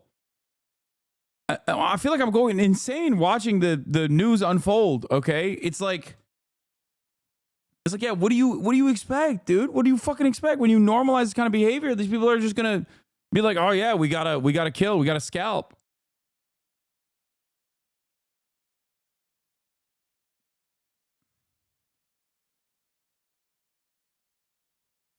They're just gonna keep going after women more because there is no real oppression that they're fighting. If there was a valid oppression that they were struggling against, once that oppression was tackled, then they would stop. That's usually how this works. That's why in the aftermath of the abolition of slavery, the violence did not come from newly freed black men and women. It actually came from the clan, which formed as a way to restore the racial hierarchy. Historically speaking, when the oppressed people actually overcome their oppression through violent struggle, okay, they don't reinforce a new dynamic or a new hierarchy of oppression. They're just like, okay, cool, now we're free. Like, that's it. Great. I love that. But on the inverse of this, if there is no real oppression and no real struggle, and you are simply building a momentum or movement off of pre-existing dynamics, okay, pre-existing methods of mechanisms of oppression, like misogyny in a patriarchal society, when you give them an inch, when institutions bend to their will, they're going to do more.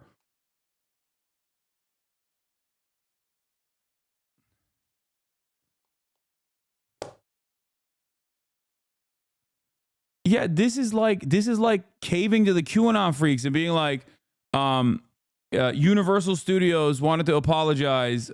Yes, you are right. Tom Hanks is a pedophile. We are very sorry for putting forward the pedophile Tom Hanks for being in the movie. You know, what do you think that would if Universal Studios came out and said that?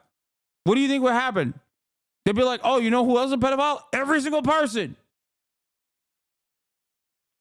Look at this message board. We found even more pedophiles. And very naturally, they found many such pinches. The dev teams of those games were subjected to similar harassment until they too capitulated, editing or removing any instance of art with a possible finger pinch from the Korean version. That's so funny. They're like, every time, if you have a woman on screen, they have to do this. God forbid. Look at this. This is the way they branded it in Korea.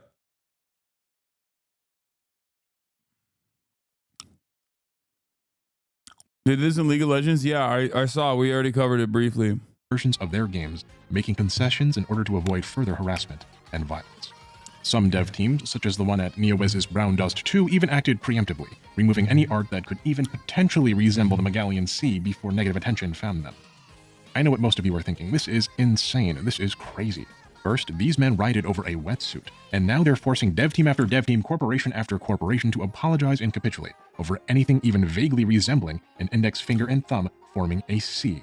A position... No, man, this is not masculinity being volatile. You're wrong. This is 100% like a completely fucked dystopian society. It's a powder keg. Also, the Pope strikes again. He's doing the pinch and he's Hamas. I'm telling you, dude, this like this only happens if people don't have. I mean, there's so many different factors at play here, but singling out like the volatility of masculinity is incorrect. There's plenty of fucking masculine societies where it doesn't get to this level at all. There's plenty of toxic masculine societies. America has toxic masculinity. America, much like most of the world, is a patriarchal society. This level of this is mania.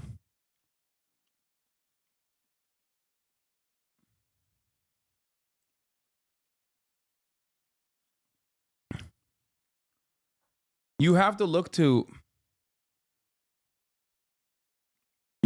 at like you have to look at the underlying material issues.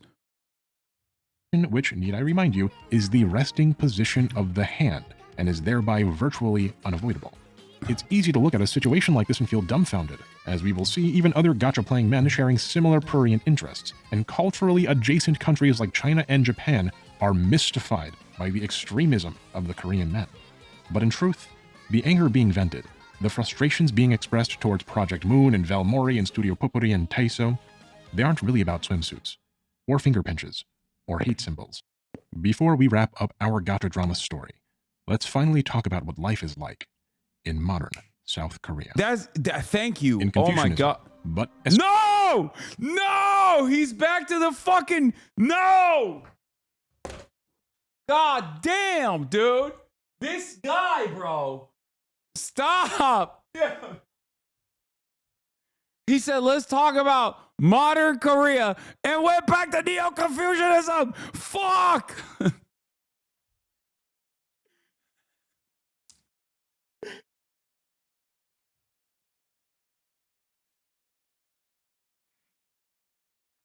I was like, thank God, finally. Especially Neo-Confucianism. If society is dysfunctional, if society is unharmonious, if it is discordant, some part of the system, some level of the hierarchy must be responsible for that discord. Think back to our Korean Airlines story from part 1. If the glide slope instrument is broken, it must be a GI on the ground who is responsible. In Confucian society, if disharmony arises, ideally whichever level of the hierarchy is responsible for said disharmony is moved back to the righteous and harmonious course by the level of hierarchy directly above them. Employees are corrected by their bosses, children by their parents. So is Confucianism paired up with patriarchy? Is that what it is? So like women are inherently the lower rank than men. So these guys are all just blaming the women in the caste system because women technically are, underneath them in the caste system. Is that what it is? If the higher level fails at doing that, the level above them then has the responsibility to take over.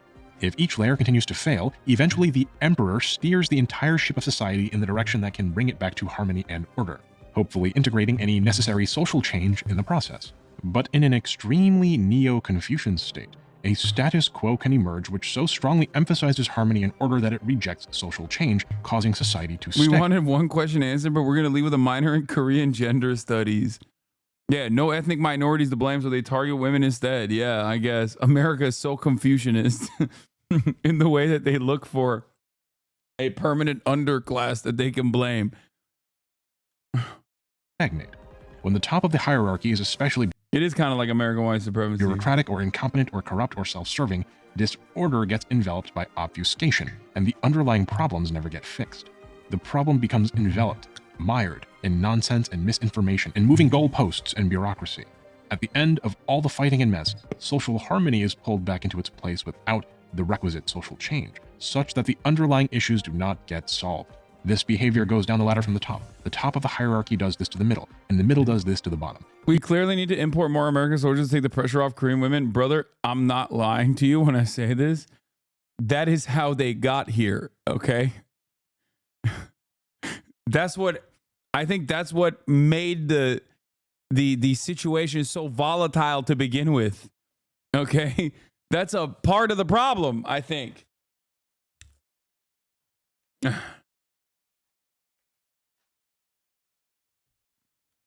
Each following... Craziest part of this is that despite all this, South Korea had a female president before America. ...the lead of the other in the Confucian manner. These issues don't go away, though. They're still there. Hoscourt enjoying the video. How about more context about Neo-Confucianism? Bro had to bring it back, dude. He had to bring it back to Neo-Confucianism. We got to talk about the Han River. I'll have you recall in my former video where the American boats were riding up the Han River. Fuck! There, they merely build in tension. If each time a conflict arises, it is suppressed again without resolution, the tension and subsequent conflict grows larger and larger and larger, until it eventually breaks out of the control of the state, of the society entirely, of the top of the hierarchy, and into open civil war. South Korea has the... I'm not gonna lie, that was a massive W for Korea.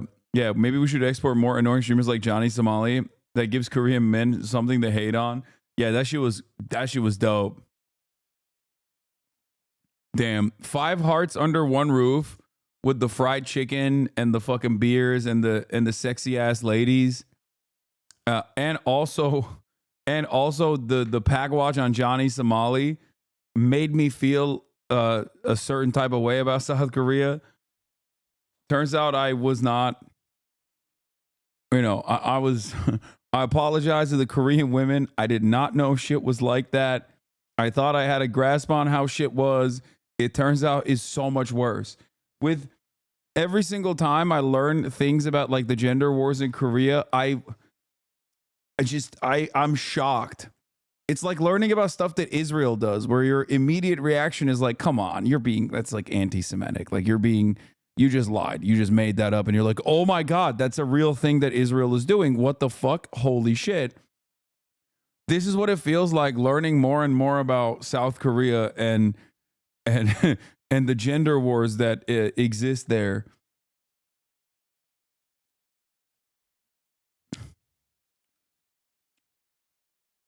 Didn't you say you want to be deported there yesterday? I mean, I am a man, so I don't think it would be that bad for me in particular. Let's be real. You know what I mean?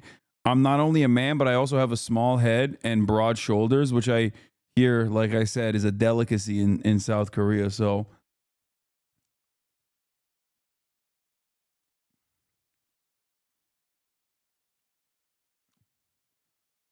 aim Korean men at libertarian guys. Yeah. It wasn't until you made that hand sign in the camera. What are they going to do? Fucking beat me?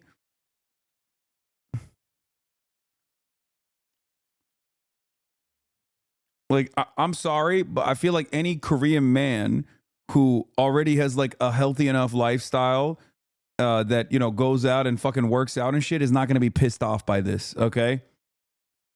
Like, I feel like the type of dude that gets pissed off at this is the type of dude that isn't exactly outside. You know what I mean? It's like the same principle with all my fucking haters. You know, I don't really get pushed a lot by random fucking losers in the way that like you would think that there's an outsized amount of hatred online, because most of those dudes just exist online.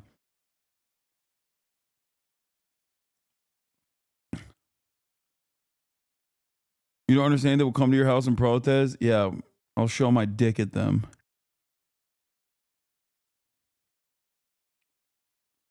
BTS talked about supporting feminism and they got eaten alive by Korean media. That's crazy. Highest suicide rate in the developed world, as per the World Health Organization's 2019 estimates.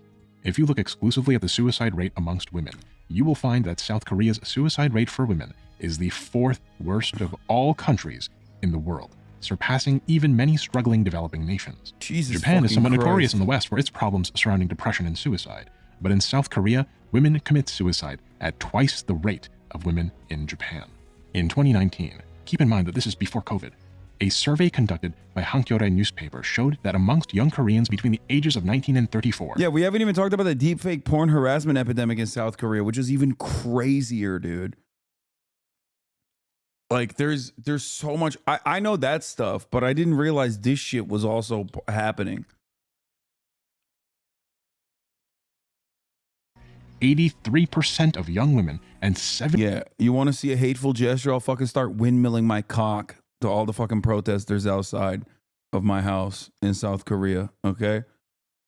78% of young men view South Korea as a living hell. Nearly 80% of young women and 72% of young men want to leave South Korea. And this is because, putting aside any gender considerations for the moment, the experiences of Korean young people are incredibly soul-crushing. This article in the Korea Herald, Why Koreans Want to Leave Hell Joseon, quotes sociology professor Lee Byun-hoon, who states that the phenomenon is a reflection of South Koreans of all ages struggling to survive amid a lack of jobs and unstable livelihoods. Oh, it turns out Hasan wasn't wrong about this assessment. Oh my God. Where's that one fucking dumbass chatter now? You don't arrive at this level of instability without like serious economic volatility. You don't just arrive at like this much insanity without factoring in socioeconomic conditions, chatter. Chatter that was like, Hasan, you're talking a big game like you know stuff about Korea. Like, I know enough. Holy shit. There's an inequality of opportunity. They feel like the playing field is uneven in the first place, and their efforts will not pay off. Competition in Korea is so tough, so grueling, that 20 years ago... It's also because old motherfuckers just don't die. And then they don't get fired. I mean, at least that's how it is in Japan for the most part, which is so crazy that, like, I always go back to that one famous Japanese Yale economist who was like, I have a solution to Japan's aging, like to Japan's capitalism crisis. let's kill every old person. That is unironically what he said. And you want to know what's really crazy about that? Japanese youth heard that and was like, that's an incredible idea. Okay? They literally were like, oh my God, finally someone came up with a fantastic solution. That is fucking insane. Okay? That's insane. That had to be hyperbole. No. That's not hyperbole at all. I'm not even remotely exaggerating. There is a famous Japanese economist, I think, or he was a sociologist. I'm not entirely sure what it was, but here it is with the fucking cool ass glasses. A Yale professor suggested mass suicide for old people in Japan. What did he mean? Yusuke Narita says he is mainly addressing a growing effort to revamp Japan's age-based hierarchies. Still, he has pushed the country's hottest button. Yeah.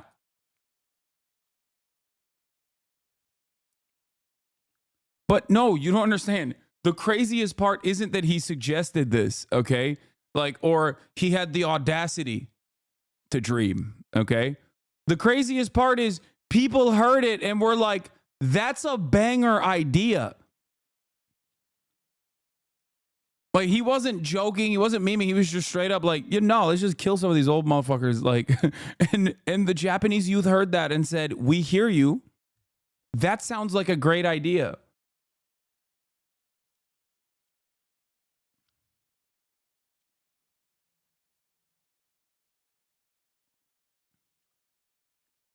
They proposed another recently. Oh, I saw this one. Ban on women marrying after 25. This bizarre proposal to boost the birth rate in Japan. Japan's noted writer and conservative party leader Naoki Hyakuta has apologized after his comments on women in the falling birth rate in the country sparked criticism.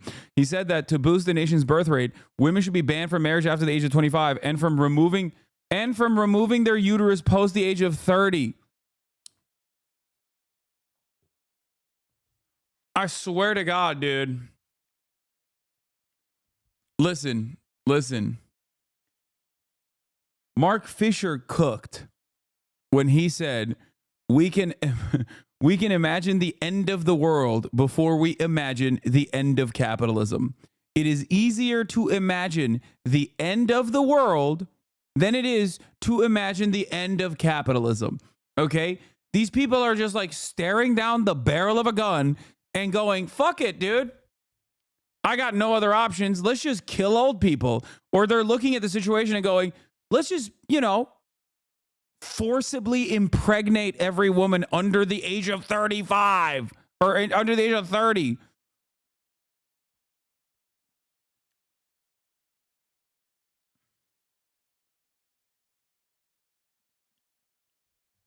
That's fucking insane.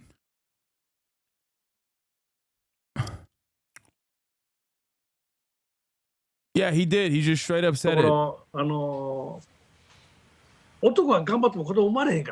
Yeah, he did. He said women have their uterus removed after the age of 30, not allowed to go to school after 18, unable to marry after 25. Fuck it, just kill them after 40 if they haven't given birth. Like, what are we doing?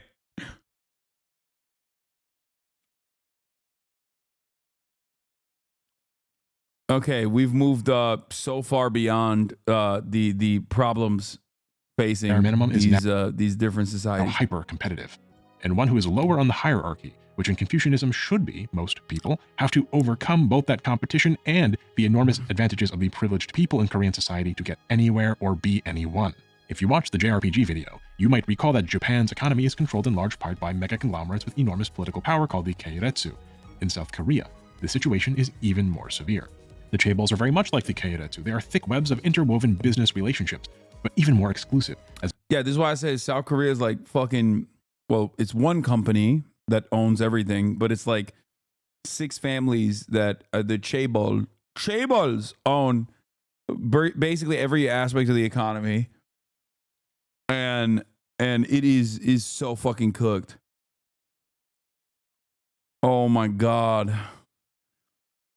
Yeah, they're fucking they're living in a techno feudalist dystopia already.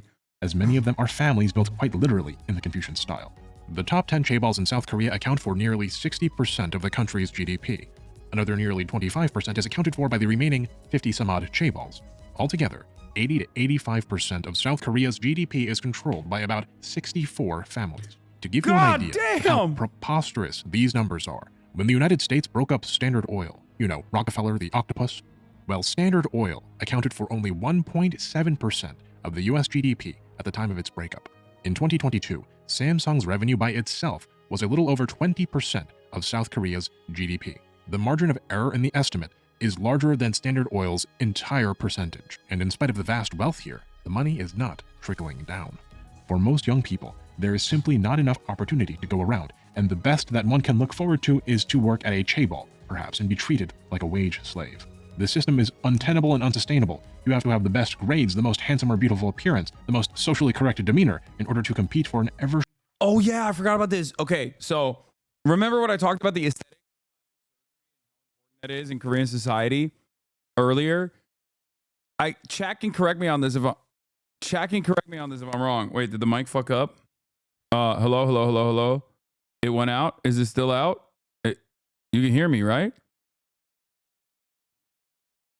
Oh my God, it went out for 1 second. You guys are making it seem like it was done. It was over. It's just fucking done. You will never hear me ever again. Remember earlier we were talking about like plastic surgery and people's like how high like people's, you know, body standards are, and how high an emphasis they put on beauty standards and whatnot, and how fucking crazy it is. Someone could correct me on this if I'm wrong. We need a historical context. Dude, I will melt you. Okay, I will send you into orbit if you ask me about Confucianism one more fucking time. Okay, we are not going to do 45 extra minutes on Neo-Confucianism in South Korea. Someone can correct me if I'm wrong in this, but I think in South Korea, you put your fucking photo on your CV, right? Like they make you put your photo on your resume, right? I was shocked when I found out that, like, I think in Japan as well.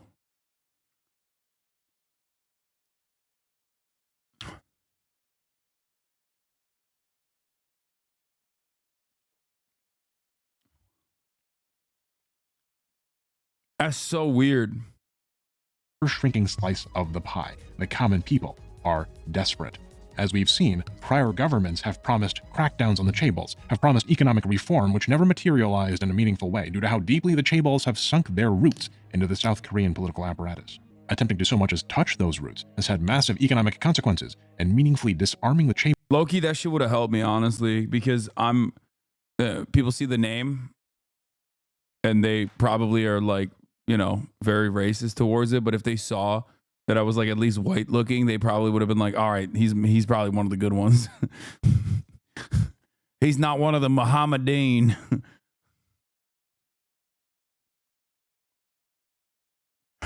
Chaz said, important context, Neo-Confucian Ethics and Metaphysics by Brian Van Norden. Yeah, let's watch this for an hour. Chaebols at this point could hoist all of South Korean society along with them. Worse yet, consider Korea's problem with age. Remember what I said in part 1 about how hierarchy is powerfully determined by your age? How you'll be asked how old you are to determine where you belong in the pecking order? Have you ever worked in a company where 3 managers are in charge of micromanaging 1 employee?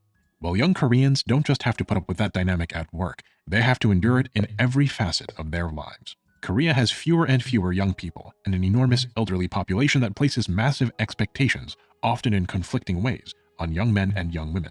Expectations that are impossible to meet given the current economic realities of South Korea and the governmental capture of the chaebols, endlessly siphoning the nation's wealth away from the populace and into exclusive, powerful chaebol families or corrupt politicians.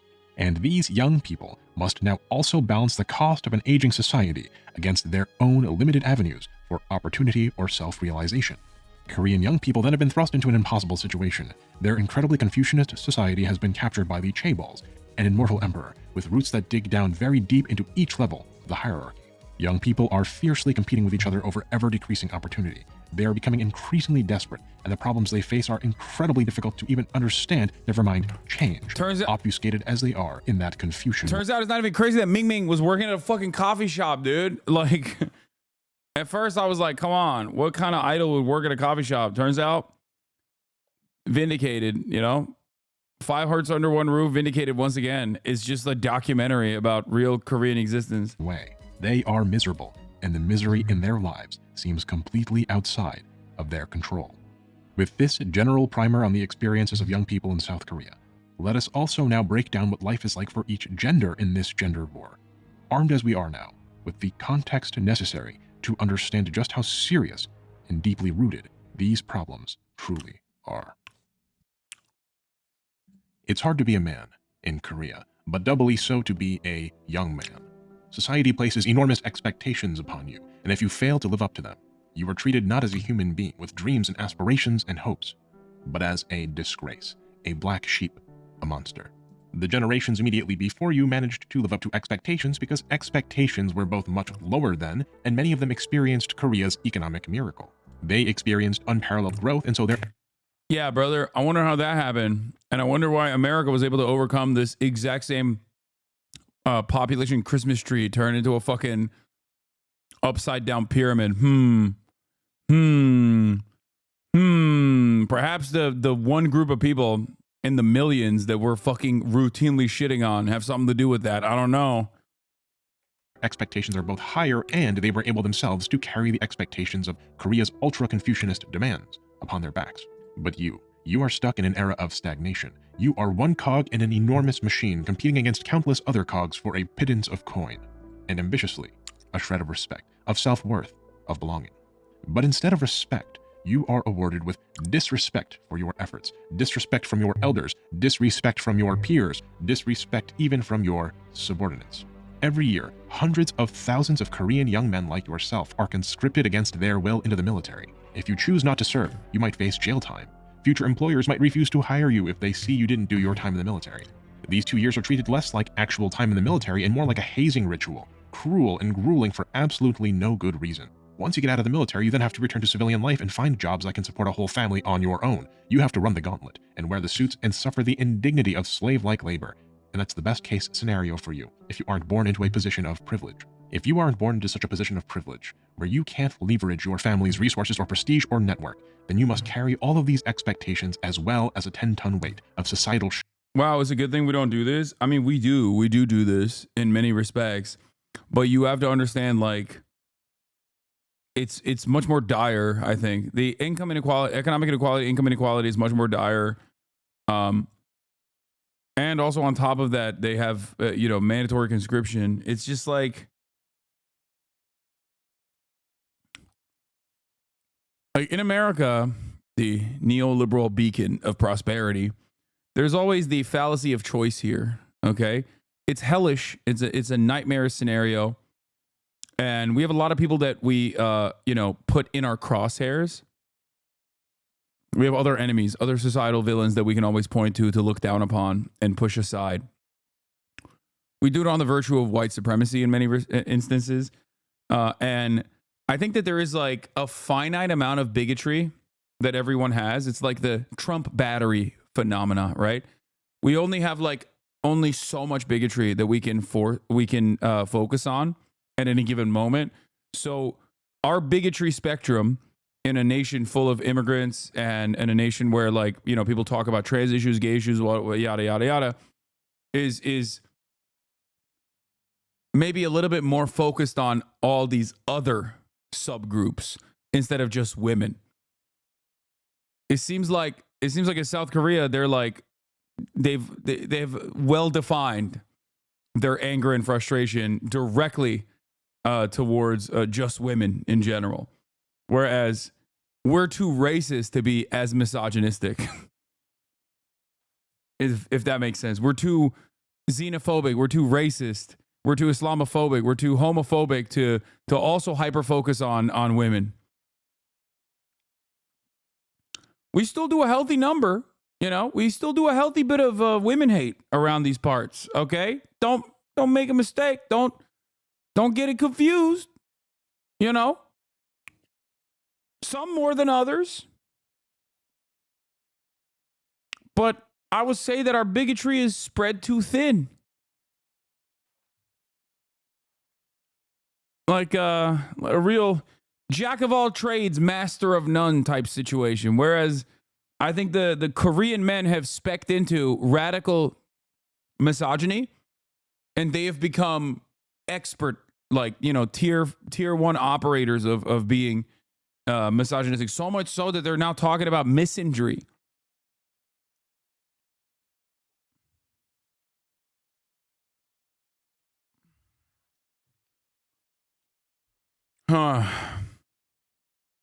South Korea needs a Hasan to channel the hate of the incels and protect the women. Yeah. Saying that after America elected a rapist felon over a woman is crazy. Okay. See, that's a great fucking take. We elected a rapist felon over a woman, but why? He said he was going to mass deport 20 million immigrants. Okay? 20 million immigrants.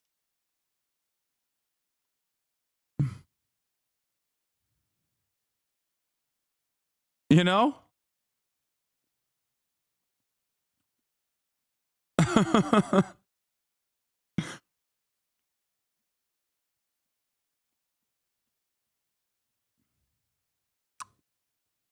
You think if South Korea did an Israel type thing where they start conscripting women too, would that alleviate the gender war? Because for all of its crimes, the apartheid state doesn't have a gender war issue. Maybe. Probably not, though. Because I think the incels that also simultaneously want women to be conscripted, because I've heard that before, would probably be like, bitches can't fight, dude. These broads. They can't fucking fight. Israel does have a rape war issue. Yeah, that is also true. There's like, Israel has its own version of gender war shit.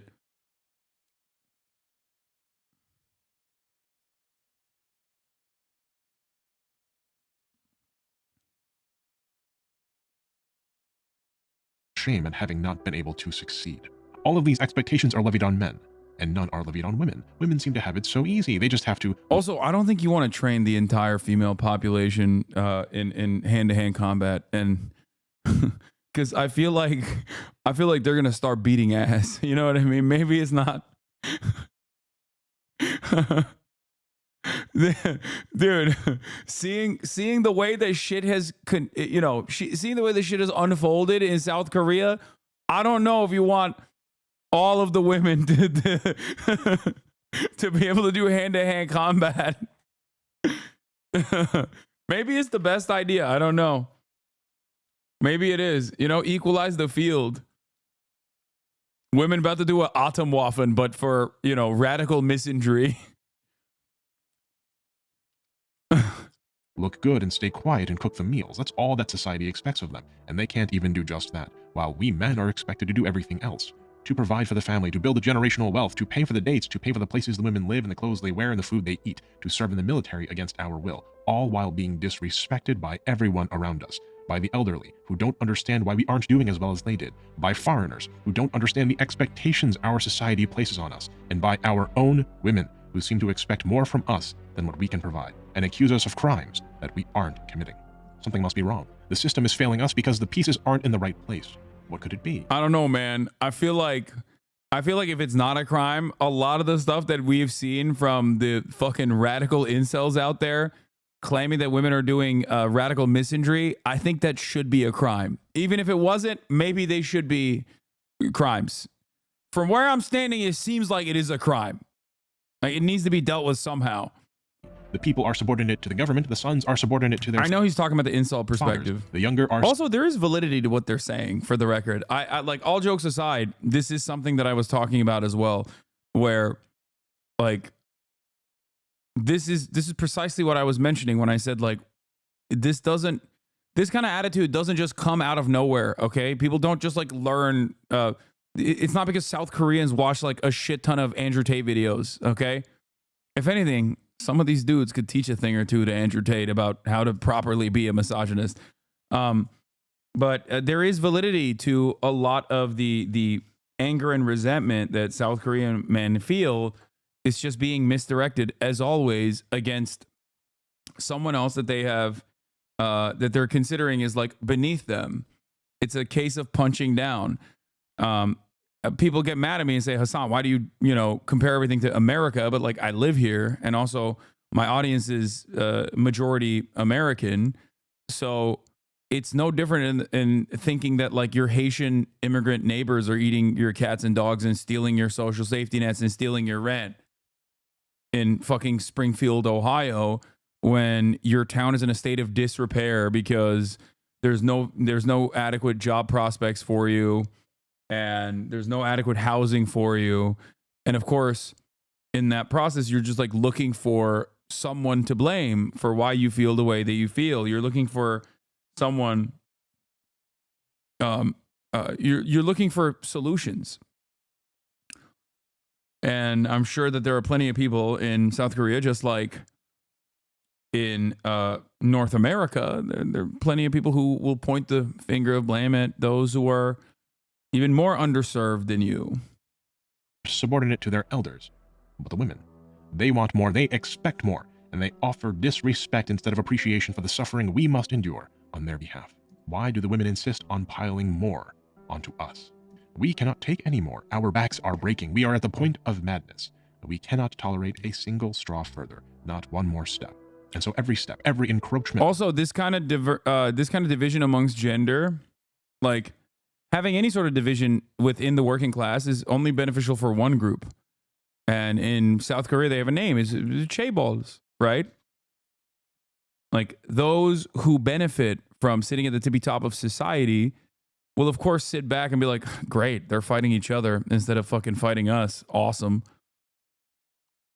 Must be met with overwhelming force, must be pushed back into its place to preserve society, to preserve our values, to preserve our sanity. It's not really about a wetsuit or anything else. It's about Twitter girls who don't even play the game having more say over its art and character development than we do, when we are the ones playing the games and contributing the funds, and not them. It's about being made subordinate to the whims of women, even in our male safe spaces. It's not really about Megalia or a little pinch causing us some offense over genitalia. It's what the pinch represents.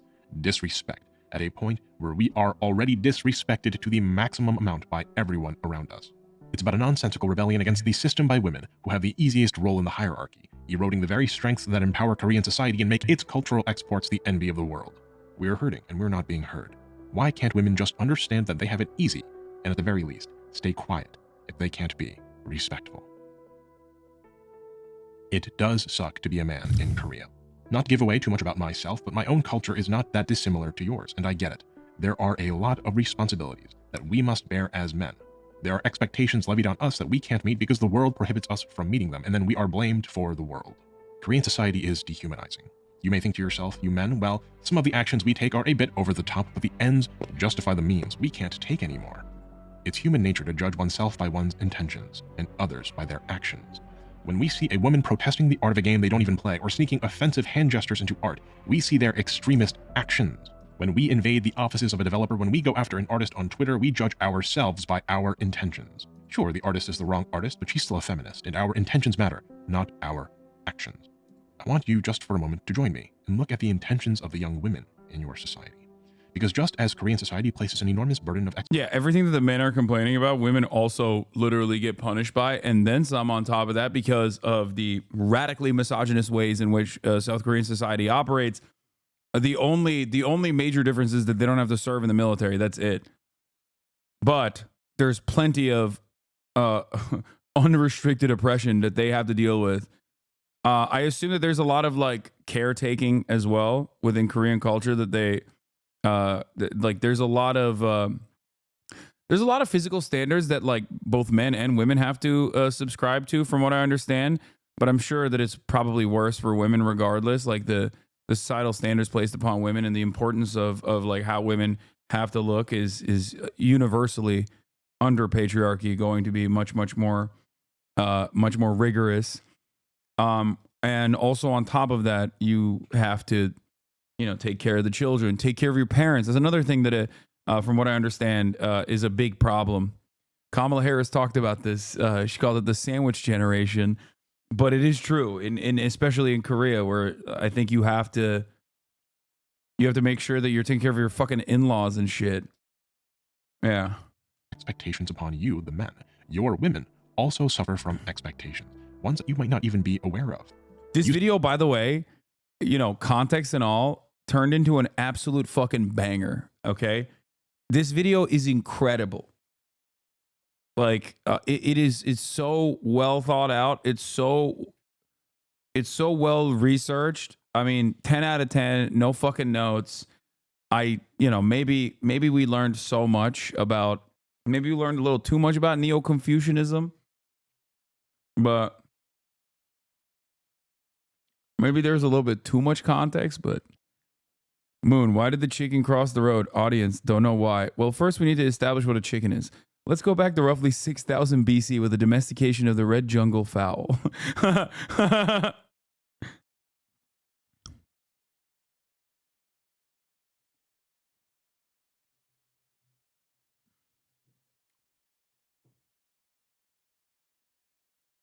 What is this? Have you ever seen anything about the new Bonhoeffer movie and the ADL ad they put in at the end? My parents roped me into going to it tonight. I've never seen a more hypocritical stunt in film. No, what? I have not. I have no idea what that is. You say Korean girls have it easy because they don't have to make money, as that's the man's job. Well, they'd like to. But that itself is also a societal expectation that many of these women are trying to break free of. He's goated. In South Korea, labor force participation by women is nearly the lowest among OECD countries. But the gender pay gap in South Korea is not amongst the worst. It is the actual worst amongst all OECD countries. Duke University's Journal of Korean Studies reports that in Korea, in 2020, the median earnings of women working full-time was 32% lower than men's, which is a much larger gap than the OECD average of 12.5%. Women in Korea hold only 10% of managerial positions in the private sector, when the average for OECD countries is 30%. And perhaps most seriously of all, a disproportionately high number of women work in precarious jobs that pay low wages and provide few employee benefits, little job security, and limited labor rights, which you've seen firsthand as a result of your protests. When the women except for Gran, my goat, my queen, test your treatment of Velmori or Teso, they aren't protesting a swimsuit or a hand signal either. They want the opportunity to work and receive equal pay and work in jobs that aren't so-called precarious jobs with low wages and limited labor rights. They want to be artists and developers without fear. They want to be able to engage in the same free speech that you do without being fired or forcibly resigned or harassed. Actions and intentions. And ultimately, the end result is, if the women are allowed to work and have labor protections and have a better, fairer wage, your burden, your expectations become lighter because you no longer have to be the sole breadwinner. You don't have to be the one that always gets a high-paying job to cover the cost of two people, because now the women can also get a job, and you can have two medium-paying jobs, reducing the burden on everyone. But I know it's not that simple. That's not really a solution at all, is it? What good is having two jobs if everyone still suffers? There are greater, far more insidious, systematic problems, socio-economic problems, that are at the core of what South Korea is, built into the country from the moment of its inception. It won't be easy to solve these issues. There is no simple fix, and anyone who tells you otherwise is lying to your face. But if there is a way to solve these issues, if there is some way to overcome these problems, you will have to do it together. Both of you have the same intentions, to lower the burdens of expectation that society places on you, and to reassert some control. Yeah, he's gonna be like, you have to kill the old. South Korean men and women under a certain age have to get together and finally do the deed. Just like the suggestion in Japan.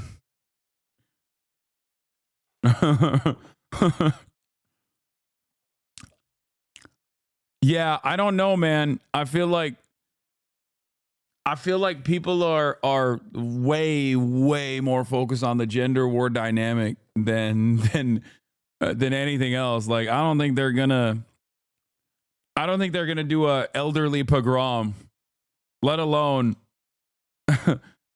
the real revolutionary act that must occur.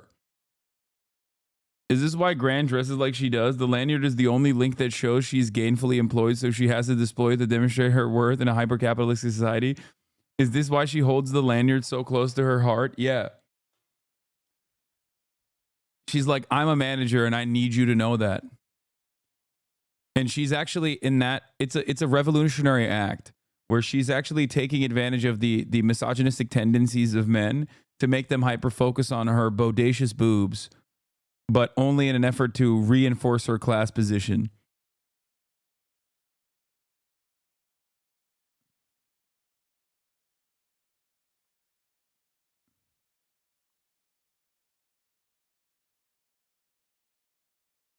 That's it. Over your lives. To have the liberty to be people with meaningful relationships and economic security and families, instead of being cogs in a machine that produces for others that which you cannot have for yourselves. In a survey conducted by Pew Research in 2016, it was found that about 7% of American women have received cosmetic surgery. The percentage of American women who have had cosmetic surgery between the ages of 18 and 29 was only 3%. In a similar survey conducted by Gallup Korea in 2015, it was found that 1 in 3 Korean women between the ages of 19 and 29 have had cosmetic surgery. Why is this the case? Korean women are very naturally beautiful. You Korean men, more than anyone, know this to be true. You the men didn't ask this of the women, just as they didn't ask you to take the responsibility of being the sole breadwinners. You don't even want them to get cosmetic surgery or have to wear makeup. You think they're lovely just as they are. And they'd love to just be themselves and thereby be able to also lower their standards and reduce the— Bro, that shit is crazy, dude. Those percentages are wild, wild, wild, wild, wild. It's a common practice to give double eyelid surgery to women when they turn 18 is crazy. To be fair, it's a lot cheaper in Korea than in America. Dude, it's not just... Chatter, you think the only fucking hurdle to clear is finances? Like, what are you, crazy? There's obviously it's a lot more normalized, dude. What the fuck? The pressure of being perfectly beautiful for everyone. There is so much that the so-called male chauvinists and so-called radical feminists agree on. For example, there's been a big deal made in Korea about illegal cameras being placed in bathrooms. Women are angry that it happened and they want to hold the men accountable, and the men are angry that all of them are being painted as perverts, that some of them have received retaliatory bathroom recordings, and are thus being subjected to the scorn of angry women for the actions of a few deviants. Every reasonable person agrees that this behavior is wrong. It's wrong for women to do to men, it's wrong for men to do to women, and in a reasonable society, the solution should be to work towards the elimination of all illegal bathroom cameras instead of making it about gender conflict. Likewise for our gacha drama. Even the Chinese and Japanese gacha communities scratch their heads at the behavior of Koreans when they get angry at swimsuit skins or little pinches appearing in art. And they, like you perhaps, ask themselves, why is this behavior so irrational? As we've seen, South Korea is a society that is both deeply hierarchical and socially dysfunctional. One is taught that they have power over those below them. Oh, we're back, bro. We're back. Give me the fucking Confucianism right now, dude. Context time. The hierarchy, and that if society has disharmony, they should look beneath them in the hierarchy and try to correct the problem. The captain chastises the first officer who chastises the GI on the ground. The chaebols squeeze the government squeezes the middle class working dad beats his son, and the son beats his girlfriend. The angry girlfriend may even go one layer lower and lash out against the LGBT community. Each layer protests the— Oh my god, is that why the 4B movement is like, they're fucking transphobic? So who does the gay Korean shit on? You know, who does a trans Korean person shit on?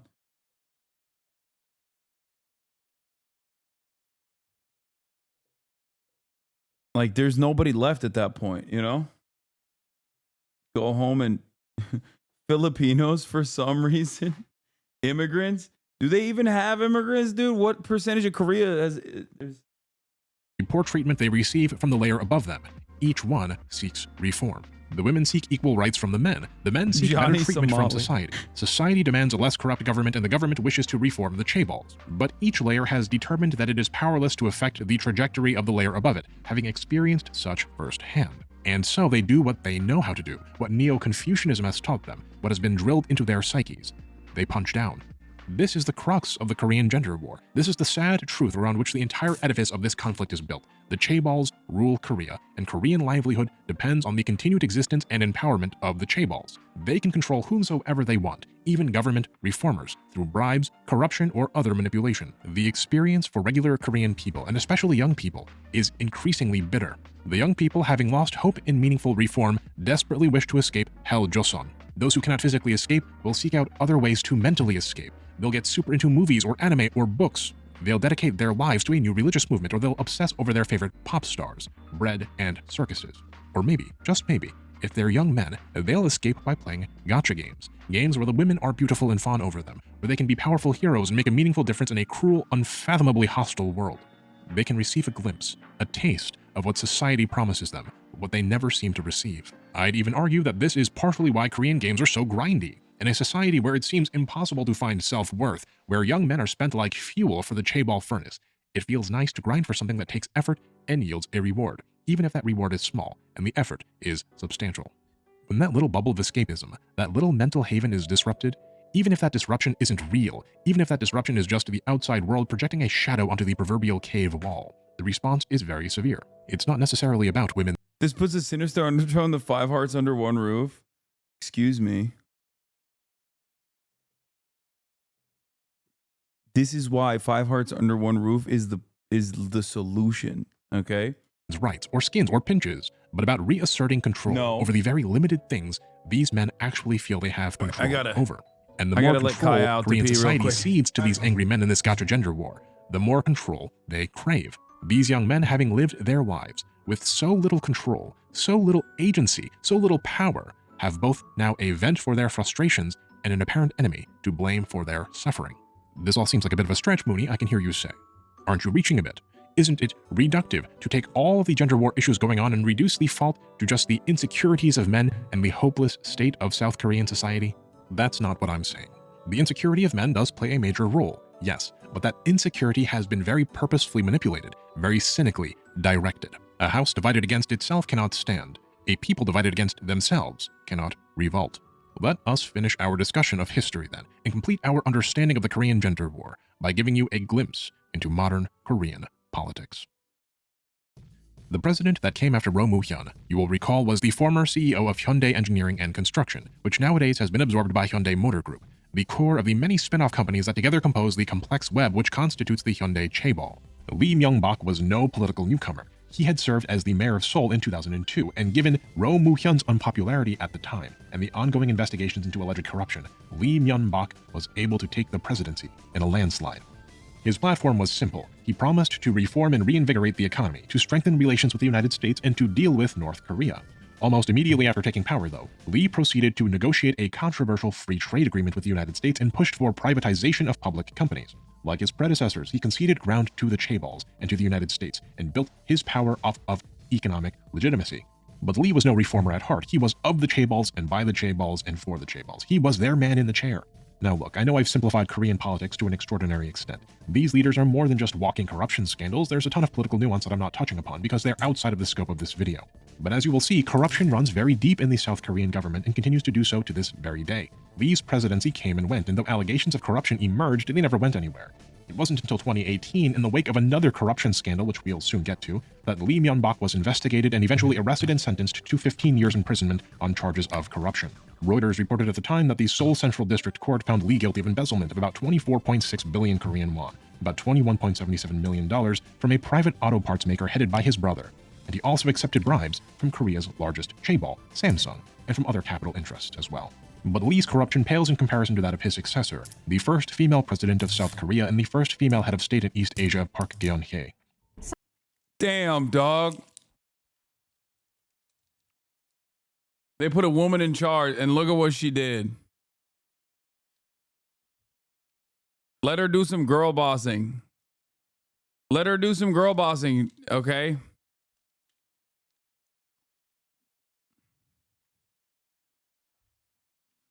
Y'all don't want to see a woman thrive, okay?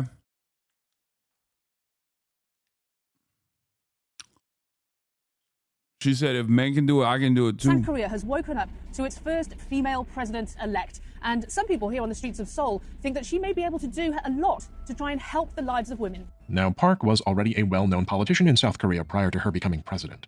She was defeated by Lee Myung-bak, the former president, in their party's last primaries, and so her name was already very well established amongst the voting public, and particularly in the conservative GMP party. If you don't recognize the name Park Geun-hye... Oh, color me surprised. It was a conservative woman. This is why I said before, chat, if America ever has a fucking female leadership, it's most likely going to be a conservative, okay? And I don't mean like a Hillary Clinton style conservative in the Democratic Party. It's going to be like a fucking right-wing reactionary from the Republican Party. Okay, if you don't know what happens next, then prepare yourself. The truth is sometimes kookier than any fiction can be. Park Geun-hye is the eldest daughter of Park Chung-hee, the dictator, the one who most masterfully wielded the chaebols. And Park Chung-hee was once friends with one Choi Tae-min, the leader of a new religious movement called Yongsaegyo. the Church of the Spirit World, and an alleged Maitreya, or future Buddha. Choi Tae-min, in part through his friendship with Park Chung-hee, amassed an enormous amount of wealth and power in South Korea.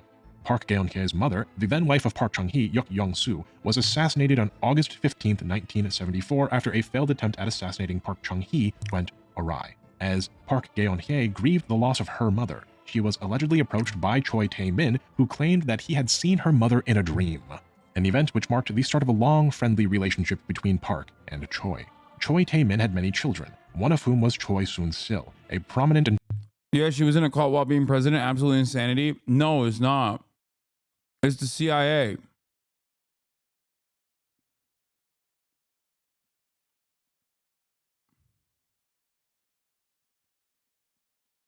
Dude.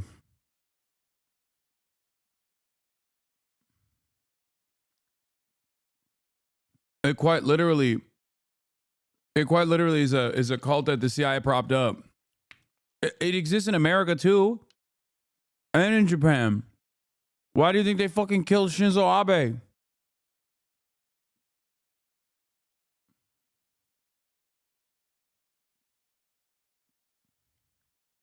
Someone in the chat said, do you mean the CIA or the KCIA? Bitch, what do you think the KCIA is?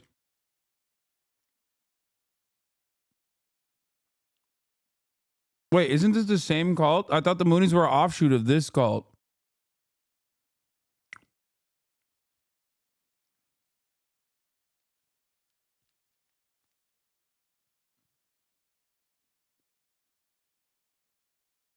No, this is the Church of Eternal Life. Wait, I might be wrong.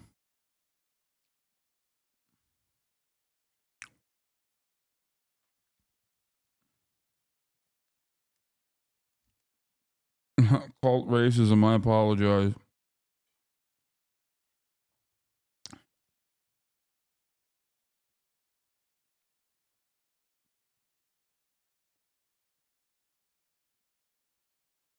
and powerful businesswoman who served as Park Geun-hye's right-hand woman. And Choi Soon-sil had a daughter named Chung Yu-ra, who loved horses. She was a gold medalist at the 2014 Asian Games in dressage. In 2015, Chung was admitted to Awa Women's University, a highly prestigious school. The Korea Herald reported that the chief of admissions at the university ordered interviewers to, and I quote, select a person who brought an Asian Games gold medal. None of the other candidates were permitted to bring a medal, but Chung brought hers in violation of school policy and was selected. An audit later allegedly discovered that the interviewers purposefully gave other students lower scores to help Chung with her acceptance. It wasn't enough just to graft Chung into the school, they torpedoed the futures of regular young Koreans who had otherwise done everything right. During her time at university, Chung was marked as present for only 8 classes over 3 regular semesters. She never did her homework. She didn't take any exams or turn in assignments, and yet she reportedly received stellar grades. In one instance, one of Chung's professors was found to have done an important project for her, cementing his or her work as Chung's own. Students at this highly prestigious, extremely exclusive school, being amongst Korea's best and brightest, quickly noticed the preferential treatment that Chung was receiving, and they staged protests. Pursuant then to all of this negative attention, the Korean cable TV network JTBC... Dude, it's so funny when like everything is collapsing, but there's still clearly remnants of like institutional hierarchies that people still cling on to. And this is one of them where they're like, what the fuck? It's like, bro, everything sucks. Like, this is the one thing that you think is supposed to be real. I don't know. It's kind of like Americans thinking like sports is fair, you know, meritocracy in sports. And just like really clinging on to that as a principle. Because literally everything is unfair and everything is fundamentally busted. But Americans still have this like firm and committed belief that like, no, actually... you can overcome your material realities in the field of sports.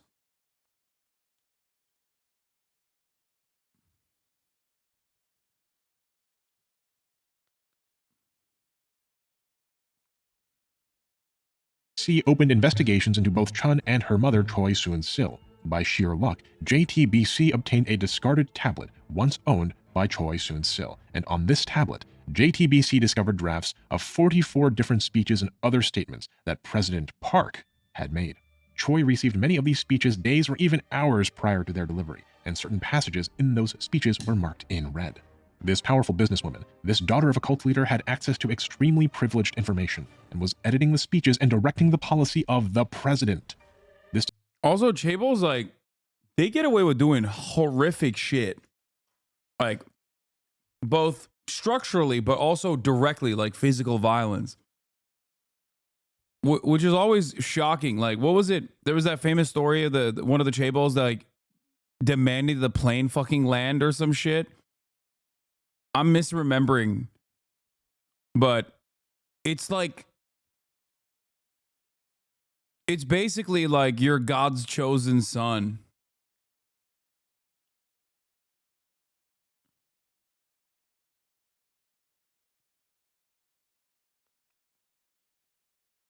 Yeah, I think it was Peanuts. Yeah, no, they're like, they are celestial dragons in One Piece, basically.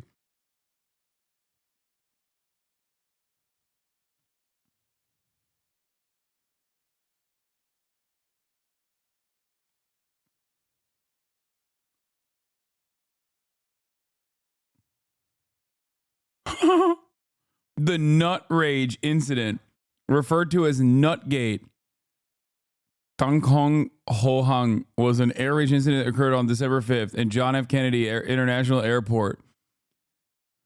On Korean Air Flight 086, Korean Air Vice President Heather Cho, Korean name Cho Hun Hyuna, later changed to Cho Sung Yong, dissatisfied with the way the flight attendants served nuts on the plane, ordered the aircraft to return to gate before takeoff. Nutgate.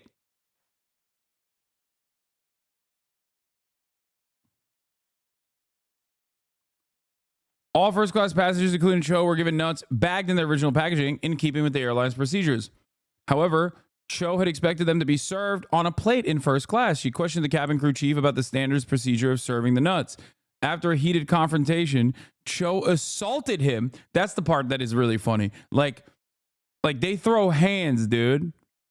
When they get mad and they don't get their way, like, they just fucking throw hands. And ordered him off the plane, requiring a return to the gate and delaying the flight for about 20 minutes. When the incident became public, Cho and Korean Air were heavily criticized. In the aftermath, Cho resigned from one of her several executive positions at Korean Air. She was subsequently found guilty in a South Korean court of obstructing aviation safety and given a 12-month prison sentence, of which she served 5 months.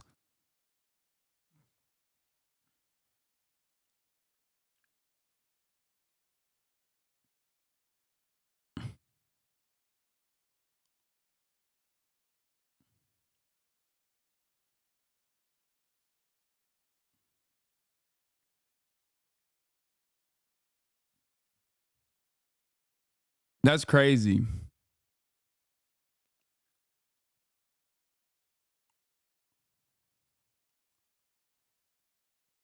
Austin showed if he had power. Also, she had several executive positions. And it took 2 fucking years for the crew to get their job back. discovery struck South Korea like a lightning bolt, and mass protests erupted, followed by investigations of both the president and her staff.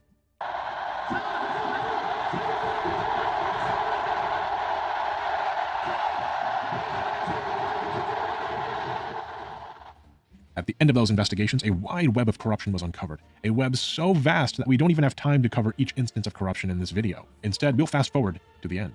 Park was successfully impeached, and both Choi and Park were brought before the Seoul Central District Court. Many of Park's associates, ranging from her personal aides to high-profile government officials to business tycoons, were jailed for corruption. Most notably, Shin Dong-bin, the chairman of the 5th largest chaebol in Korea, Lotte, was sentenced to 2.5 years in prison for offering a bribe of $6.5 million to Choi and Park.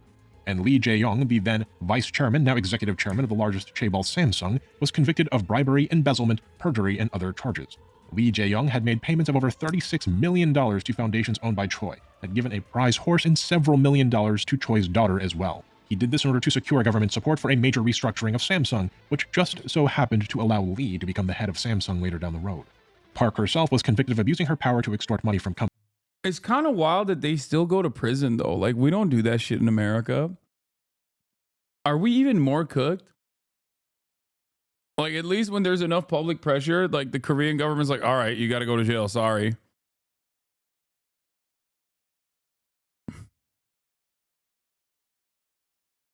Like, who the fuck goes to jail in America, dude?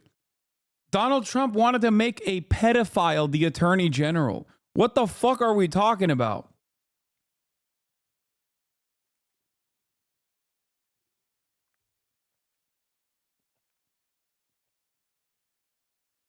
Companies of unlawfully pressuring Hyundai to sign a deal with a company owned by Choi and forcing them to run ads for her company, of soliciting that bribe for $6.5 million by Lotte, of forcing a telecom company to hire a close friend of Choi's, of leaking 47 confidential presidential documents to Choi, of various bribes surrounding Samsung, of receiving bribes from the National Intelligence Service, the Korean equivalent of the CIA, and more.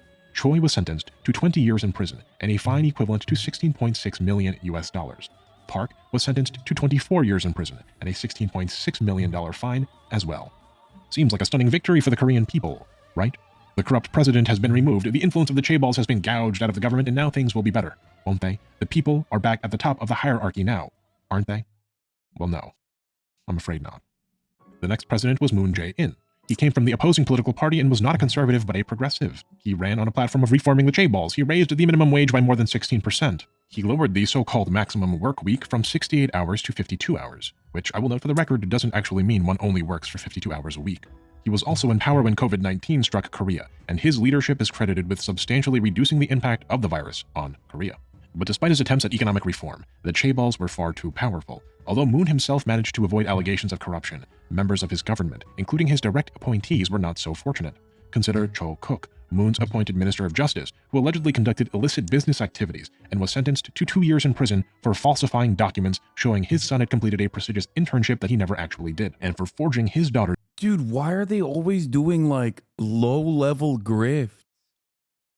Why is it always like related? What the I mean, I know that like in Korean society, like your school, your education is like really important for your future prospects, and then you have to like get into one of these big corporations. But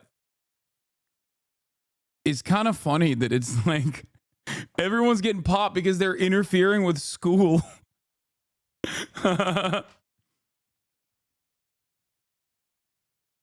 God damn, just fucking hire a better tutor. Like, what the fuck?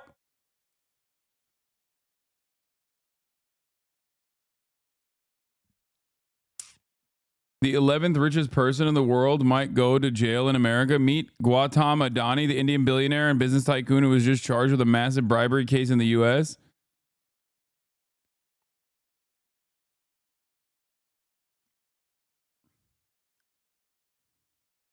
Remember when I said we don't do this to our guys?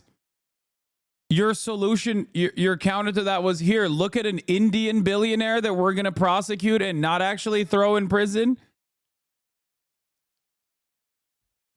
Yeah, I'm sure Korea would be really fucking ruthless towards some Japanese rich person as well if they had the opportunity. You know what I mean? Like, what the fuck?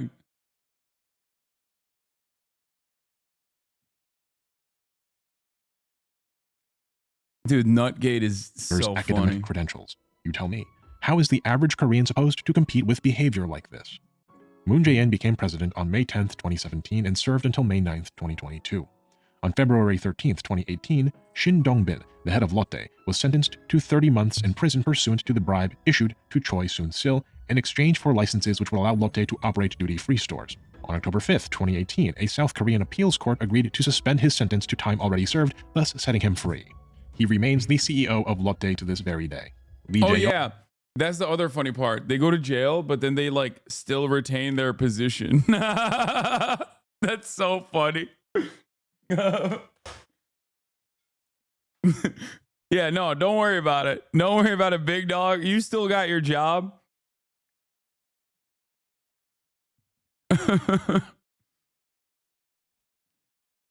That's so stupid, dude. Yeon, head of Samsung, was convicted on August 25, 2017 and sentenced to 5 years in prison.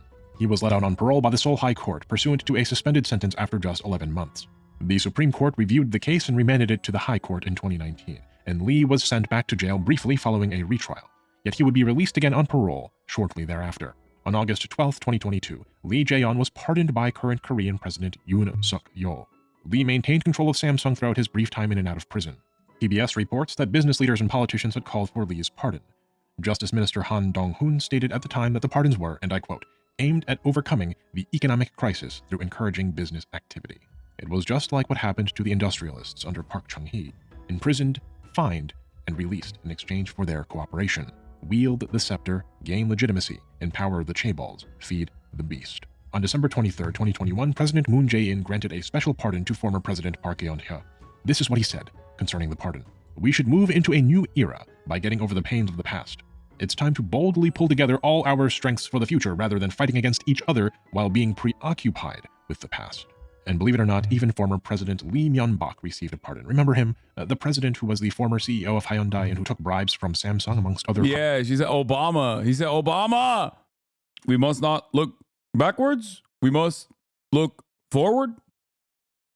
Crimes of corruption. He too was pardoned 1 year later on December 27th, 2022, by current President Yoon Suk Yeol. And pussy too? After all the smoke and mirrors, after all the pomp and circumstance, nothing changes. Let me be queer. The hierarchy reasserts itself into the proper order. And the Gay Obama grow. Be like. And this brings us to the very end of our history lesson with the aforementioned current President Yoon Suk Yeol, a very staunch conservative who has promised exactly the same thing that each of his predecessors has. He promised to fight inequality and unemployment and fight corruption. But he has also promised economic deregulation and a hardline stance against feminism. We won't get into the... I'm not gonna lie, chat. I had a great time today, by the way. Like, looking at these long YouTube videos. I had a fantastic time. I don't care if some of you are like, man, why didn't you cover the news or whatever? But, like, this shit is peak. You know, I used to do this all the time. It was fun. It was informative. It was instructive. Stop asking me to play mouthwashing! Fuck!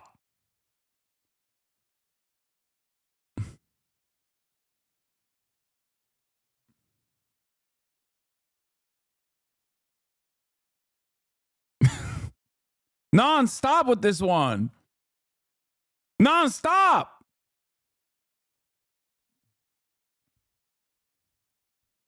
The audience is begging for you to play Mouthwash. I brought it up one time.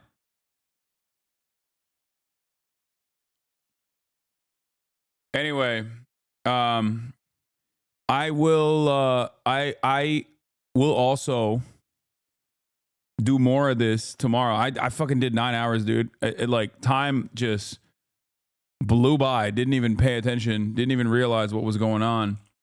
But I'll be back tomorrow with more fun shit, okay?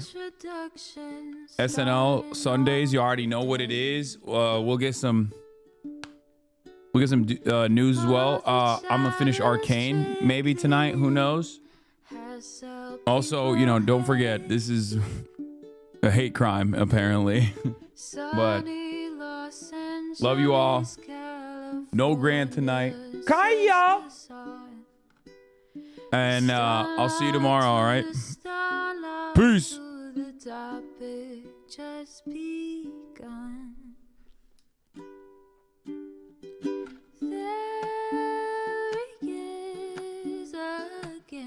Her sun is streaming, her sun is streaming. There he is again, her sun is streaming, her sun is streaming. Reviewing the P.O. box, Uncle Uger's face. Sudden discord at your prop, great names take embrace. Tiny Bernie Sanders, LGBTQ Air Force. The whole left at your fingertips, on at your door. H3 crowded debate, the Young Turks online show. 3 full fucking years of this, plenty more to go. 90-day fiance, jugs of champagne, bourgeoisie. A Trump rally live reaction, a mass riot at DC. There he is again, Hasan is streaming. Hasan is streaming. There he is again, Hasan is streaming. Hasan is streaming. Reading a live stream, fair comments, Austin show chat advice. And all the ways the right-wing pipeline can suck you in online. JCS react, Lord frame gets broken, cover blown. A full-blown mass pandemic, monster streaming at your home. Total radicalization coming out to find. The system you were taught to trust in was broken the whole time.